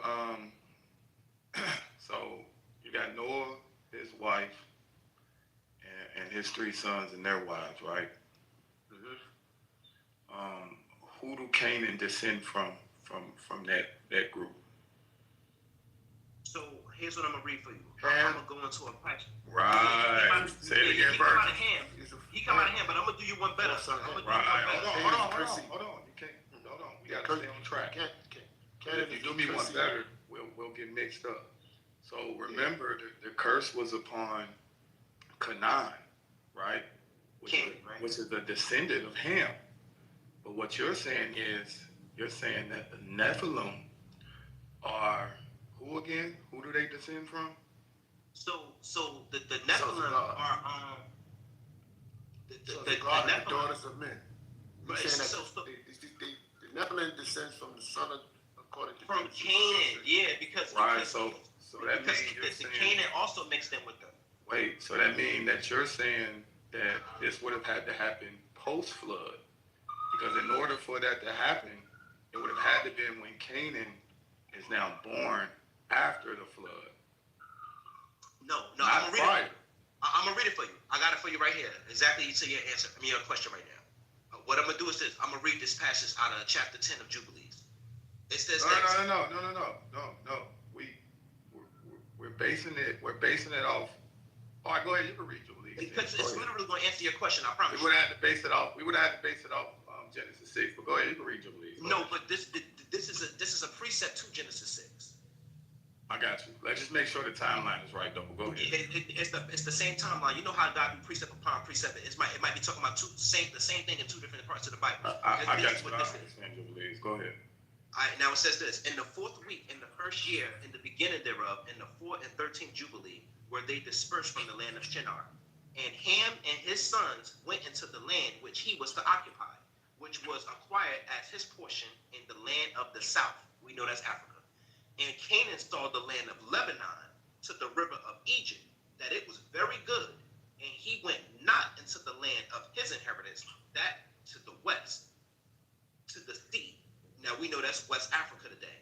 And he dwelt in the land of Lebanon, eastward and westward, from the border of Jordan and from the border of the sea. So he basically dwelt in Israel. He, instead of him going to his land that they acquired in the south, instead of going to the west coast of Africa, he said, I'm going to stay in Israel because I like it here. And Ham, his father, and Cush and Mizraim, his brothers, said unto him, Thou hast settled in a land which is not thine, and which did not fall to us by lot. Do not do so. For if thou do this so, thou and thy sons will fall in the land and be accursed through sedition. Now that actually happened when the Israelites came into the land. Moses had to fight them off, and then later on, Caleb and Joshua did, right? Mm-hmm. So they actually fulfilled that because the Canaanites stole that land. This is why many people think they're African, try to say they're African. They're not African. Canaan just stole the land, and when the Israelites came in, they had to slaughter them out. This is why when they do dig up bones and stuff, of course you're going to find Canaanite bones. They was there because they tried to steal it before we get a chance to fulfill the prophecy and get the land. And it says, and by sedition will thy children fall, and thou shalt be rooted out forever. Dwell not in the dwelling of Shem, for to Shem and to his sons did it come by their lot. Cursed art thou, and cursed shalt thou be beyond all the sons of Noah by the curse by which we bound ourselves by an oath in the presence of the holy judge and in the presence of Noah our father. He did not hearken unto them, and he dwelt in the land of Lebanon from Ammon to the entering of Egypt, he and his sons until this day. And for this reason, that land is named Canaan. So God already told us, so he already nailed it right there. So that means that we don't know if the Nephilim was in the land already before Canaan got there. We do know it said after the flood, the Nephilim was back in the land. And they was in that part. They was in Canaan. They was in that part of the land. So that means that when Canaan went in there and settled, he mixed in with them. He mixed in with the Nephilim. See what I'm saying? And so later on, when we came there. So you're saying Canaan mixed in with the Nephilim. Right. When he came in, because he went to live in the land, he didn't fight no wars with them. He was living amongst them, and they mixed in. So that means that later on, when we got into the land of Israelites, we had to fight them and take the land back. But then later on, when Jacob, but remember when Jacob and Esau were supposed to take a wife, Esau took a wife from among the Canaanites who was in the land already, who mixed in with the Nephilim. Okay, so that means that Esau would have contaminated the line. He would have contaminated the bloodline if he would have received the covenant, because Christ had to come through the one who received the covenant. So God already knew what he was doing. Like we got the scriptures, but we're all like didn't get understanding. You're supposed to get into a point where you was there and you can see it like, you start seeing the plot. I got you, Chosen. Let me respond. You're saying a lot. So let me go to Genesis 6 real quick. Verse 4. I'll read it for you. Okay, go ahead, brother. Virgil, this brother Dot, by the way, man. Is my yes, my brother. Yes, sir, beloved. What's up, Bob? How you feeling today? So, this is the book of Genesis, chapter 6 and 1. No, you can just jump. You can just jump to verse. You just go to verse 4. All right, and 4. There were giants in the earth in those days, and also after that, when the sons of God came into the daughters of men, that they bare children to them, the same became mighty men, which were of old, men of renown. So Chosen, based on your preponderance of evidence, the Nephilim survived the flood. So wouldn't this negate the whole premise in terms of who the white man is and where he come from? If, number one, Esau is the progenitor of the quote-unquote white races being white from the womb, right? And then number two, if the Nephilim survived the flood and they have Canaanite bloodline in their, or Canaanite blood, a mixture of Canaanite blood, wouldn't that negate the whole premise of, this white man and where he's coming from and so on and so forth? Like, what would be the point of, mixing and mingling them in with the Nephilim if the Nephilim race themselves already survived the flood to begin with? So here's what it is. If we actually sit back and watch the grand scheme of things, what we see is that all God's enemies had aligned into one allegiance. They became one people. All God's enemies, from the Nephilim all the way down to Ishmael, they all aligned and became one people, right? So this is who the royal bloodline is today amongst white people, the ones who actually rule the world. They are a mixture of Canaanite blood. We know the Canaanites mixed in with the Nephilim and Edomite bloodline, and they also mixed in with Japheth. See what I'm saying? What I noticed is that all God's enemies have become one people. Now I don't know why they mixed in, like, hey, let's mix in together. You know what I'm saying? But it's apparent that they become joint one force against the Israelites, against God's chosen people. I got you. So check this out. Go to the next chapter, Virgil, because I'm under the I'm under the impression that through some of the evidence that I've come across, these individuals would have died. So it kind of negates a lot of the things that has been brought out, right? No disrespect to you, but Genesis 7, because it sounds like you would usurp Jubilees and Enoch in certain places over what we see here in Genesis. But you would also, I think, say that, hey, he fills in the gap, precept upon precept. So now we will have to explain this in Genesis 7, right? Concerning still the Nephilim, who were mentioned in Genesis 6. Jump down to about verse 19. Okay, this is the book of Genesis, chapter 7, and verse 19, and it says... Actually, nope, start at 17. At 17. Real quick, yeah. This is the book of Genesis, chapter 7, and verse 17, and it states, "And the flood was 40 days upon the earth. And the flood was 40 days upon the earth. And the waters increased, and bare up the ark, and it was lifted up above the earth. And the waters prevailed, and were increased greatly upon the earth. And the ark went upon the face of the waters. And the waters prevailed exceedingly upon the earth. And all the high hills that were under the whole heaven were covered." So this means what to me? What this means is, if you are, if you're a part of the human race, right? If you're a part of this race of people, and this water is taking over the earth so much that it's prevailing even above the mountains, some 15 cubics high, right? This would eliminate vegetation. This would eliminate the ability for mankind to be able to eat outside of those who are on the ark that are able to eat with that which was preserved. Verse 20, it says, "The waters prevailed above the mountains, covering them 15 cubits deep." And it says, "And all flesh died that moved on the earth, birds, livestock, beasts, all swarming creatures that swarmed on the earth, and all mankind. Everything on the dry land in whose nostrils was the breath of life died." So this would include even the Nephilim, because you would have to say, if not, you would have to say, hey, they have the ability to survive in water like the aquatic life that wouldn't have died, of course, because they would have still been able to, move around according to their nature. But everything that had the breath would have died because, hey, they would have not only been able to survive in water, but they would have also lost the ability to eat with that which was on the earth for their vegetation. So how do you see? Right. The way I see that is God is not a liar. That is absolutely true. But notice he said everything on the earth. And then he elaborated twice. He said everything that is on the earth, right? Not everything that is in the earth. the earth is hollow.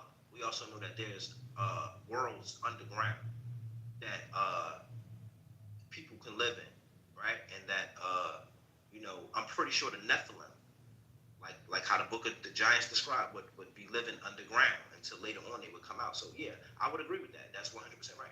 So everything on the earth died, but it didn't include everything in the earth. And I think that sometimes, like, right, it elaborated it twice. I noticed that sometimes when God does things like that in the Bible, there's more to it. Like, but it's just not right there in your face. You know what I'm saying? You just gotta figure it out, right? So, on the earth, not in the earth. Yeah, I got you. And I see the brother put the Rephaim. So yeah, that text where it's talking about the dead tremble under the water and their inhabitants. This is talking about those who are in Sheol, those who are actually dead. And the Rephaim is not the same as Nephilim, just like the Ananakim is not the same as the Emims, although they can be compared because of their tyrant behavior or even their height, just like we would do certain things today. But the Nephilim, I think it's not the best translation that we read there because there's some pseudo mythology in terms of Nephilim and what people perceive them as. But I think if you go into the etymology of that word Nephil, let's just go there real quick. So Nephil, and of course if you pull it up, they'll give you a depiction of who they look like as if they had pictures back then during this time that Noah and this generation was on the earth. But if I go here to this word Nephil, or he Nephilim, that's exactly what it comes out to be. A feller, a bully, or a tyrant. I know Enoch, when they depicted him as the Nephilim or the giants, they actually added height stature to him. Two different translations that you read in Enoch. One comes out to be like 250 feet tall. Another one comes out to be about 400 feet tall, whatever the case may be. Although I disagree with the text, it is very interesting that these authors are scavenging and making these set claims as to what the narrative is saying. But nah, man, nevertheless, though, Chosen, I get your point. You know what? The thing about the book of Enoch is this, right? Yeah. Real quick, though, Chosen, because I'm gonna be done after this. I'm just going back to listen. I think everybody's stance and points needs to be it's fair to vet it out. And all presuppositions need to be brought on the table. I'm a student first, so I came not to get up on your grab, but just to ask you questions in terms of my research. I know some other people may have had some of the same questions, if not more, or more scholarly. But nah, man. Nevertheless, good build, man. Good approach. I hear the confidence and the passion that you have, man, and I'm willing to listen. Thank you, brother. I appreciate it, man. Y'all good too, man. Brother Chosen, don't they have something in the book of Enoch where they talk about the spirits of the Nephilim survived after the flood? Right. Like the spirits was in the earth? Right. So that's the origin of demons. That's where demons come from. When people die, you either go into torments or you go into Abraham's bosom, right? Or Sheol, like he said, you either go into Sheol or you go into Abraham's bosom. Right? But the thing is this, there is nobody spirit walking around here. Those are demons. When the Nephilim died, there was no place for their soul to go because God didn't create them. They're an abomination. So it's like you can't go into Abraham's bosom and you can't go here. So they just was wandering on the earth, tormenting Noah's and children. But God locked 90% of them up. We read that in Genesis. God bounded 90% of them and left 10% to do so that he can use them to do the things he needed them to do on the earth to fulfill judgment. But the thing is this, that's where demons come from. The demons are the souls of Nephilim. So notice how it's really one big story. And it's like once we understand who is who, it's easy to identify things now because we know like anything that's demonic, we know that's just the soul of a Nephilim. Because when they die, their souls just wander. I'm gonna give you an example. Remember when Christ casted out the legion out of that man, right? And he cast him into the herd of swine. Remember, the legion said to him, they was like, "Yo, it's not our time yet." And he was like, because Christ was about to cast them all the way on the other side to a whole nother jurisdiction. And they like, no, you just send us right there into that herd of swine, right? So he sent them into the herd of swine. And then what they do? Immediately they ran into the water to kill themselves. Why? So that the spirit that can come back out of the herd of swine and go back wandering to do what it was doing before when it possessed that person. So that's what like demon possessions and all this stuff come from. These are the souls of the Nephilim messing with people. Oh, but I want to read this one thing though, right? Concerning the Book of Enoch. When it comes to a lot of these different types of the Book of Enoch, like you gotta be careful. I only stick to the Book of Enoch that was discovered amongst the Dead Sea Scrolls. It was discovered in Cave 4 in the Kwame Caves. You know what I'm saying? And you know, like so I only rock with that. The Book of Giants was there. Melchizedek was there, Jubilees was there, and of course the 66 Bibles, because we know that's what we lean on. If these books are not in perfect harmony with the 66 books, we already know that it's fraudulent. Yeah, but Chosen, you also have to factor in that these are fragments. These are not totally intact.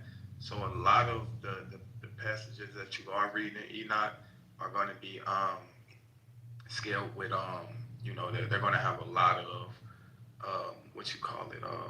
like a lot of commentary in it.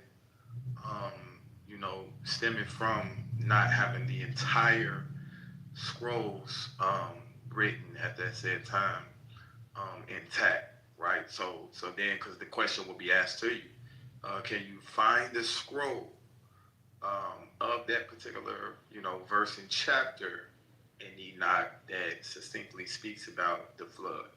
And you more than likely are not going to find it, or you're not going to find it being intact. You can actually go online. You can actually see the scrolls online. They have a website where you can go online and the actual pictures of. No. Yeah, you're right. I have a so it's something that's a reliable source. You see the Bible in there, Isaiah and all of that, the full Isaiah. I got you. No, listen to the point I'm making. I have the composition of the Dead Sea Scrolls, right? What I'm saying is this, right? Enoch, the Book of Enoch, has at least 105 chapters in it, right? So if I'm asking you, all right, if me and you are on the same page about there being findings of the Book of Enoch at the Dead Sea Scroll, right? Say, hey, now go to the scroll in which that chapter is speaking of. You wouldn't be able to find it because it's not in totality. It's not intact. It's only the fragments of what we have as far as these books. The Book of Isaiah is in totality, but a lot of the other books that you find, Jubilees and stuff like that. The thing is this, right? Yeah, no. I haven't seen it. You posted in the chat. I haven't seen it in totality. Listen. If you actually go, you can line them up because the way the Book of Enoch was written, I see that there's these other types where they add books and stuff. But the way it was written, whatever they don't got on the scroll, it just stops right there. They give you what they got. And so it's like, you might see some chapters that's way shorter than others. That's because that's all they have in the fragment. But they giving you what they got. It's not like they add a commentary. It's literally just a fragment, and you see the translation, and that's all they got. So that's a good thing because they're not adding anything. That means that whatever we actually have, we can use that to compare it to the actual Torah and Injil. And if anything is out of perfect harmony with what the Bible was saying, we might automatically know that this is type fraudulent. But we don't get that when it comes to the Dead Sea Scrolls. Any of the books that come inside the Dead Sea Scrolls. Yeah, so check what I'm saying, right? So the Book of Enoch was found in so we have what they discovered thus far, 4Q201 to 2, and then 4Q204 to 12. What I'm saying is it's the ratio of the narrative that we have as far as what was found versus what we have. I see what you're saying. And that's what I'm saying. Stay out of those extra books. What I'm basically saying is anything that's outside of what the fragments got. I stay away from that. See what I'm saying? Right.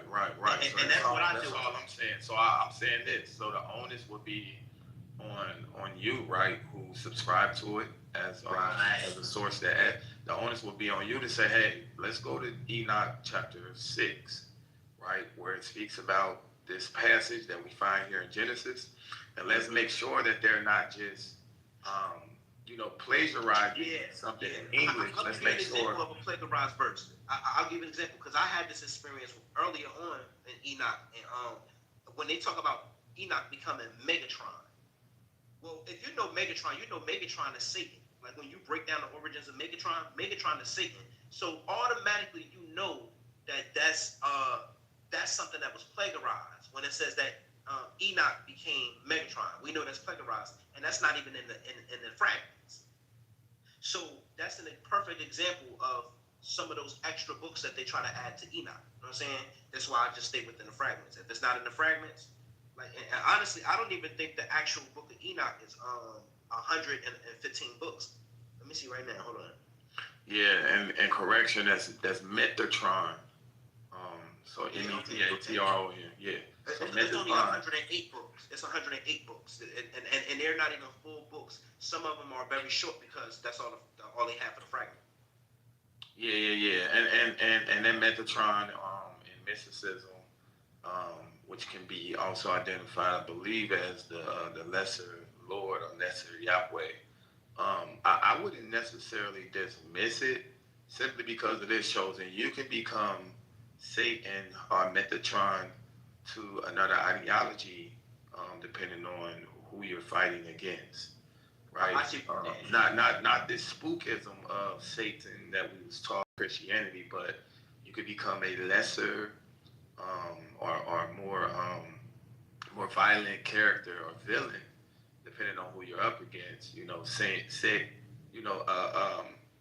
Based on if you're dealing with like a Christian. And they say, hey man, you teach heresy.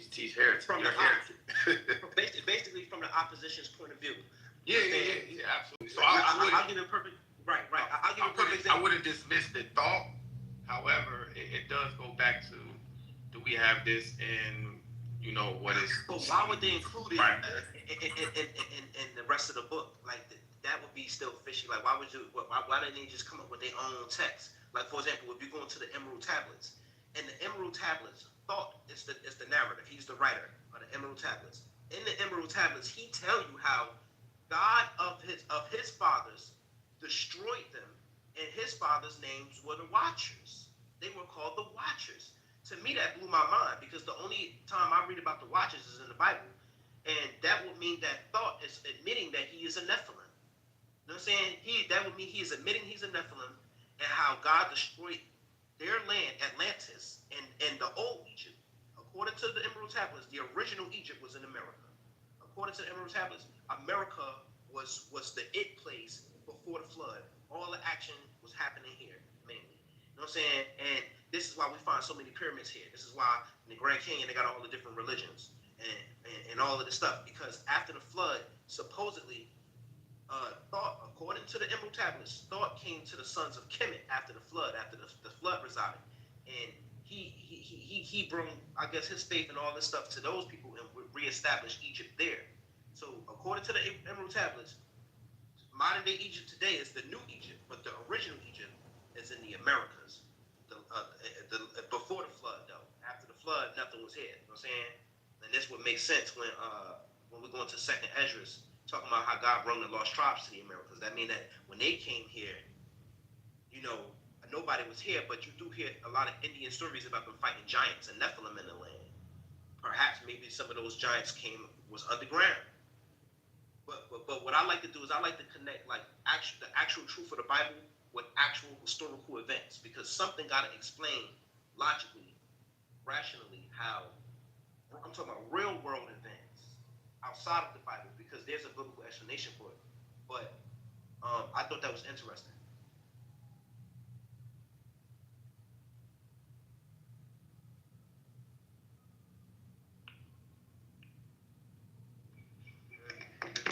That because I be thinking about when they named the 4 bodies of water, and they say that one, river of compassion about the whole land of Ethiopia, with a gold. I'm like, who was there to mine the ground to find out, if the gold and the dillium and all that was good? You know what I'm saying?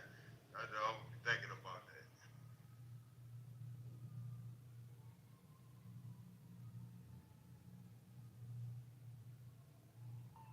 Yeah, man. All this is to sharpen each other up, man. I think I was explaining this to Virgil and Shael yesterday. That we're not basing certain things off being hospitable to each other first. It's going to always be a war. So no matter what ideology you come from, what race, I like to deal with the culture of things. Like I became a cultural, like a culture vulture when it comes to so many different cultures. Like I want to know about every single culture before we start getting into the religion side of things. I think those particular conversations are needed. And they're more healthier, and to me, in a lot of cases, more educational. So yeah, Chosen, man, I'm gonna follow you, and definitely hope to hear from you soon, brother.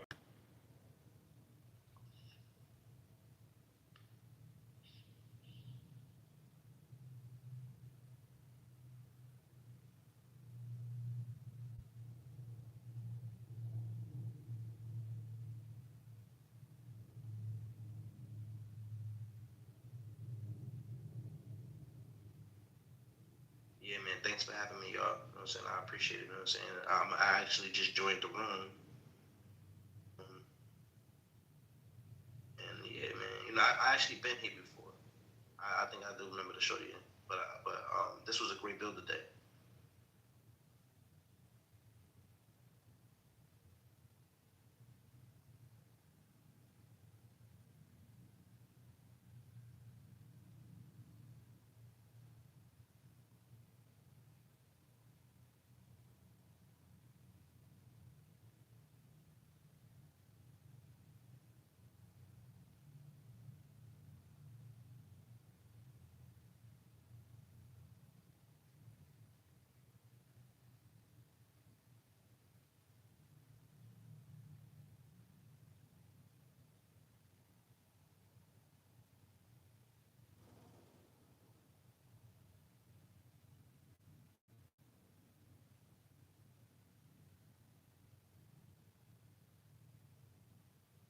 Right, brother. I see your message in the text. Yeah, the watchers are the angels, and so what was so significant about what Thought said in the Emerald Tablets, because he identified his forefathers as the watchers, and the only place we read about the watchers is in the Bible as the fallen angels. So that would be Thought, who was an Egyptian god, admitting that he is a Nephilim, and admitting that his fathers were the fallen angels, and that would be the connection right there. So in the Emerald Tablets, a lot of people try to bring up these Egyptian books as opposed to the Bible, like the Bible stole from it, but they're not actually opposed to the Bible. They're telling you the same story, but from their perspective, the perspective of the opposition.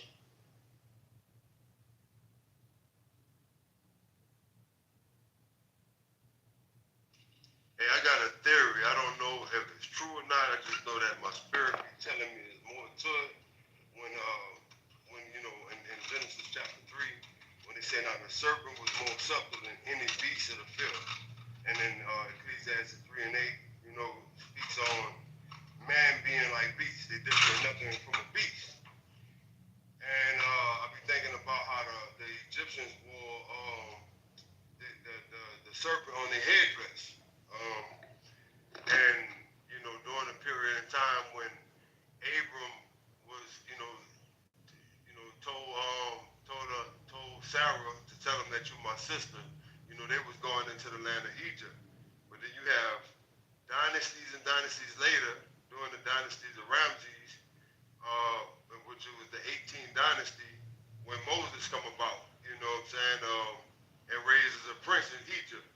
So I always think about that, from those dynasties and kingdoms that was during that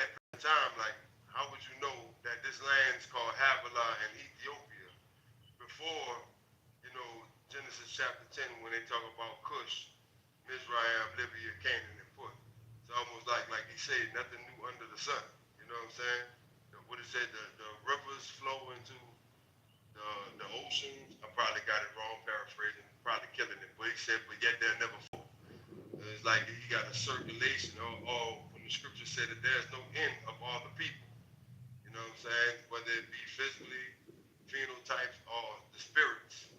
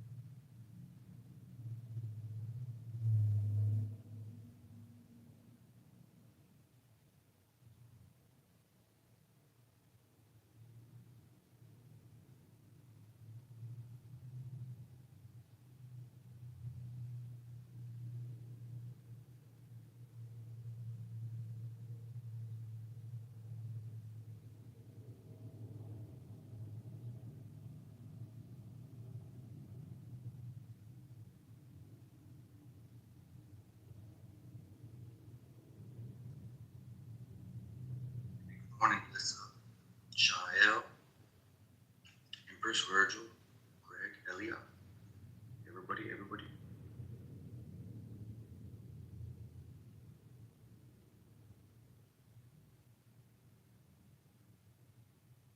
We got Brother Garfield, we got Prodigy, we got Julian.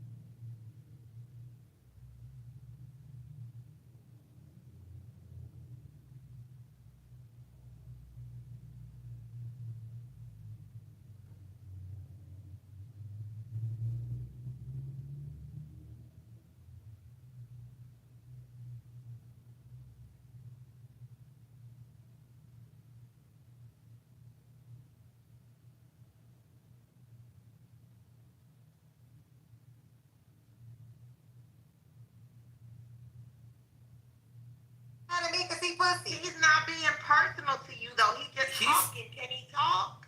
He just want to give his perspective Jesus like Christ. everybody else. Wait, It's not personal to you, honey. Dang, let other people. I'm sorry, y'all, but it sounds like y'all are getting up on Honey because she sounds like she's making more sense. That's how it always. It sounds like she's getting ganged up on because she actually makes sense. I don't really think it's so right or wrong. Nobody's ganging up on her. It's not really about you really make a slap. Like who actually put a headshot on it? Who's ganging up on Honey? Ganging up on Honey, dog. Yeah, I want to know who's ganging up on Honey. Because I didn't gang up on nothing. We're all seeing the same shit, and y'all do we can all get the fuck into it because we already killed the ox. So what's up? The ox is dead. So who needs that? Do anybody need that? Because the ox is dead. Okay, so all What is y'all talking about? Okay, all Larry was doing. I don't think nobody's single Honey out. Yeah, like he was just trying to make a point, and then she just took it like as if like he was saying directly to her. Can he say what he want to say in the motherfucking conversation too? Or is everybody gonna be personal and he can't say something else? Like what's this? Like what's happening? Larry been trying to speak all day. That's the weirdest shit. Y'all gotta take your own. Personally to nobody. Exactly. But niggas can say what the fuck they want to say and say how they feel, and don't nobody gotta agree with him. But let him say whatever the fuck he got to say. Thank you, good talk.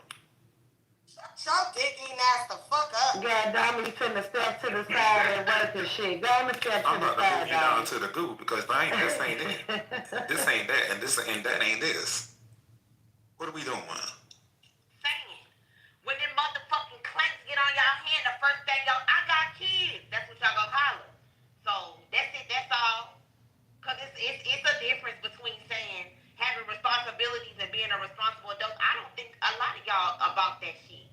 To be honest, when the motherfuckers put their motherfucking clanks on your hand, it's a different ball game. What is you talking about?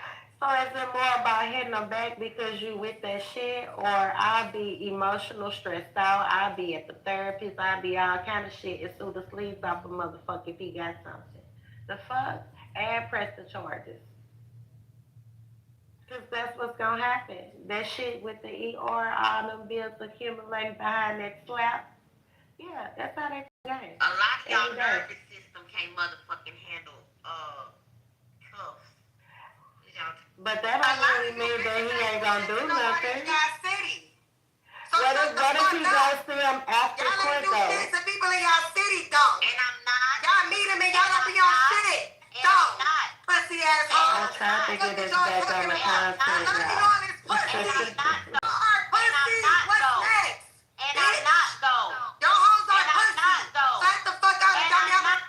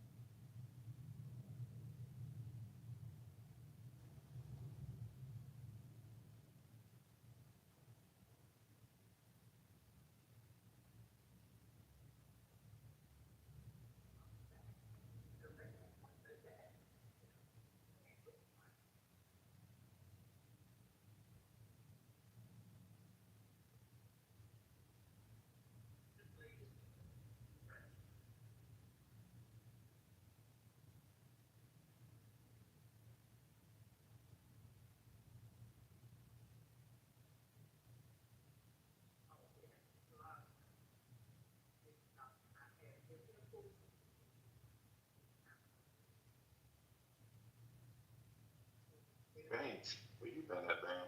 What's going on?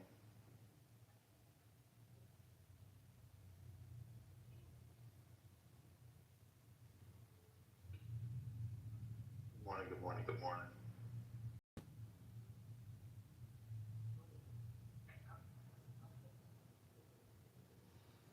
Yeah, I went on vacation. I came back. I logged in, I think, yesterday morning. The app got worse. You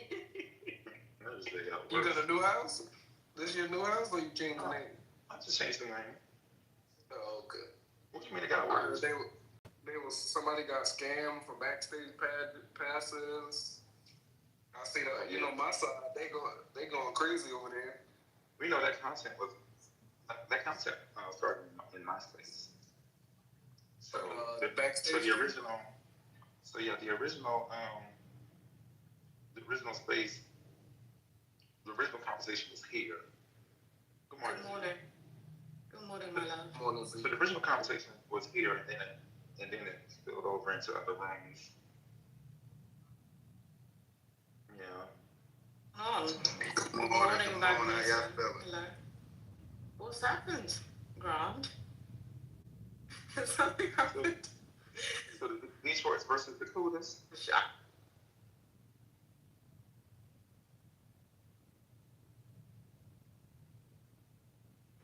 Man, this is the longest I stayed on it. Yeah. Did Detroit go into it? Oh my God. Yeah, the Detroit versus the Cougars. Was Simone wasn't involved. Yeah, she popped in. Oh, for the love of God Almighty, why can't she stay out of men's business? Yeah, she was involved. Between Cuda and Detroit, they was arguing. And to be honest, Miss didn't say shit. And she got thrown in, I guess, by association. So that's kind of how that went. Just need to just stay focused. So it happened in here? This happened in, I think this said Spades room last night. I was asleep. Oh yeah, it was Spade. Yeah. Spade, that's right.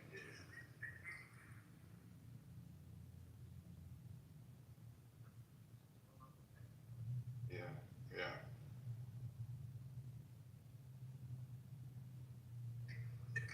Yeah, I was asleep. I didn't eat dinner. So I cooked dinner.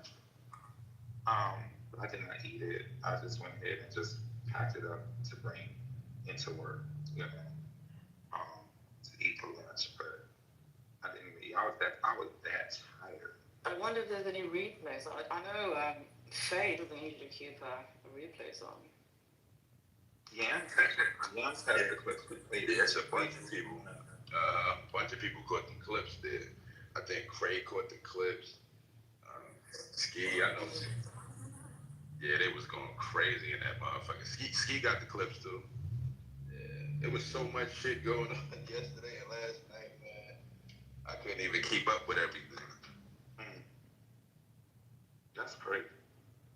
I ain't gonna front. This was the longest I've been like on the app since like season.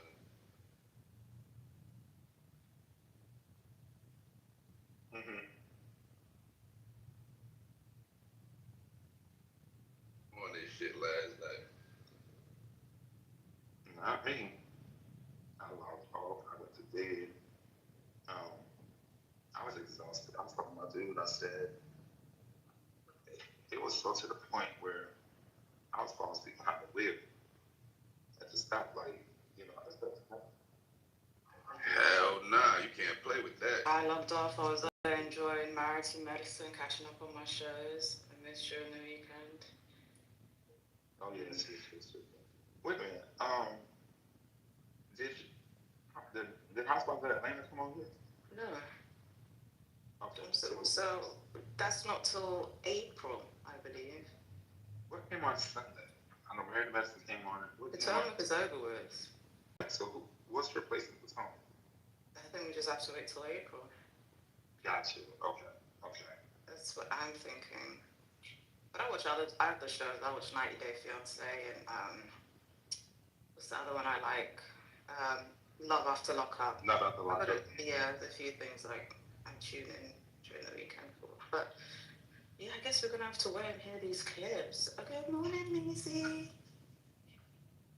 Good morning, Easy. Yeah, Yams has the clip. Played this morning. I think something has kicked off over there in a relationship. Good morning, Z. Good morning, Dami. Good morning. I went over and overstimulated yesterday. Something kicked off over there in the relationship side. They're yelling and screaming a little bit earlier on. I don't know what they got going on. Banks must know. Banks knows. Banks I just heard a little bit clips. And they was sending me shit. I'm like, I'm on fucking vacation or something. That shit about Clubhouse. I think Ari went back to overstimulate or something like that. She did. What the fuck? She did. I was shocked to see that. Because her space was popping. She did, but I think she still has her space too. Lydia was going up on somebody a couple of days ago in the morning.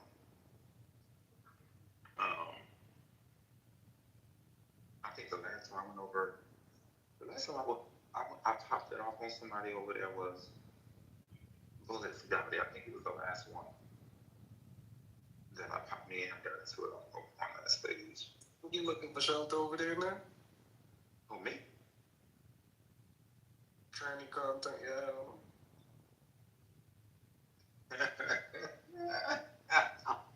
That was some of the best content I presented on this app, wasn't it? You cannot come back from that. You can't come back from that. He was having phone sex with us, something like that. Yes. You can't come back from that. When those speaks was dropped in my damn lap, oh yeah, we got to get out and definitely run the room. Because while the voice speaks, and you can try to, deny the claim because no one is there but you and the air and everything else. But when there's a clip of this information and it drops in my lap, I'm definitely gonna play it. You cannot deny the fact that this is your voice. Yeah, I thought people was bullshit until I actually heard that shit. Yeah, I was like, they lying, and there ain't no fucking way. Oh, they say in the chat, Naughty Nerd got him like she did. What's the other one we packed up on film? The other week you guys did so good. Mind your neck. He's not been back, has he? I don't know. I ain't see him, son. It's a contest. Did Nutty go to sleep, or is she still doing her insomniac 24-hour rooms overnight? That shit is a sad case. That one right there is a maniac. She definitely, she's something else. She is officially at peak internalization. Facts. This girl neglected Ramadan for Clubhouse. Good morning, honey. She neglected Ramadan. Good morning. Hey, honey. Yeah. Sure did. She neglected. Morning, baby mama. She did. They should be over there blasting music and all. You're supposed to refrain from all of those things during Ramadan. Mm-hmm. Over there blasting music, cussing. I saw something in the house chat. Is she trying to, her and Gums, are they trying to attack Ice-T? We need to catch up with Ice-T today. I think something happened with Ice-T. Oh, I did see that. I saw Ice-T said that, Gums is, and, Ice-T has been on Gums' necks for the longest. And pretty much, I guess Nadia pulled interference at some point or something. So Ice-T is on Nadia's neck, from what I gather. Well, Gums likes to run from one protection to another. Now, being under Nadia's protection is kind of funny to me, but we'll see how that works out for her. But I really hope they weren't playing with Ice-T, because, she's one of my favorites. That's not even protection. Nadia is not protection at all. Aubrey, right. They said Aubrey turned the crime by being blocked from. Fantastic. Great. Fantastic. Shout out to that. Great. What took so long? To be honest, I wasn't really interested in doing a room this morning. Makeup had a room. She had a makeup review. I was in there, and then I made me some breakfast. I made some eggs, some coffee. I took my multivitamins and stuff like that. My beetroot. I did all those things. My I did all that. I did my regimen this morning. I had some strawberries for breakfast as well, and I fixed my lunch for work. I wasn't really interested in running a space. I've been exhausted a whole lot lately. I saw my dude back. He's been exhausted too, because he just finished military training for the weekend. So, I think we probably just gonna go to the spa. That's probably what we gonna do. We probably just go to the spa, just get some massages and stuff, because it's like we both need it. What happened last night? So I woke up this morning. I went into the makeup review, and we received information that it was a battle royale. Well, they make some in Miss got involved, and now from what Magneto's telling me is that Miss wasn't really involved. So Detroit and Cuda, had gotten into it, and then Simone, she eventually got involved, on the side of her review, and basically was saying that she need that with Miss. Yeah, it started off with Cuda and Detroit was arguing because first Detroit said, you already know you can't be up here. You see, band? It's the whole Whitney thing, him and Whit.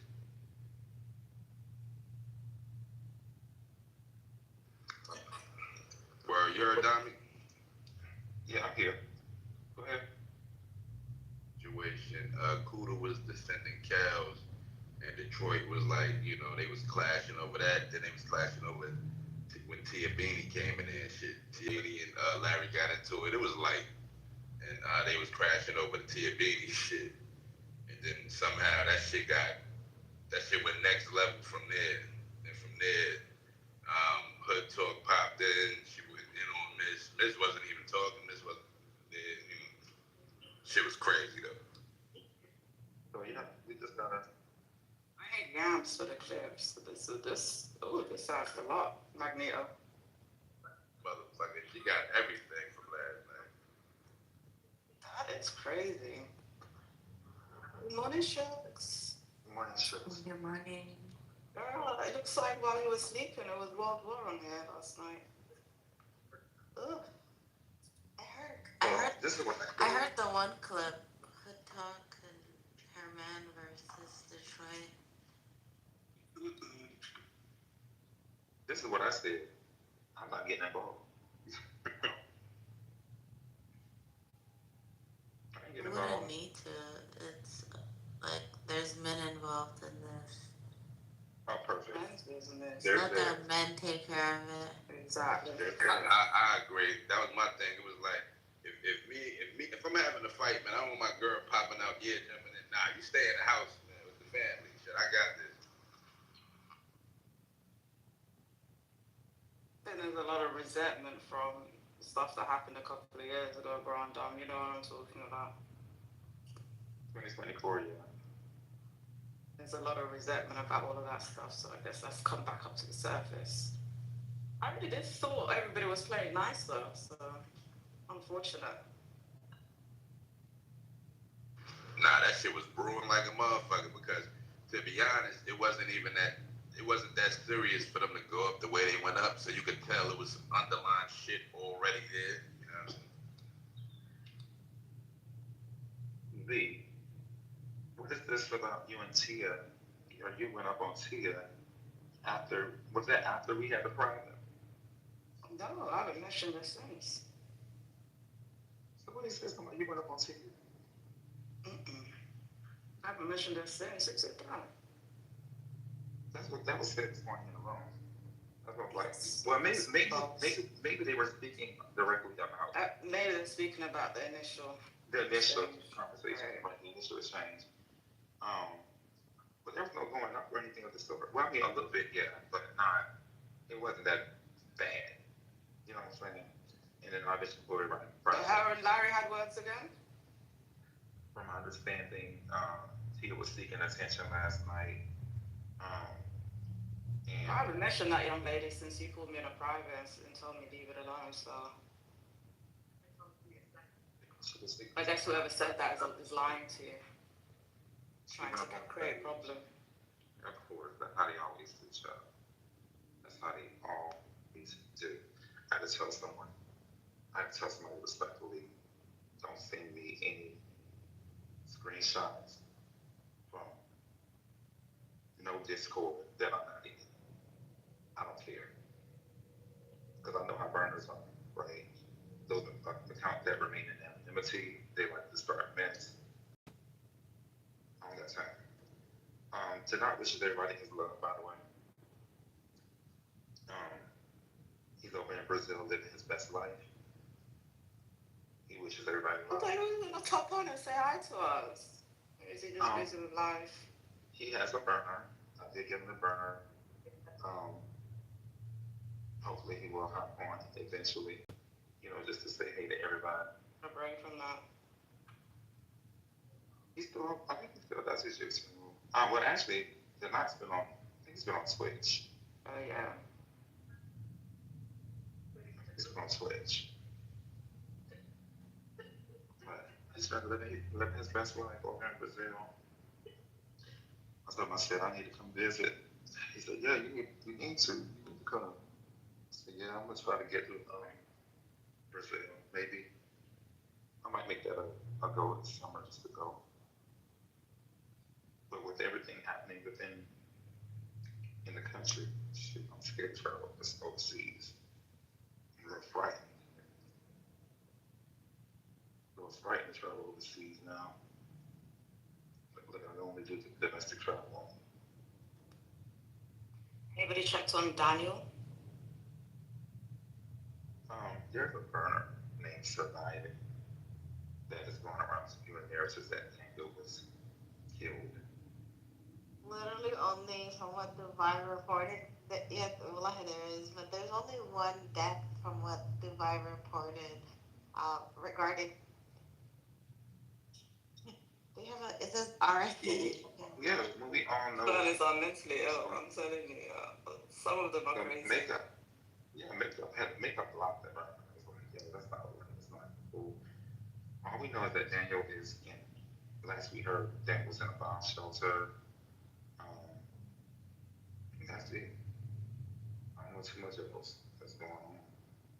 I think Crown talks. Did they say bomb shelter? There's no such things as basements in Dubai. It is the desert. Do people know that? And it's not as bad as the Western media is making it. My sister. But listen, if Daniel was indeed British, the British have been trying to get all their citizens out, so hopefully he caught a flight back over here, over to the pond, where he's going to be somewhat safe. But I'm sure he's fine. Like Strick said, there's only one. I think there's more than one. I think it's like 3 reported deaths from the first strike. In Dubai, well, you know, there's only one. Well, you know, he is. Okay. Well, I think about it. Okay. Well, you know, he is British, so maybe they can get him back to where he needs to be. Fly back to London.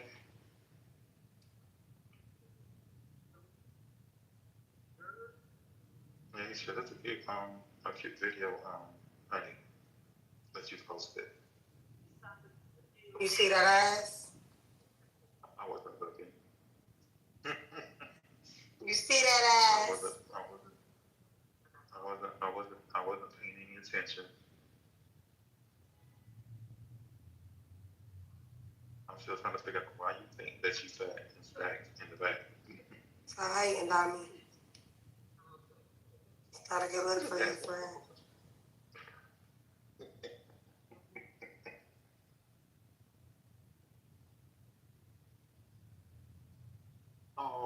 Steve be hating on me this morning because he can't get in her room.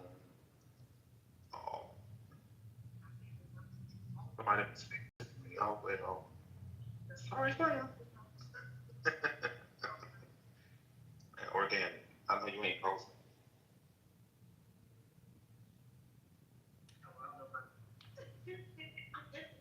Seems like you still mad. It's your mom. Okay, baby mama, I see that ass. See that ass? I see ya. I see ya.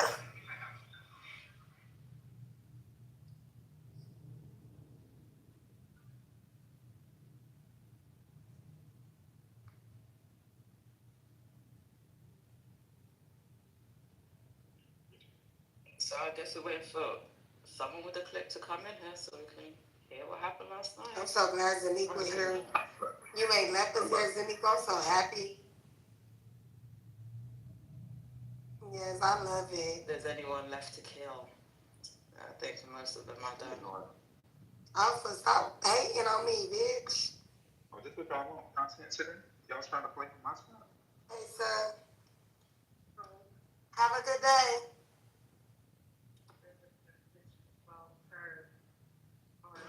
Shit, I'm about to go get ski for the clips. You want me to do that, Zig?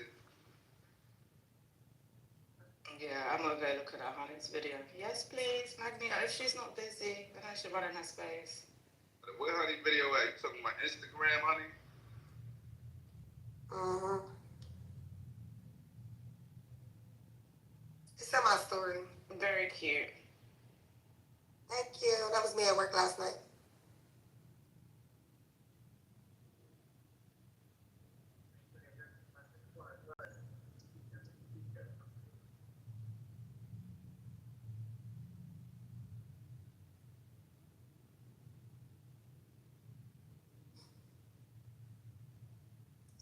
What we waiting on? Oh, I can't even send it to you, Alpha. I just put my Telegram in the chat. Because, you ain't got an Instagram link. Alpha is like starting to be one of my favorite burners. Or whatever you call her. I don't know if she a burner.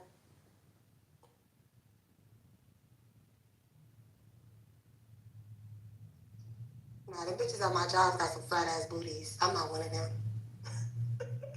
They got some flat asses at my job, though, for sure. Yo, And they like, wait, thick. You know how you be like thick or like kind of fat with a flat booty?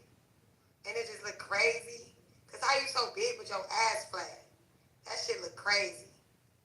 Yeah, that shit just don't make no sense. Big It be like flat. real, y'all know like one of them real skinny booties? Yeah, with one of the big girls, crazy. Yeah, like a skinny booty on a big girl. That shit be looking foul. Like, damn. Alright, outfits on my Telegram. Yeah, that should be looking crazy. I be like, damn. I know I ain't the thickest, but bitch, I don't look like that. They said small titties on a big girl look crazy too. Man, both had like some size G's. That bitch titties was on the floor. They was hanging to the ground in them videos. I believe too. Alpha, send it to me. No, for real, Zaniqua, you don't remember in that video? Sister girl, bitch. Them jugs was like on her stomach. That shit that was sent to me fucking made me so mad. I had to log in and custom the child. It was disgusting. Don't remind me, please. That bitch smelled like a motherfucking gallon of 2% milk. Ew. It's raining hard as fuck. You want to sit in the car to your bottom?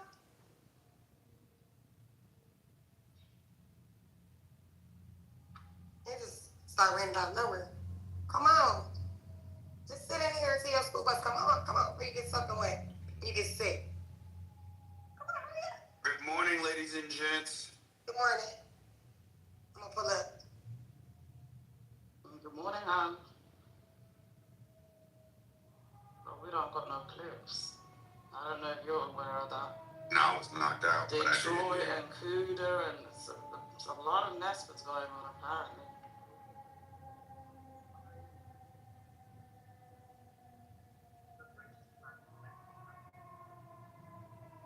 Yeah, I heard it. I heard a bit of a clip. I guess Detroit and Cooter was going at it. I hope they can work that out because, you know, I mean, I like Detroit. I like Cooter, so hopefully they'll work out whatever they got going on.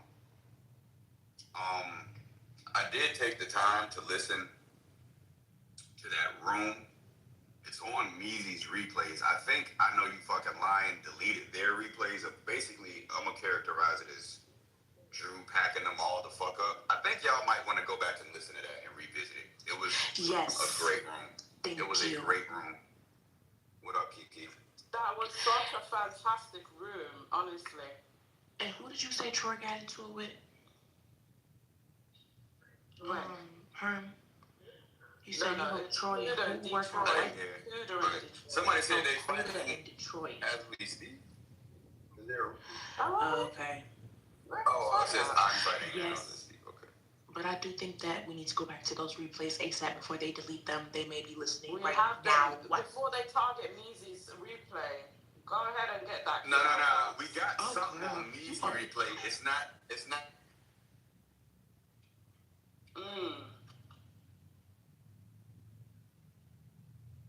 I don't know if y'all know, but there was something that happened before because Drew made his room in response to that.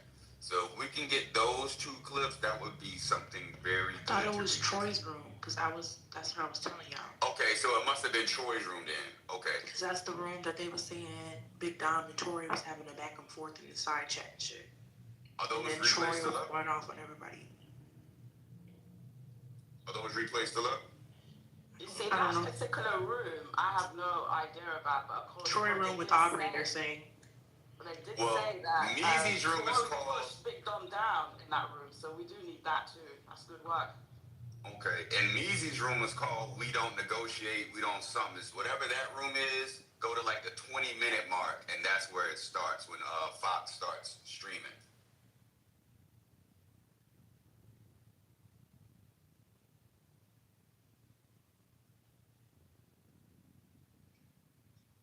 What up, Trelly Trell? I mean, no Stevie don't know we already on LOs. I mean, we gotta go over there and make a visit since he don't know we both got LO too. Good morning, y'all. Hey, Kiki, you there? Yeah. I need you to do me a favor. Hold on, wait till he done. I'm gonna talk on the other end. I already spoke to him. He's gonna leave you alone. He's not gonna say your name. He's gonna leave you out the chats. You gotta leave. You gotta unblock Mac because I want to be able to mod you in spaces. But if you got Mac blocked, then I can't mod you. So I want if y'all could please unhand each other. That would be great. It would be great. That talk, he can't get on a fucking burner. That nigga don't even speak. Yes, the fuck he does. Let him speak to Kiara. Just so. And then I'll owe you one. Seriously. I'll owe you one, Kiki. You know what I mean? I'll owe you one. Yeah. Fuck him. I'll unblock him. Oh my God, thank you.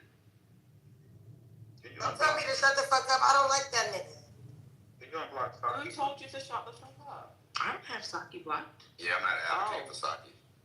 We're not advocating for Saki at all. That big gorilla hand bitch. Fuck that bitch. Oh, I'm dead. It's She a traitor anyway. As long as you unblock Mac, I can go in and monitor your spaces. I don't have that bitch blocked, but fuck that bitch. I'm dead. Let me make sure it's not my other page.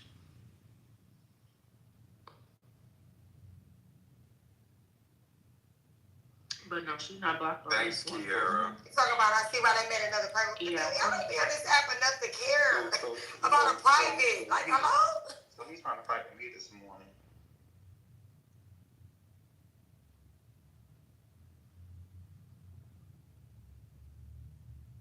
Removed. Good eve.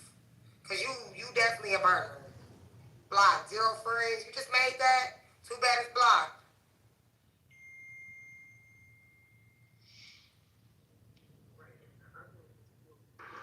It sounded like dial-up. What the fuck was that?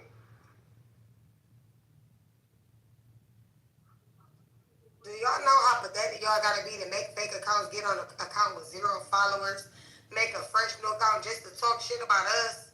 Y'all motherfuckers are losers. Literally, y'all are fucking losers, bro. In 2026, y'all can't make this shit up.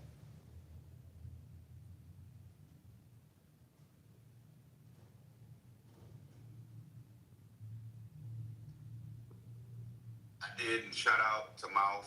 I did see Mouth in the trenches this morning. We did successfully send her back to the trenches. So shout out to that.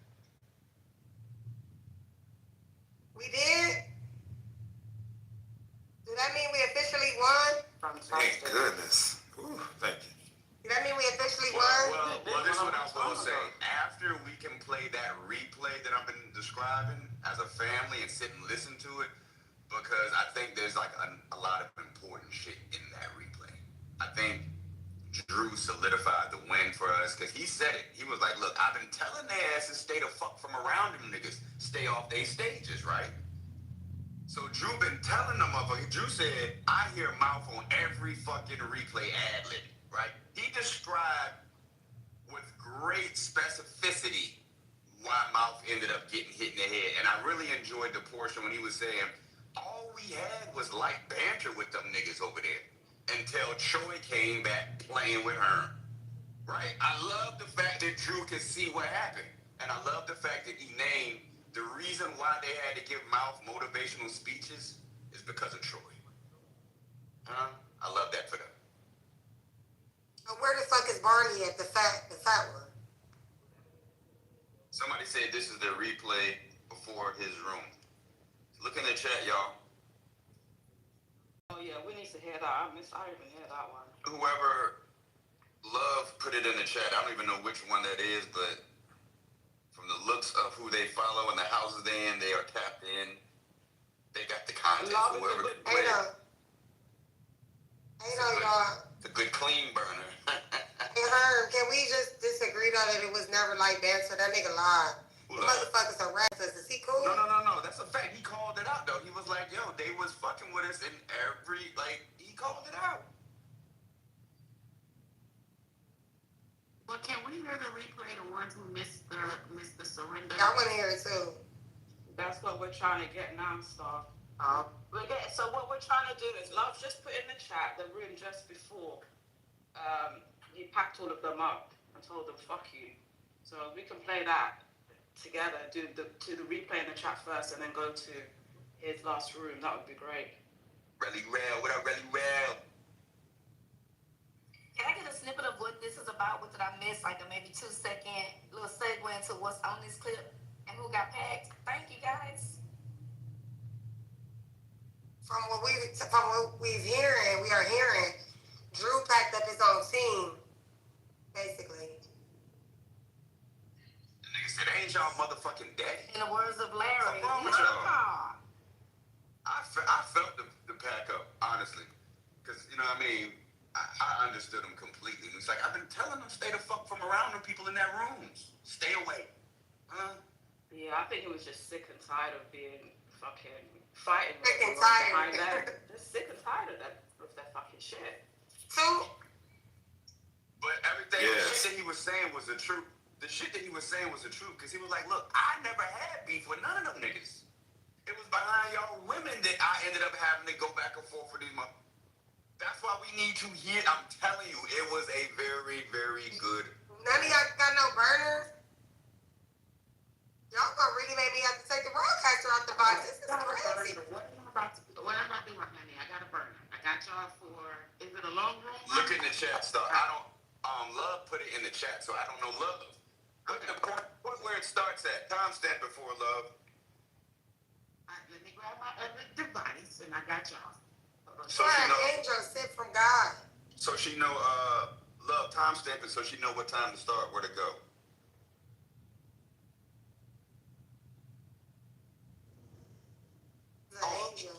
I don't know, man. It just seems so peaceful over here now, yo. And isn't it peaceful over this motherfucker now? I can breathe right. You hear that shit all on the floor.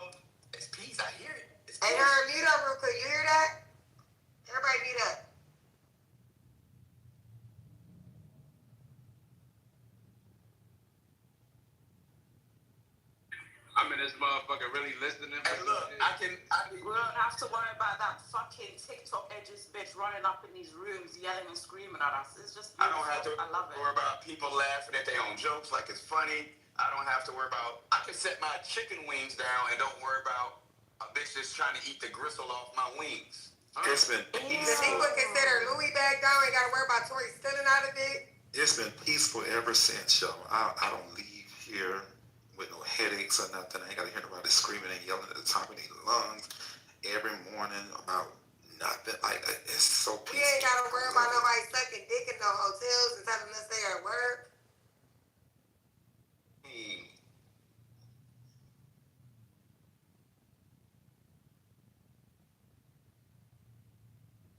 I'm like, is it the real Donna? Child. So hold on a second, y'all.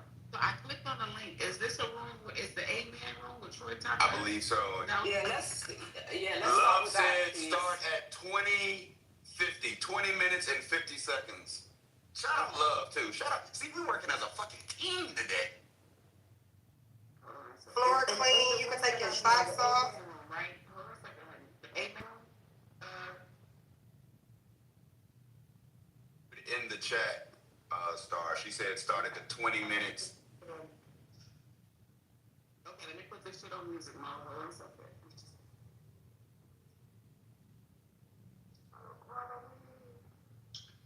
I got a conversation with Curtis. That's my dog. So do you think that you possibly could have put a target on her back by saying mouth knows everything?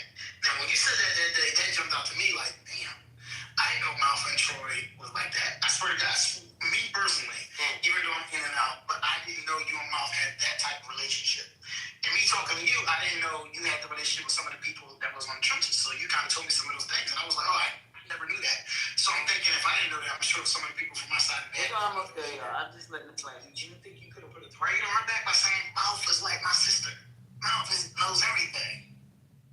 I've never said mouth for my sister. I would never say someone's my sister that I've kissed in the mouth. Oh, yeah, you're right. Yeah. They're in there. So I'm at the 2050 mark. Hey, kid! I look at her like that. As a fucking sister. Season 1 and I was trying to fuck.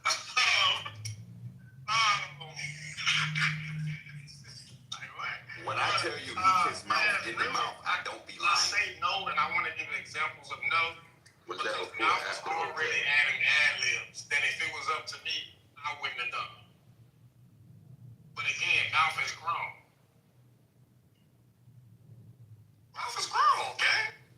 Alright, so even though your friends do things that you don't approve of, the proper friend is still staying there with them. I cuss Mouth out on the back end about stupid shit. But I'm still gonna be there for my friend the best I can. From the outside looking in, though, Troy. I'll be honest, Troy. Mouth got, and I ain't saying nothing, but Mouth got hit in the head out the strength of you, nigga. Even with that back and forth, even when we had that weed, the day he shot you down, he removed us out the room. All right, we didn't, it wasn't a big deal to us. I'm gonna need this You shit and him weren't getting to it over that. You know what I'm saying? They say he said something, Drew went in the room, asked him, he got shot down, that was the end of it. But when Mel got hit in the head, it was because you were the one that was going at her. And you kept coming in the room, and you kept letting everybody know that every time something happened, Mel knew. So I'm gonna tell y'all that's a contradiction, right? Because you speak as though I started with her. I didn't. I'm saying you started with her, and I'm saying he shot you down. He shot you down, and then that's the only time I've never had no disagreement. Exactly, he shot you down. So he did something. Hey, pause it real quick, Star, if you can, because I'm I not would gonna do anybody. I want to just say one thing, and I appreciate you, Star. Curtis, they were doing rooms about me since Christmas. We all know that, right? A lot of them, well, none of them I responded to. I didn't give a fuck. Curtis weaponized Fatima. Shout out Fatima, right? Curtis would weaponize people that I sat close to in an attempt to run content. But we know how to play Clubhouse. We know what it was, right? We know what was going on. One day he invited Troy. And Troy is right when he says we never had conversations, never had any negative interaction. But Curtis was able to get Troy, a grown man, to give his insight on me, a man he admitted he never had conversations with. That was his first fucking mistake. I sat back and I listened, but that was his first fucking mistake. Then he came in the room, and y'all remember, he kept coming off mute, ad-libbing, doing his thing, right? Y'all know I don't play that, particularly. I don't give a fuck what y'all allow.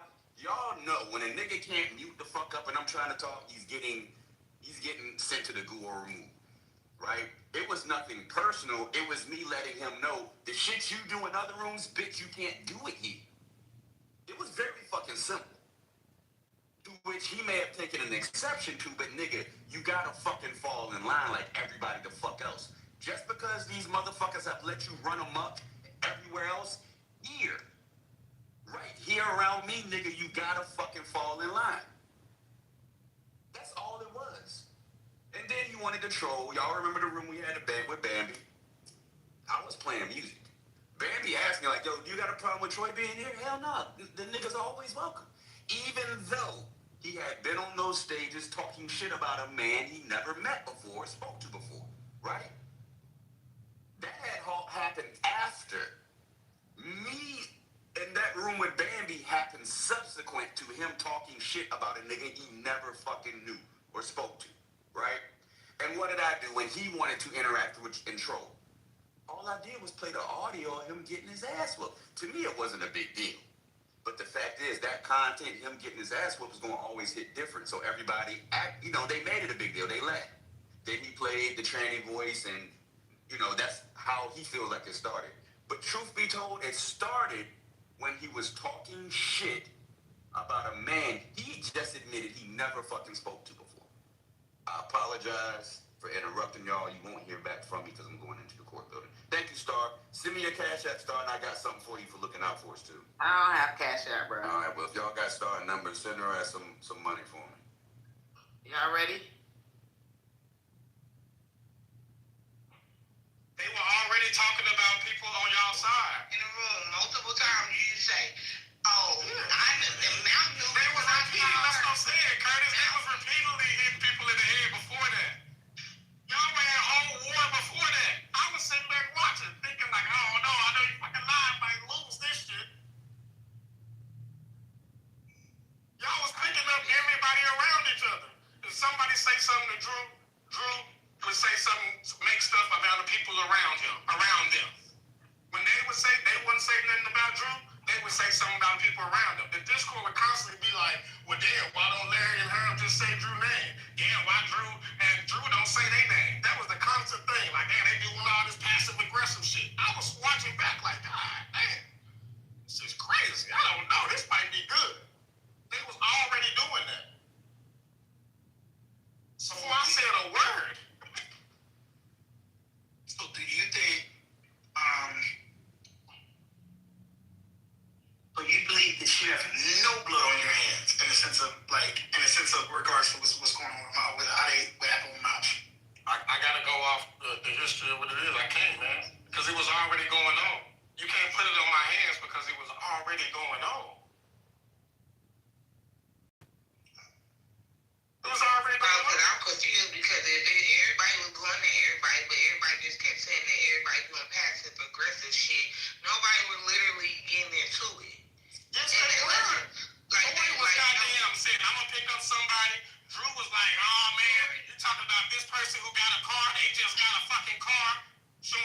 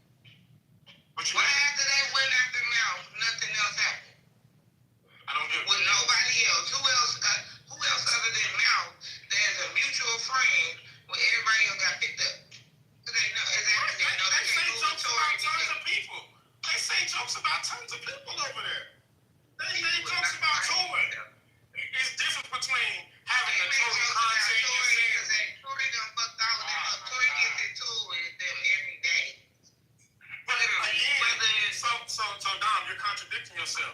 They knew about Mouth and Tory friendship before me and her, based off what y'all saying. They knew about Drew and Mouth relationship before they knew about me and Mouth, based off what y'all saying. But a lot Drew was over here saying that Drew and Tory was over here. Drew and Tory was over here saying, "Oh, we such friends." Drew was talking about what Mouth do for him.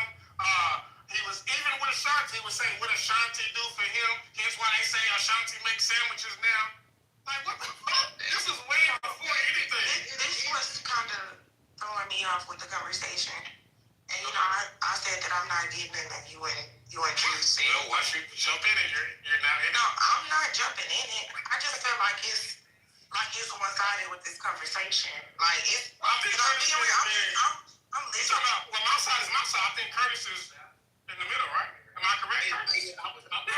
But why is anybody in the middle? Why does this even have to be a public issue? I think Curtis, because Curtis called me and asked me what was going on, and then he asked Drew. My position. I can go ahead. So yesterday, somebody sent me a thing where Drew put something in the Discord. So I was like, what? So I called Troy. I was like, yo, what the fuck is going on with you and Drew? And he told me, and then I was like, yo, I'm gonna call Drew, right? Because I'm like, because I didn't even know if Troy talked to Drew about it. So Drew said he did it. So I'm like, it gotta be some fucking AI. And I'm like, Drew, take a step back. So I called Drew, and Drew was like, nah, let me put that in there. And then I was like, what's going on? Even though people been whispering about like, yo, why is Troy doing this to Drew? So then, So then I told Drew that I talked to Troy. I was like, yo, I just talked to Troy. He was like, okay. And I was like, yo, what's your perspective? That's how you really feel? That he's kind of like trying to fuck your shit up? And he was like, nah, he's telling people, you know, to kind of stay away from me or some shit like that. And I'm like, well, I'm going to take, how about this? I'll take a step back so they don't have to choose. I'll take a step back and let them kind of figure it out. So I was like, well, I'm going to talk to Troy. And he was like, yeah, go ahead. I don't care. So I'm not really trying to put myself in the middle to instigate some shit. I'm just kind of like literally trying to let Troy understand that he, from Drew's perspective, Troy has a role in it, but Troy doesn't see it that way. You know what I mean? So that's where we at. That's why I feel like y'all should have and this is why I feel like it's gotta be like on some clubhouse shit, and it gotta be on some clubhouse shit for Troy because they have each other number. I don't think I said it's only Clubhouse. I said I ain't telling Mouth don't to be that nigga friend. I'm just saying remove Mouth out of the war. Mouth is a grown woman and she needs to remove herself. Okay, wait a second. Because we all grown ass adults. Everybody we all grown. That's overstood with the exception of Dylan, but he grown. I feel like where she sits at is too much for her, and it's aligning her with bullshit. Mouth needs to say that. I don't feel like Troy should have to say it. And that's why I don't feel like Troy should have to speak on Mouth's behalf in this situation. Even though I know Mouth is gonna say I didn't ask Troy to do none of that. That's a fact. I know Mouth gonna say I didn't ask him to do that. But when you got Drew and Troy, and I feel like it's way beyond the Drew and Troy and the Mouth situation. I feel like Troy and Drew have their own personal situation. And as I said in private, and I have not said for Troy's issue with Drew is beyond Clubhouse. But you want to make it Clubhouse if it makes sense. You feel what I'm saying? Like, I can't, it's the Leo in me. You know it's the Leo in me. Whatever Drew did to you, I said this in private, I don't think Drew was there. You have personally not healed from. Like, you ain't really came to terms with what the nigga did for you, or maybe it might just be you on this Clubhouse shit. I'm gonna be real, on the outside looking in, it's like, you want people to hate Drew. I know you should say, no, that's not it. Or you want people to... I literally told y'all what I want. That's but you want people to see Drew as how you see him. But I feel like that's fucked up in a way. Because before you came over here, everybody was sitting with Drew. I'm gonna say for me, as a grown-ass woman that can speak for herself, I don't have no problem with how Drew treats me as a friend. Some people might not like it, some people might not like it, but that's how people dictate their own friendships. You know what I'm saying? For me, and what my boundaries is might not be what you and your boundaries are. What you might deem as a good friend might not be what I deem as a good friend. So for us sitting all in one circle or together or whatever you might call it, it might bump heads. But I'm gonna say this.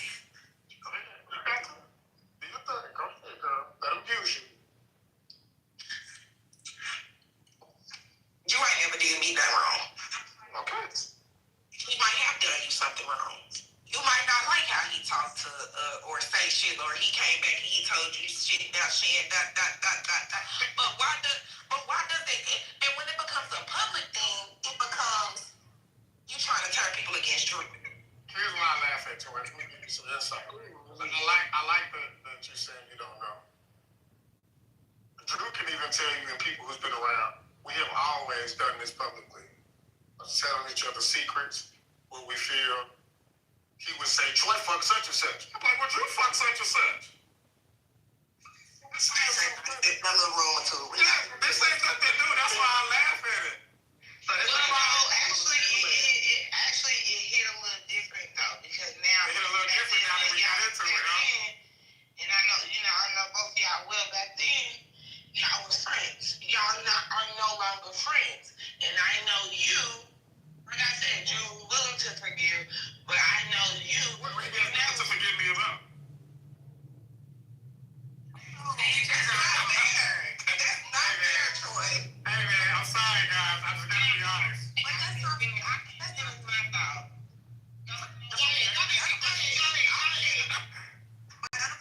I was literally in the middle of talking to Troy coming out. If you want one mic, just say, can I get one mic? I was literally talking and we gave you a one mic. So I thought, hey, well, go ahead. Go ahead, sister. Get your shit. Look, she was like, nah, you go ahead. Y'all gonna take the L from the other side having this conversation with me. So what it is we're looking at this shit as a scoreboard, Troy. Like even having this conversation publicly now, you're literally entertaining the people on the other side. I'm having a conversation with Curtis. Right. But you have it publicly about Drew and Drew's friendships with you and other people. I know I'm not saying nothing that I haven't said publicly already. Yeah, but it's like it's becoming an everyday thing as if you have It's not an everyday thing. Curtis came and asked me this. I was coming to hit somebody in the head. And this is why I say this shit gotta be for charades, and I can't be emotionally involved. I can't ask questions. I can't answer questions. In my heart, Troy, and I fuck with you and I fuck with Drew, but in my heart, I really feel like you trying to kick Drew back in, and I don't. I haven't said anything crazy about it. It's like you haven't said nothing crazy yet, but you teetering. Why you guys say that? Dropping certain. I haven't.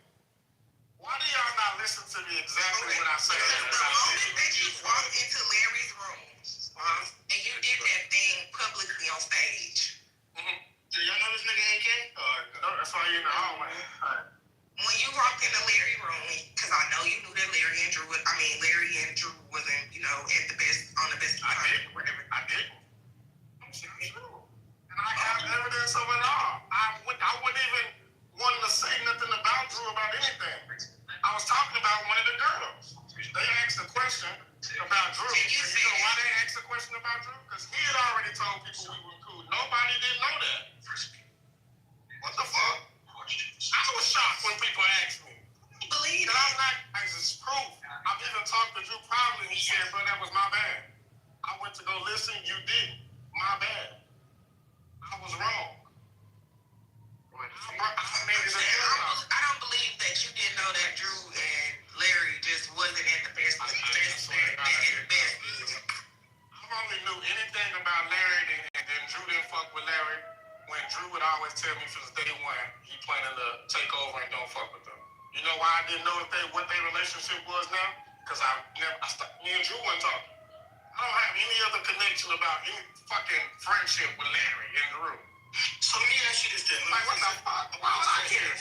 Let me ask you this. Hold on, Larry, one last thing, the more proof, even though Larry tried to add some sauce and lie, the only time I've ever talked to Larry was during the Nirvana thing, right? I heard about the Nirvana thing, the shit shocked me, I wasn't on the app. I've always been cool with Larry, even though I wasn't cool with Drew. I called Larry and said, dang, is this true about the Nirvana shit? He told me it was true.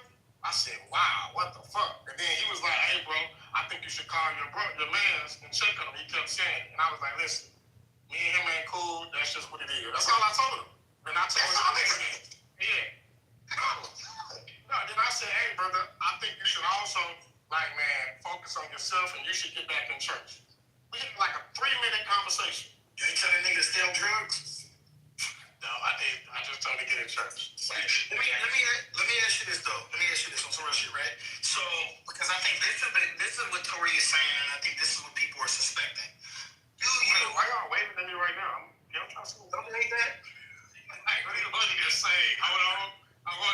here. Right, right? Let me ask you this. Do you have, all right, because I know you and Drew had a falling out off the app on some real shit, right? Do you have any animosity in your heart? And this is, you said you came to church on some real shit, like just, because you said always real, man. I'm telling you. I'm just holding you to it, though, because I'm taking you to your word. Because you said you always honest. Yes, sir. Do you have any animosity or any kind of resentment that has not been resolved towards Drew in your heart or in your spirit? Yes. Hold on, Tori, let him know. I want to hear it out of his mouth. I just think he's a piece of shit. Does that call me? No, I didn't ask you to call my name. Tell me what resentment is. I don't understand. Like, I'm asking about your heart. What's in you, your spirit, not fuck what he is. I'm confused on that, man. What you saying? Do I hate the nigga or some shit? My words are clear. But I don't know. Give me the definition of resentment. Resentment means like when you see him, you're kind of like, you're hesitant to kind of like just to agree. You know what I mean? It's something that moved you the wrong way. It's like you're not really on board with this person. On board? You're not cool. I cannot be on board with a nigga I'm not cool. So you have resentment towards him then? If that's what you call a definition of resentment, let me look up the definition of resentment, because I honestly don't know what resentment means. I don't want to sit up here and agree or disagree. Animosity? Animosity, like what I call physical harm? Just like you're not gonna give him peace.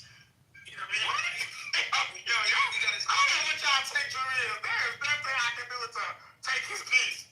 That's the last thing I want to say. Resentment is, but resentment, like, you know what I'm saying? Like, I'm saying like none of y'all know what the definition of resentment is either. So let me look it up. it's like what you got towards your family, Troy. Like, you got resentment towards them. Like, do I feel like I was treated unfairly? Yeah. Who is that? That sound like my dog. Oh, that was him. We wanted the definition of words. I'm waiting for an answer, though. I'm reading the definition. I want to give you the proper shit. Damn. Y'all on the time of shit? No, not you. I felt the conversation was about to change. No, it's exactly why I say I feel like this shit is an interview. No shade. Like, thank you for that, Dylan. Displeasure, discontent, hard feelings. Yeah. Based off the definition. Okay. So that has not been resolved. Grudge, yes. Oh, yeah. I would say yes. I hold a grudge with everything. Okay. That's why it's personal. That's why I keep telling you it's personal. It's not nothing that nobody can say or try to mediate or make. That's between something. Right. I feel like Troy. I'm not trying to mediate. Listen, when I hear love all y'all shit. Yeah. But it's already content, Troy. I mean, like, I can tell none of y'all don't be order. One bite, real quick, right? Hold on. And that's it's so funny to me. Y'all ain't really just talk. Don't do that, because you was talking, don't do that. Let me say something. This is what I'm about to say before you say anything. Y'all are literally wasting y'all breath is what I'm telling y'all. Y'all literally Let me say it. Damn. I feel like Troy and Drew are brothers, and I'm like, because they're like, I feel like they're just like brothers, and I'm like, as siblings, you gonna beef with your sibling, you gonna have issues with your sibling, but at the same time, you know, some way, somehow you always end up back together and talking. So that's what you think? It's like sibling trauma. And I'm like, we should just let it be. Like, it's not like that. Just let it be. That's what you think, right? Yeah, y'all I'm confident in that. That's kind of like the truth. I see them as like brothers.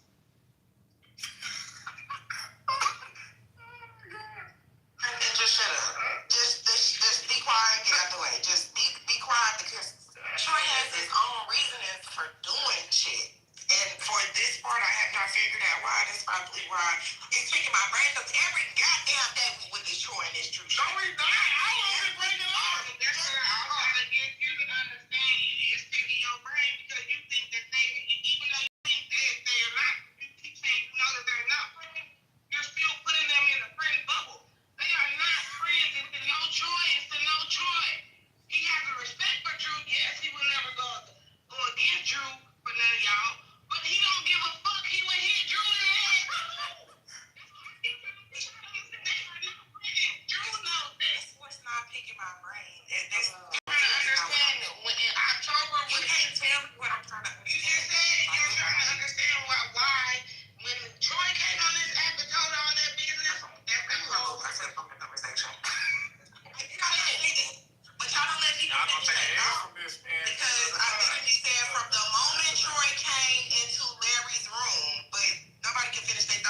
go ahead and remove myself from it. Yeah, and I'm telling you, that's it. No, you cannot tell me. That's what I'm trying to, because you have a friendship. You're trying to say because you have a friendship with both people. And I'm telling you, you're just getting to know. So yes, you want to mediate, just like you're telling Curtis. Yes, you want to mediate too, but you can't. You got two niggas that know. I never tried to mediate him. Okay, you know what? I'm just talking, y'all. Even when I never tried to mediate Drew and Troy, I have literally said I'm not getting into. I'm not getting in it. Even when they motherfuckers wanted me to host a sit down between them, no. So stop trying to speak for me. I never said that. I wouldn't host a sit down because for one, I just feel like that's too much. Me fucking with both of y'all, I just wouldn't put myself in that situation. I said something about Bree and I did. I hurt my feelings. Keep going. Sorry. That just irritated the fuck out of me. No shade. I'm just gonna remove myself from the conversation. Hold on, don't remove yourself. Just take a break and let me go. Just take a break. Let Curtis go. All right, let's go. So now that you admitted that you do have some sort of grudge, yes, use the word grudge. I like grudge. So now that you feel like you have grudge, do you feel like that when you say that he's not a good person, or when you say that publicly, do you feel like that it could be disguised or maybe cloaked as some sort of ulterior motive, like you are trying to get people to stay the fuck away from him? And you know what I mean? Like, no, I literally say it out loud what I want. I don't know if I say it in Spanish, if people don't understand. Maybe I'll say it a different way. I don't give a fuck if y'all have. I know you fucking lying. Who the fuck is in it? Nothing. I only care if mouth gets removed from it.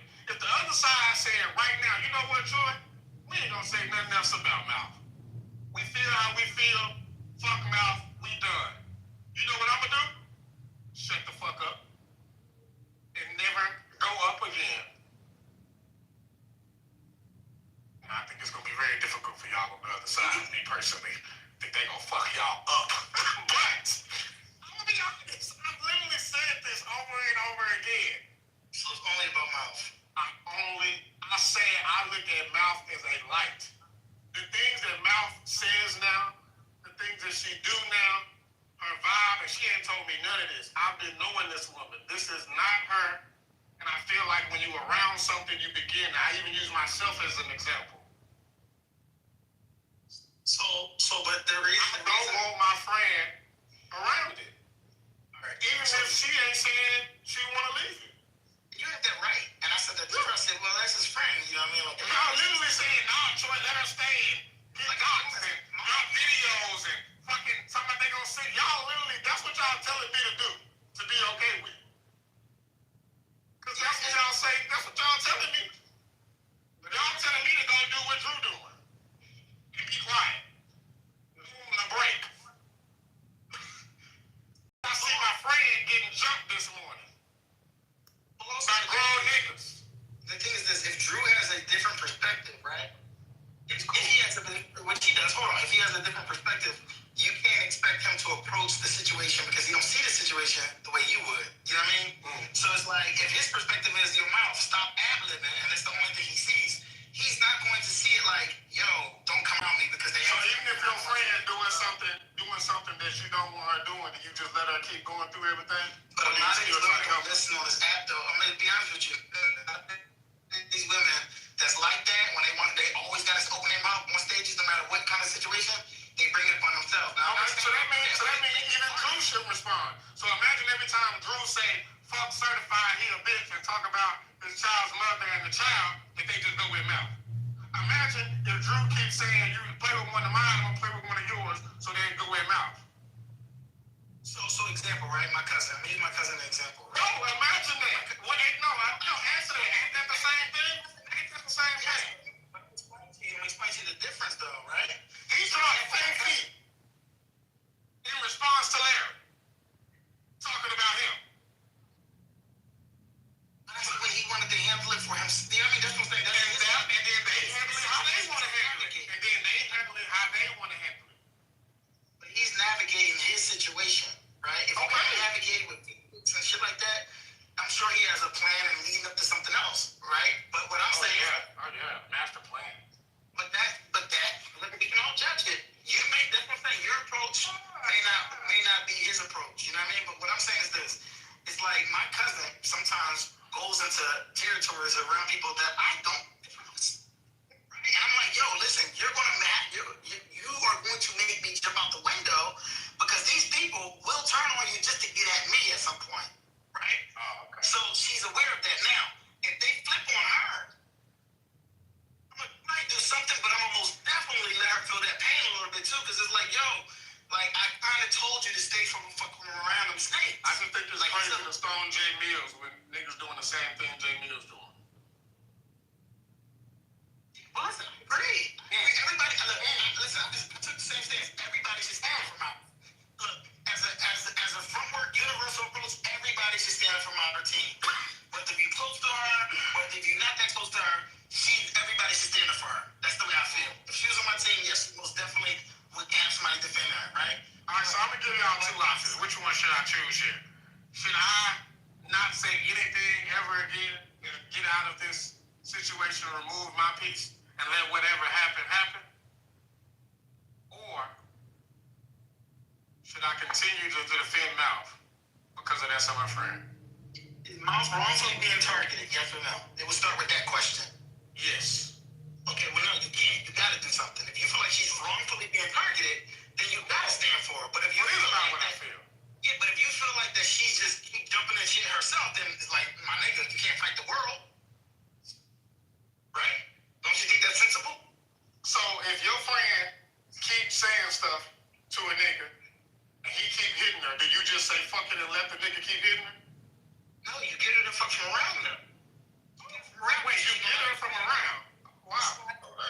Because Troy, we forget that we got a choice on this app, right? So like I'm telling Mal to leave, I know you fucking lying, and go over on their side or come with me.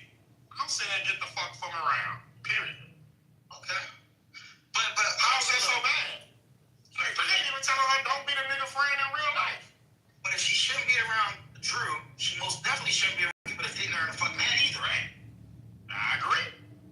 Right. Which is like, at least Drew never hit her in the head. She may have gotten high, but she should most definitely not be. Here's the thing y'all don't understand. Y'all don't understand the things that y'all say can hurt individuals. When motherfuckers say,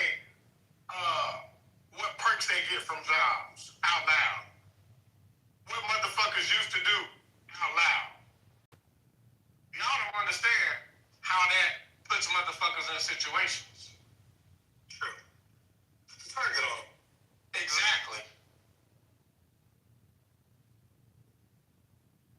Once y'all understand that, y'all will understand why I'm saying she needs to get the fuck away, period. And in my eyes, I look at those things are done on purpose. I don't like them. And I can only go off the history that I know of an individual. Now, am I right about everything? Fuck no. I'm not saying everything I say is facts. In my opinion of what I know, and what does he say? Out of everybody who know him. He don't even put it on him. He don't even say they know him. The closest person would be Dom. And what did Dom do, Curtis? When this quote-unquote war started. Dom has been falling back. No, exactly. She got the fuck home.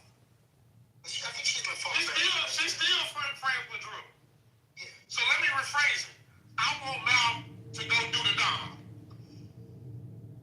Go do the Dom. That's what I want. I want Mal of the South to do the Dom. Is that a better way for y'all to intake it? Because if y'all say no, y'all would say Dom wrong. If the most people that know him the most, and Dom keeps saying that y'all don't know. And you see how she moved when this quote-unquote online meta beef started. Don't you think that's kind of strange? But it got to be some self-accountability on the individual. Don't you think that's kind of strange? I didn't move around because of no men. Hey, listen, I don't know why you moved around. I just know you moved around because I've been is it wrong working. Is it wrong that I want Mouth to go? Yeah, I was gone before I even started because I just been. I think it's time. In my life. I think it's time for Mouth to do the time. She got a job. Go work it. She got family. Go spend time with them. Monty, go put it around the app and other places. Come back, say, hey, what's up, y'all? I can't even speak. I ain't got no wires. All right, I'm leaving. Do the Dom. When she do the Dom, I can be stopped. So I agree, but Troy, I agree. Ultimately, that's the answer. So that means even when you are about to hit somebody in the head, she shouldn't be on your stage. You know what I mean? Like, she shouldn't be a part of it. She shouldn't be a part of the shit, period. She should just do the Dom. With Dom on stage, I'm hitting motherfuckers in the head sometimes. You know what she do? The Dom. Act like she don't know what the fuck going on or stay on mute.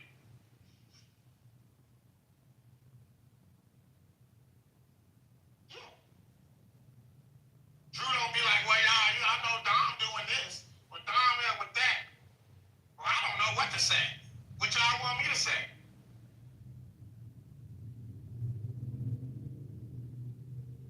Yeah, do the Dom. Once mouth is removed and they start picking mouth up, I have nothing. I'm not defending nothing else. I'm not hitting nobody in the fucking head. I will sit back and watch. I don't think she's the reason why you had to get into her, so we can't put that on her. I know. I said that. I literally even said that. I said her. You said Mouth got the power to stop all this shit. Mouth got the power for me not to be in it. I'm not on the fucking side. I know you fucking lying. Yeah, but it's impossible because you went up on her because we threw you down and then talk shit about you. So even I'm already away from here. Stop right there. Away from Trey. Stop right there. I've been saying even after I turned that nigga into a fucking shoe store, Chelsea boot. I said I have nothing else to say. I don't care to talk about it. I'm not here to free that nigga. I'm not here to tell y'all the stories about how he like white dick. I don't give a fuck. He keep bringing it up and trying to convince y'all. Y'all should make Joy explain more. Nigga, you go explain to these people. You have yet to go have a room answering the questions that people ask about you and that 19-year-old white boy. You. Why do I gotta come explain why you was talking to a fucking little boy for 18 months? I said, I don't care to talk about it. I don't even like continuing motherfuckers bring it up. It was over with. I won. I only started speaking and hitting niggas in the head when the mouth shit happened. Hit niggas in the head. Hey. I hit his ass in the head like a white boy. No point intended. I really like it. That's it. I think it would have been funnier Once they if say he we said are done with mouth, we don't give a fuck he about hit me in mouth. the head like Bubba hit him. And I ain't saying they gotta stop saying jokes or mouth gotta stop, but they say we don't give a fuck. Fuck mouth. Fuck her. Easy pack. Fuck it. I am no longer nothing to say. So somebody sent me the clip of Mouth on the stage today at Paris Room. Mouth didn't say nothing and they went at her. Exactly. So that's what I'm saying. So it's like, how can you? When does the fuck with one of mine, I'ma fuck with one of yours kick in? Oh, okay. Okay. When? She's been over fucked with.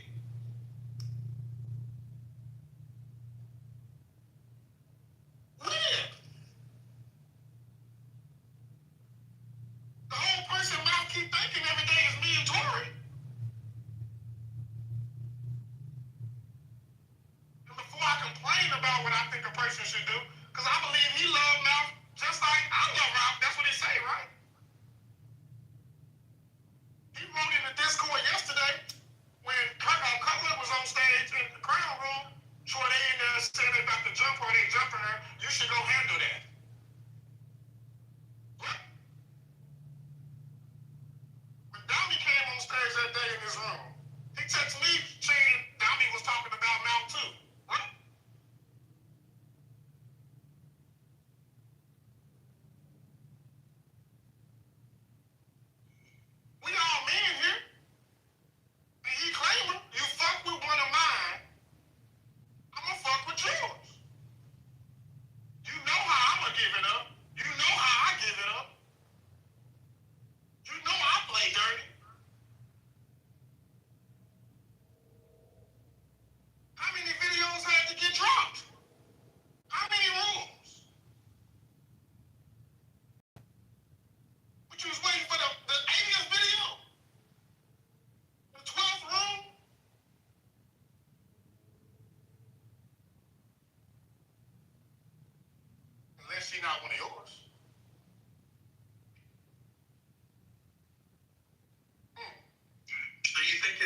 he intentionally got low. Is that what he just right here? No, is that not what he wrote? I'm getting low. I didn't really read it like that. I mean, I don't know. Okay. No, I read it, but I don't know what he said specifically. I know he said falling back. I don't know if he used the language of getting low. Literally, I talked to him privately. He'll tell you. I said, Drew, I think it's crazy, bro. Like, of course you probably can't yell. You kind of ain't witty and jokey. But one thing nobody can't take from you is why you ain't made no room, man. Just to have them somewhere to kick it and chill. Oh, but he did also say this when I spoke to him yesterday. He did say, look, man, I'm in corporate. He said, man, I'm trying to get back to business. Hold on, hold on. But you gotta give niggas space to grow if they are growing. Now, if the war is over and he be back on his bullshit, then it's kind of suspicious, right? He can put the nigga sideways with. Oh my God. But he did say, he's like, I'm not dealing with that shit no more. You know what I mean? Like he said, like, I'm trying to be on my business thing. I ain't gonna be on there very much. You know what I mean? So maybe this is the last straw for the nigga. The nigga was doing the corporate out the way before he said it. And he kept saying, I'm corporate now. But he on the A9. He said, I'm corporate now. I am chilling. But he called me and said we was in a private. What do you mean? I said, why are y'all in a private? Come out the private. Talk. Make a regular room. Drew would say, this has always been me. This ain't that new because this has always been me. I had the same energy for him. My first interaction with Ariana, which is so crazy, is because of Drew. But you couldn't even on Clubhouse. Drew called me, he was in Atlanta. We was going to go to this spot that used to be open called Eden. Spot I used to go to. I said, meet me over here. He pulled up with him and this girl. He said, gang, I'm going at this nigga with Ariota. I just gave him a fake low. Say that's where we at, and get on there and argue with this nigga. We gonna pack this nigga up and make him go to this location. We did it. We laughing the whole time. So you didn't. So we was never went to that location that fucking Drew gave that nigga. But that's what I do. I didn't know who the fuck I was arguing with till I finally got on the app for real.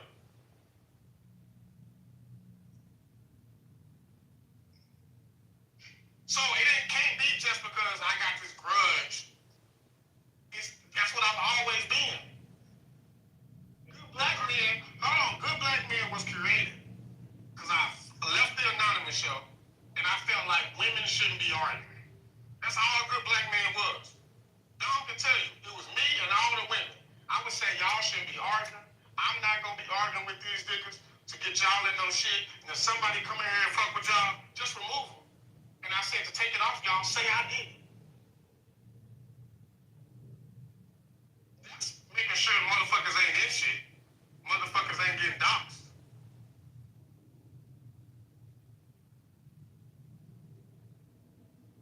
I'm putting over there like, yeah, let's get to it. I don't give a fuck. This side, the border, gang. Fucking one of mine, fucking one of yours. I don't give a fuck about what you ain't done. Y'all can do nothing with me.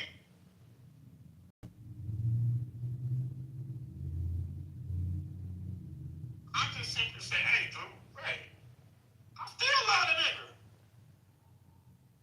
I'm not going against him for none of y'all. I've said this. Some of y'all have learned the hard way. But that don't mean I'm a lie for him either. That don't mean I'm gonna go with shit that I don't agree with.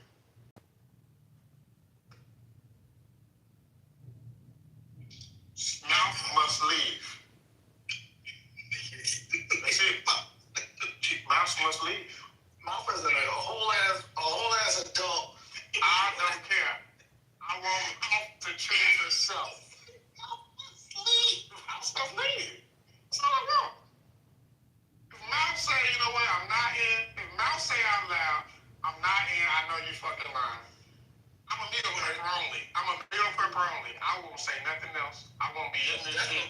No, J Mills, no, come on, no. Why not? No.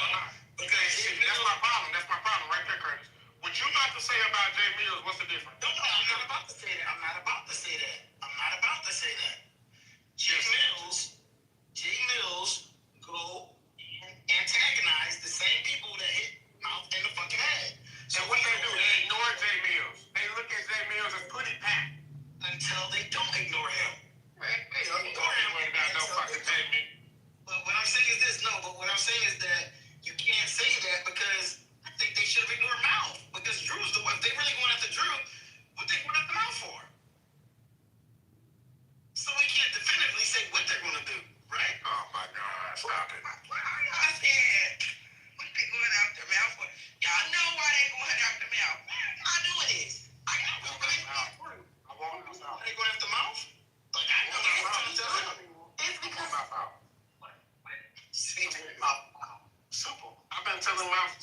day one that I met her, she is a ball of light, a beautiful woman.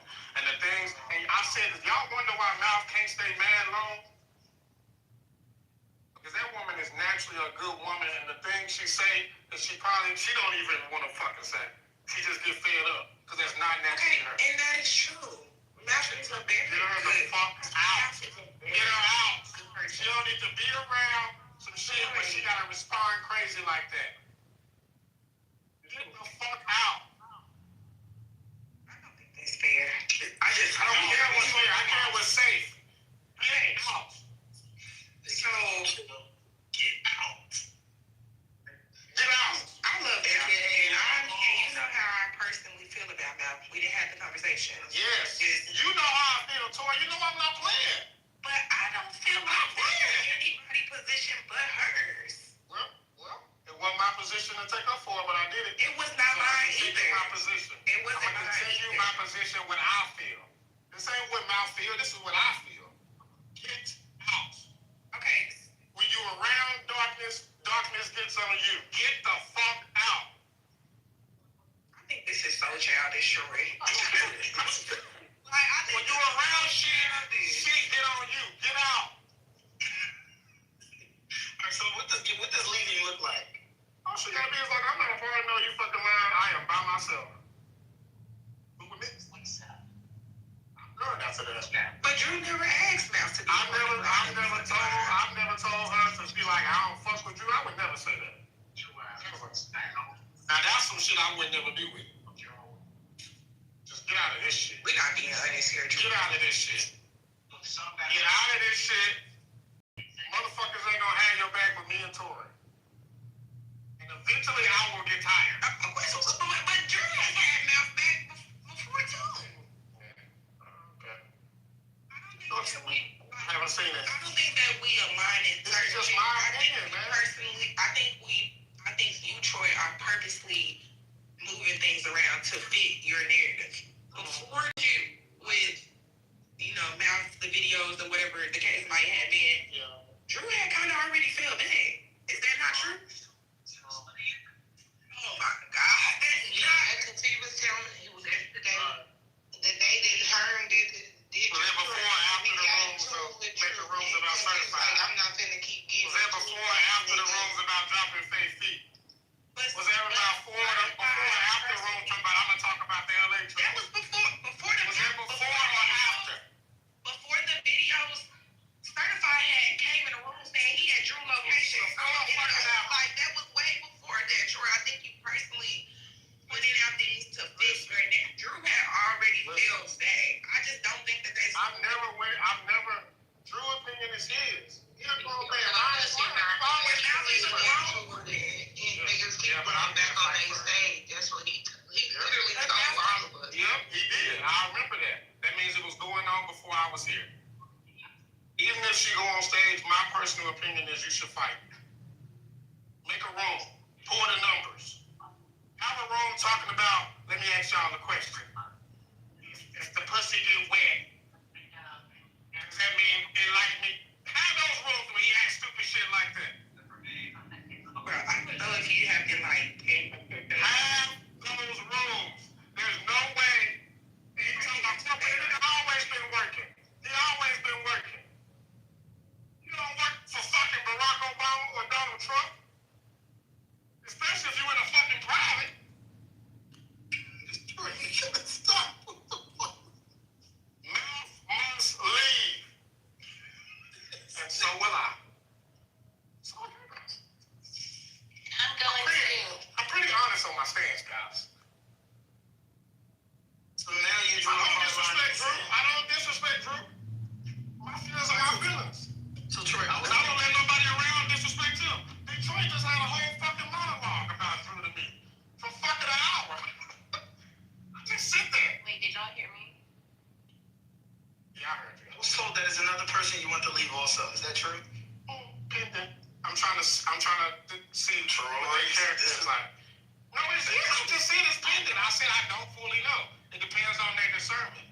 I feel like I see a light in them, but I'm not quite sure. I'm watching. I'm paying attention. So this is what I said, like what's in your heart and your spirit, because let's say Mouth leave, and then you you say, you know what, that person has a good light. What does she need? Well, how about this? Do you feel like it's people around Herm that shouldn't be around Herm or Larry? Or are you just doing that specific? No, I think Herm is around exactly what he likes and what he needs. The fuck? No, I'm saying, are you specifically only targeting the light that's around Drew, or are you doing it the light What? that's around? I didn't know light around Drew. No, you said the spark in those people. You said the light. I said, the one person I said has a light is Malcolm. The others I said I don't know. The other person I said I don't know for sure. It's kind of 50-50. I'm trying to see. I'm using my discernment. Yeah, but let's say that person turns out to be just like Mouth, a bright spirit, a bright soul. Are you going to say you want her to go also? No, first I will text that person privately or call that person or back channel, whatever I got to do to contact them and say, hey, I think you should step away. Fuck! So you basically dismantling his movement. How does it dismantle his movement? What is the fucking movement? It's a group of people getting hit in the fucking head. That's the movement. People getting doxed on both sides. That's the movement. What's the benefit of this shit? Give me one benefit. One. It's a goddamn movement. He said first I'm going to get their number. What is the movement? You know, what are they gaining? And if he give a fuck so much, why would he say take all of them? When I'm only saying I want Mouth. What are they gaining? Give me a benefit, dollar. You didn't even get that. I didn't get no fucking dollars. There's a little bit of clout here. You know what I mean? Like, oh my God, clout. If clout caused me to get doxxed, my grandparents called. I don't want it. There's a couple baddies, some clout. Nah, fuck no. Fuck the girls in here around. What are they getting? Hold on, give me a second. Hold on.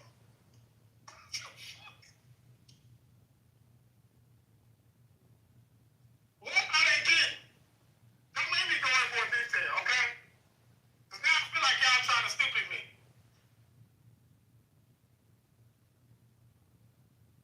Because the details I feel are not beneficial to your side. Stop trying to stupid me. How much longer do we have of this? Mouth must leave. I'm glad somebody said some shit. I want to go. Room is separate. It's not in this room. And be that ball of joy that I fell in love with many, many years ago.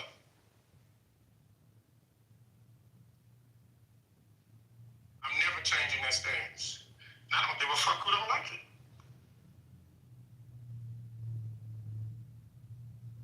Yeah. If they, or they can say, Troy, we fucking done with Mouth. We ain't got shit to say about her, fuck her. We'll ignore her. Treat her like Jay Mills. And then I also leave. I just want Mouth out of it.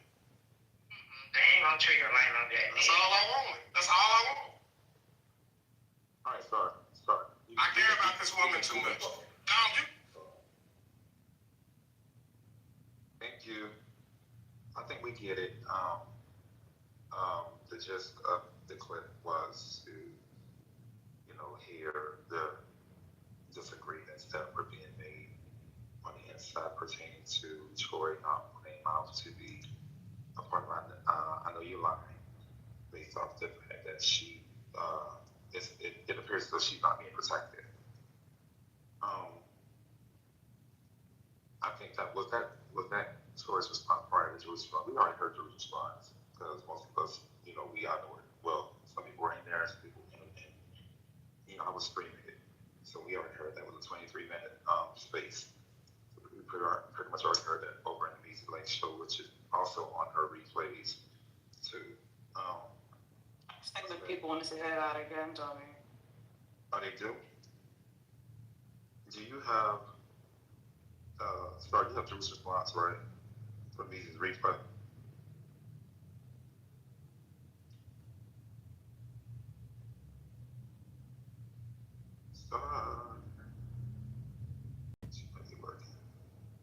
You follow me? You have Drew's response from Measy's replays. Can you put it in the chat? Yeah, I'll get it. Okay. Give me 1 sec. Yo, these niggas going ballistic in the chat right now.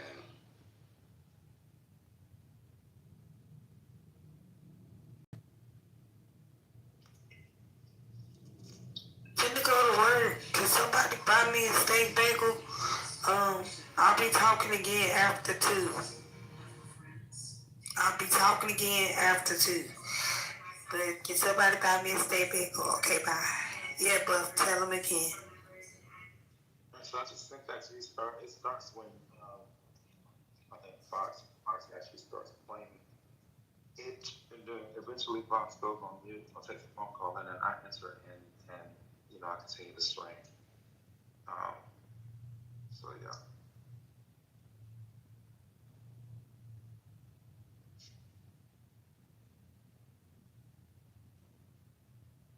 Simone, happy to see you this morning. We got some catching up to do. We heard you was on content last night as well.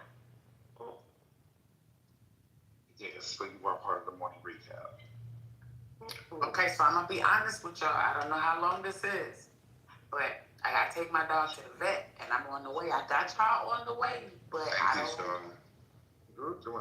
start it off. But is there somebody can finish it? Yeah, his room was only like 23 minutes. Huh? So his room only lasted 23 minutes. So you could. Okay, send it to me. Wait, is this the response? This is the response. Okay, tell me where it is so I can go and get it or whatever. Okay. This was last night. When was it?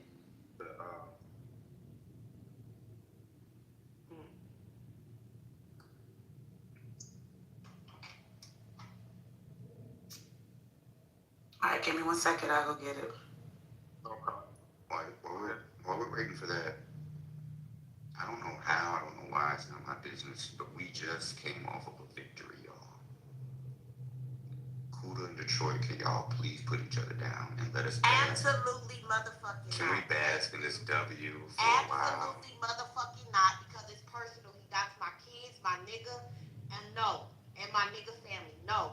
You can stay out of it though. You can stay the fuck out of it though. Yes, ma'am. Yes, ma'am. Thank you. Yes, ma'am. Yes, ma'am. Motherfuckers always trying to Okay, so Johnny, who am I looking for on the? And if you don't Just got wait nothing- a second, drop. Wait a second.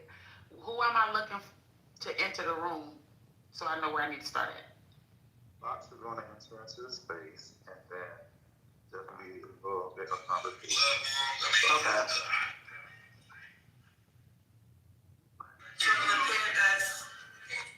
Okay, so y'all hold a second. Let me get this disconnected from my car and disconnect, and then I'll go back and play. Hold on a second. Gotta get in the vehicle.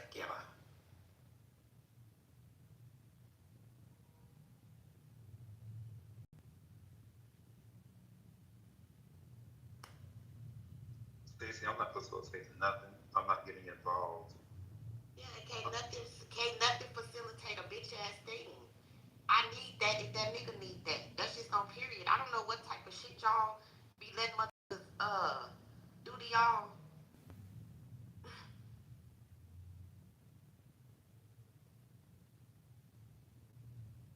I was in my bed anyway, so I don't got nothing to do with nothing.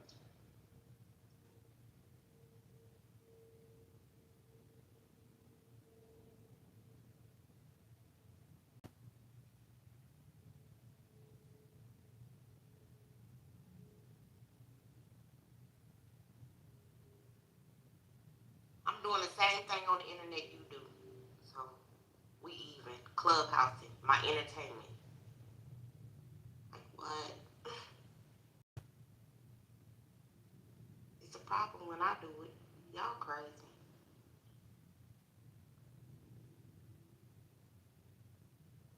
So the other one we need to hear. I'm confused. They're getting it. Drew's response.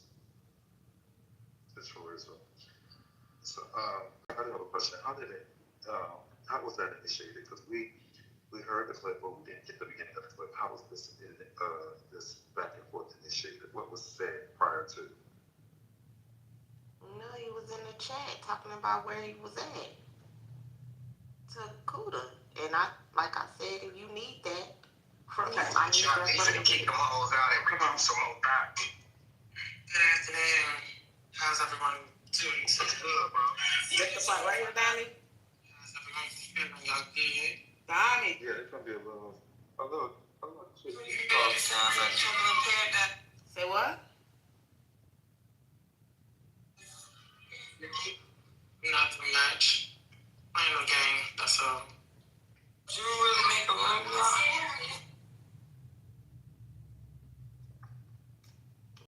His name closing the chapter. He finna kick them hoes out and recruit some more docs. Hey, Skip to you can stream this shit before I gotta go over on X. I don't want to either. We need to stream.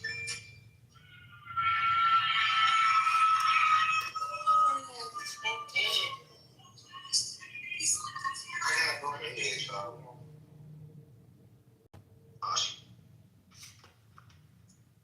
Skip to him talking.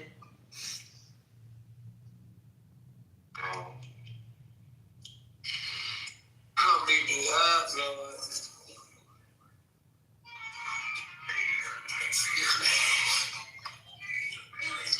You gonna beat me up, I know you is. Donnie, they said skip to 2050. Where you going to the goal? Don't worry, here, I'll get it.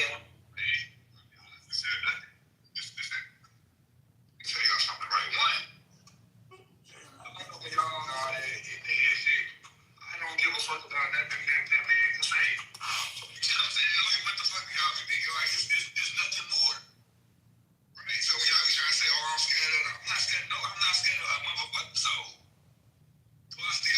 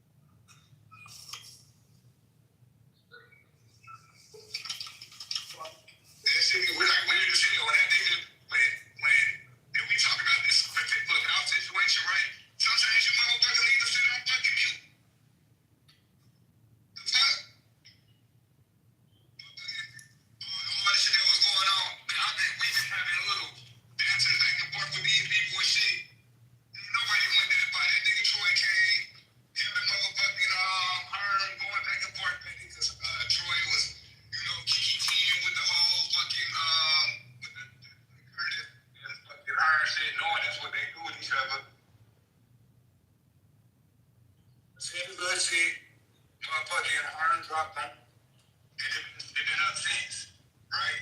He exposed whatever he exposed. They've been going back and forth. Mouth don't know how to stay the fuck off a clip. Every fucking clip you hear, she ad-libbed it, right? So, all right, boom, they hit her in the head. All right, what is that my motherfucking business? I've been telling you motherfuckers to get on the hey, stay out there in the states. Stop saying shit, stop doing shit. Y'all don't do it. So that's why y'all trying to get off the motherfucking app, right? I did get all that shit. Get off the app, right? Then he dropped the motherfucking videos on her. He ain't come back. Taking them niggas up. He came back and made the motherfucking roll about Larry and found him damn. Went all around. So that's what I'm supposed to be. I'm supposed to win. After they dropped the 45 videos, I'm supposed to win and made a motherfucking a roll about somebody else.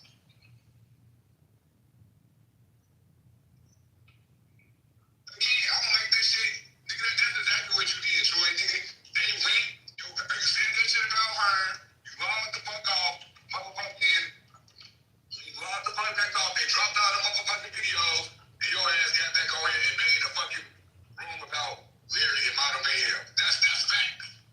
Right? You act like you said you take it up on you act like you really like you did came and you did some shit. Like what did y'all said Larry did? What did somebody tell me what have Troy did that y'all would consider was a get back? Somebody tell me what was it that Troy did that y'all consider me was a get back? Nothing. I'm just saying, because the only thing I seen since then was the Model Mayhem shit with Larry. Larry didn't even have shit to do with the shit. That was other people's work. So I'm trying to figure it out.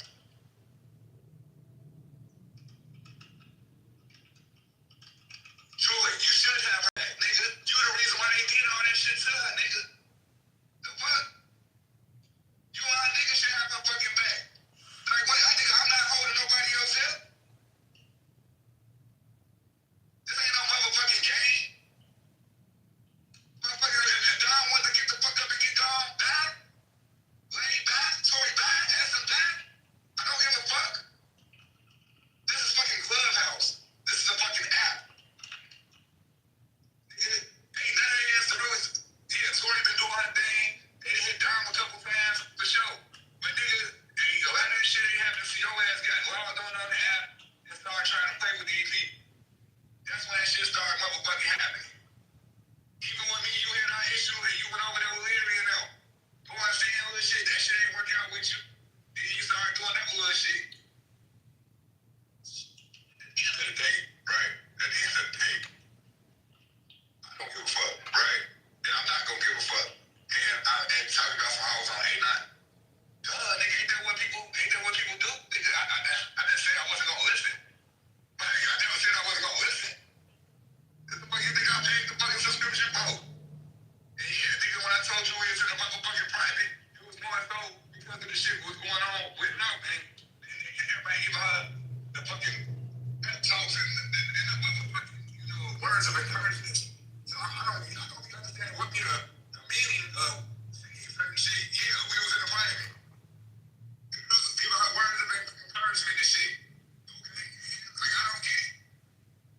Motherfucker, you bring it up with a certain bad nigga. I probably started really certain bad because nigga called you a rapist. Nigga. He said shit to me around the time. All he said was, y'all sit there listen to it. A motherfucking fool said a nigga was broke and a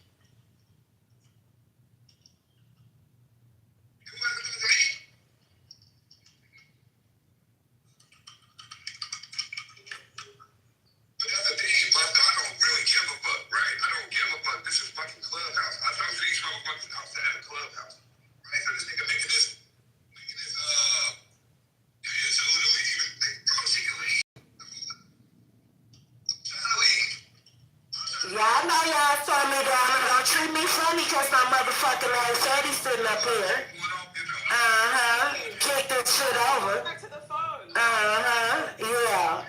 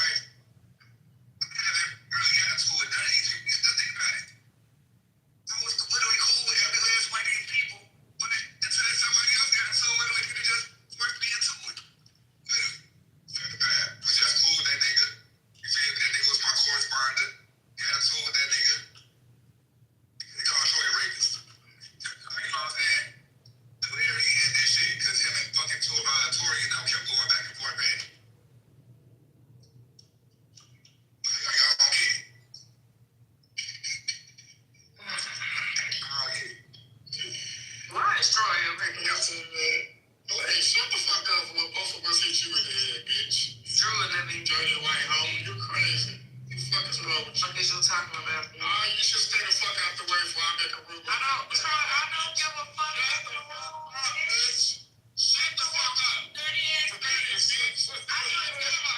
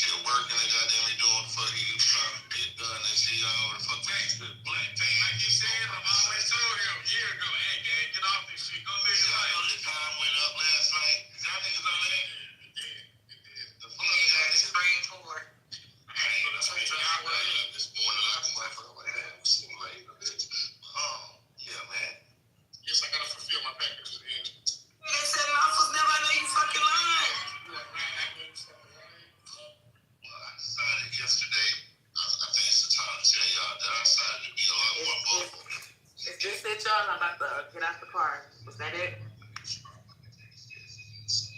I'm more vocal. That's everything. Season 1. I told you, I don't want to see this fucking white t-shirt no more. Hell no, I ain't on Clubhouse. It was that first. I know. I can start. I know y'all celebrating him going up on everybody, but everything that he's saying is a contradiction. Now all of a sudden this is a video game to him, and this is just an app and he don't give a fuck. Babe, did you give a fuck? You gave a fuck when you was trying to pull up on Kuda and Simone. You gave a fuck when you was outside JB home. You gave a fuck when you filed paperwork on me. You gave a fuck when you was pulling up on Kim.